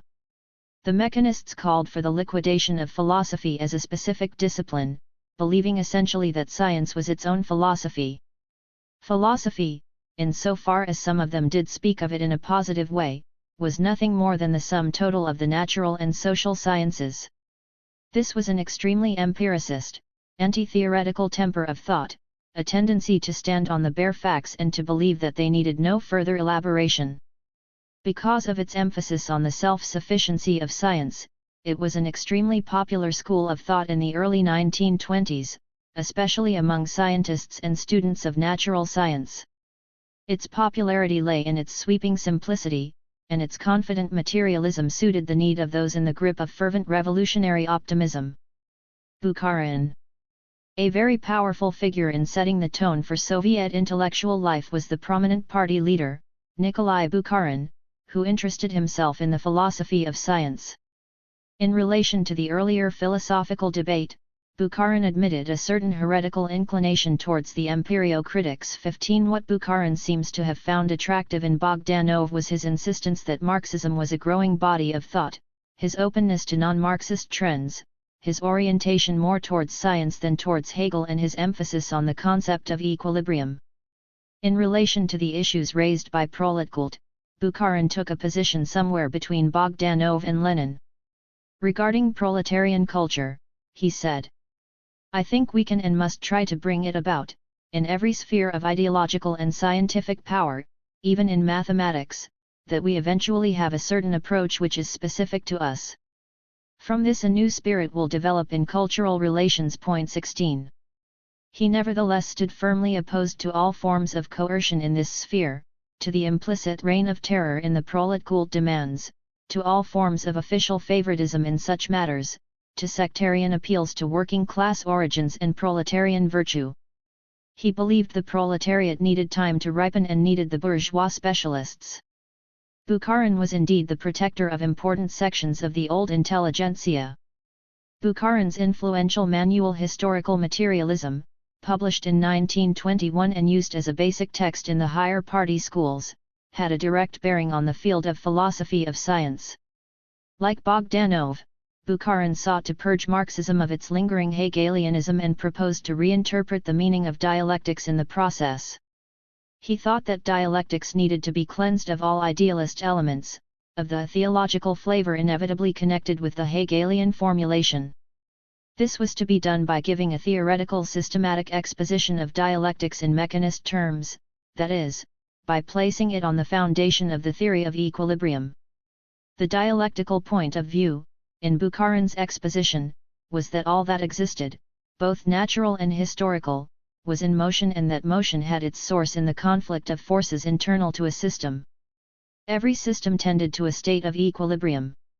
With the conflict of forces came disturbance of equilibrium, followed by a restoration of equilibrium on a new basis, with a new combination of forces.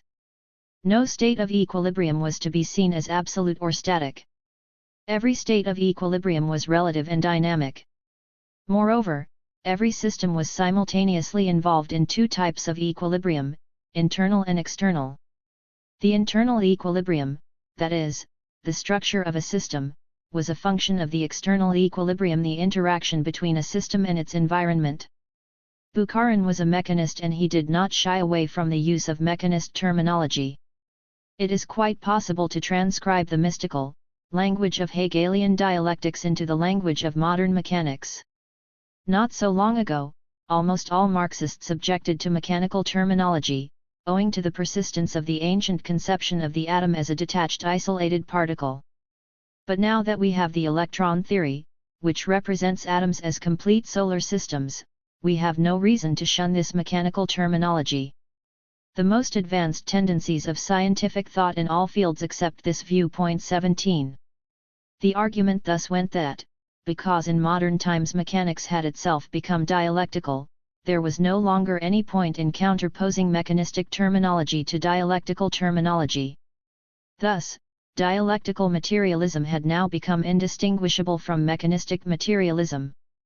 This raised the rather intriguing question of how the Marxist assertion of the universality of dialectics could be reconciled with making mechanistic the polar opposite of dialectical, assuming that the realm of mechanics was undialectical.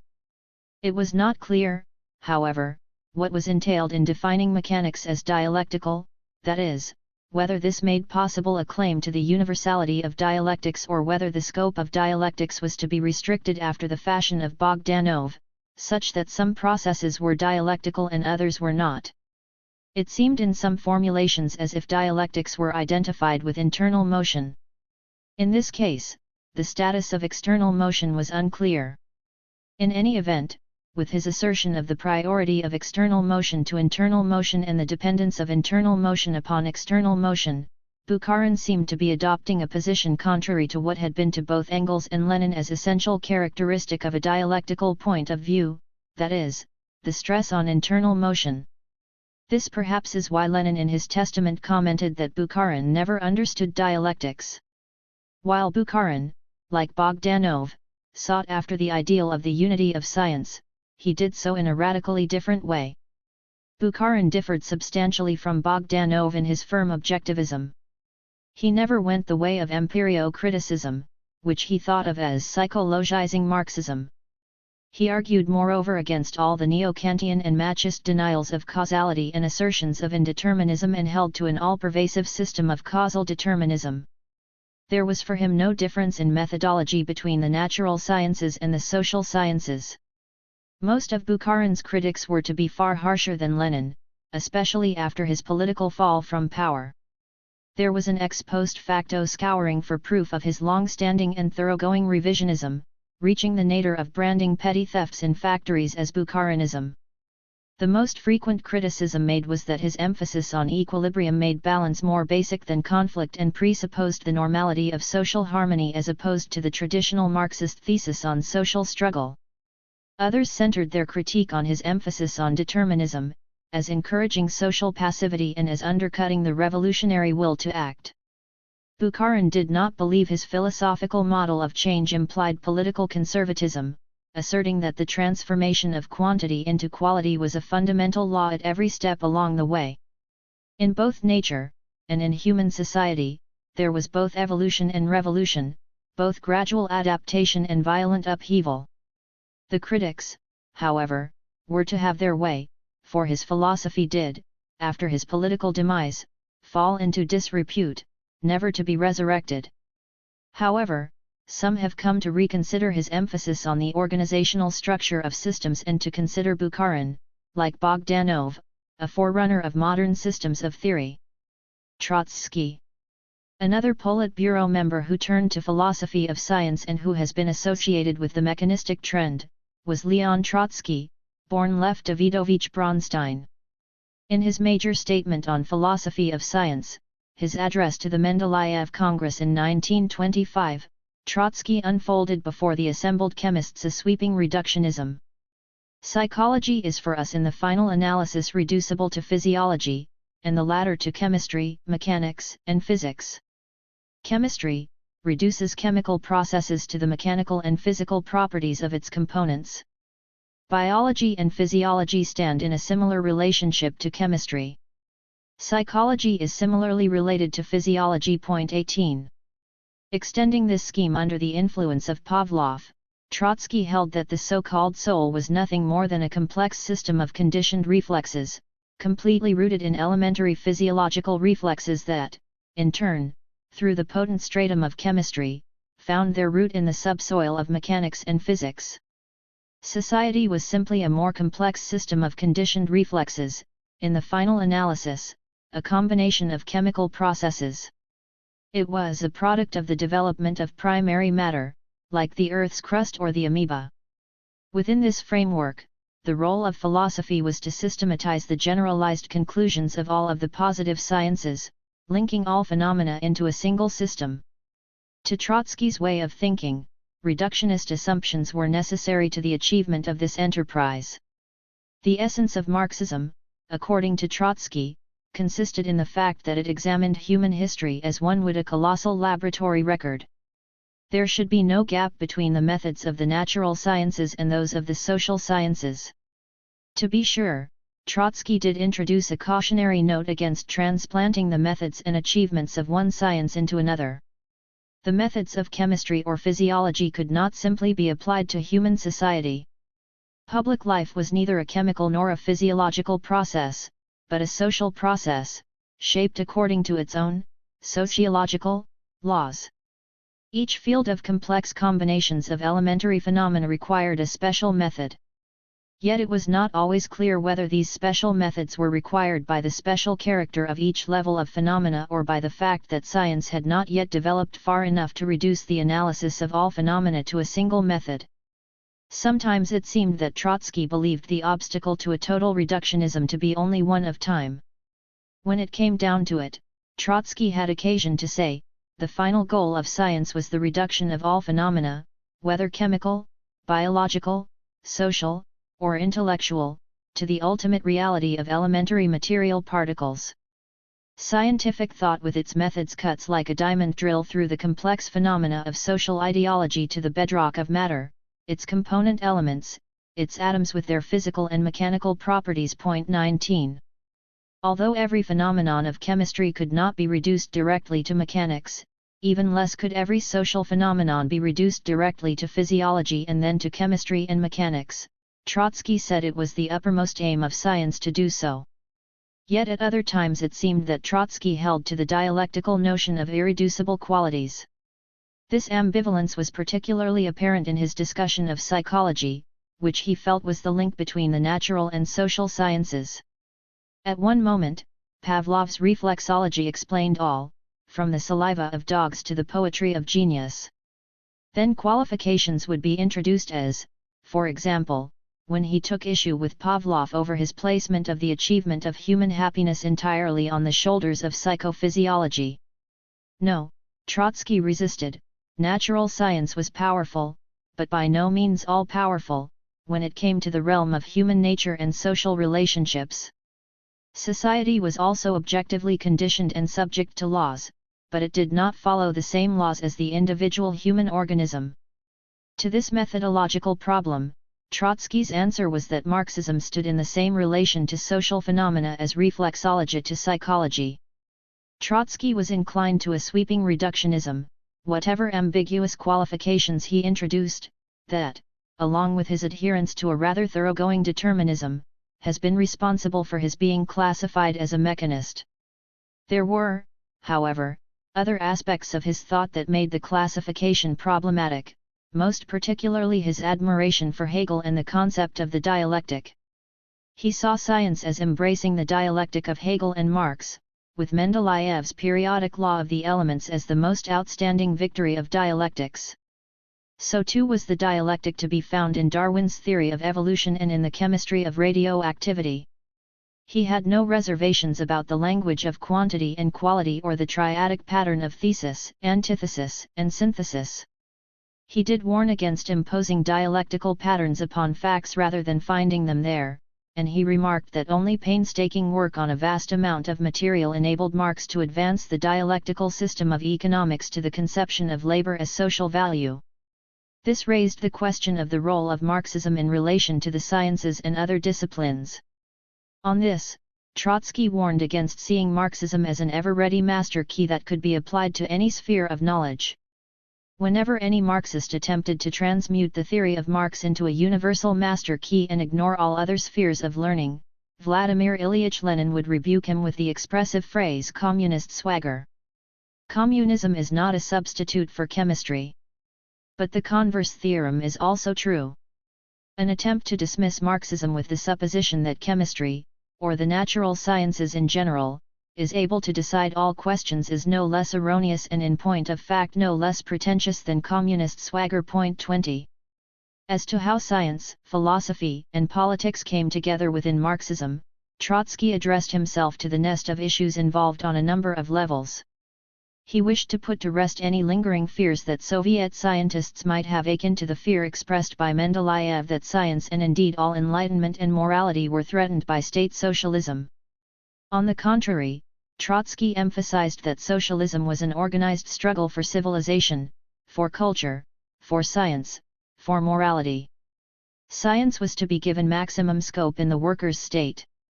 Science and technology were essential and decisive in carrying through the process of cultural revolution. They were the way out of the overwhelming backwardness that was weighing upon the Soviet people so heavily and the road to a higher morality.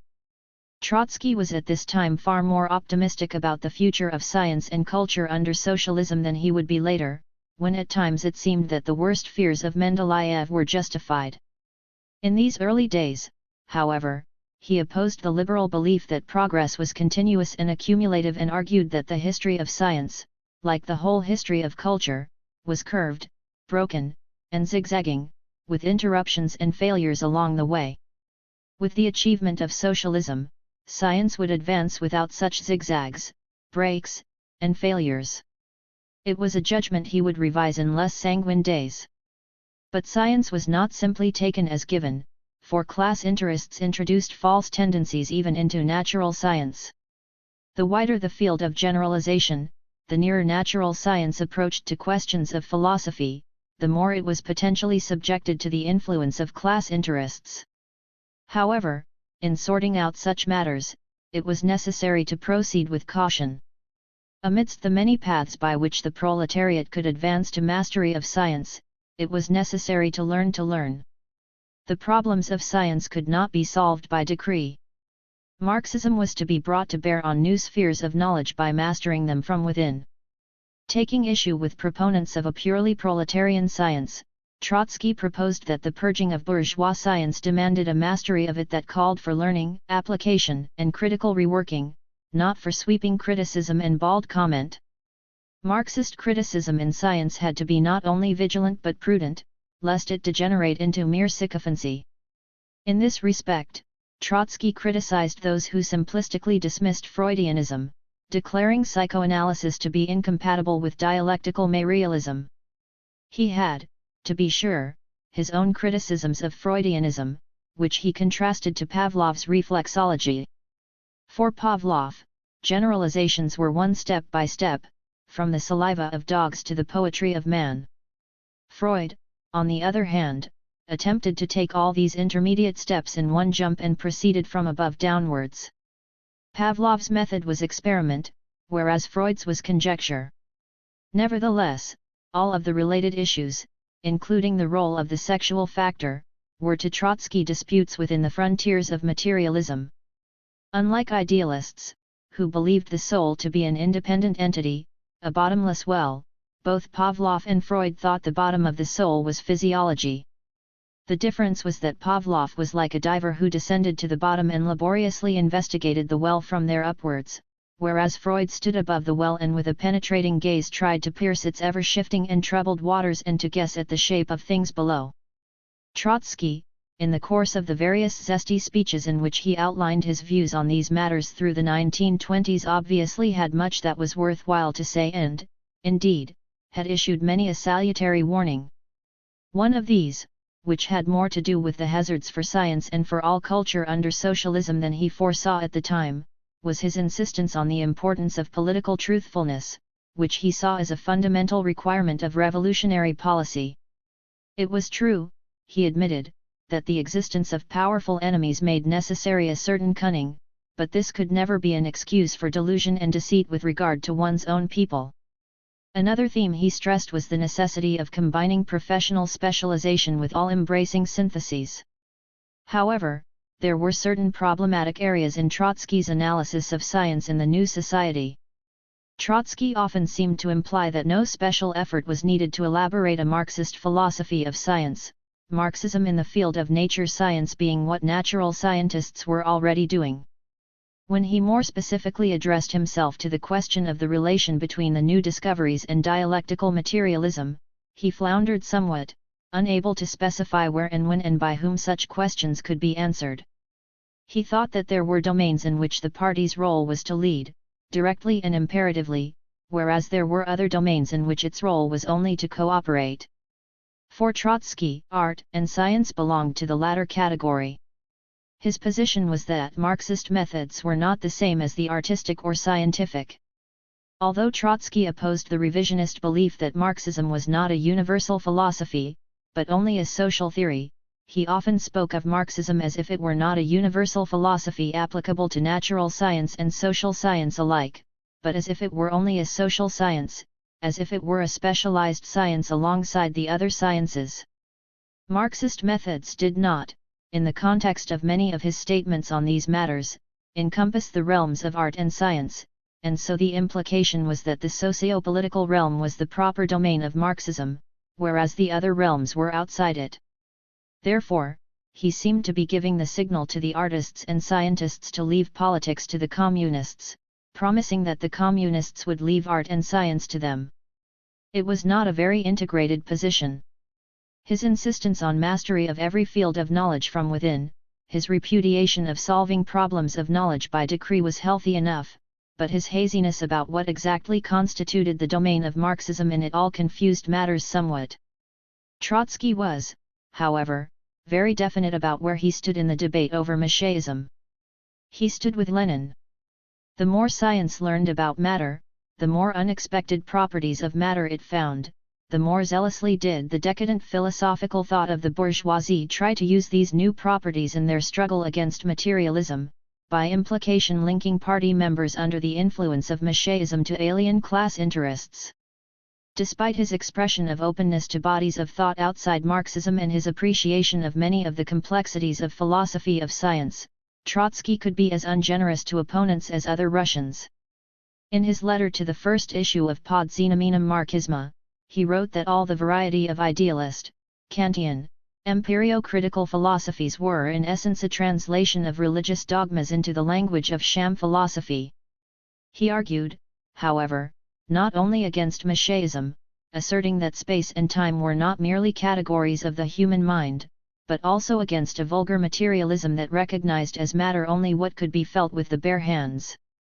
This, he said, was sensualism, not materialism. The new discoveries of radioactivity and electrons in no way constituted a threat to materialism. Rather they represented the execution of the last remnants of metaphysics in materialism and the supreme triumph of dialectical thought. 21. In the course of his address to the chemists at the 1925 Mendeleev Congress, Trotsky made several other significant points. One concerned the Soviet attitude to science as part of the cultural heritage of the past. The October Revolution was taking possession triumphantly of the whole of the history of knowledge. The scientific contributions of the past were now theirs, an inheritance of very high value. But it was not to be seen as a matter of simple concretion. There were periods of organic growth as well as periods of rigorous criticism, sifting, and selection. The new social order, in its respect for the future as well as in its respect for the past, could appropriate the cultural heritage of the past, not in its totality, but only in accordance with its own structure. Another interesting point bore on the logic of scientific discovery and was derived from Mendeleev. The process of formulating scientific hypotheses was compared to the projection of a bridge across a ravine, it being only necessary to erect a foundation on one side and project an arc in such a way as to find support on the opposite side, and not necessary to descend into the ravine to fix supports at the bottom. So it was with scientific thought. It could base itself only on the granite foundation of experience, but its generalizations, like the arc of the bridge, could rise above the world of facts in order later to touch it again. Trotsky then showed how Mendeleev's own research methods in discovering the periodic law of elements fit Mendeleev's own analysis of scientific creativity. The formation of factions. Bukharin and Trotsky were, however, somewhat in the background in the philosophical debates of the 1920s. They were for the most part busy with the affairs of state and, although their writings exercised considerable influence on the debates, they were not among the most direct and active contenders. The most prominent proponents of the mechanist trend were I.I. Skvortsov-Stepanov, A.K. Timiryazev and L.I. Axelrod. One of the issues around which this trend shaped itself was that of the status of philosophy as an academic discipline. Enchman and Minin were not the only ones to call into question the place of philosophy in the new order. Certain communists in the field of higher education also began to waver on the question. M.N.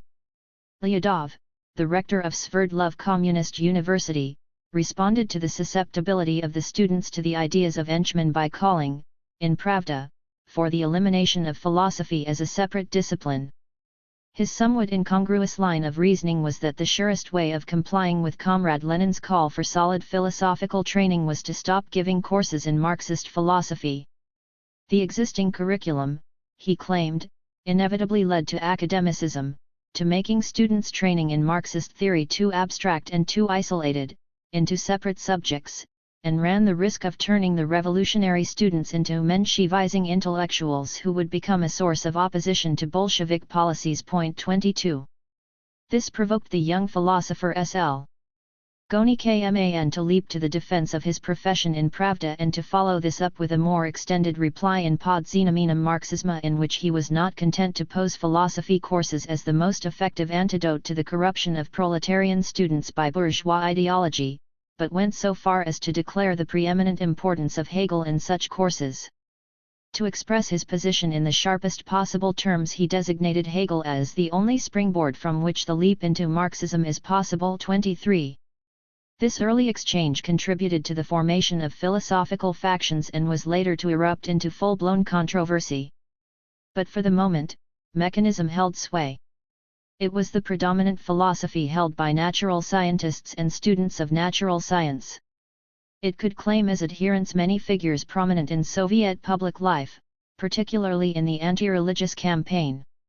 A new twist to the argument on the role of philosophy was introduced by V.V. Adoritsky, editor of the first edition of the Marx-Engels Correspondence, who wrote a long preface emphasizing the more positivistic utterances of Marx and Engels on the role of philosophy. His preface served to orient the discussion in some quarters in terms of the definition of ideology and of the question of whether or not philosophy was ideology.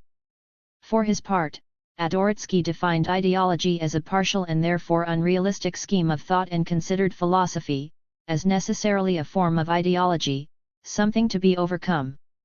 Beyond the methodology of dialectics and concrete material of the positive sciences, there was no need for anything further, no need to weave a web of ideology around it. No new philosophy of Marxism was needed. 24. Another to take up this position was the philosopher I.P. Razumovsky, who asserted his agreement with Adoritsky's pejorative definition of ideology and designation of philosophy as a form of ideology. In the communist society of the future, there could be no ideology but only positive science. 25. Stepanov. An influential publication that appeared in 1924 also raised the question of the role of philosophy and opened up the controversy over it on a wider front. I.I. Skvortsov-Stepanov, editor of Izvestiya, Central Committee member, and a leading theorist of the anti-religious campaign, published Historical Materialism and Contemporary Natural Science, intended to sketch out an atheist Weltanschauung and to serve as a manual for anti-religious activists. In it he explicitly denied the need for philosophy as a separate discipline, philosophy being synonymous with the latest and most general conclusions of the natural sciences. The positions Stepanov unfolded in this manual and in his other writings followed the positivist program for the unity of science, according to which all phenomena, whether physical, biological, or intellectual, were reducible to combination and separation of electrons and protons. The basic law underlying all was the law of the conservation and transformation of matter and energy. The entire universe consisted of material particles, differing only in charge and mass but otherwise identical. 26. Stepanov was very forthright in his espousal of mechanism. As if to reply to those of his critics who reproached him for not mentioning dialectics in his manual, he boldly entitled an article in Pod Znamením Marxisma "The Dialectical Understanding of Nature is the Mechanistic Understanding." 27 in the party journal Bolshevik, he wrote.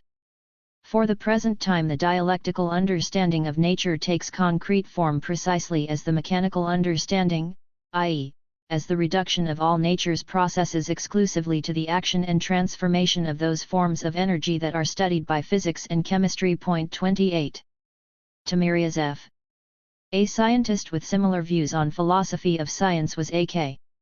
Timiryazev, professor of physics at Moscow University. Before the revolution, Timiryazev joined the party in 1921 and immersed himself in the feverish ideological activity of post-revolutionary Russia. He kept his post at Moscow University and also became head of the Department of Natural Science at Sverdlov Communist University, a leading member of the Communist Academy, and an editor of Pod Znamením Marxisma. Timiryazev embodied a sort of laissez-faire attitude towards Marxism in the field of the philosophy of science, reassuring communists who had scruples about the influence exercised by non-Marxist natural scientists in the universities that they had no reason to fear, for natural scientists were already unwitting dialectical materialists and it was only necessary to demonstrate this to them. His notion of dialectics too was decidedly mechanistic, dialectical contradiction boiling down to disturbance and restoration of equilibrium on the model of classical mechanics. He did not accept the notion of irreducible qualities characteristic of the dialectical approach, as he thought it an infringement on the scientific method, the essence of which consisted in the reduction of complex phenomena to simple ones.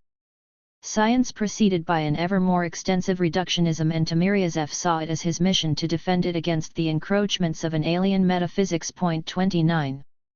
Such themes recurred over and over again in the writings of numerous other authors, particularly in those of natural scientists who were stimulated to philosophical pronouncements about science by the prevailing atmosphere.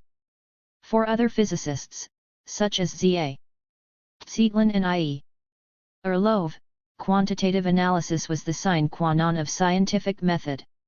It was the foundation of the drive towards the unity of science, and it was not to be obstructed by the Hegelian notion of irreducible qualities at higher levels of integration. I.A. Borichevsky of the Timiryazev Institute flatly stated that science must be emancipated from such philosophical terms as quality and declared that qualities were nothing but certain changes of quantities.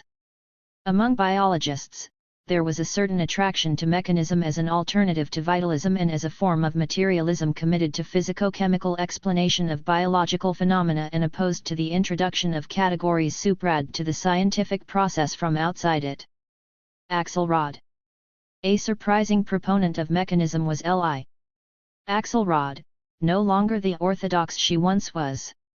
A devoted disciple of Plekhanov, she was no longer inclined to put so much emphasis on dialectics and the Hegelian origins of Marxism once her mentor was gone. To be sure, she had unabashedly used the term the mechanistic outlook to describe her position in her pre-revolutionary days, but with the main battle being the defense of materialism against empirio-criticism, this difference between her thinking and that of Plekhanov and Deborin, her colleagues at that time, was not in the foreground. But whatever mechanistic tendencies she had became more pronounced in her post-revolutionary phase. She began to suggest that the Hegelian terminology that Marxists were using was empty, binding them to nothing, suggesting no questions, and devoid of any serious significance. A constant theme of hers was the empty and meaningless scholasticism involved in the elaboration of dialectics from Hegel and the need to look instead to positive data. In stressing this and in criticizing a dogmatic attachment to the classics, she crossed the lines that had been drawn in the old battles and found herself closer to Bogdanov than to Deborin. Axelrod's attitude became increasingly positivistic. Once, when asked her views on the thesis that dialectics was the most general synthesis of the results of the sciences, she boldly asserted, "I dare to reply to this question, the synthesis is in the aeroplane, in the radio receiver, and in general in all the great practical results of contemporary natural science. I dare to reply in this way, because I do not forget Marx's great thought that one may explain the world one way or another, but the most important thing is to change it." Point 30. The soul of materialism was mechanistic causation and, as a consequence, the rejection of teleology and religion. This, the real concrete base, was being set aside, in her view, and all thought was being drowned in barren and meaningless metaphysical abstractions. Although she never joined the party or exhibited great fervor toward Soviet power, Axelrod, along with Deborin, was far and away the most honored and respected philosopher of the 1920s. They worked together not only at Sverdlov Communist University, but at the Institute of Red Professors and at the Communist Academy. As time went on and the philosophical factions took shape, they came to symbolize the two opposing trends. All of her carping about old abstract scholasticism clothed in Marxist terminology 31 was aimed at Deborin and the students who had come under his influence. In 1926, controversy, in the form of weekly public debates between Deborin and Axelrod, erupted in the Institute of Scientific Philosophy. These did a great deal to define the two main trends and to clarify the issues at stake. Deborinism. By the mid-1920s the mechanistic tendency was coming increasingly under criticism. At the center of the opposition was Abram Moisevich Deborin, born Joff, a professional revolutionary from an early age who, like Axelrod, was a disciple of Plekhanov and gained formal training in philosophy while in exile in Switzerland. Around Deborin gathered a group of younger philosophers, mostly students of his at the Institute of Red Professors, who devoted themselves to studies in the history of philosophy with particular emphasis on Hegel scholarship. They were militantly pro-Hegelian and resentful at attempts to downgrade philosophy in general and that of Hegel in particular. At first, the Deborinites were not heavily involved in the sphere of the philosophy of science. Their main interest was in the continuity between Marxism and pre-Marxist philosophy. Deborin saw dialectical materialism as the synthesis of the Hegelian dialectic with Feuerbachian materialism. It was a universal philosophy encompassing both the dialectic of nature and the dialectic of history, and the inevitable outcome of the whole of the history of philosophy. The emphasis in the philosophy course at the Institute of Red Professors was on Spinoza, Kant, and Hegel as the sources of dialectical and historical materialism. Philosophy of science came in only as a kind of footnote to Hegel, that is, as an illustration of the universality of the Hegelian dialectic. However, as the main challenge to Deborin's position came from those whose primary interest was in the philosophy of science, he was drawn onto their terrain for polemical purposes. In 1925, he published Dialectics and Natural Science and went on the offensive, declaring boldly the supremacy of philosophy in the field of the philosophy of science. Science, left to itself, was no more than a collection of facts and only philosophy could weave these facts together into a coherent whole. Science on its own could not rise above the level of formal logic, whereas the Marxist dialectic introduced a higher logic that made it possible to study phenomena concretely rather than abstractly, in motion rather than simply at rest, in their mutual relations rather than in isolation. Philosophy was the search for the universal connection of everything with everything. It did not merely summarize the results of the positive sciences, as the mechanists claimed, but synthesized these into a unitary worldview and, moreover, suggested new paths of development. The role of philosophy was to lead, not to merely hobble after the brilliant successes of the natural sciences. It was needed as well to elucidate the method of cognition and to analyze scientific concepts. The dialectics of nature was the algebra of the natural sciences 32. Deborin did affirm the need for a firm union between philosophy and the natural sciences, but it was based on a conception of science that was extremely condescending and at the same time overly deferential. On the one hand, he somewhat brazenly advised natural scientists to abandon their crawling empiricism and to study Hegel. Through knowledge of the dialectic, with Hegel as its source, they could overcome their various crises and make progress.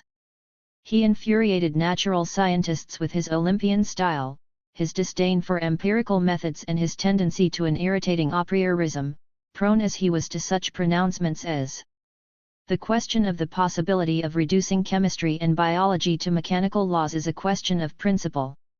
Its methodological formulation and solution cannot be dependent on whether such a reduction has or has not been achieved already in practice. 33. As if to wave a red flag before a fall, de Boron indicated the sort of methodology that should be the norm in radical contradistinction to that proposed by the mechanists and to that instinctively followed by most natural scientists. We demand the reworking of the new data in each field of knowledge from the point of view of materialist dialectics, while various critics, often without being aware of it, are inclined towards the reworking of dialectical materialism from the point of view of particular facts, of a particular science. The method of dialectical materialism is the result of the entire accumulation of human knowledge. Therefore, it cannot be overthrown by particular, contingent facts, which are themselves subject to critical examination from the point of view of the general methodology. 34. On the other hand, because of his own remoteness from the particular facts of the particular sciences, de Boron was inclined to stand aside in debates between rival scientific theories with far-reaching philosophical implications and to leave the natural scientists to get on with it. Only at a fairly advanced stage of the controversy on the theory of relativity in physics or on Morganism versus Lamarckism in biology did de Boron comment on their philosophical import. On some occasions, he echoed the mechanists in asserting that natural scientists were spontaneously coming to dialectical materialism in and through their own research in their own sciences. At times, he even went so far as to say that dialectics could be enriched through the data of the positive sciences conceived of as practical dialectics. In fact, he said, philosophy would be empty without the material provided to it by the natural and social sciences, although, of course, he was quick to add that science was blind without philosophical methodology to guide it. But, on the whole, de Boron was anxious to keep natural scientists in their place, which, in his view of things, was subordinate to the philosophers. He reproached them for their ontological neutralism that came out in the tendency to define matter exclusively in terms of current physical theory, and he offered his own definition of matter as the whole, infinite, concrete aggregate of mediations, i.e., relations and connections. 35 as an example of the sort of broader perspective that was needed. He also rebuked them for their reductionism, putting great stress on irreducible qualitative leaps in the higher levels of the organization of matter. The higher forms arose out of the lower forms, but could not be reduced to them. In these views de Boron was vigorously supported by his students, who were, in time, joined by a growing number of adherents to this fairly homogeneous school of thought. Among the most prominent was I.K. Lupol, N.A. Karev, and Y.E. Sten, who revered de Boron as a great philosopher and began to talk of his works as classics of Marxism. And like de Boron, they revered Hegel and esteemed his philosophy far above concrete research in the natural sciences. Lupol commented on the relation between two spheres in characteristically stark terms: the results change, but the dialectics remains the same. 36 Karev, responding to the charge often made against them of having gone over to Hegelianism, once brashly exclaimed, "Yes, we are Hegelians. Everything great in modern history has been in one way or another connected with Hegel's name." 37. Although the de Boronites, or the dialecticians as they were sometimes called, were for the most part professional philosophers, while the mechanists were drawn heavily from the ranks of natural scientists, there were as a matter of fact both philosophers and natural scientists on both sides. As the controversy proceeded, several natural scientists threw in their lot with de Boron's social movement about dialectics. A. Maximov and B.M. Hessen, both of Moscow University's Department of the History and Philosophy of Natural Science, worked in the borderland between philosophy and physics and were instrumental in getting the Deborahnites to involve themselves in the debate over relativity theory, just as I. Hegel, a geneticist, did in the debate over the mechanism of heredity. Maximov criticized the mechanists for stressing the method of analysis to the neglect of synthesis and for paving the way for the vulgarization of science. 38. The Deborahnites, as time went on, also won a number of supporters, such as Adoritsky and Razumovsky, from the other side. An interesting case was that of S.I. Semkovsky, a Menshevik and Marxist before the revolution and the most prominent Marxist philosopher of the Soviet Ukraine after the revolution, who exhibited marked mechanist tendencies early in the 1920s. Semkovsky attached great importance to the spontaneous materialism of the natural sciences and showed a certain contempt for Hegelian dialectics, criticizing the fruitless philosophizing of the pure philosophers. There would be a great flowering in the field of Marxist philosophy, Semkovsky asserted, if it kept to the real living problems being raised by the natural and social sciences and did not draw back into sterile school philosophy.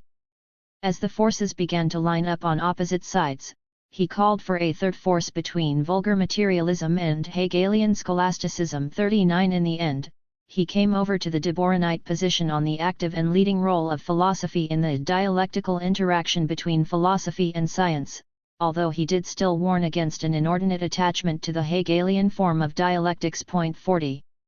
By the late 1920s, the Deborahnites were in effective control of all philosophical institutions and most organs of philosophical publication, all, that is, except the Timiryazev Institute and its organ Dialectics in Nature.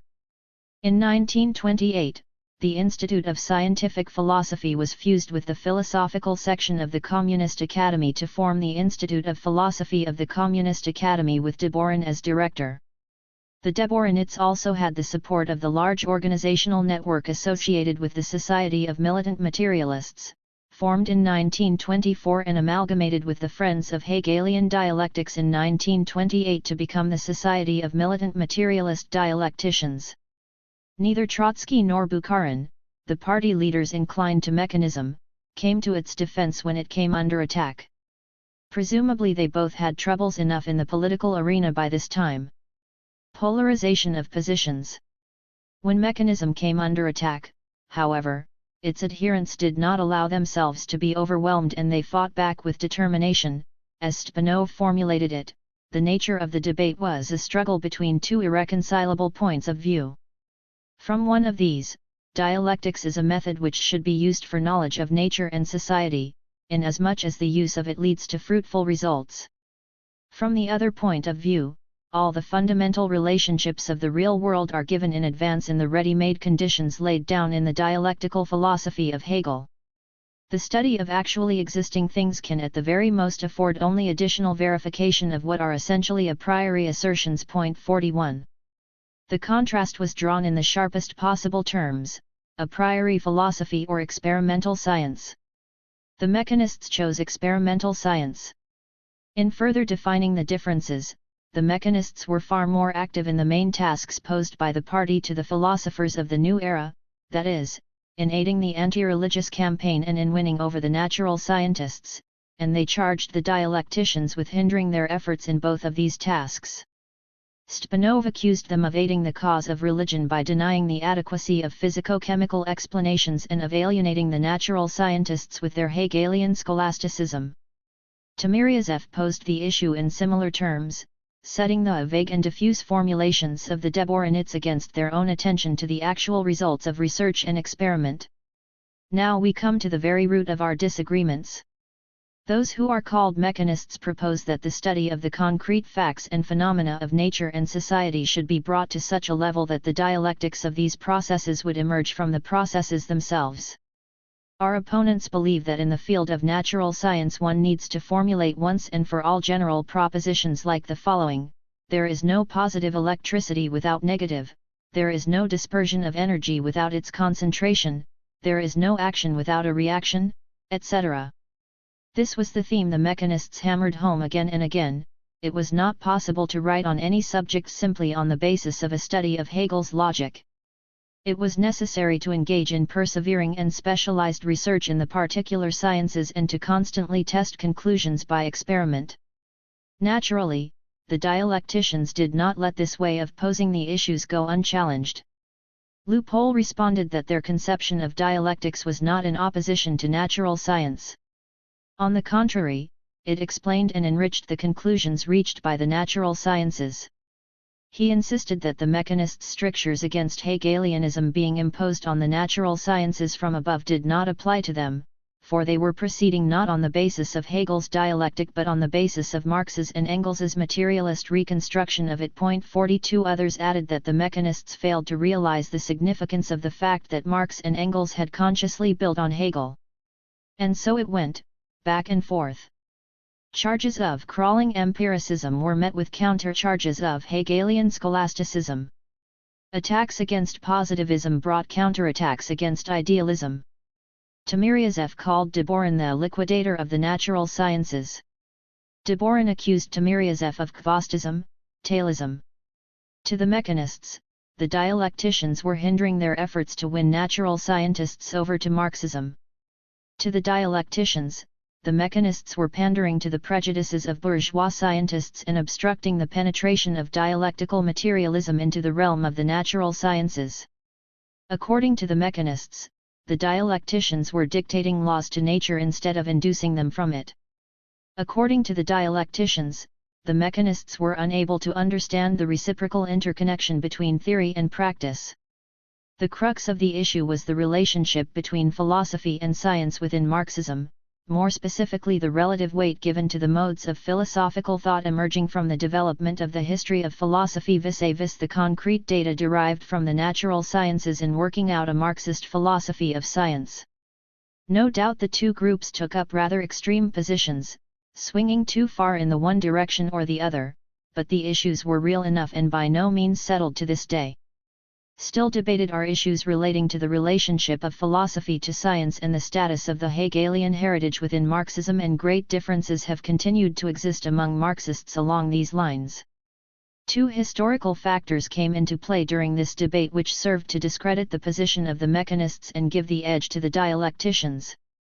The first was the timely publication of two heretofore unpublished classics of Marxism. Both sides claimed Engels's Dialectics of Nature as support for their own positions. The mechanists pointed to the more positivistic utterances of Engels about philosophy being superseded by the positive sciences. The dialecticians were, however, on surer ground, insofar as the overall thrust of the book was a critique of reductionism and a vindication of the role of philosophical thought vis-à-vis the natural sciences.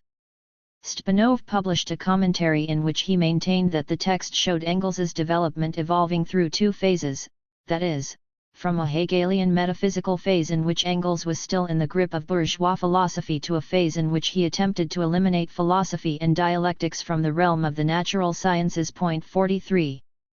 Both sides also claimed Lenin's philosophical notebooks. The mechanists called attention to Lenin's statements about the importance of the natural sciences, whereas the dialecticians pointed to the significance that Lenin attached to the study of Hegel. However, there could be no getting away from the fact that the overall direction of thinking in both of these new works did serve to undermine the credibility of the mechanist position. The de Boronists were quick to exploit this advantage and to label their opponents as revisionists. There was a somewhat reverential attitude to the classics becoming established, and Loophole dogmatically stated that the publication of Engels's book should put an end to the controversy. The second factor coming into play was that developments in the natural sciences themselves were undercutting the mechanist position. Their position in the philosophy of science was tied to the science of an earlier age that was in the process of being overtaken by the new science.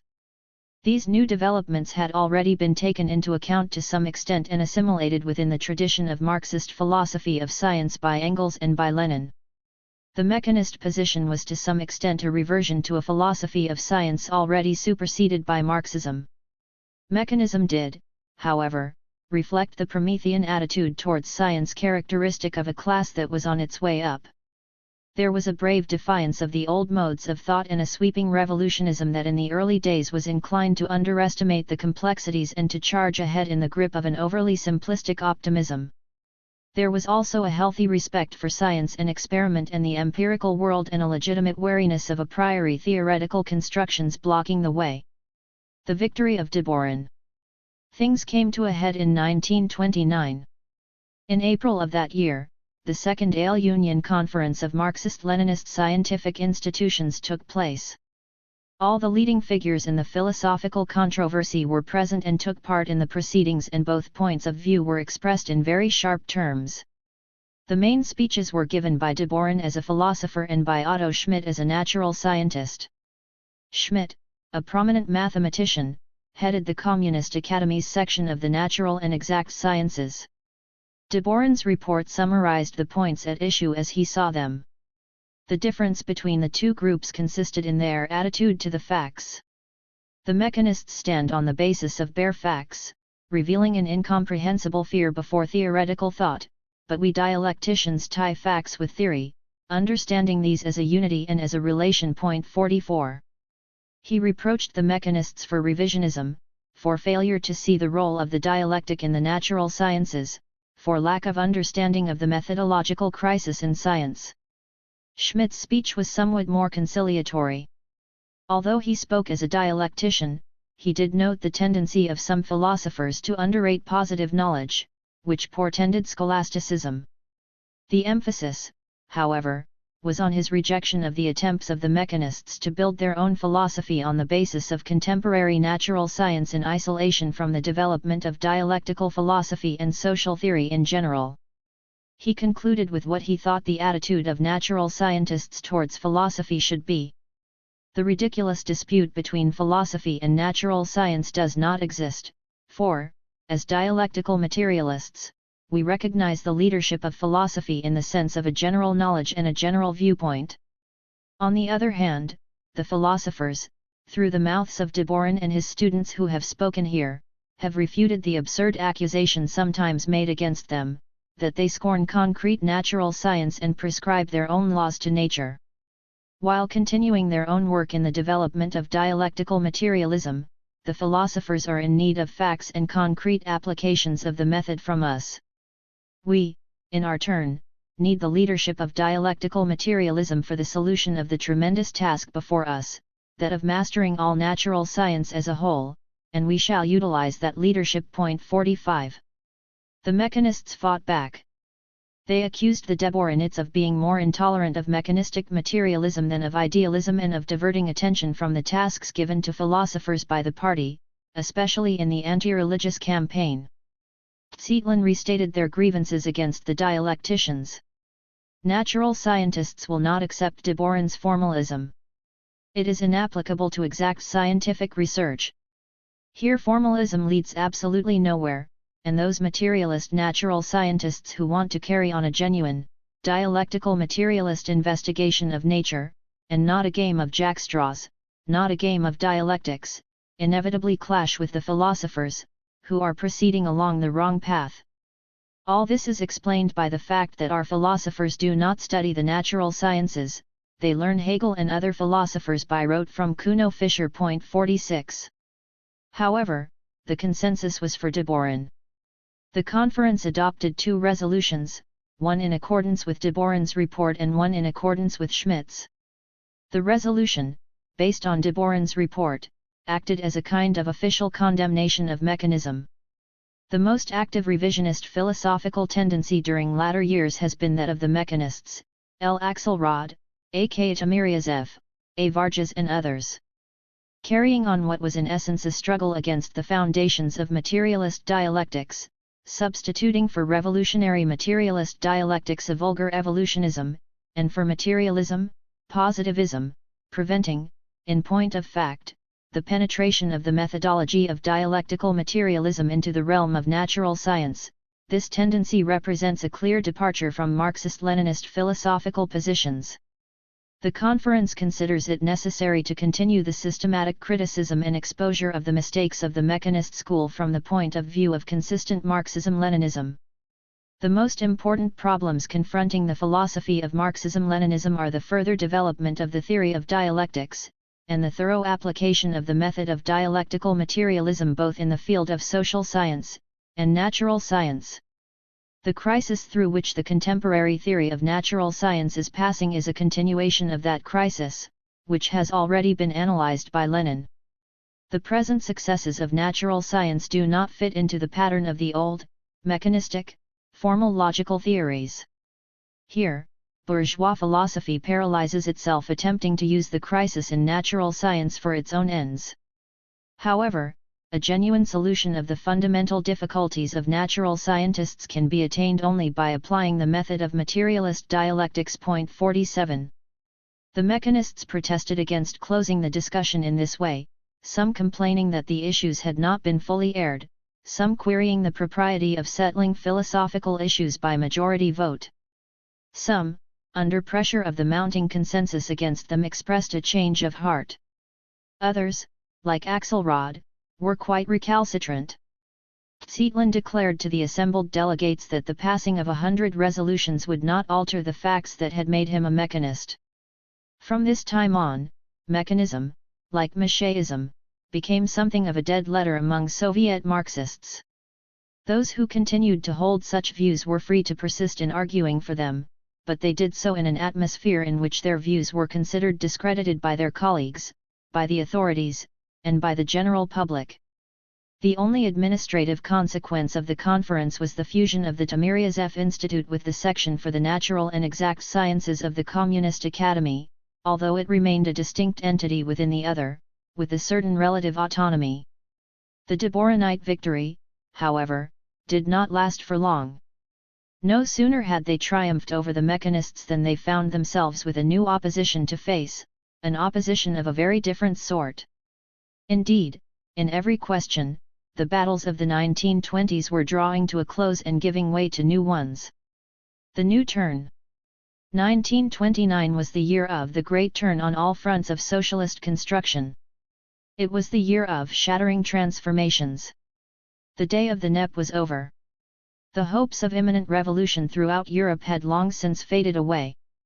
The left deviation associated with Trotsky, Zinoviev, and Kamenev, emphasizing world revolution and rapid industrialization, had been defeated by 1927, and its exponents, once Politburo members, were expelled from the party. Trotsky, once thought to be a successor to Lenin, had been sent into exile. Stalin and his socialism in one country had come to prevail.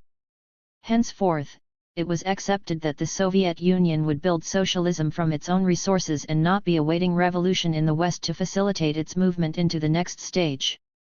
Nor, it was said, would industrialization proceed at the expense of the peasantry. But in 1929 there was another turn.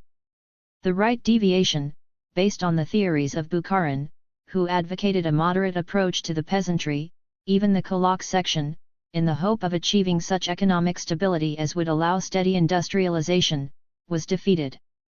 Now, with Stalin reversing himself, after standing with Bukharin against Trotsky, Zinoviev, and Kamenev, it was declared that the peasantry could no longer be placated at the expense of the proletariat. Nothing could any longer be allowed to hold back the great push for rapid industrialization that was now deemed necessary to begin the new era of socialist construction. The years from 1928 to 1932 were characterized by the frenzy of the first five-year plan, the titanic and turbulent struggle to build heavy industry and to collectivize agriculture, to transform a backward land into an advanced industrial nation. The architect of the new policy was Joseph Stalin, as Yosif Vissarionovich Jugashvili was known to the world, who by this time had emerged supreme from the complex power struggle that had followed upon the death of Lenin.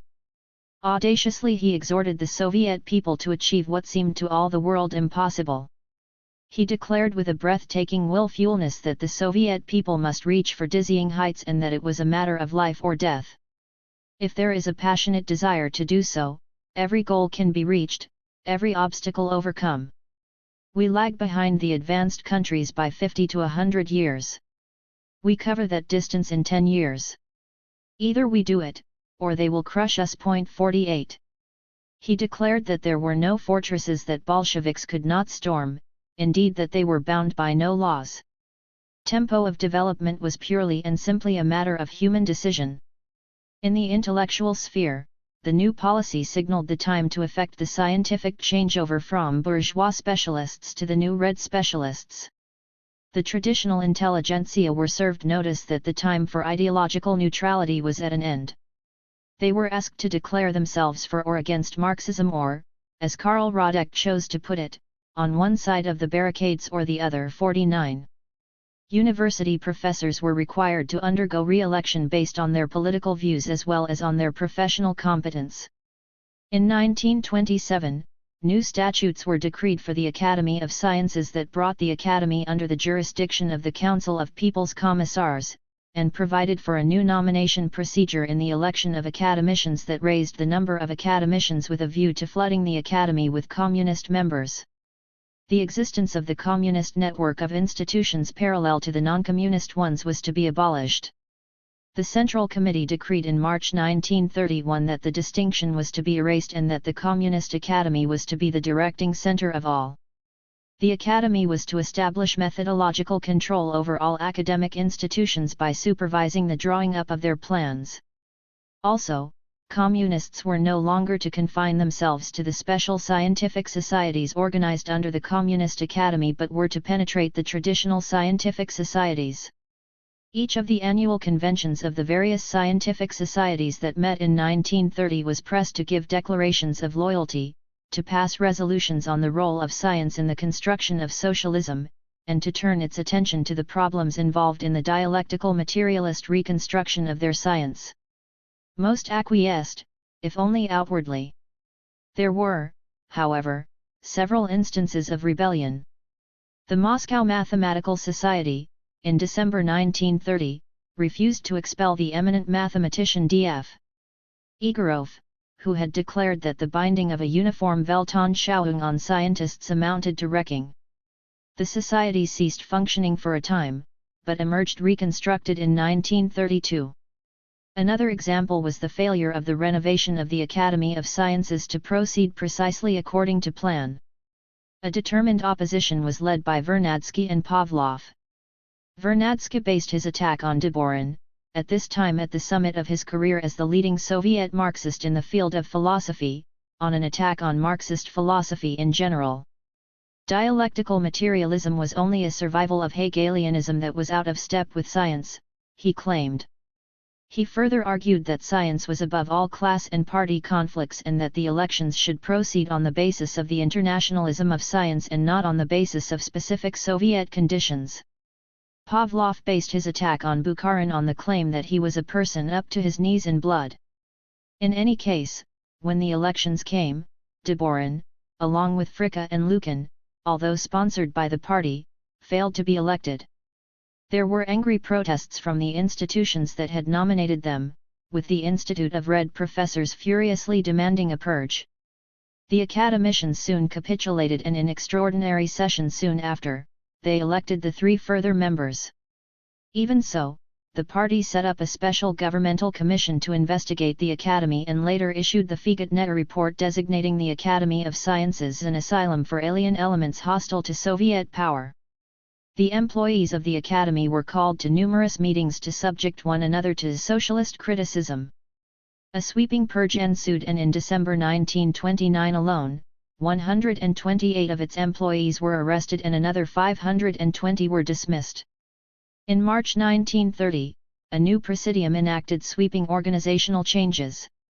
Another new charter in 1930 brought in a political requirement for membership of the Academy that disqualified scientists with a hostile attitude. Eventually, at least in principle, the traditional intelligentsia disarmed itself before the Central Committee, as the phrase of the time went. In practice, however, most continued through this period undisturbed in the pursuit of their specialized research. During this period as well, there was a drastic expansion of higher education. Between 1928 and 1932, the teaching staff doubled and the student body trebled. This resulted in the traditional intelligentsias becoming suddenly swamped by the new forces. The pushed-up ones, who now greatly outnumbered them, had a completely different style of work and introduced many innovations. Ideological requirements were introduced, even into graduate studies. Shock brigade methods of teaching and grading were adopted. The emphasis was on harnessing every discipline in the service of the 5-year plan. In December 1929, Stalin appeared before the Conference of Agrarian Economists to express his dissatisfaction at the way things were going in the academic world. He spoke of the great drive to collectivize, which was reaching its peak and was at a point of crisis, demanding the utmost in dedication from its practical workers, even while some theorists were still doubting and questioning. Stalin made it clear that he was addressing himself not only to agricultural economists but to intellectuals in all fields, for he felt that Marxist theory was lagging behind the actual stage reached in the practical process of socialist construction. Theoretical thought is not keeping pace with our practical progress. There is a gap between our practical progress and the development of theoretical thought, which should not merely keep pace with the practical, but indeed should move in advance of it, arming our practitioners in their struggle for the victory of socialism. 50. The new turn on the philosophical front. Intensified pressure to Bolshevize every institution and every discipline followed. At the Institute of Red Professors, philosophy's Bolshevizers emerged to make their case. A group of younger philosophers, former students of Deborin at the Institute, who had taken Deborin's side against the mechanists, began to express dissatisfaction with the philosophical leadership of Deborin and to declare that neither of the two contending factions in the 1920s had worked out a philosophical position worthy of Soviet communists. This group, led by Mark Borisovich Maidan, acknowledged the contribution of Deborin in exposing the errors of the mechanists, but claimed that he had gone to the opposite extreme in the direction of idealism. They accused Deborin of adopting a formalist attitude, of a habit of scholastic theorizing on the categories of dialectics, that did not take full account of the actual concrete results of the natural sciences or of the practical tasks of socialist construction. Deborin, in their view, had nearly gone over to Hegelianism and had left too wide a gap between theory and practice. They also challenged his perspective on the history of philosophy, not only disputing the emphasis on Hegel in the task of the elaboration of dialectics, but disputing the priority of Plekhanov over Lenin in the philosophical sphere. It was not right, they insisted, that Plekhanov be considered the great philosophical leader of Russian Marxism and Lenin the great political leader. Lenin should be recognized as the greater in the philosophical domain as well as in the political. The new group called for a new turn on the philosophical front, one that would be more attentive to the duties of philosophers in serving the needs of the party in its great historical tasks, one for which Lenin would be the supreme philosophical and political authority, one that transcended both the positions of mechanism and of semi-idealism that had held sway in the 1920s. The Deborinists, to be sure, had also taken the cue from Stalin's speech and on several occasions had called for a turn to the actual problems of socialist construction. In a spirit of self-criticism, Deborin took note of the negligence of philosophers in not criticizing the methodological basis of Trotskyism. This did not satisfy the young Bolshevizers, who thought this approach insufficiently self-critical. Deborin accused them of manifesting unhealthy symptoms and a thirst for power. 51. A turning point in the new controversy was reached on June 7, 1930, when an article sharply critical of the philosophical leadership written by Maidan, Yudin, and Raltsevich was published in Pravda with editorial endorsement. They deplored the fact that the situation on the theoretical front was far from satisfactory, with theory lagging behind socialism's actual achievements. They criticized the failure of philosophers to do their part in illuminating the laws of the transition period and accused the existing leadership of a lack of party-mindedness and a formalistic separation of philosophy from politics. The new policy of socialist construction, they declared, called for a reconstruction of science. Communists must initiate a philosophical offensive to intensify the class struggle in science. They called for a struggle on two fronts in philosophy as in politics. 52. After this, the Deborinists were on the defensive. Pod znamením Marxismu was now split three ways, Timiryazev remaining a mechanist, Maximov supporting the Bolshevizers, but with the Deborinists still holding the majority. Deborin was still editor-in-chief. The Deborinists therefore used the journal to reply to the Pravda article and expressed extreme resentment at the accusations. Deborin and his colleagues insisted that everything that was correct in the article was simply a restatement of their own views. They too had called for philosophy to turn itself to the service of the party's political needs. They had already acknowledged their shortcomings in not exposing the theoretical foundations of Trotskyism. They denounced the young philosophers as militant eclectics and alleged that their denunciation of Hegelian studies and their assimilation of theory to practice amounted to a revival of mechanism. The new turn should be built on their previous work, which had been faithful to the philosophical will of Lenin in developing the theory of materialist dialectics as the knot which tied together theory and practice.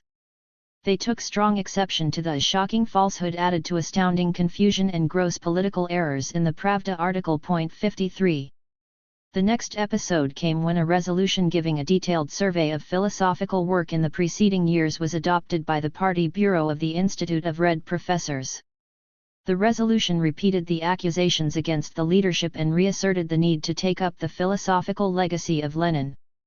It also pointed to the necessity of making maximum use of the materials gathered by the natural sciences and to the importance of not ignoring the anti-mechanist contributions of modern bourgeois science in developing the theory of materialist dialectics. 54.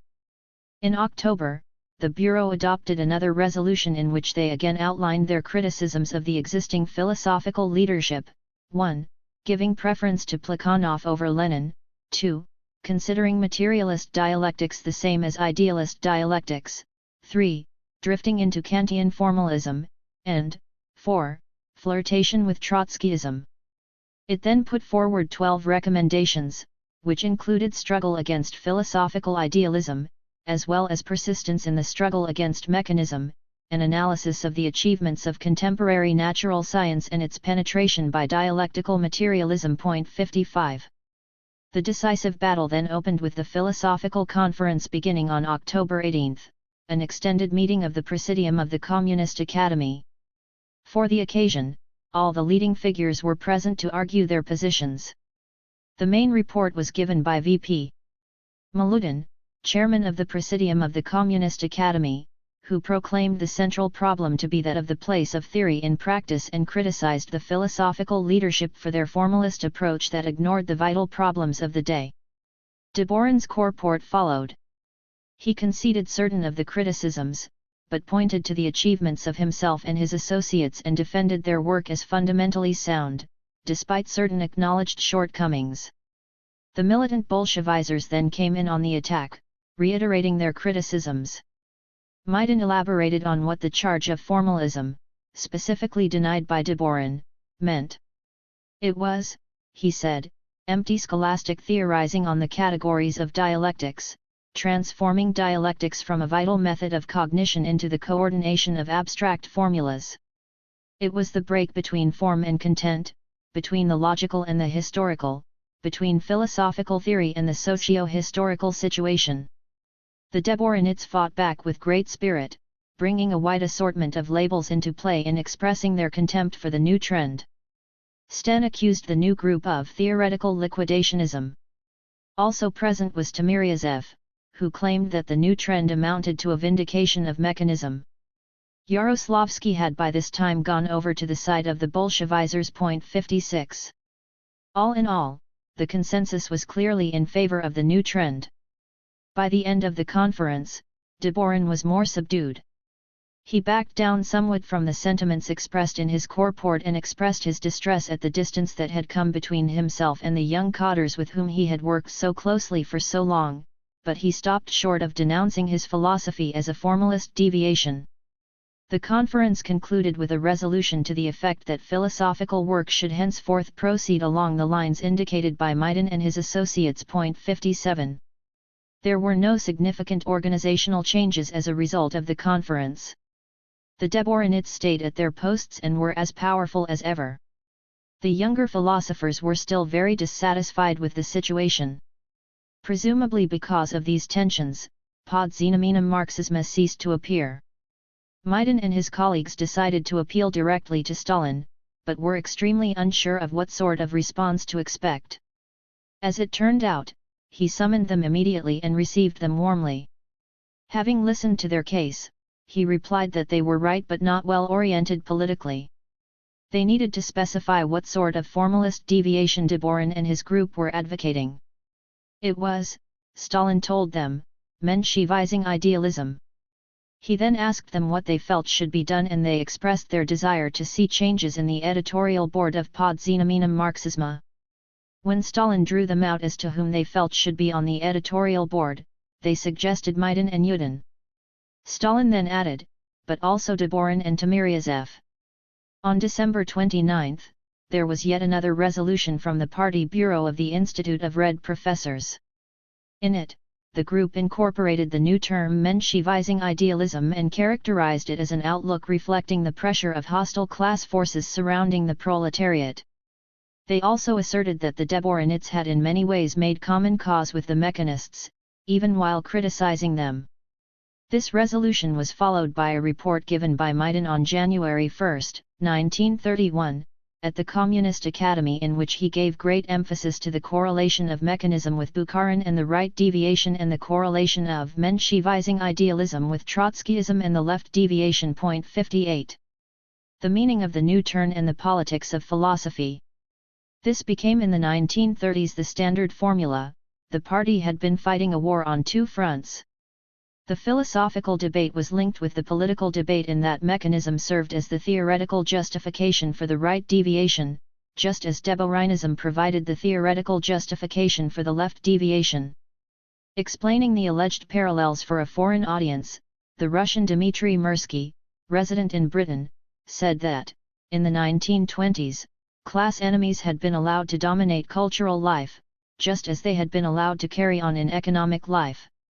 However, with the new revolutionary advance of 1929–1930, these deviations, both philosophical and political, became ideological sabotage akin to the industrial sabotage uncovered in the trials of the wreckers of 1930–1931.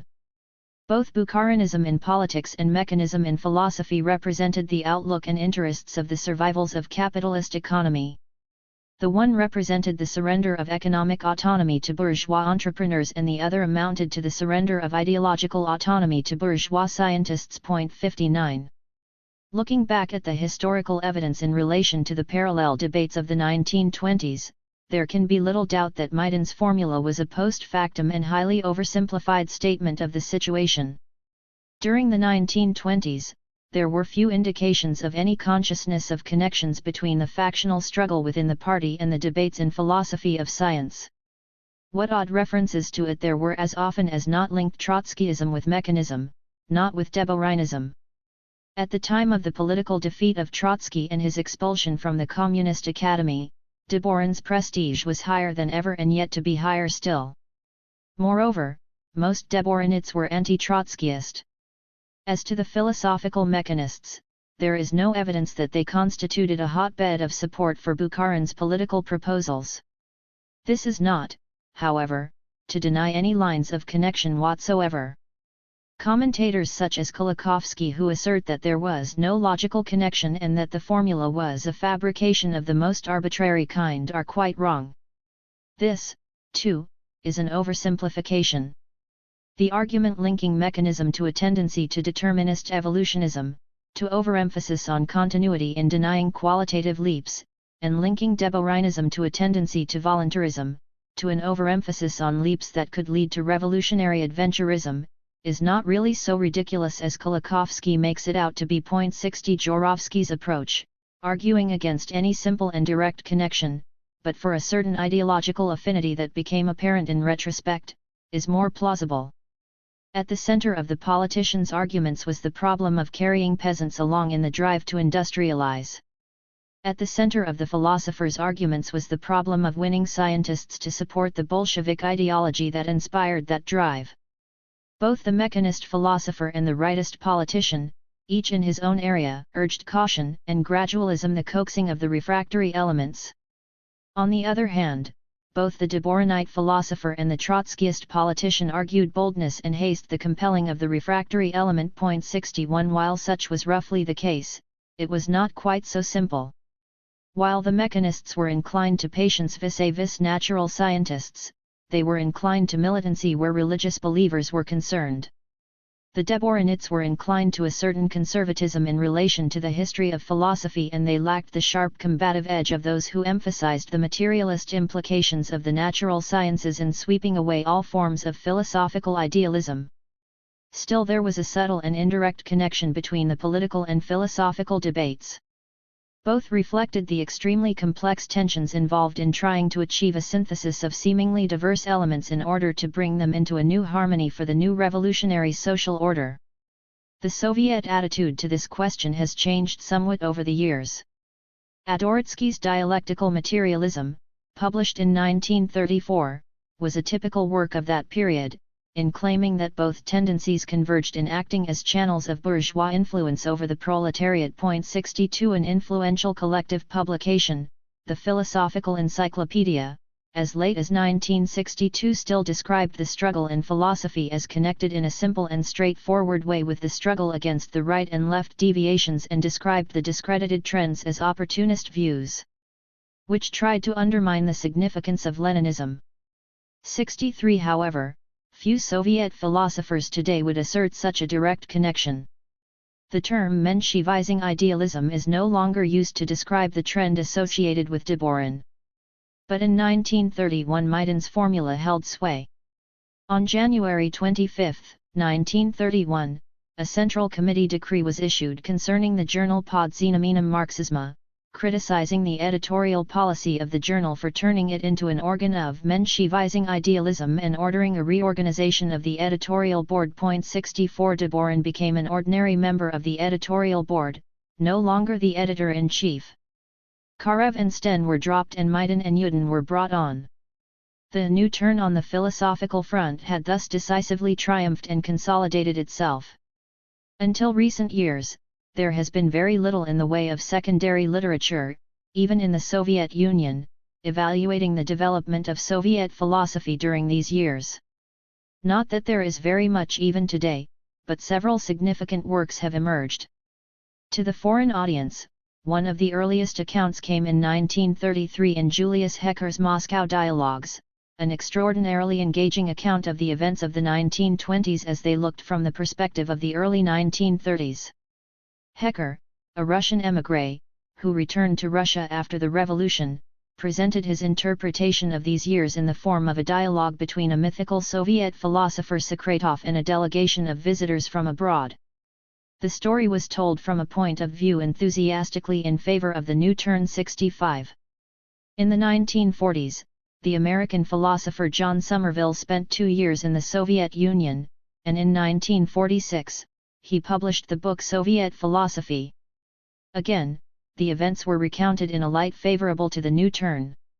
Somerville assessed the net effects of the 2 successive major controversies in terms of scope, method, and temper. As to scope, the first controversy brought about a widening and broadening of philosophical effort, such that the whole range of traditional problems of the history of philosophy were to come under its aegis. The second controversy emphasized that there should be no diminution of scientific spirit or social commitment. In terms of method, the first controversy resulted in a greater receptivity to generalization, theory, and synthesis, to which the second added the necessity of seeing these methodological instrumentalities in the focus of practice.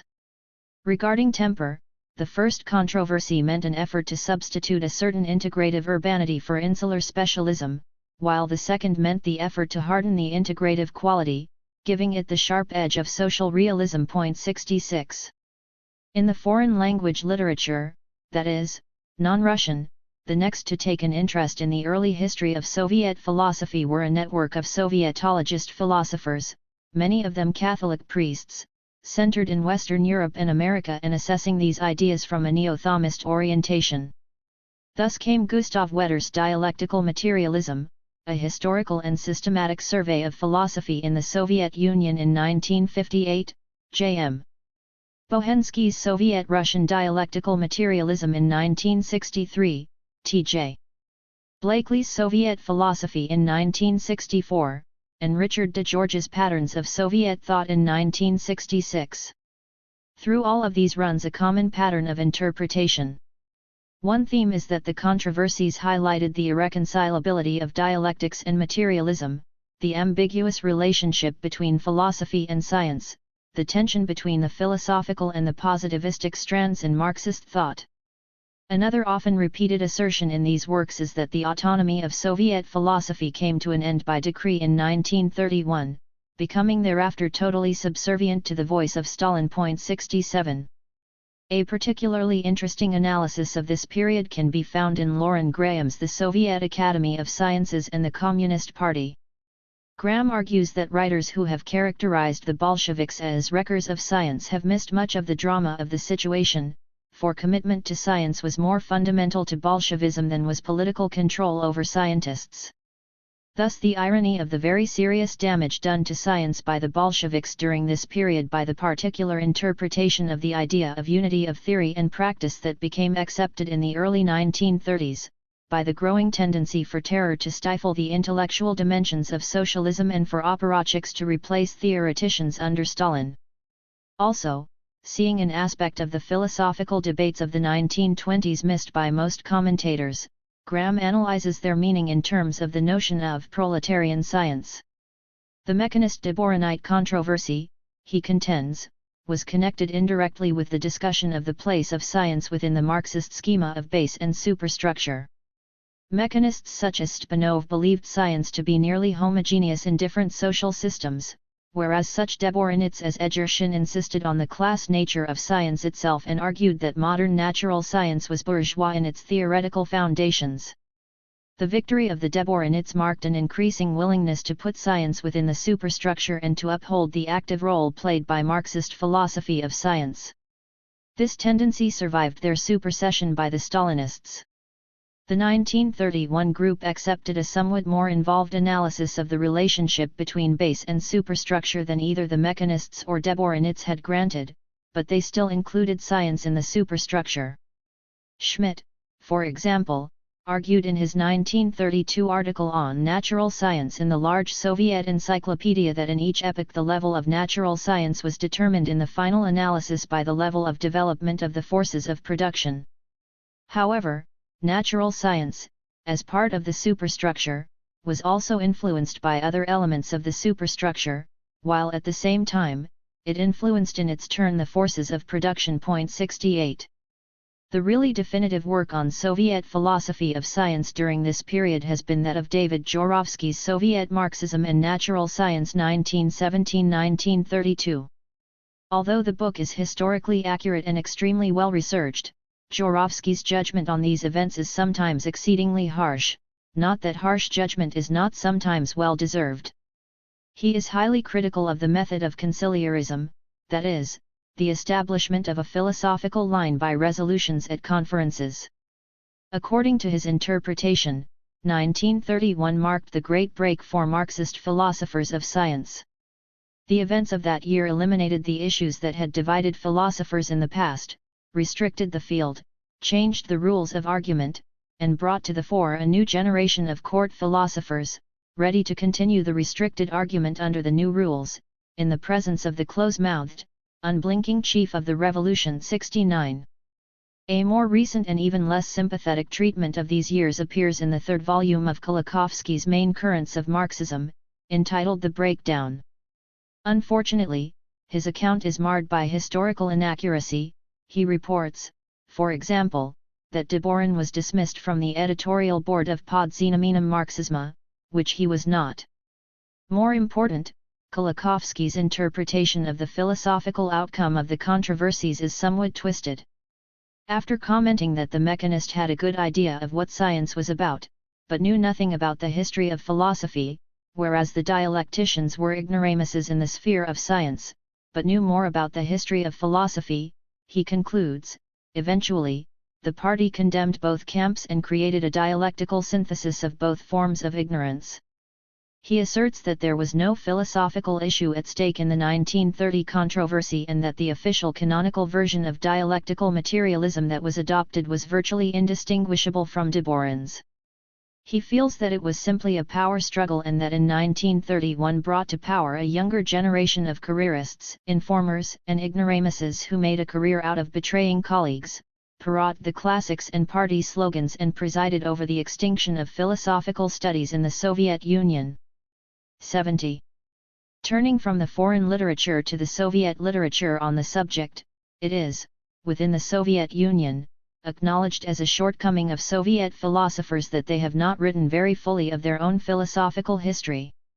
In the Dictionary of Philosophy, edited by Rosenthal and Yudin, Deborin is not even mentioned. However, the major secondary sources in the Soviet Union have been large-scale collective works, such as the 6-volume History of Philosophy and the Philosophical Encyclopedia. In the History of Philosophy, Book 1 of Volume 6 is devoted to the history of Soviet philosophy, as is the article on philosophical science in the USSR in Volume 5 of the Philosophical Encyclopedia, but both give only a brief, sketchy, and schematic account of the developments of the 1920s. Mechanism is described as substituting materialist dialectics by vulgar evolutionism and replacing materialism by positivism, objectively hindering the penetration of dialectical materialist methodology into the field of science. Deborin and his associates are mentioned as having criticized the mechanists, but themselves having made mistakes of a formalist and idealist character, expressed in overvaluing the idealist dialectics of Hegel and underestimating the philosophical heritage of Lenin. 71. In recent years, however, several full-scale studies on Soviet philosophy in the 1920s have emerged, as well as historical articles in such journals as Filosofsky Nauki, Philosophical Sciences. V.I. Kasanofantov's Leninist Ideas in Soviet Science in the 1920s, published in 1975, characterizes the mechanists as suspicious of philosophy and as exaggerating the significance of the methods of the natural sciences, and the Deborinists as too uncritically enamored of the Hegelian dialectic and too ready to dictate to natural scientists. What is particularly interesting about this work, however, is that the author makes an effort to understand the rise of such trends in their connection with the social circumstances of the times, instead of simply branding them as mistakes or correlating them too crudely with political trends. Before judging the mechanists too harshly for hyperbolizing the natural sciences as a sufficient basis for an understanding of social reality, he insists that it is important to remember that religious, mystical, and idealist views were still widespread and influential. As to the Deborinists, while it is true, he admits, that they were too one-sidedly engrossed in Hegelianism, it is necessary to see as well that they did not yet know of the dangers of dictating to science, a lesson made clear only by later Soviet history. 72. It is indeed vital to assess these controversies within the movements of the times, not to see them as simple direct reflections of political positions, but to understand them as giving expression to the sort of exaggerated positions that come to the surface in periods of social ferment, representing sincere efforts to bring into play forces that needed to find their expression vis-a-vis other forces within the new social order. It is also correct to see the different trends as reflecting the tension between philosophy and natural science, between dialectics and materialism. It is a mistake, however, to believe after the fashion of the neo-Thomist Sovietologists that these tensions could not be resolved creatively. It was vital to the future of Marxism that a synthesis emerge in which neither philosophy nor science, neither dialectics nor materialism, was emphasized at the expense of the other, as they were with the mechanists and dialecticians respectively. A return to the more integrative approach that had characterized Marx, Engels, and Lenin would have been constructive enough, if not for the authoritarianism and suppression of debate that came with it. It was at least potentially a dialectical synthesis of two forms of knowledge, and not of two forms of ignorance, as Kolakowski so bitterly asserts. Also reflected was the tension between such a theoretical synthesis and the concrete level of political practice. The resolution here involved at least an orientation toward bringing the integrative approach of the founders of Marxism to a new stage by seeing it within a new political context, the new stage of socialist construction. It was still unspecified just how philosophy and science would be brought to bear in the stage of socialist construction. It was not yet clear that those with the crudest and most opportunist manner of drawing the connections would prevail and that it would culminate in such disaster. The issues at stake in these debates were very real and important ones. The most fruitful form of interaction between philosophy and the natural sciences and between both of these and their social context remain challenging subjects of discussion and debate to this day. The young philosophers of the new turn did effect a significant and important reorientation of Soviet philosophy along lines that set it again in the mainstream course flowing from the original inspiration of the Marxist tradition, even if it was based more on appeal to authority than philosophical argument. They paved the way for the systematization of dialectical materialism as a philosophy of science and emphasized the social and political importance of philosophy in a socialist society, even if their own mode of systematization was a least common denominator vulgarization, even if an orientation towards socio-political relevance was turned into an instrument for a ruthless witch hunt. The reorientation cannot be reduced to a simple struggle for power, even if such shifts often do carry opportunist elements with the tide, even if in this case the most prominent exponents of the reorientation were perhaps engaged in a simple struggle for power. The young philosophers did have their shortcomings, and rather glaring ones at that. Their rough edges were perhaps attributable, in some degree at least, to their youth, to the rapidity of their rise to the top, and to the backwardness of their social background, but also to their own ruthlessness, to a taste more for power than for knowledge. They lacked the detailed knowledge of either the natural sciences or the history of philosophy that had characterized their predecessors. They had come up under the Revolution.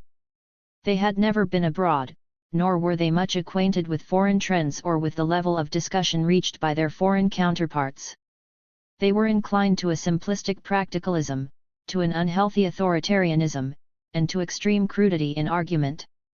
But, however brash, unsophisticated, and heavy-handed those most to the forefront may have been, the whole of the new generation of Soviet philosophers were not simply careerists, informers, and ignoramuses, nor were they all simply court philosophers. No doubt many were, particularly those who rose to greatest prominence at this time, but the entire generation of Soviet philosophers formed in the creative intensity of the early years of the revolution cannot be dismissed so easily. There were others, whose names were not on everyone's lips, who were not being proposed as academicians, members of editorial boards and directors of institutes, who quietly and seriously continued their work. It would be a great mistake to believe that creative philosophical work was cut off by political decree in 1931, as so many of the commentators contend. It was a complex society, and it was not the case that all forms of intellectual life were strangled by various forms of administrative fiat at this time. Creative work continued, particularly in the early 1930s, although it was coming increasingly under pressure all the time. Indeed, the face that Soviet society presented to the world in 1931, though its delegation's contribution to the history and philosophy of science at the History of Science Congress in London, was a particularly impressive one. The fate of the delegation, however, constituted a dramatic illustration of the intensification of pressure and the tragedy resulting from it. Soviet philosophy was at every stage along the way inextricably tied to Soviet politics and on many levels. Specific developments in Soviet intellectual life can only be understood against the background of specific parallel developments in Soviet political and economic life. The goals of the five-year plan were being pursued with great vigor and determination, but the way forward proved to be far from smooth and uncomplicated. There was massive and violent resistance to collectivization, as peasants burned crops and slaughtered livestock rather than surrender. There was disaster after disaster in the drive towards industrialization, as unskilled hands and hastily trained engineers fumbled with sophisticated machinery imported from abroad. Breakdowns, fires, famine, and unfulfilled plans were put down to sabotage and espionage and conspiracy with foreign powers. But the evidence for sabotage and espionage and conspiracy with foreign powers was of a very dubious sort. Yet, such charges were made in a ruthless attempt to find scapegoats to blame for problems actually resulting from the backwardness of a workforce that lacked the extraordinarily advanced levels of expertise in science, technology, engineering, and agronomy required for such a dramatic push forward. It was sometimes extremely difficult to know how to distinguish between bungling and wrecking, between advocates of discredited policies and sabotage, between contact with foreign colleagues and espionage. In this atmosphere, the commitment of the intelligentsia formed before the revolution was brought more and more into question.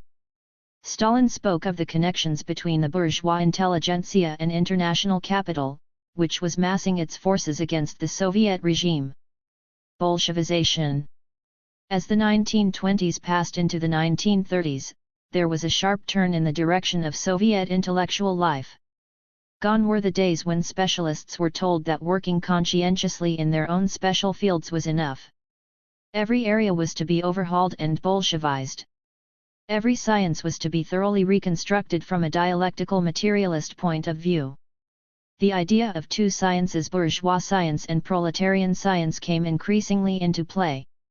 In sciences in which there were contending theories, there was a growing tendency for the proponents of one to label that of their opponents as bourgeois and their own as proletarian, and to become correspondingly cavalier in relation to standards of evidence.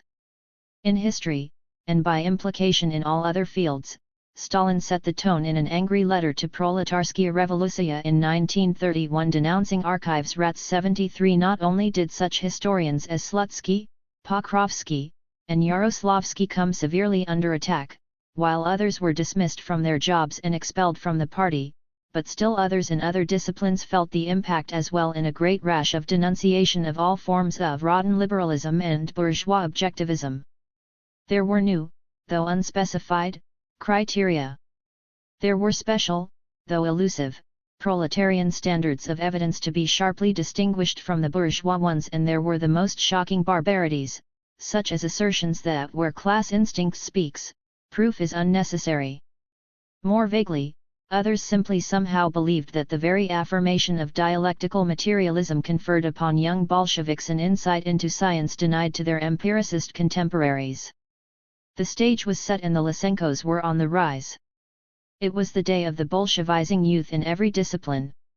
They were given enormous responsibilities, sometimes incommensurate with their skills, training, or experience. They suddenly found themselves in positions of authority over far more highly qualified specialists in their fields, indeed often over extremely distinguished scholars of international reputation. In philosophy, the young P.F. Yudin was made head of the philosophical section of the Institute of Red Professors within a year of graduating from it.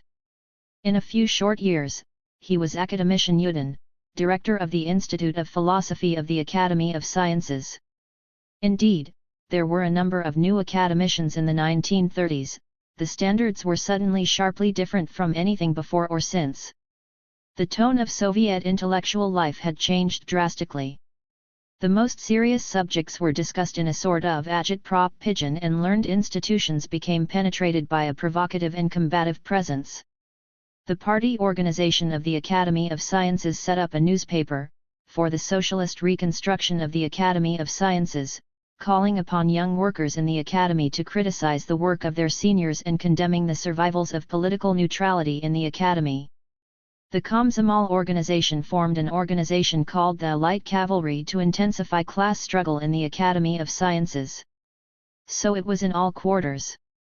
A meeting of the Leningrad Writers' Union was actually called upon by some of its members to form mopping up squads to remove from bookshops works that Stalin had just condemned. But the traditional intelligentsia was still there and working, as was the older communist intelligentsia. Bukharin, although expelled from the Politburo, was still a Central Committee member and an academician. He held a number of responsible positions in the 1930s and was very much involved in organizing the scientific work of the Academy of Sciences. He was editor of the large Soviet encyclopedia and a series of volumes on the history of science and technology. He had moved beyond the mechanist approach that had marked his thinking in the 1920s and, in the 1930s, displayed a new integration in his philosophical writings. Deborin also changed his mind to some extent and continued to hold important academic posts. He was especially active within the Academy of Sciences and was eventually elected to its presidium. His early statements of self-criticism were criticized somewhat ungraciously by some of the younger philosophers. In 1933, he gave a long self-critical speech at the Institute of Philosophy. Our fundamental mistake lay in separating theory and practice. I must admit that for a long time I did not understand that accusation, because, after all, I was constantly speaking of practice as the criterion of truth. I was speaking about it and writing about it. Only later did I understand that this was not all that was at stake. The essence of the matter was that we failed to establish a connection between our theoretical and methodological investigations and the concrete tasks of socialist construction, that we separated theory from life. This led to a state where some of the Menshevizing idealists developed to a certain degree into inner emigrants and later into political opportunists. 74. He then urged on his followers complete and unconditional surrender as the only possible position for an honest communist. 75. Some followed his advice, while others did not. Leupold and Asmus engaged in self-criticism, while Sten refused to do so, but for the moment they all continued their work. So did the mechanists, although major figures like Demiryazev and Axelrod persistently refused to recant. Axelrod, at a conference organized at the Institute of Philosophy of the Communist Academy devoted to the 25th anniversary of materialism and empirio-criticism, did modify her views with regard to this work that she had once viewed negatively, but she remained an unregenerate mechanist to the end. There were, however, several early casualties among the older generation of communist intellectuals, most notably David Ryazanov, founder and director of the Marx-Engels Institute, a crusty old Marxist scholar, not inclined to hold his caustic tongue, no matter how powerful the opposition. He did not hesitate to speak against particular proposals supported by Lenin in his day, and he continued in the same fashion under Stalin. In 1931, he was abruptly dismissed from his institute, expelled from the party and sent into internal exile. He was charged with treason, in general, with trying to establish between the party and its enemies a third force and, in particular, with sheltering Mensheviks in his institute and with honoring agreements with foreign social democrats to suppress publication of certain letters of Marx and Engels. The evidence was of an extremely dubious sort. He was replaced by Adoritsky, who had shown himself particularly adept at flowing with the tide, transforming himself within a few short years from mechanist to Dvorinite to militant Bolshevizer. Meanwhile, Ryazanov, the greatest living authority on the life and work of Marx and Engels, after a time in prison, was sent to Saratov, where he worked as a librarian until he died in 1938. With the permission of Kirov, he was, for a short time, allowed to continue his research in Leningrad. However, upon the assassination of Kirov, he was forced to return to Saratov.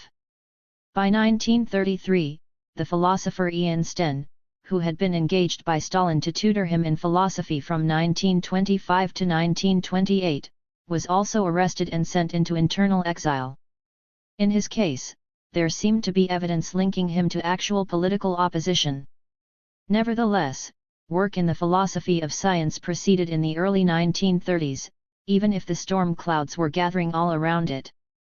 The rallying cry for the proletarianization of science brought Soviet science to a level of acute philosophical and political self-consciousness unprecedented in the history of science anywhere. This had its positive, as well as its negative, aspects. There were, it is true, the clumsy and hasty reconstructions that justified eccentric scientific theories on the basis of crude philosophical notions put forward with scant regard for experimental evidence. There were the vulgar and superficial demands that every line of research justify itself by its immediate practical relevance to the goals of the 5-year plan. There were also leftist excesses in dealing with the older generation of scientists. Still, in all, the atmosphere of the time brought an awareness of the need to bind together the different spheres of philosophy, science, politics, and, indeed, all else, into a new and revolutionary whole. It brought a new intensity to the exploration of the philosophical implications of the results of scientific research and a new degree of seriousness about the role of science in the process of social transformation. These were all to be welded together in a positive way to build a new world. It did seem that a new world was being built. It was a time of enormous transformations and great upward movement. This was in dramatic contrast to the situation in the West, which was undergoing unprecedented crisis. In 1929 came the Great Crash and the sharp downturn that followed. The Soviets were not reticent about pointing to the contrast and noticing that the economic crisis had brought in its wake a deep and profound crisis in bourgeois consciousness that made its impact felt in every aspect of bourgeois culture, including its science and its philosophy. Science in the Soviet Union was moving irresistibly forward, they argued, as all scientific disciplines were being penetrated by a single method through the philosophy of dialectical materialism and as being concretely harnessed in the construction of the socialist future. Science under capitalism, on the contrary, was in crisis, threatened on all sides, not only by economic collapse, but also by the reactionary philosophical trends that were emerging from the bourgeoisie's ever more acute disillusionment with all forms of material culture. Fascism was on the rise, growing on the confusion, and the Soviet Union stood as a bulwark against it, as a source of clarity and enlightenment. This was how the communist intelligentsia saw it. The contrasts grew sharper by the day. They knew which side they were on and they felt glad to be alive and part of such a titanic and noble struggle. London 1931, the Soviet delegation and science at the crossroads. As if to put the contrast on display, a large Soviet delegation unexpectedly appeared at the Second International Congress of the History of Science and Technology held in London in the summer of 1931. It turned out to be an extraordinarily important event, not so much in the history of Soviet Marxism, as in the history of Marxism abroad. The Soviet papers read at this Congress, published by the end of the week in a volume entitled Science at the Crossroads, gave a good indication of the spirit permeating the best of Soviet thinking in the philosophy of science at this time. The leader of the delegation was Bukharin, who concentrated on showing how philosophy was transformed within a socialist society. The new culture, the new science, the whole new style of life formed a new conjuncture between theory and practice. Bukharin used the term theoretical practice, explaining that theory was accumulated and condensed practice and that practice was itself theoretical. Nearly all modern schools of philosophy, other than Marxism, failed to realize this and began from individualist, anti-historical, and quietist presuppositions, making epistemological Robinson Crusoes the starting point for their philosophies. He put forward dialectical materialism, not only as rejecting all species of idealism and agnosticism, but also as overcoming the narrowness of mechanistic materialism, that is, overcoming its ahistoricism, its anti-dialectical character, its failure to understand problems of quality, its contemplative objectivism. 76 This obviously represented a significant evolution from Bukharin's earlier philosophical thinking. M. Rubinstein, an economist, noted the tendency of all sciences to be transformed into a single system of science on the basis of dialectical materialism. Science, in the process of socialist construction, while modifying the whole of life, also modified itself, undermining existing divisions of the sciences and bringing a new scientific monism into being. Reaching beyond the boundaries of Soviet science, Rubinstein also cited the work of Einstein and the Cavendish Laboratory as evidence of the growing unity of science. Relativity had overthrown traditional notions of gravity, space, and time, and radium had turned old views about immobile and immutable elements upside down. 77.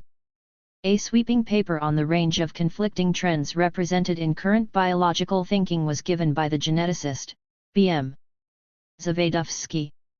The two basic, and seemingly mutually exclusive, tendencies in bourgeois science were mechanism and vitalism. Mechanism was based on the complete identification of the physical and biological sciences, and reduced biological phenomena to laws of a physical character. Vitalism, on the contrary, drew the sharpest possible contrast between them as two different orders of being. Zavadovsky drew attention to the predominance of mechanistic materialism in the period when capitalism was in its prime and to the rebirth of idealist, vitalist, and mystical ideas in the period of the general decline and decay of capitalism. Both positions, Zavadovsky insisted, were caught in insoluble internal contradictions, making it impossible for either position to maintain itself and causing each to slide into the very position it was intended to refute. The way beyond the whole morass of crises and contradictions encountered in the present state of biological science was to be found, Zavadovsky insisted, in the Marxist philosophy of dialectical materialism.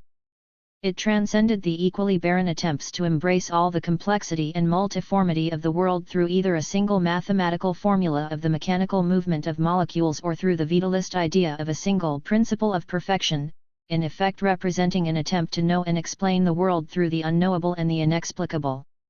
It overcame both reductionism and mysticism, both mechanism and vitalism.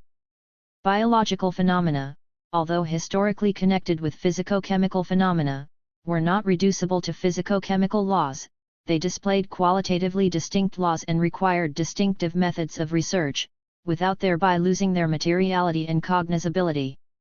Summing up the dialectical materialist position and showing how it broke through all the seemingly irreconcilable antitheses, through its emphasis on the extreme diversity and qualitative distinctness of the various forms of the motion of matter, while still holding to an overriding continuity, Zawadowski declared.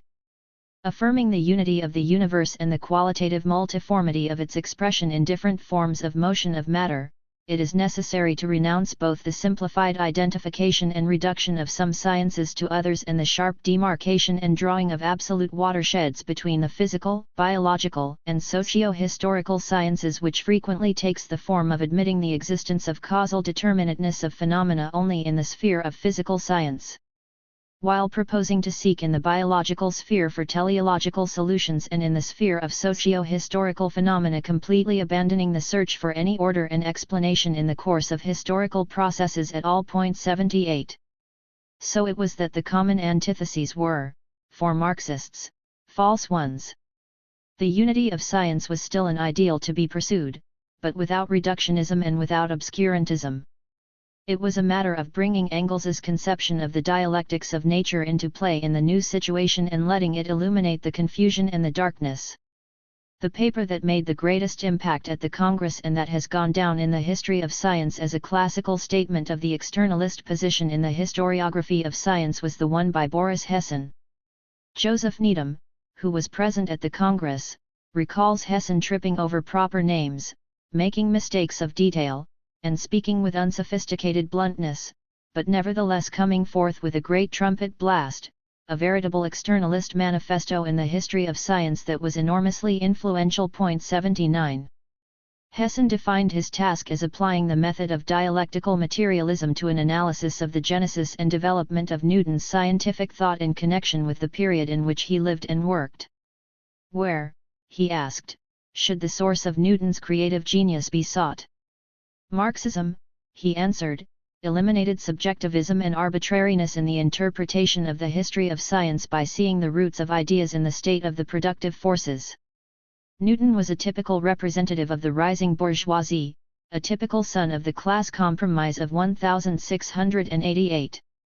Whereas on French soil, materialism was the standard of republicans, in England, religion was their standard. Thus, the materialist germs in Newton's thought were intermingled with theological belief, giving rise to a division of labor between mechanistic causation and God in his pattern of scientific explanation. Newton's matter was essentially inert and required an outside impulse to bring it into movement or to alter or end any movement. 80. In his other work in the philosophy of science, Hessen, a prominent and firm supporter of non-classical views in physics, showed how other historical circumstances had come to bear to supersede Newton's classical view of physics. Other members of the Soviet delegation to give important papers included the physicist A.F. Joff, the geneticist N.I. Vavilov, the engineer N.T. Mitkovic, and the Czech mathematician A. Kalman. On the issues under debate within the Soviet Union regarding the philosophy of science, the members of the Soviet delegation held to very different points of view. For example, Hessen and Mitkovic were on opposite sides in the controversy over dialectical materialism and relativity theory. These differences would continue to intensify and the members of the delegation would meet with very different fates.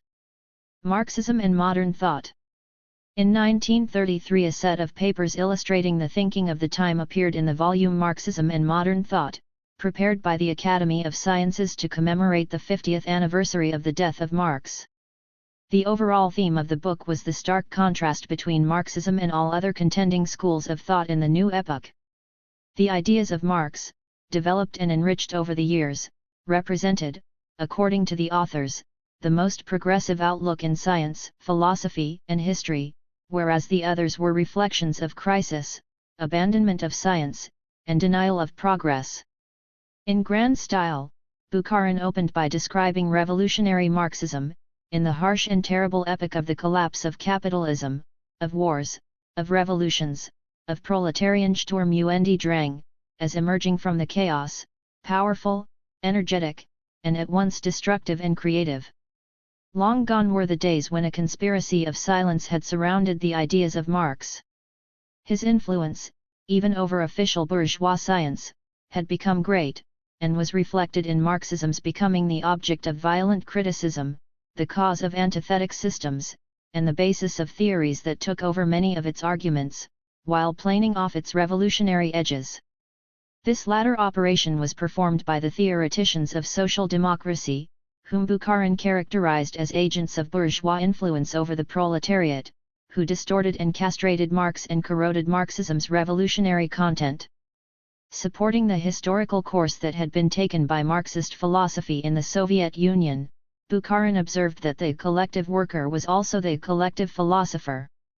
The ideas of Marx, the all-embracing genius of the centuries, were being transformed into theoretical practice under socialism. Through the influence of Soviet Marxist literature, the penetration of dialectical materialism into the sphere of the natural sciences, particularly biology and physics, was undertaken. Marxism, Bukharin said, was the only continuer of all the progressive tendencies of the ages that were being strangled by capitalism. While the bourgeoisie, frightened and fearful, was going over to mysticism and inventing its own counter-revolutionary eschatology, the proletariat was confidently marching under the banner of revolutionary science. Bukharin now took greater note of the Hegelian roots of Marxism and of the whole way it took up the rational elements of the preceding 1,000 years of philosophical development. He put great emphasis on the difference between mechanistic materialism and dialectical materialism. He criticized the former for its lack of historicity, its abstract and qualityless conception of matter, its positivity, and its contemplativeness. The overcoming of this static, unspecific, and undialectical type of conception had raised materialism to unparalleled heights, just as the materialist refashioning of dialectics had raised the dialectical method to the highest degree. But he still repudiated what he called Hegelian panology.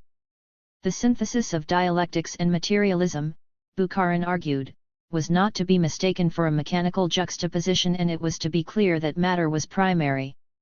But dialectics, having become materialist, was the crucial algebra of revolution, showing the transitory character of every form, the absence of absolute limits, the zigzag nature of development, inner contradictoriness as the immanent law of motion, the interrelatedness of things, the many-sidedness and universality of connections, the negation of the old form and its presence in the new in sublated form. In the logic of contradictory processes and universal connections, abstractions became concrete, analysis and synthesis were indivisible, and all conceptions became flexible to the maximum degree. Bukharin went on to make his case for Marxism as the most perfect of all philosophical systems, contrasting its historicism with the eternal categories of the bourgeoisie, its dialectics with their fear of leaps, its strict determinism, infinitely broadening the scope of science, with the indeterminism of the idealist doctrines expressing fear of science, its activist theory of knowledge as higher, truer, and deeper than their superficial empiricism, its confidence in the possibilities of human knowledge as opposed to their many varieties of agnosticism. On these points, he criticized various trends current at the time: axiology, Gestalt, neo-Hegelianism, pragmatism, and logical positivism, all the while acknowledging the grains of truth in all these systems. 81. De Boron's contribution took up some of the same themes. He also pointed to the increase of sharp attacks on modern science, singling out such critics as Sombart, Span, Jaspers, and Jeans. Parallel with the new political superstructure of monopoly capitalism, he said, a reactionary ideology was developing that was threatening the very foundations of science and culture. Bourgeois liberalism had given way to a reactionary political ideology that was indissolubly connected with the most reactionary tendencies in the spheres of philosophy, science, literature, and art. Classical German idealism, the philosophy of the bourgeoisie in the period of its rise, defended the idea of development, albeit in idealist form. However, in the new period, there was widespread denial of the idea of development, even in the form of bourgeois evolutionism. There was much learned criticism of Marx's crude materialism and mystical dialectic. The social democratic philosophers, like Marcus, de Man, and Max Adler, here played their part, either simply renouncing the Marxist dialectic or distorting it to make it acceptable to the bourgeoisie. De Boron took note of the fact that there was a great cry to return to God, to bow down before the holy, to restore the kingdom of the spirit. But it would not be, de Boron asserted, for the whole of natural science, from Darwin via Fierco and Haeckel to Planck and Einstein, had killed God with its matter. It was science that gave men vision, lifted the curtain of the future before them, and allowed them to act consciously in a definite historical direction. 82. The contribution from Y.M. Uranovsky, a philosopher and historian of science, was devoted specifically to the relation of Marxism to natural science. He strongly repudiated the position that had been put forward by Kautsky in the period of the Second International, denying the integral connection between Marxism and philosophy and natural science. Marx and Engels, Uranovsky stated, had stood on the shoulders of the philosophers of the past and critically accepted everything of value that the history of philosophy could give them, integrating it with the whole past development of the natural sciences as well. A deep necessity penetrated the apparently accidental character of Marx's scientific studies. In Uranovsky's view, the Marxist conception of the dialectics of nature represented the overcoming of two false conceptions of the relation between philosophy and science. On the one hand, it stood against starting from the activity of pure reason, engaging in the abuse of deduction and the thrusting of artificial connections onto nature. On the other hand, it did not stand on the data of science alone, as a mere aggregate of observations, apart from philosophical thinking. The conception of the dialectics of nature was not meant to solve scientific problems by substituting itself for the data of science. Its purpose was to help in critically interpreting and connecting facts already obtained, to point out paths of further investigation, and to pose uninvestigated questions. The dialectics of nature, Uranovsky agreed, was inseparable from the dialectics of history, with which it was connected by a unity of method. In fact, a real knowledge of nature and a conception of it as a developing whole was only possible with a knowledge of the laws of the history and the development of human society that formed a specific part of nature. It was extremely important, Uranovsky insisted, to understand correctly the question of the relation of science to philosophy at a time when there were so many reactionary solutions being proposed not only to it, but also to particular philosophical problems being posed by the natural sciences. In biology, there had been a wave of reaction that went to the extreme of repudiating Darwinism. Vitalism was the inevitable shadow of mechanism and its necessary complement. Neo-Lamarckism was appealing to shades of Kant, Schelling, and Mach.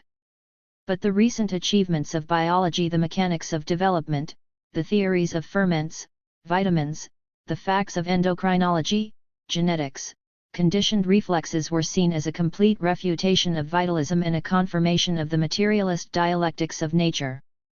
In physics as well, all was changing. The basic conceptions of Newtonian mechanics were being undermined. No longer could mass, energy, space, and time be conceived of as separate and independent, for it had turned out that these were interconnected and united. Quantum theory had shown the importance of interruption in nature, and wave mechanics had demonstrated the unity of continuity and discontinuity. It was impossible, however, to accept the conclusions being drawn by such as Bohr, Jordan, Frank, Reichenbach, Schlick, and Heisenberg. It was necessary to repudiate once again the Machist idea of no object without subject and the renunciation of the category of causality. Social democracy, for its part, had turned from mechanistic materialism to Machiaism, from Darwinism to Neo-Lamarckism, and was attempting to refashion Marxism in this light. It was obvious to Uranovsky that the social conditions of the bourgeois world were not favorable for the development of science. The division of labor had developed one-sidedly. The anarchy of production did not allow proper planning of research. Romanticism, mysticism, intuitionism, indeterminism, pessimism, and fatalism were growing everywhere under capitalism as symptoms of the fact that it was losing its way. 83. Other contributions to the volume concentrated on the state of Marxist thinking in specific sciences. These included, most notably, those by V.L. Komarov, an older botanist who was at this time vice president of the Academy of Sciences and shortly to become the president, and by S.I. Vavilov, a young physicist also to become president of the Academy of Sciences at a later date. As both of these papers bore on ongoing discussions of the philosophical implications of specific scientific theories, it is best to review here the background of controversy in which they found their place.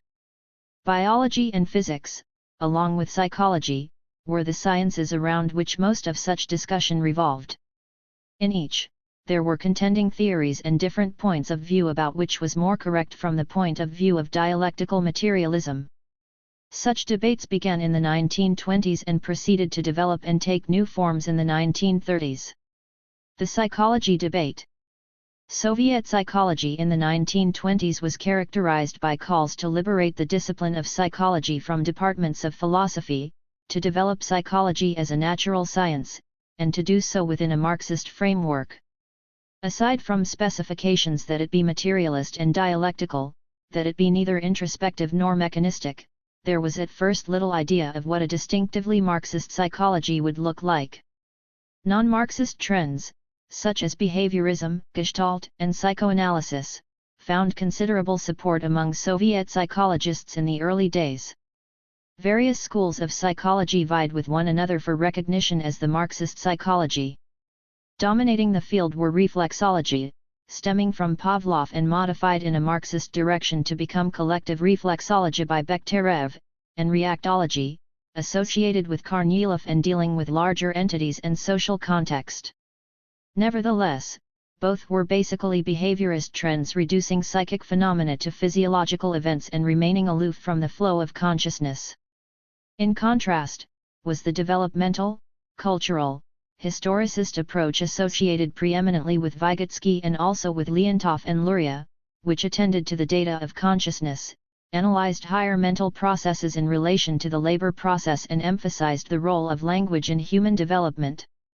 At the First All-Russian Psychoneurological Congress in Moscow in 1923 and at the Second Congress in Leningrad in 1924, the various schools contended with one another. However, at the First All-Union Congress on Human Behavior in 1930, all existing schools of Soviet psychology were criticized as inadequate to serve the needs of socialist construction. It condemned idealism, mechanism, reductionism, biologism, dualism, eclecticism, and abstractness.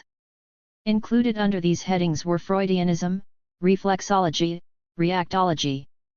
The Vygotsky school was taken to task as too reliant on foreign trends, as were the others as well. The Congress set out certain principles of Marxist psychology: materialism, i.e., mind as a function of highly organized matter, the role of consciousness in human behavior, the irreducibility of the psychic to the physical within the framework of psychophysical monism. As the grip tightened on Soviet intellectual life, whole areas of psychological inquiry were ruled out of bounds. The intensification of labor with the inauguration of the five-year plan, the return to piecework, the Stakhanovite movement created a climate extremely inhospitable to the pursuit of industrial psychology. The new Soviet Constitution of 1936, with its declaration that socialism had been achieved in the Soviet Union, made it no longer admissible to explain individual differences or deficiencies on the basis of social environment. Thus the 1936 Decree on Pedology, which virtually liquidated the discipline. It condemned two-factor theories, both Blonsky, who held biological factors to be primary, and Zolkind, who held social environmental factors to be primary, in favor of a three-factor theory. The factors specified heredity, environment, and training. The emphasis on training was to replace an allegedly passive approach with an active, even voluntarist one. As was becoming the custom, the philosophers were called in to sort things out. A meeting was called under the auspices of Podzinaminum Marxisma, and the leading psychologists were all taken to task by the philosophers. The events of these years seem to have thrown psychology and the psychologists into utter disarray and confusion. During the purges, psychologists disappeared, and those who remained were in paralysis, wondering what to write, what to teach, what to do. It was much clearer what was forbidden than what was wanted. Rubinstein's 1935 text Fundamentals of Psychology ventured to set out basic principles, and won him the Stalin Prize in 1942. For the most part, the discipline was characterized by vague enunciation of general principles and quotes from the classics and party decrees, but little basic research. The discipline also suffered from the premature death of Vygotsky in 1934 and the death of Pavlov in 1936.84. The physics debate. In physics, controversy centered around the theory of relativity and the Copenhagen school of quantum mechanics. There was in the Soviet Union active resistance to the new physics, but, in assessing it, one should realize that there was also much resistance elsewhere. Einstein's theories shattered the conventional views of space, time, mass, energy, and motion, and it was to be expected that many whose ideas had been formed on the classical concepts would find it exceedingly difficult to break with them so radically. The Copenhagen school, in particular, was calling into question the objectivity of science and the determinism of nature in a way that could not but provoke heated and troubled debate. The main opposition to relativity theory in the 1920s came from the physicist A.K. Timiryazev, who insisted that Einsteinian relativity was inseparable from Machiaism. He was aided in this in considerable measure by Einstein's own acknowledgement of his debt to Mach and by the Russian Machists' continued insistence on the connection between Machist philosophy and relativistic physics. Timiryazev believed that the essence of scientific explanation lay in the formation of visual models. In the 1920s, this position found very little support. A few, such as I.E. Orlov, who, like Timiryazev, was also involved in the philosophical controversy on the mechanistic side, did come to his defense. In 1922 Lenin had objected to the many attempts to draw Machist conclusions from Einstein's theories, but he was not inclined to question Einstein's physics. Nor was Nevsky, who had been commissioned by Lenin to comment on the relevance of materialism and empirio-criticism to developments that had come subsequent to its first appearance. Nevsky held that Einstein was sound in the realm of physics, but less sound when he ventured beyond it into the realm of philosophy. As the debate over physical theory became intertwined with the debate over fundamental philosophical orientation, there was a growing tendency to equate mechanism with hostility to relativity and Deborahnism with enthusiastic acceptance of it. There was a definite logic to this, as the mechanists were indeed fighting to hold on to outmoded physical theories as well as onto the philosophy that was intrinsically bound up with them, while the Deborahnists perceived dialectical elements in the new theories as representing another step away from mechanist concepts within science itself. There was discussion of the philosophical questions posed by the natural sciences along these lines at the April 1929 conference that endorsed de Boron's views and repudiated those of the mechanists. Otto Schmidt, for example, proclaimed his belief that relativity theory was thoroughly dialectical. Among those who were at this time supporters of de Boron's philosophy, there were such militant defenders of relativity theory as Hessen and Semkovsky. In the 1930s, the tone of the discussion changed somewhat, as the militant Bolshevizers, led by A. Maximov, voiced the demand for the dialectical materialist reconstruction of physics. They did not, however, seem terribly clear about how to go about achieving such a reconstruction. Beyond declaring their hostility to bourgeois physics and insisting on an end to philosophical and political neutrality on the part of Soviet physicists, they were not sure how to proceed. Mitkovic was inclined to defend classical theory and insist on the necessity of visual models. Maximov was more disposed to adopt a critical attitude to both classical theory and relativity and to hold that the dialectical materialist reconstruction somehow transcended both. Most physicists condemned both of these approaches. Joff, Fock, Vavilov, Tamm, Landau, Römer, and Brinstein all defended relativity, disapproving both of the reticence to accept real scientific advance and of the amateurishness of the reconstructions. Tamm, in the pages of the philosopher's own journal, accused the philosophers of flagrant ignorance and an appalling level of scientific illiteracy. There were varying degrees of scientific literacy among the philosophers concerned. Whether rejecting the new physics like Maximov or attempting to steer a middle course between outright rejection and wholehearted acceptance like Maidan, most philosophers were groping in the dark and well-deserved Tamm's rebuke. There were a few, however, who had a better grounding in the scientific issues and were better equipped to make a constructive contribution to the debate. Most notable among these was Kalman. With great attention to the scientific writings of the pioneers of modern physics, Kalman consistently emphasized Lenin's distinction between the substantial scientific achievements of the new physics and the dubious philosophical conclusions that were drawn from them. Kalman applied this technique in his analysis of the issues in the debates over both relativity and quantum mechanics. Kalman defended relativity, but took issue with Einstein's views on a finite universe, on his denial of general simultaneity as a negation of the objectivity of time, and on his denial of the empirical basis of scientific abstractions. Kalman also defended quantum mechanics, but expressed reservations as to the Copenhagen school's views of complementarity and causality, and accused its leading theorists of extrapolating transitory methodological difficulties into a permanent justification for ontological agnosticism. 85. Most physicists simply wanted to get on with their science without having to justify themselves to the philosophers, but a few did make the effort to enter into such discussions with the philosophers and to provide a philosophical defense of the new physics. S.I. Vavilov, for example, argued in favor of the method of mathematical extrapolation in physics that was being resisted by those who were clinging to classical concepts. Science, he said, had decisively entered a non-classical period. Before it stretched a realm full of the unexpected, the unusual, phenomena quite unlike those known in the ordinary world of immediate human experience. Physics had unfolded a world of new scales, deprived of concrete images and models. Relativity theory and quantum mechanics had demonstrated the power of the new methods. Working alternatively from empirical experiment and mathematical hypothesis, the scientist was able to express the vital dialectic of natural processes, which completely failed to fit on the mechanical straight rails of classical physics. Physics needed to move forward, terrified by no scales, however remote from human custom. It was unrealistic to expect immediately the former close bond between human thought and the forces of nature. It was necessary for man to change biologically in order to reach again such harmony and comprehension. It was analogous to the human eye which, after a long period of darkness, assumed a greater sensitivity. Vavilov argued resolutely that Marxism must stand with the new physics.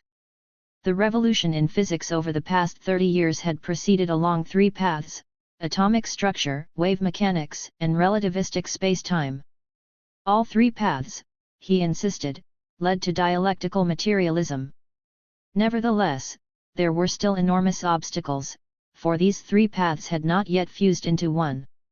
The fusion would bring much that was unexpected, but there could be no other way. 86.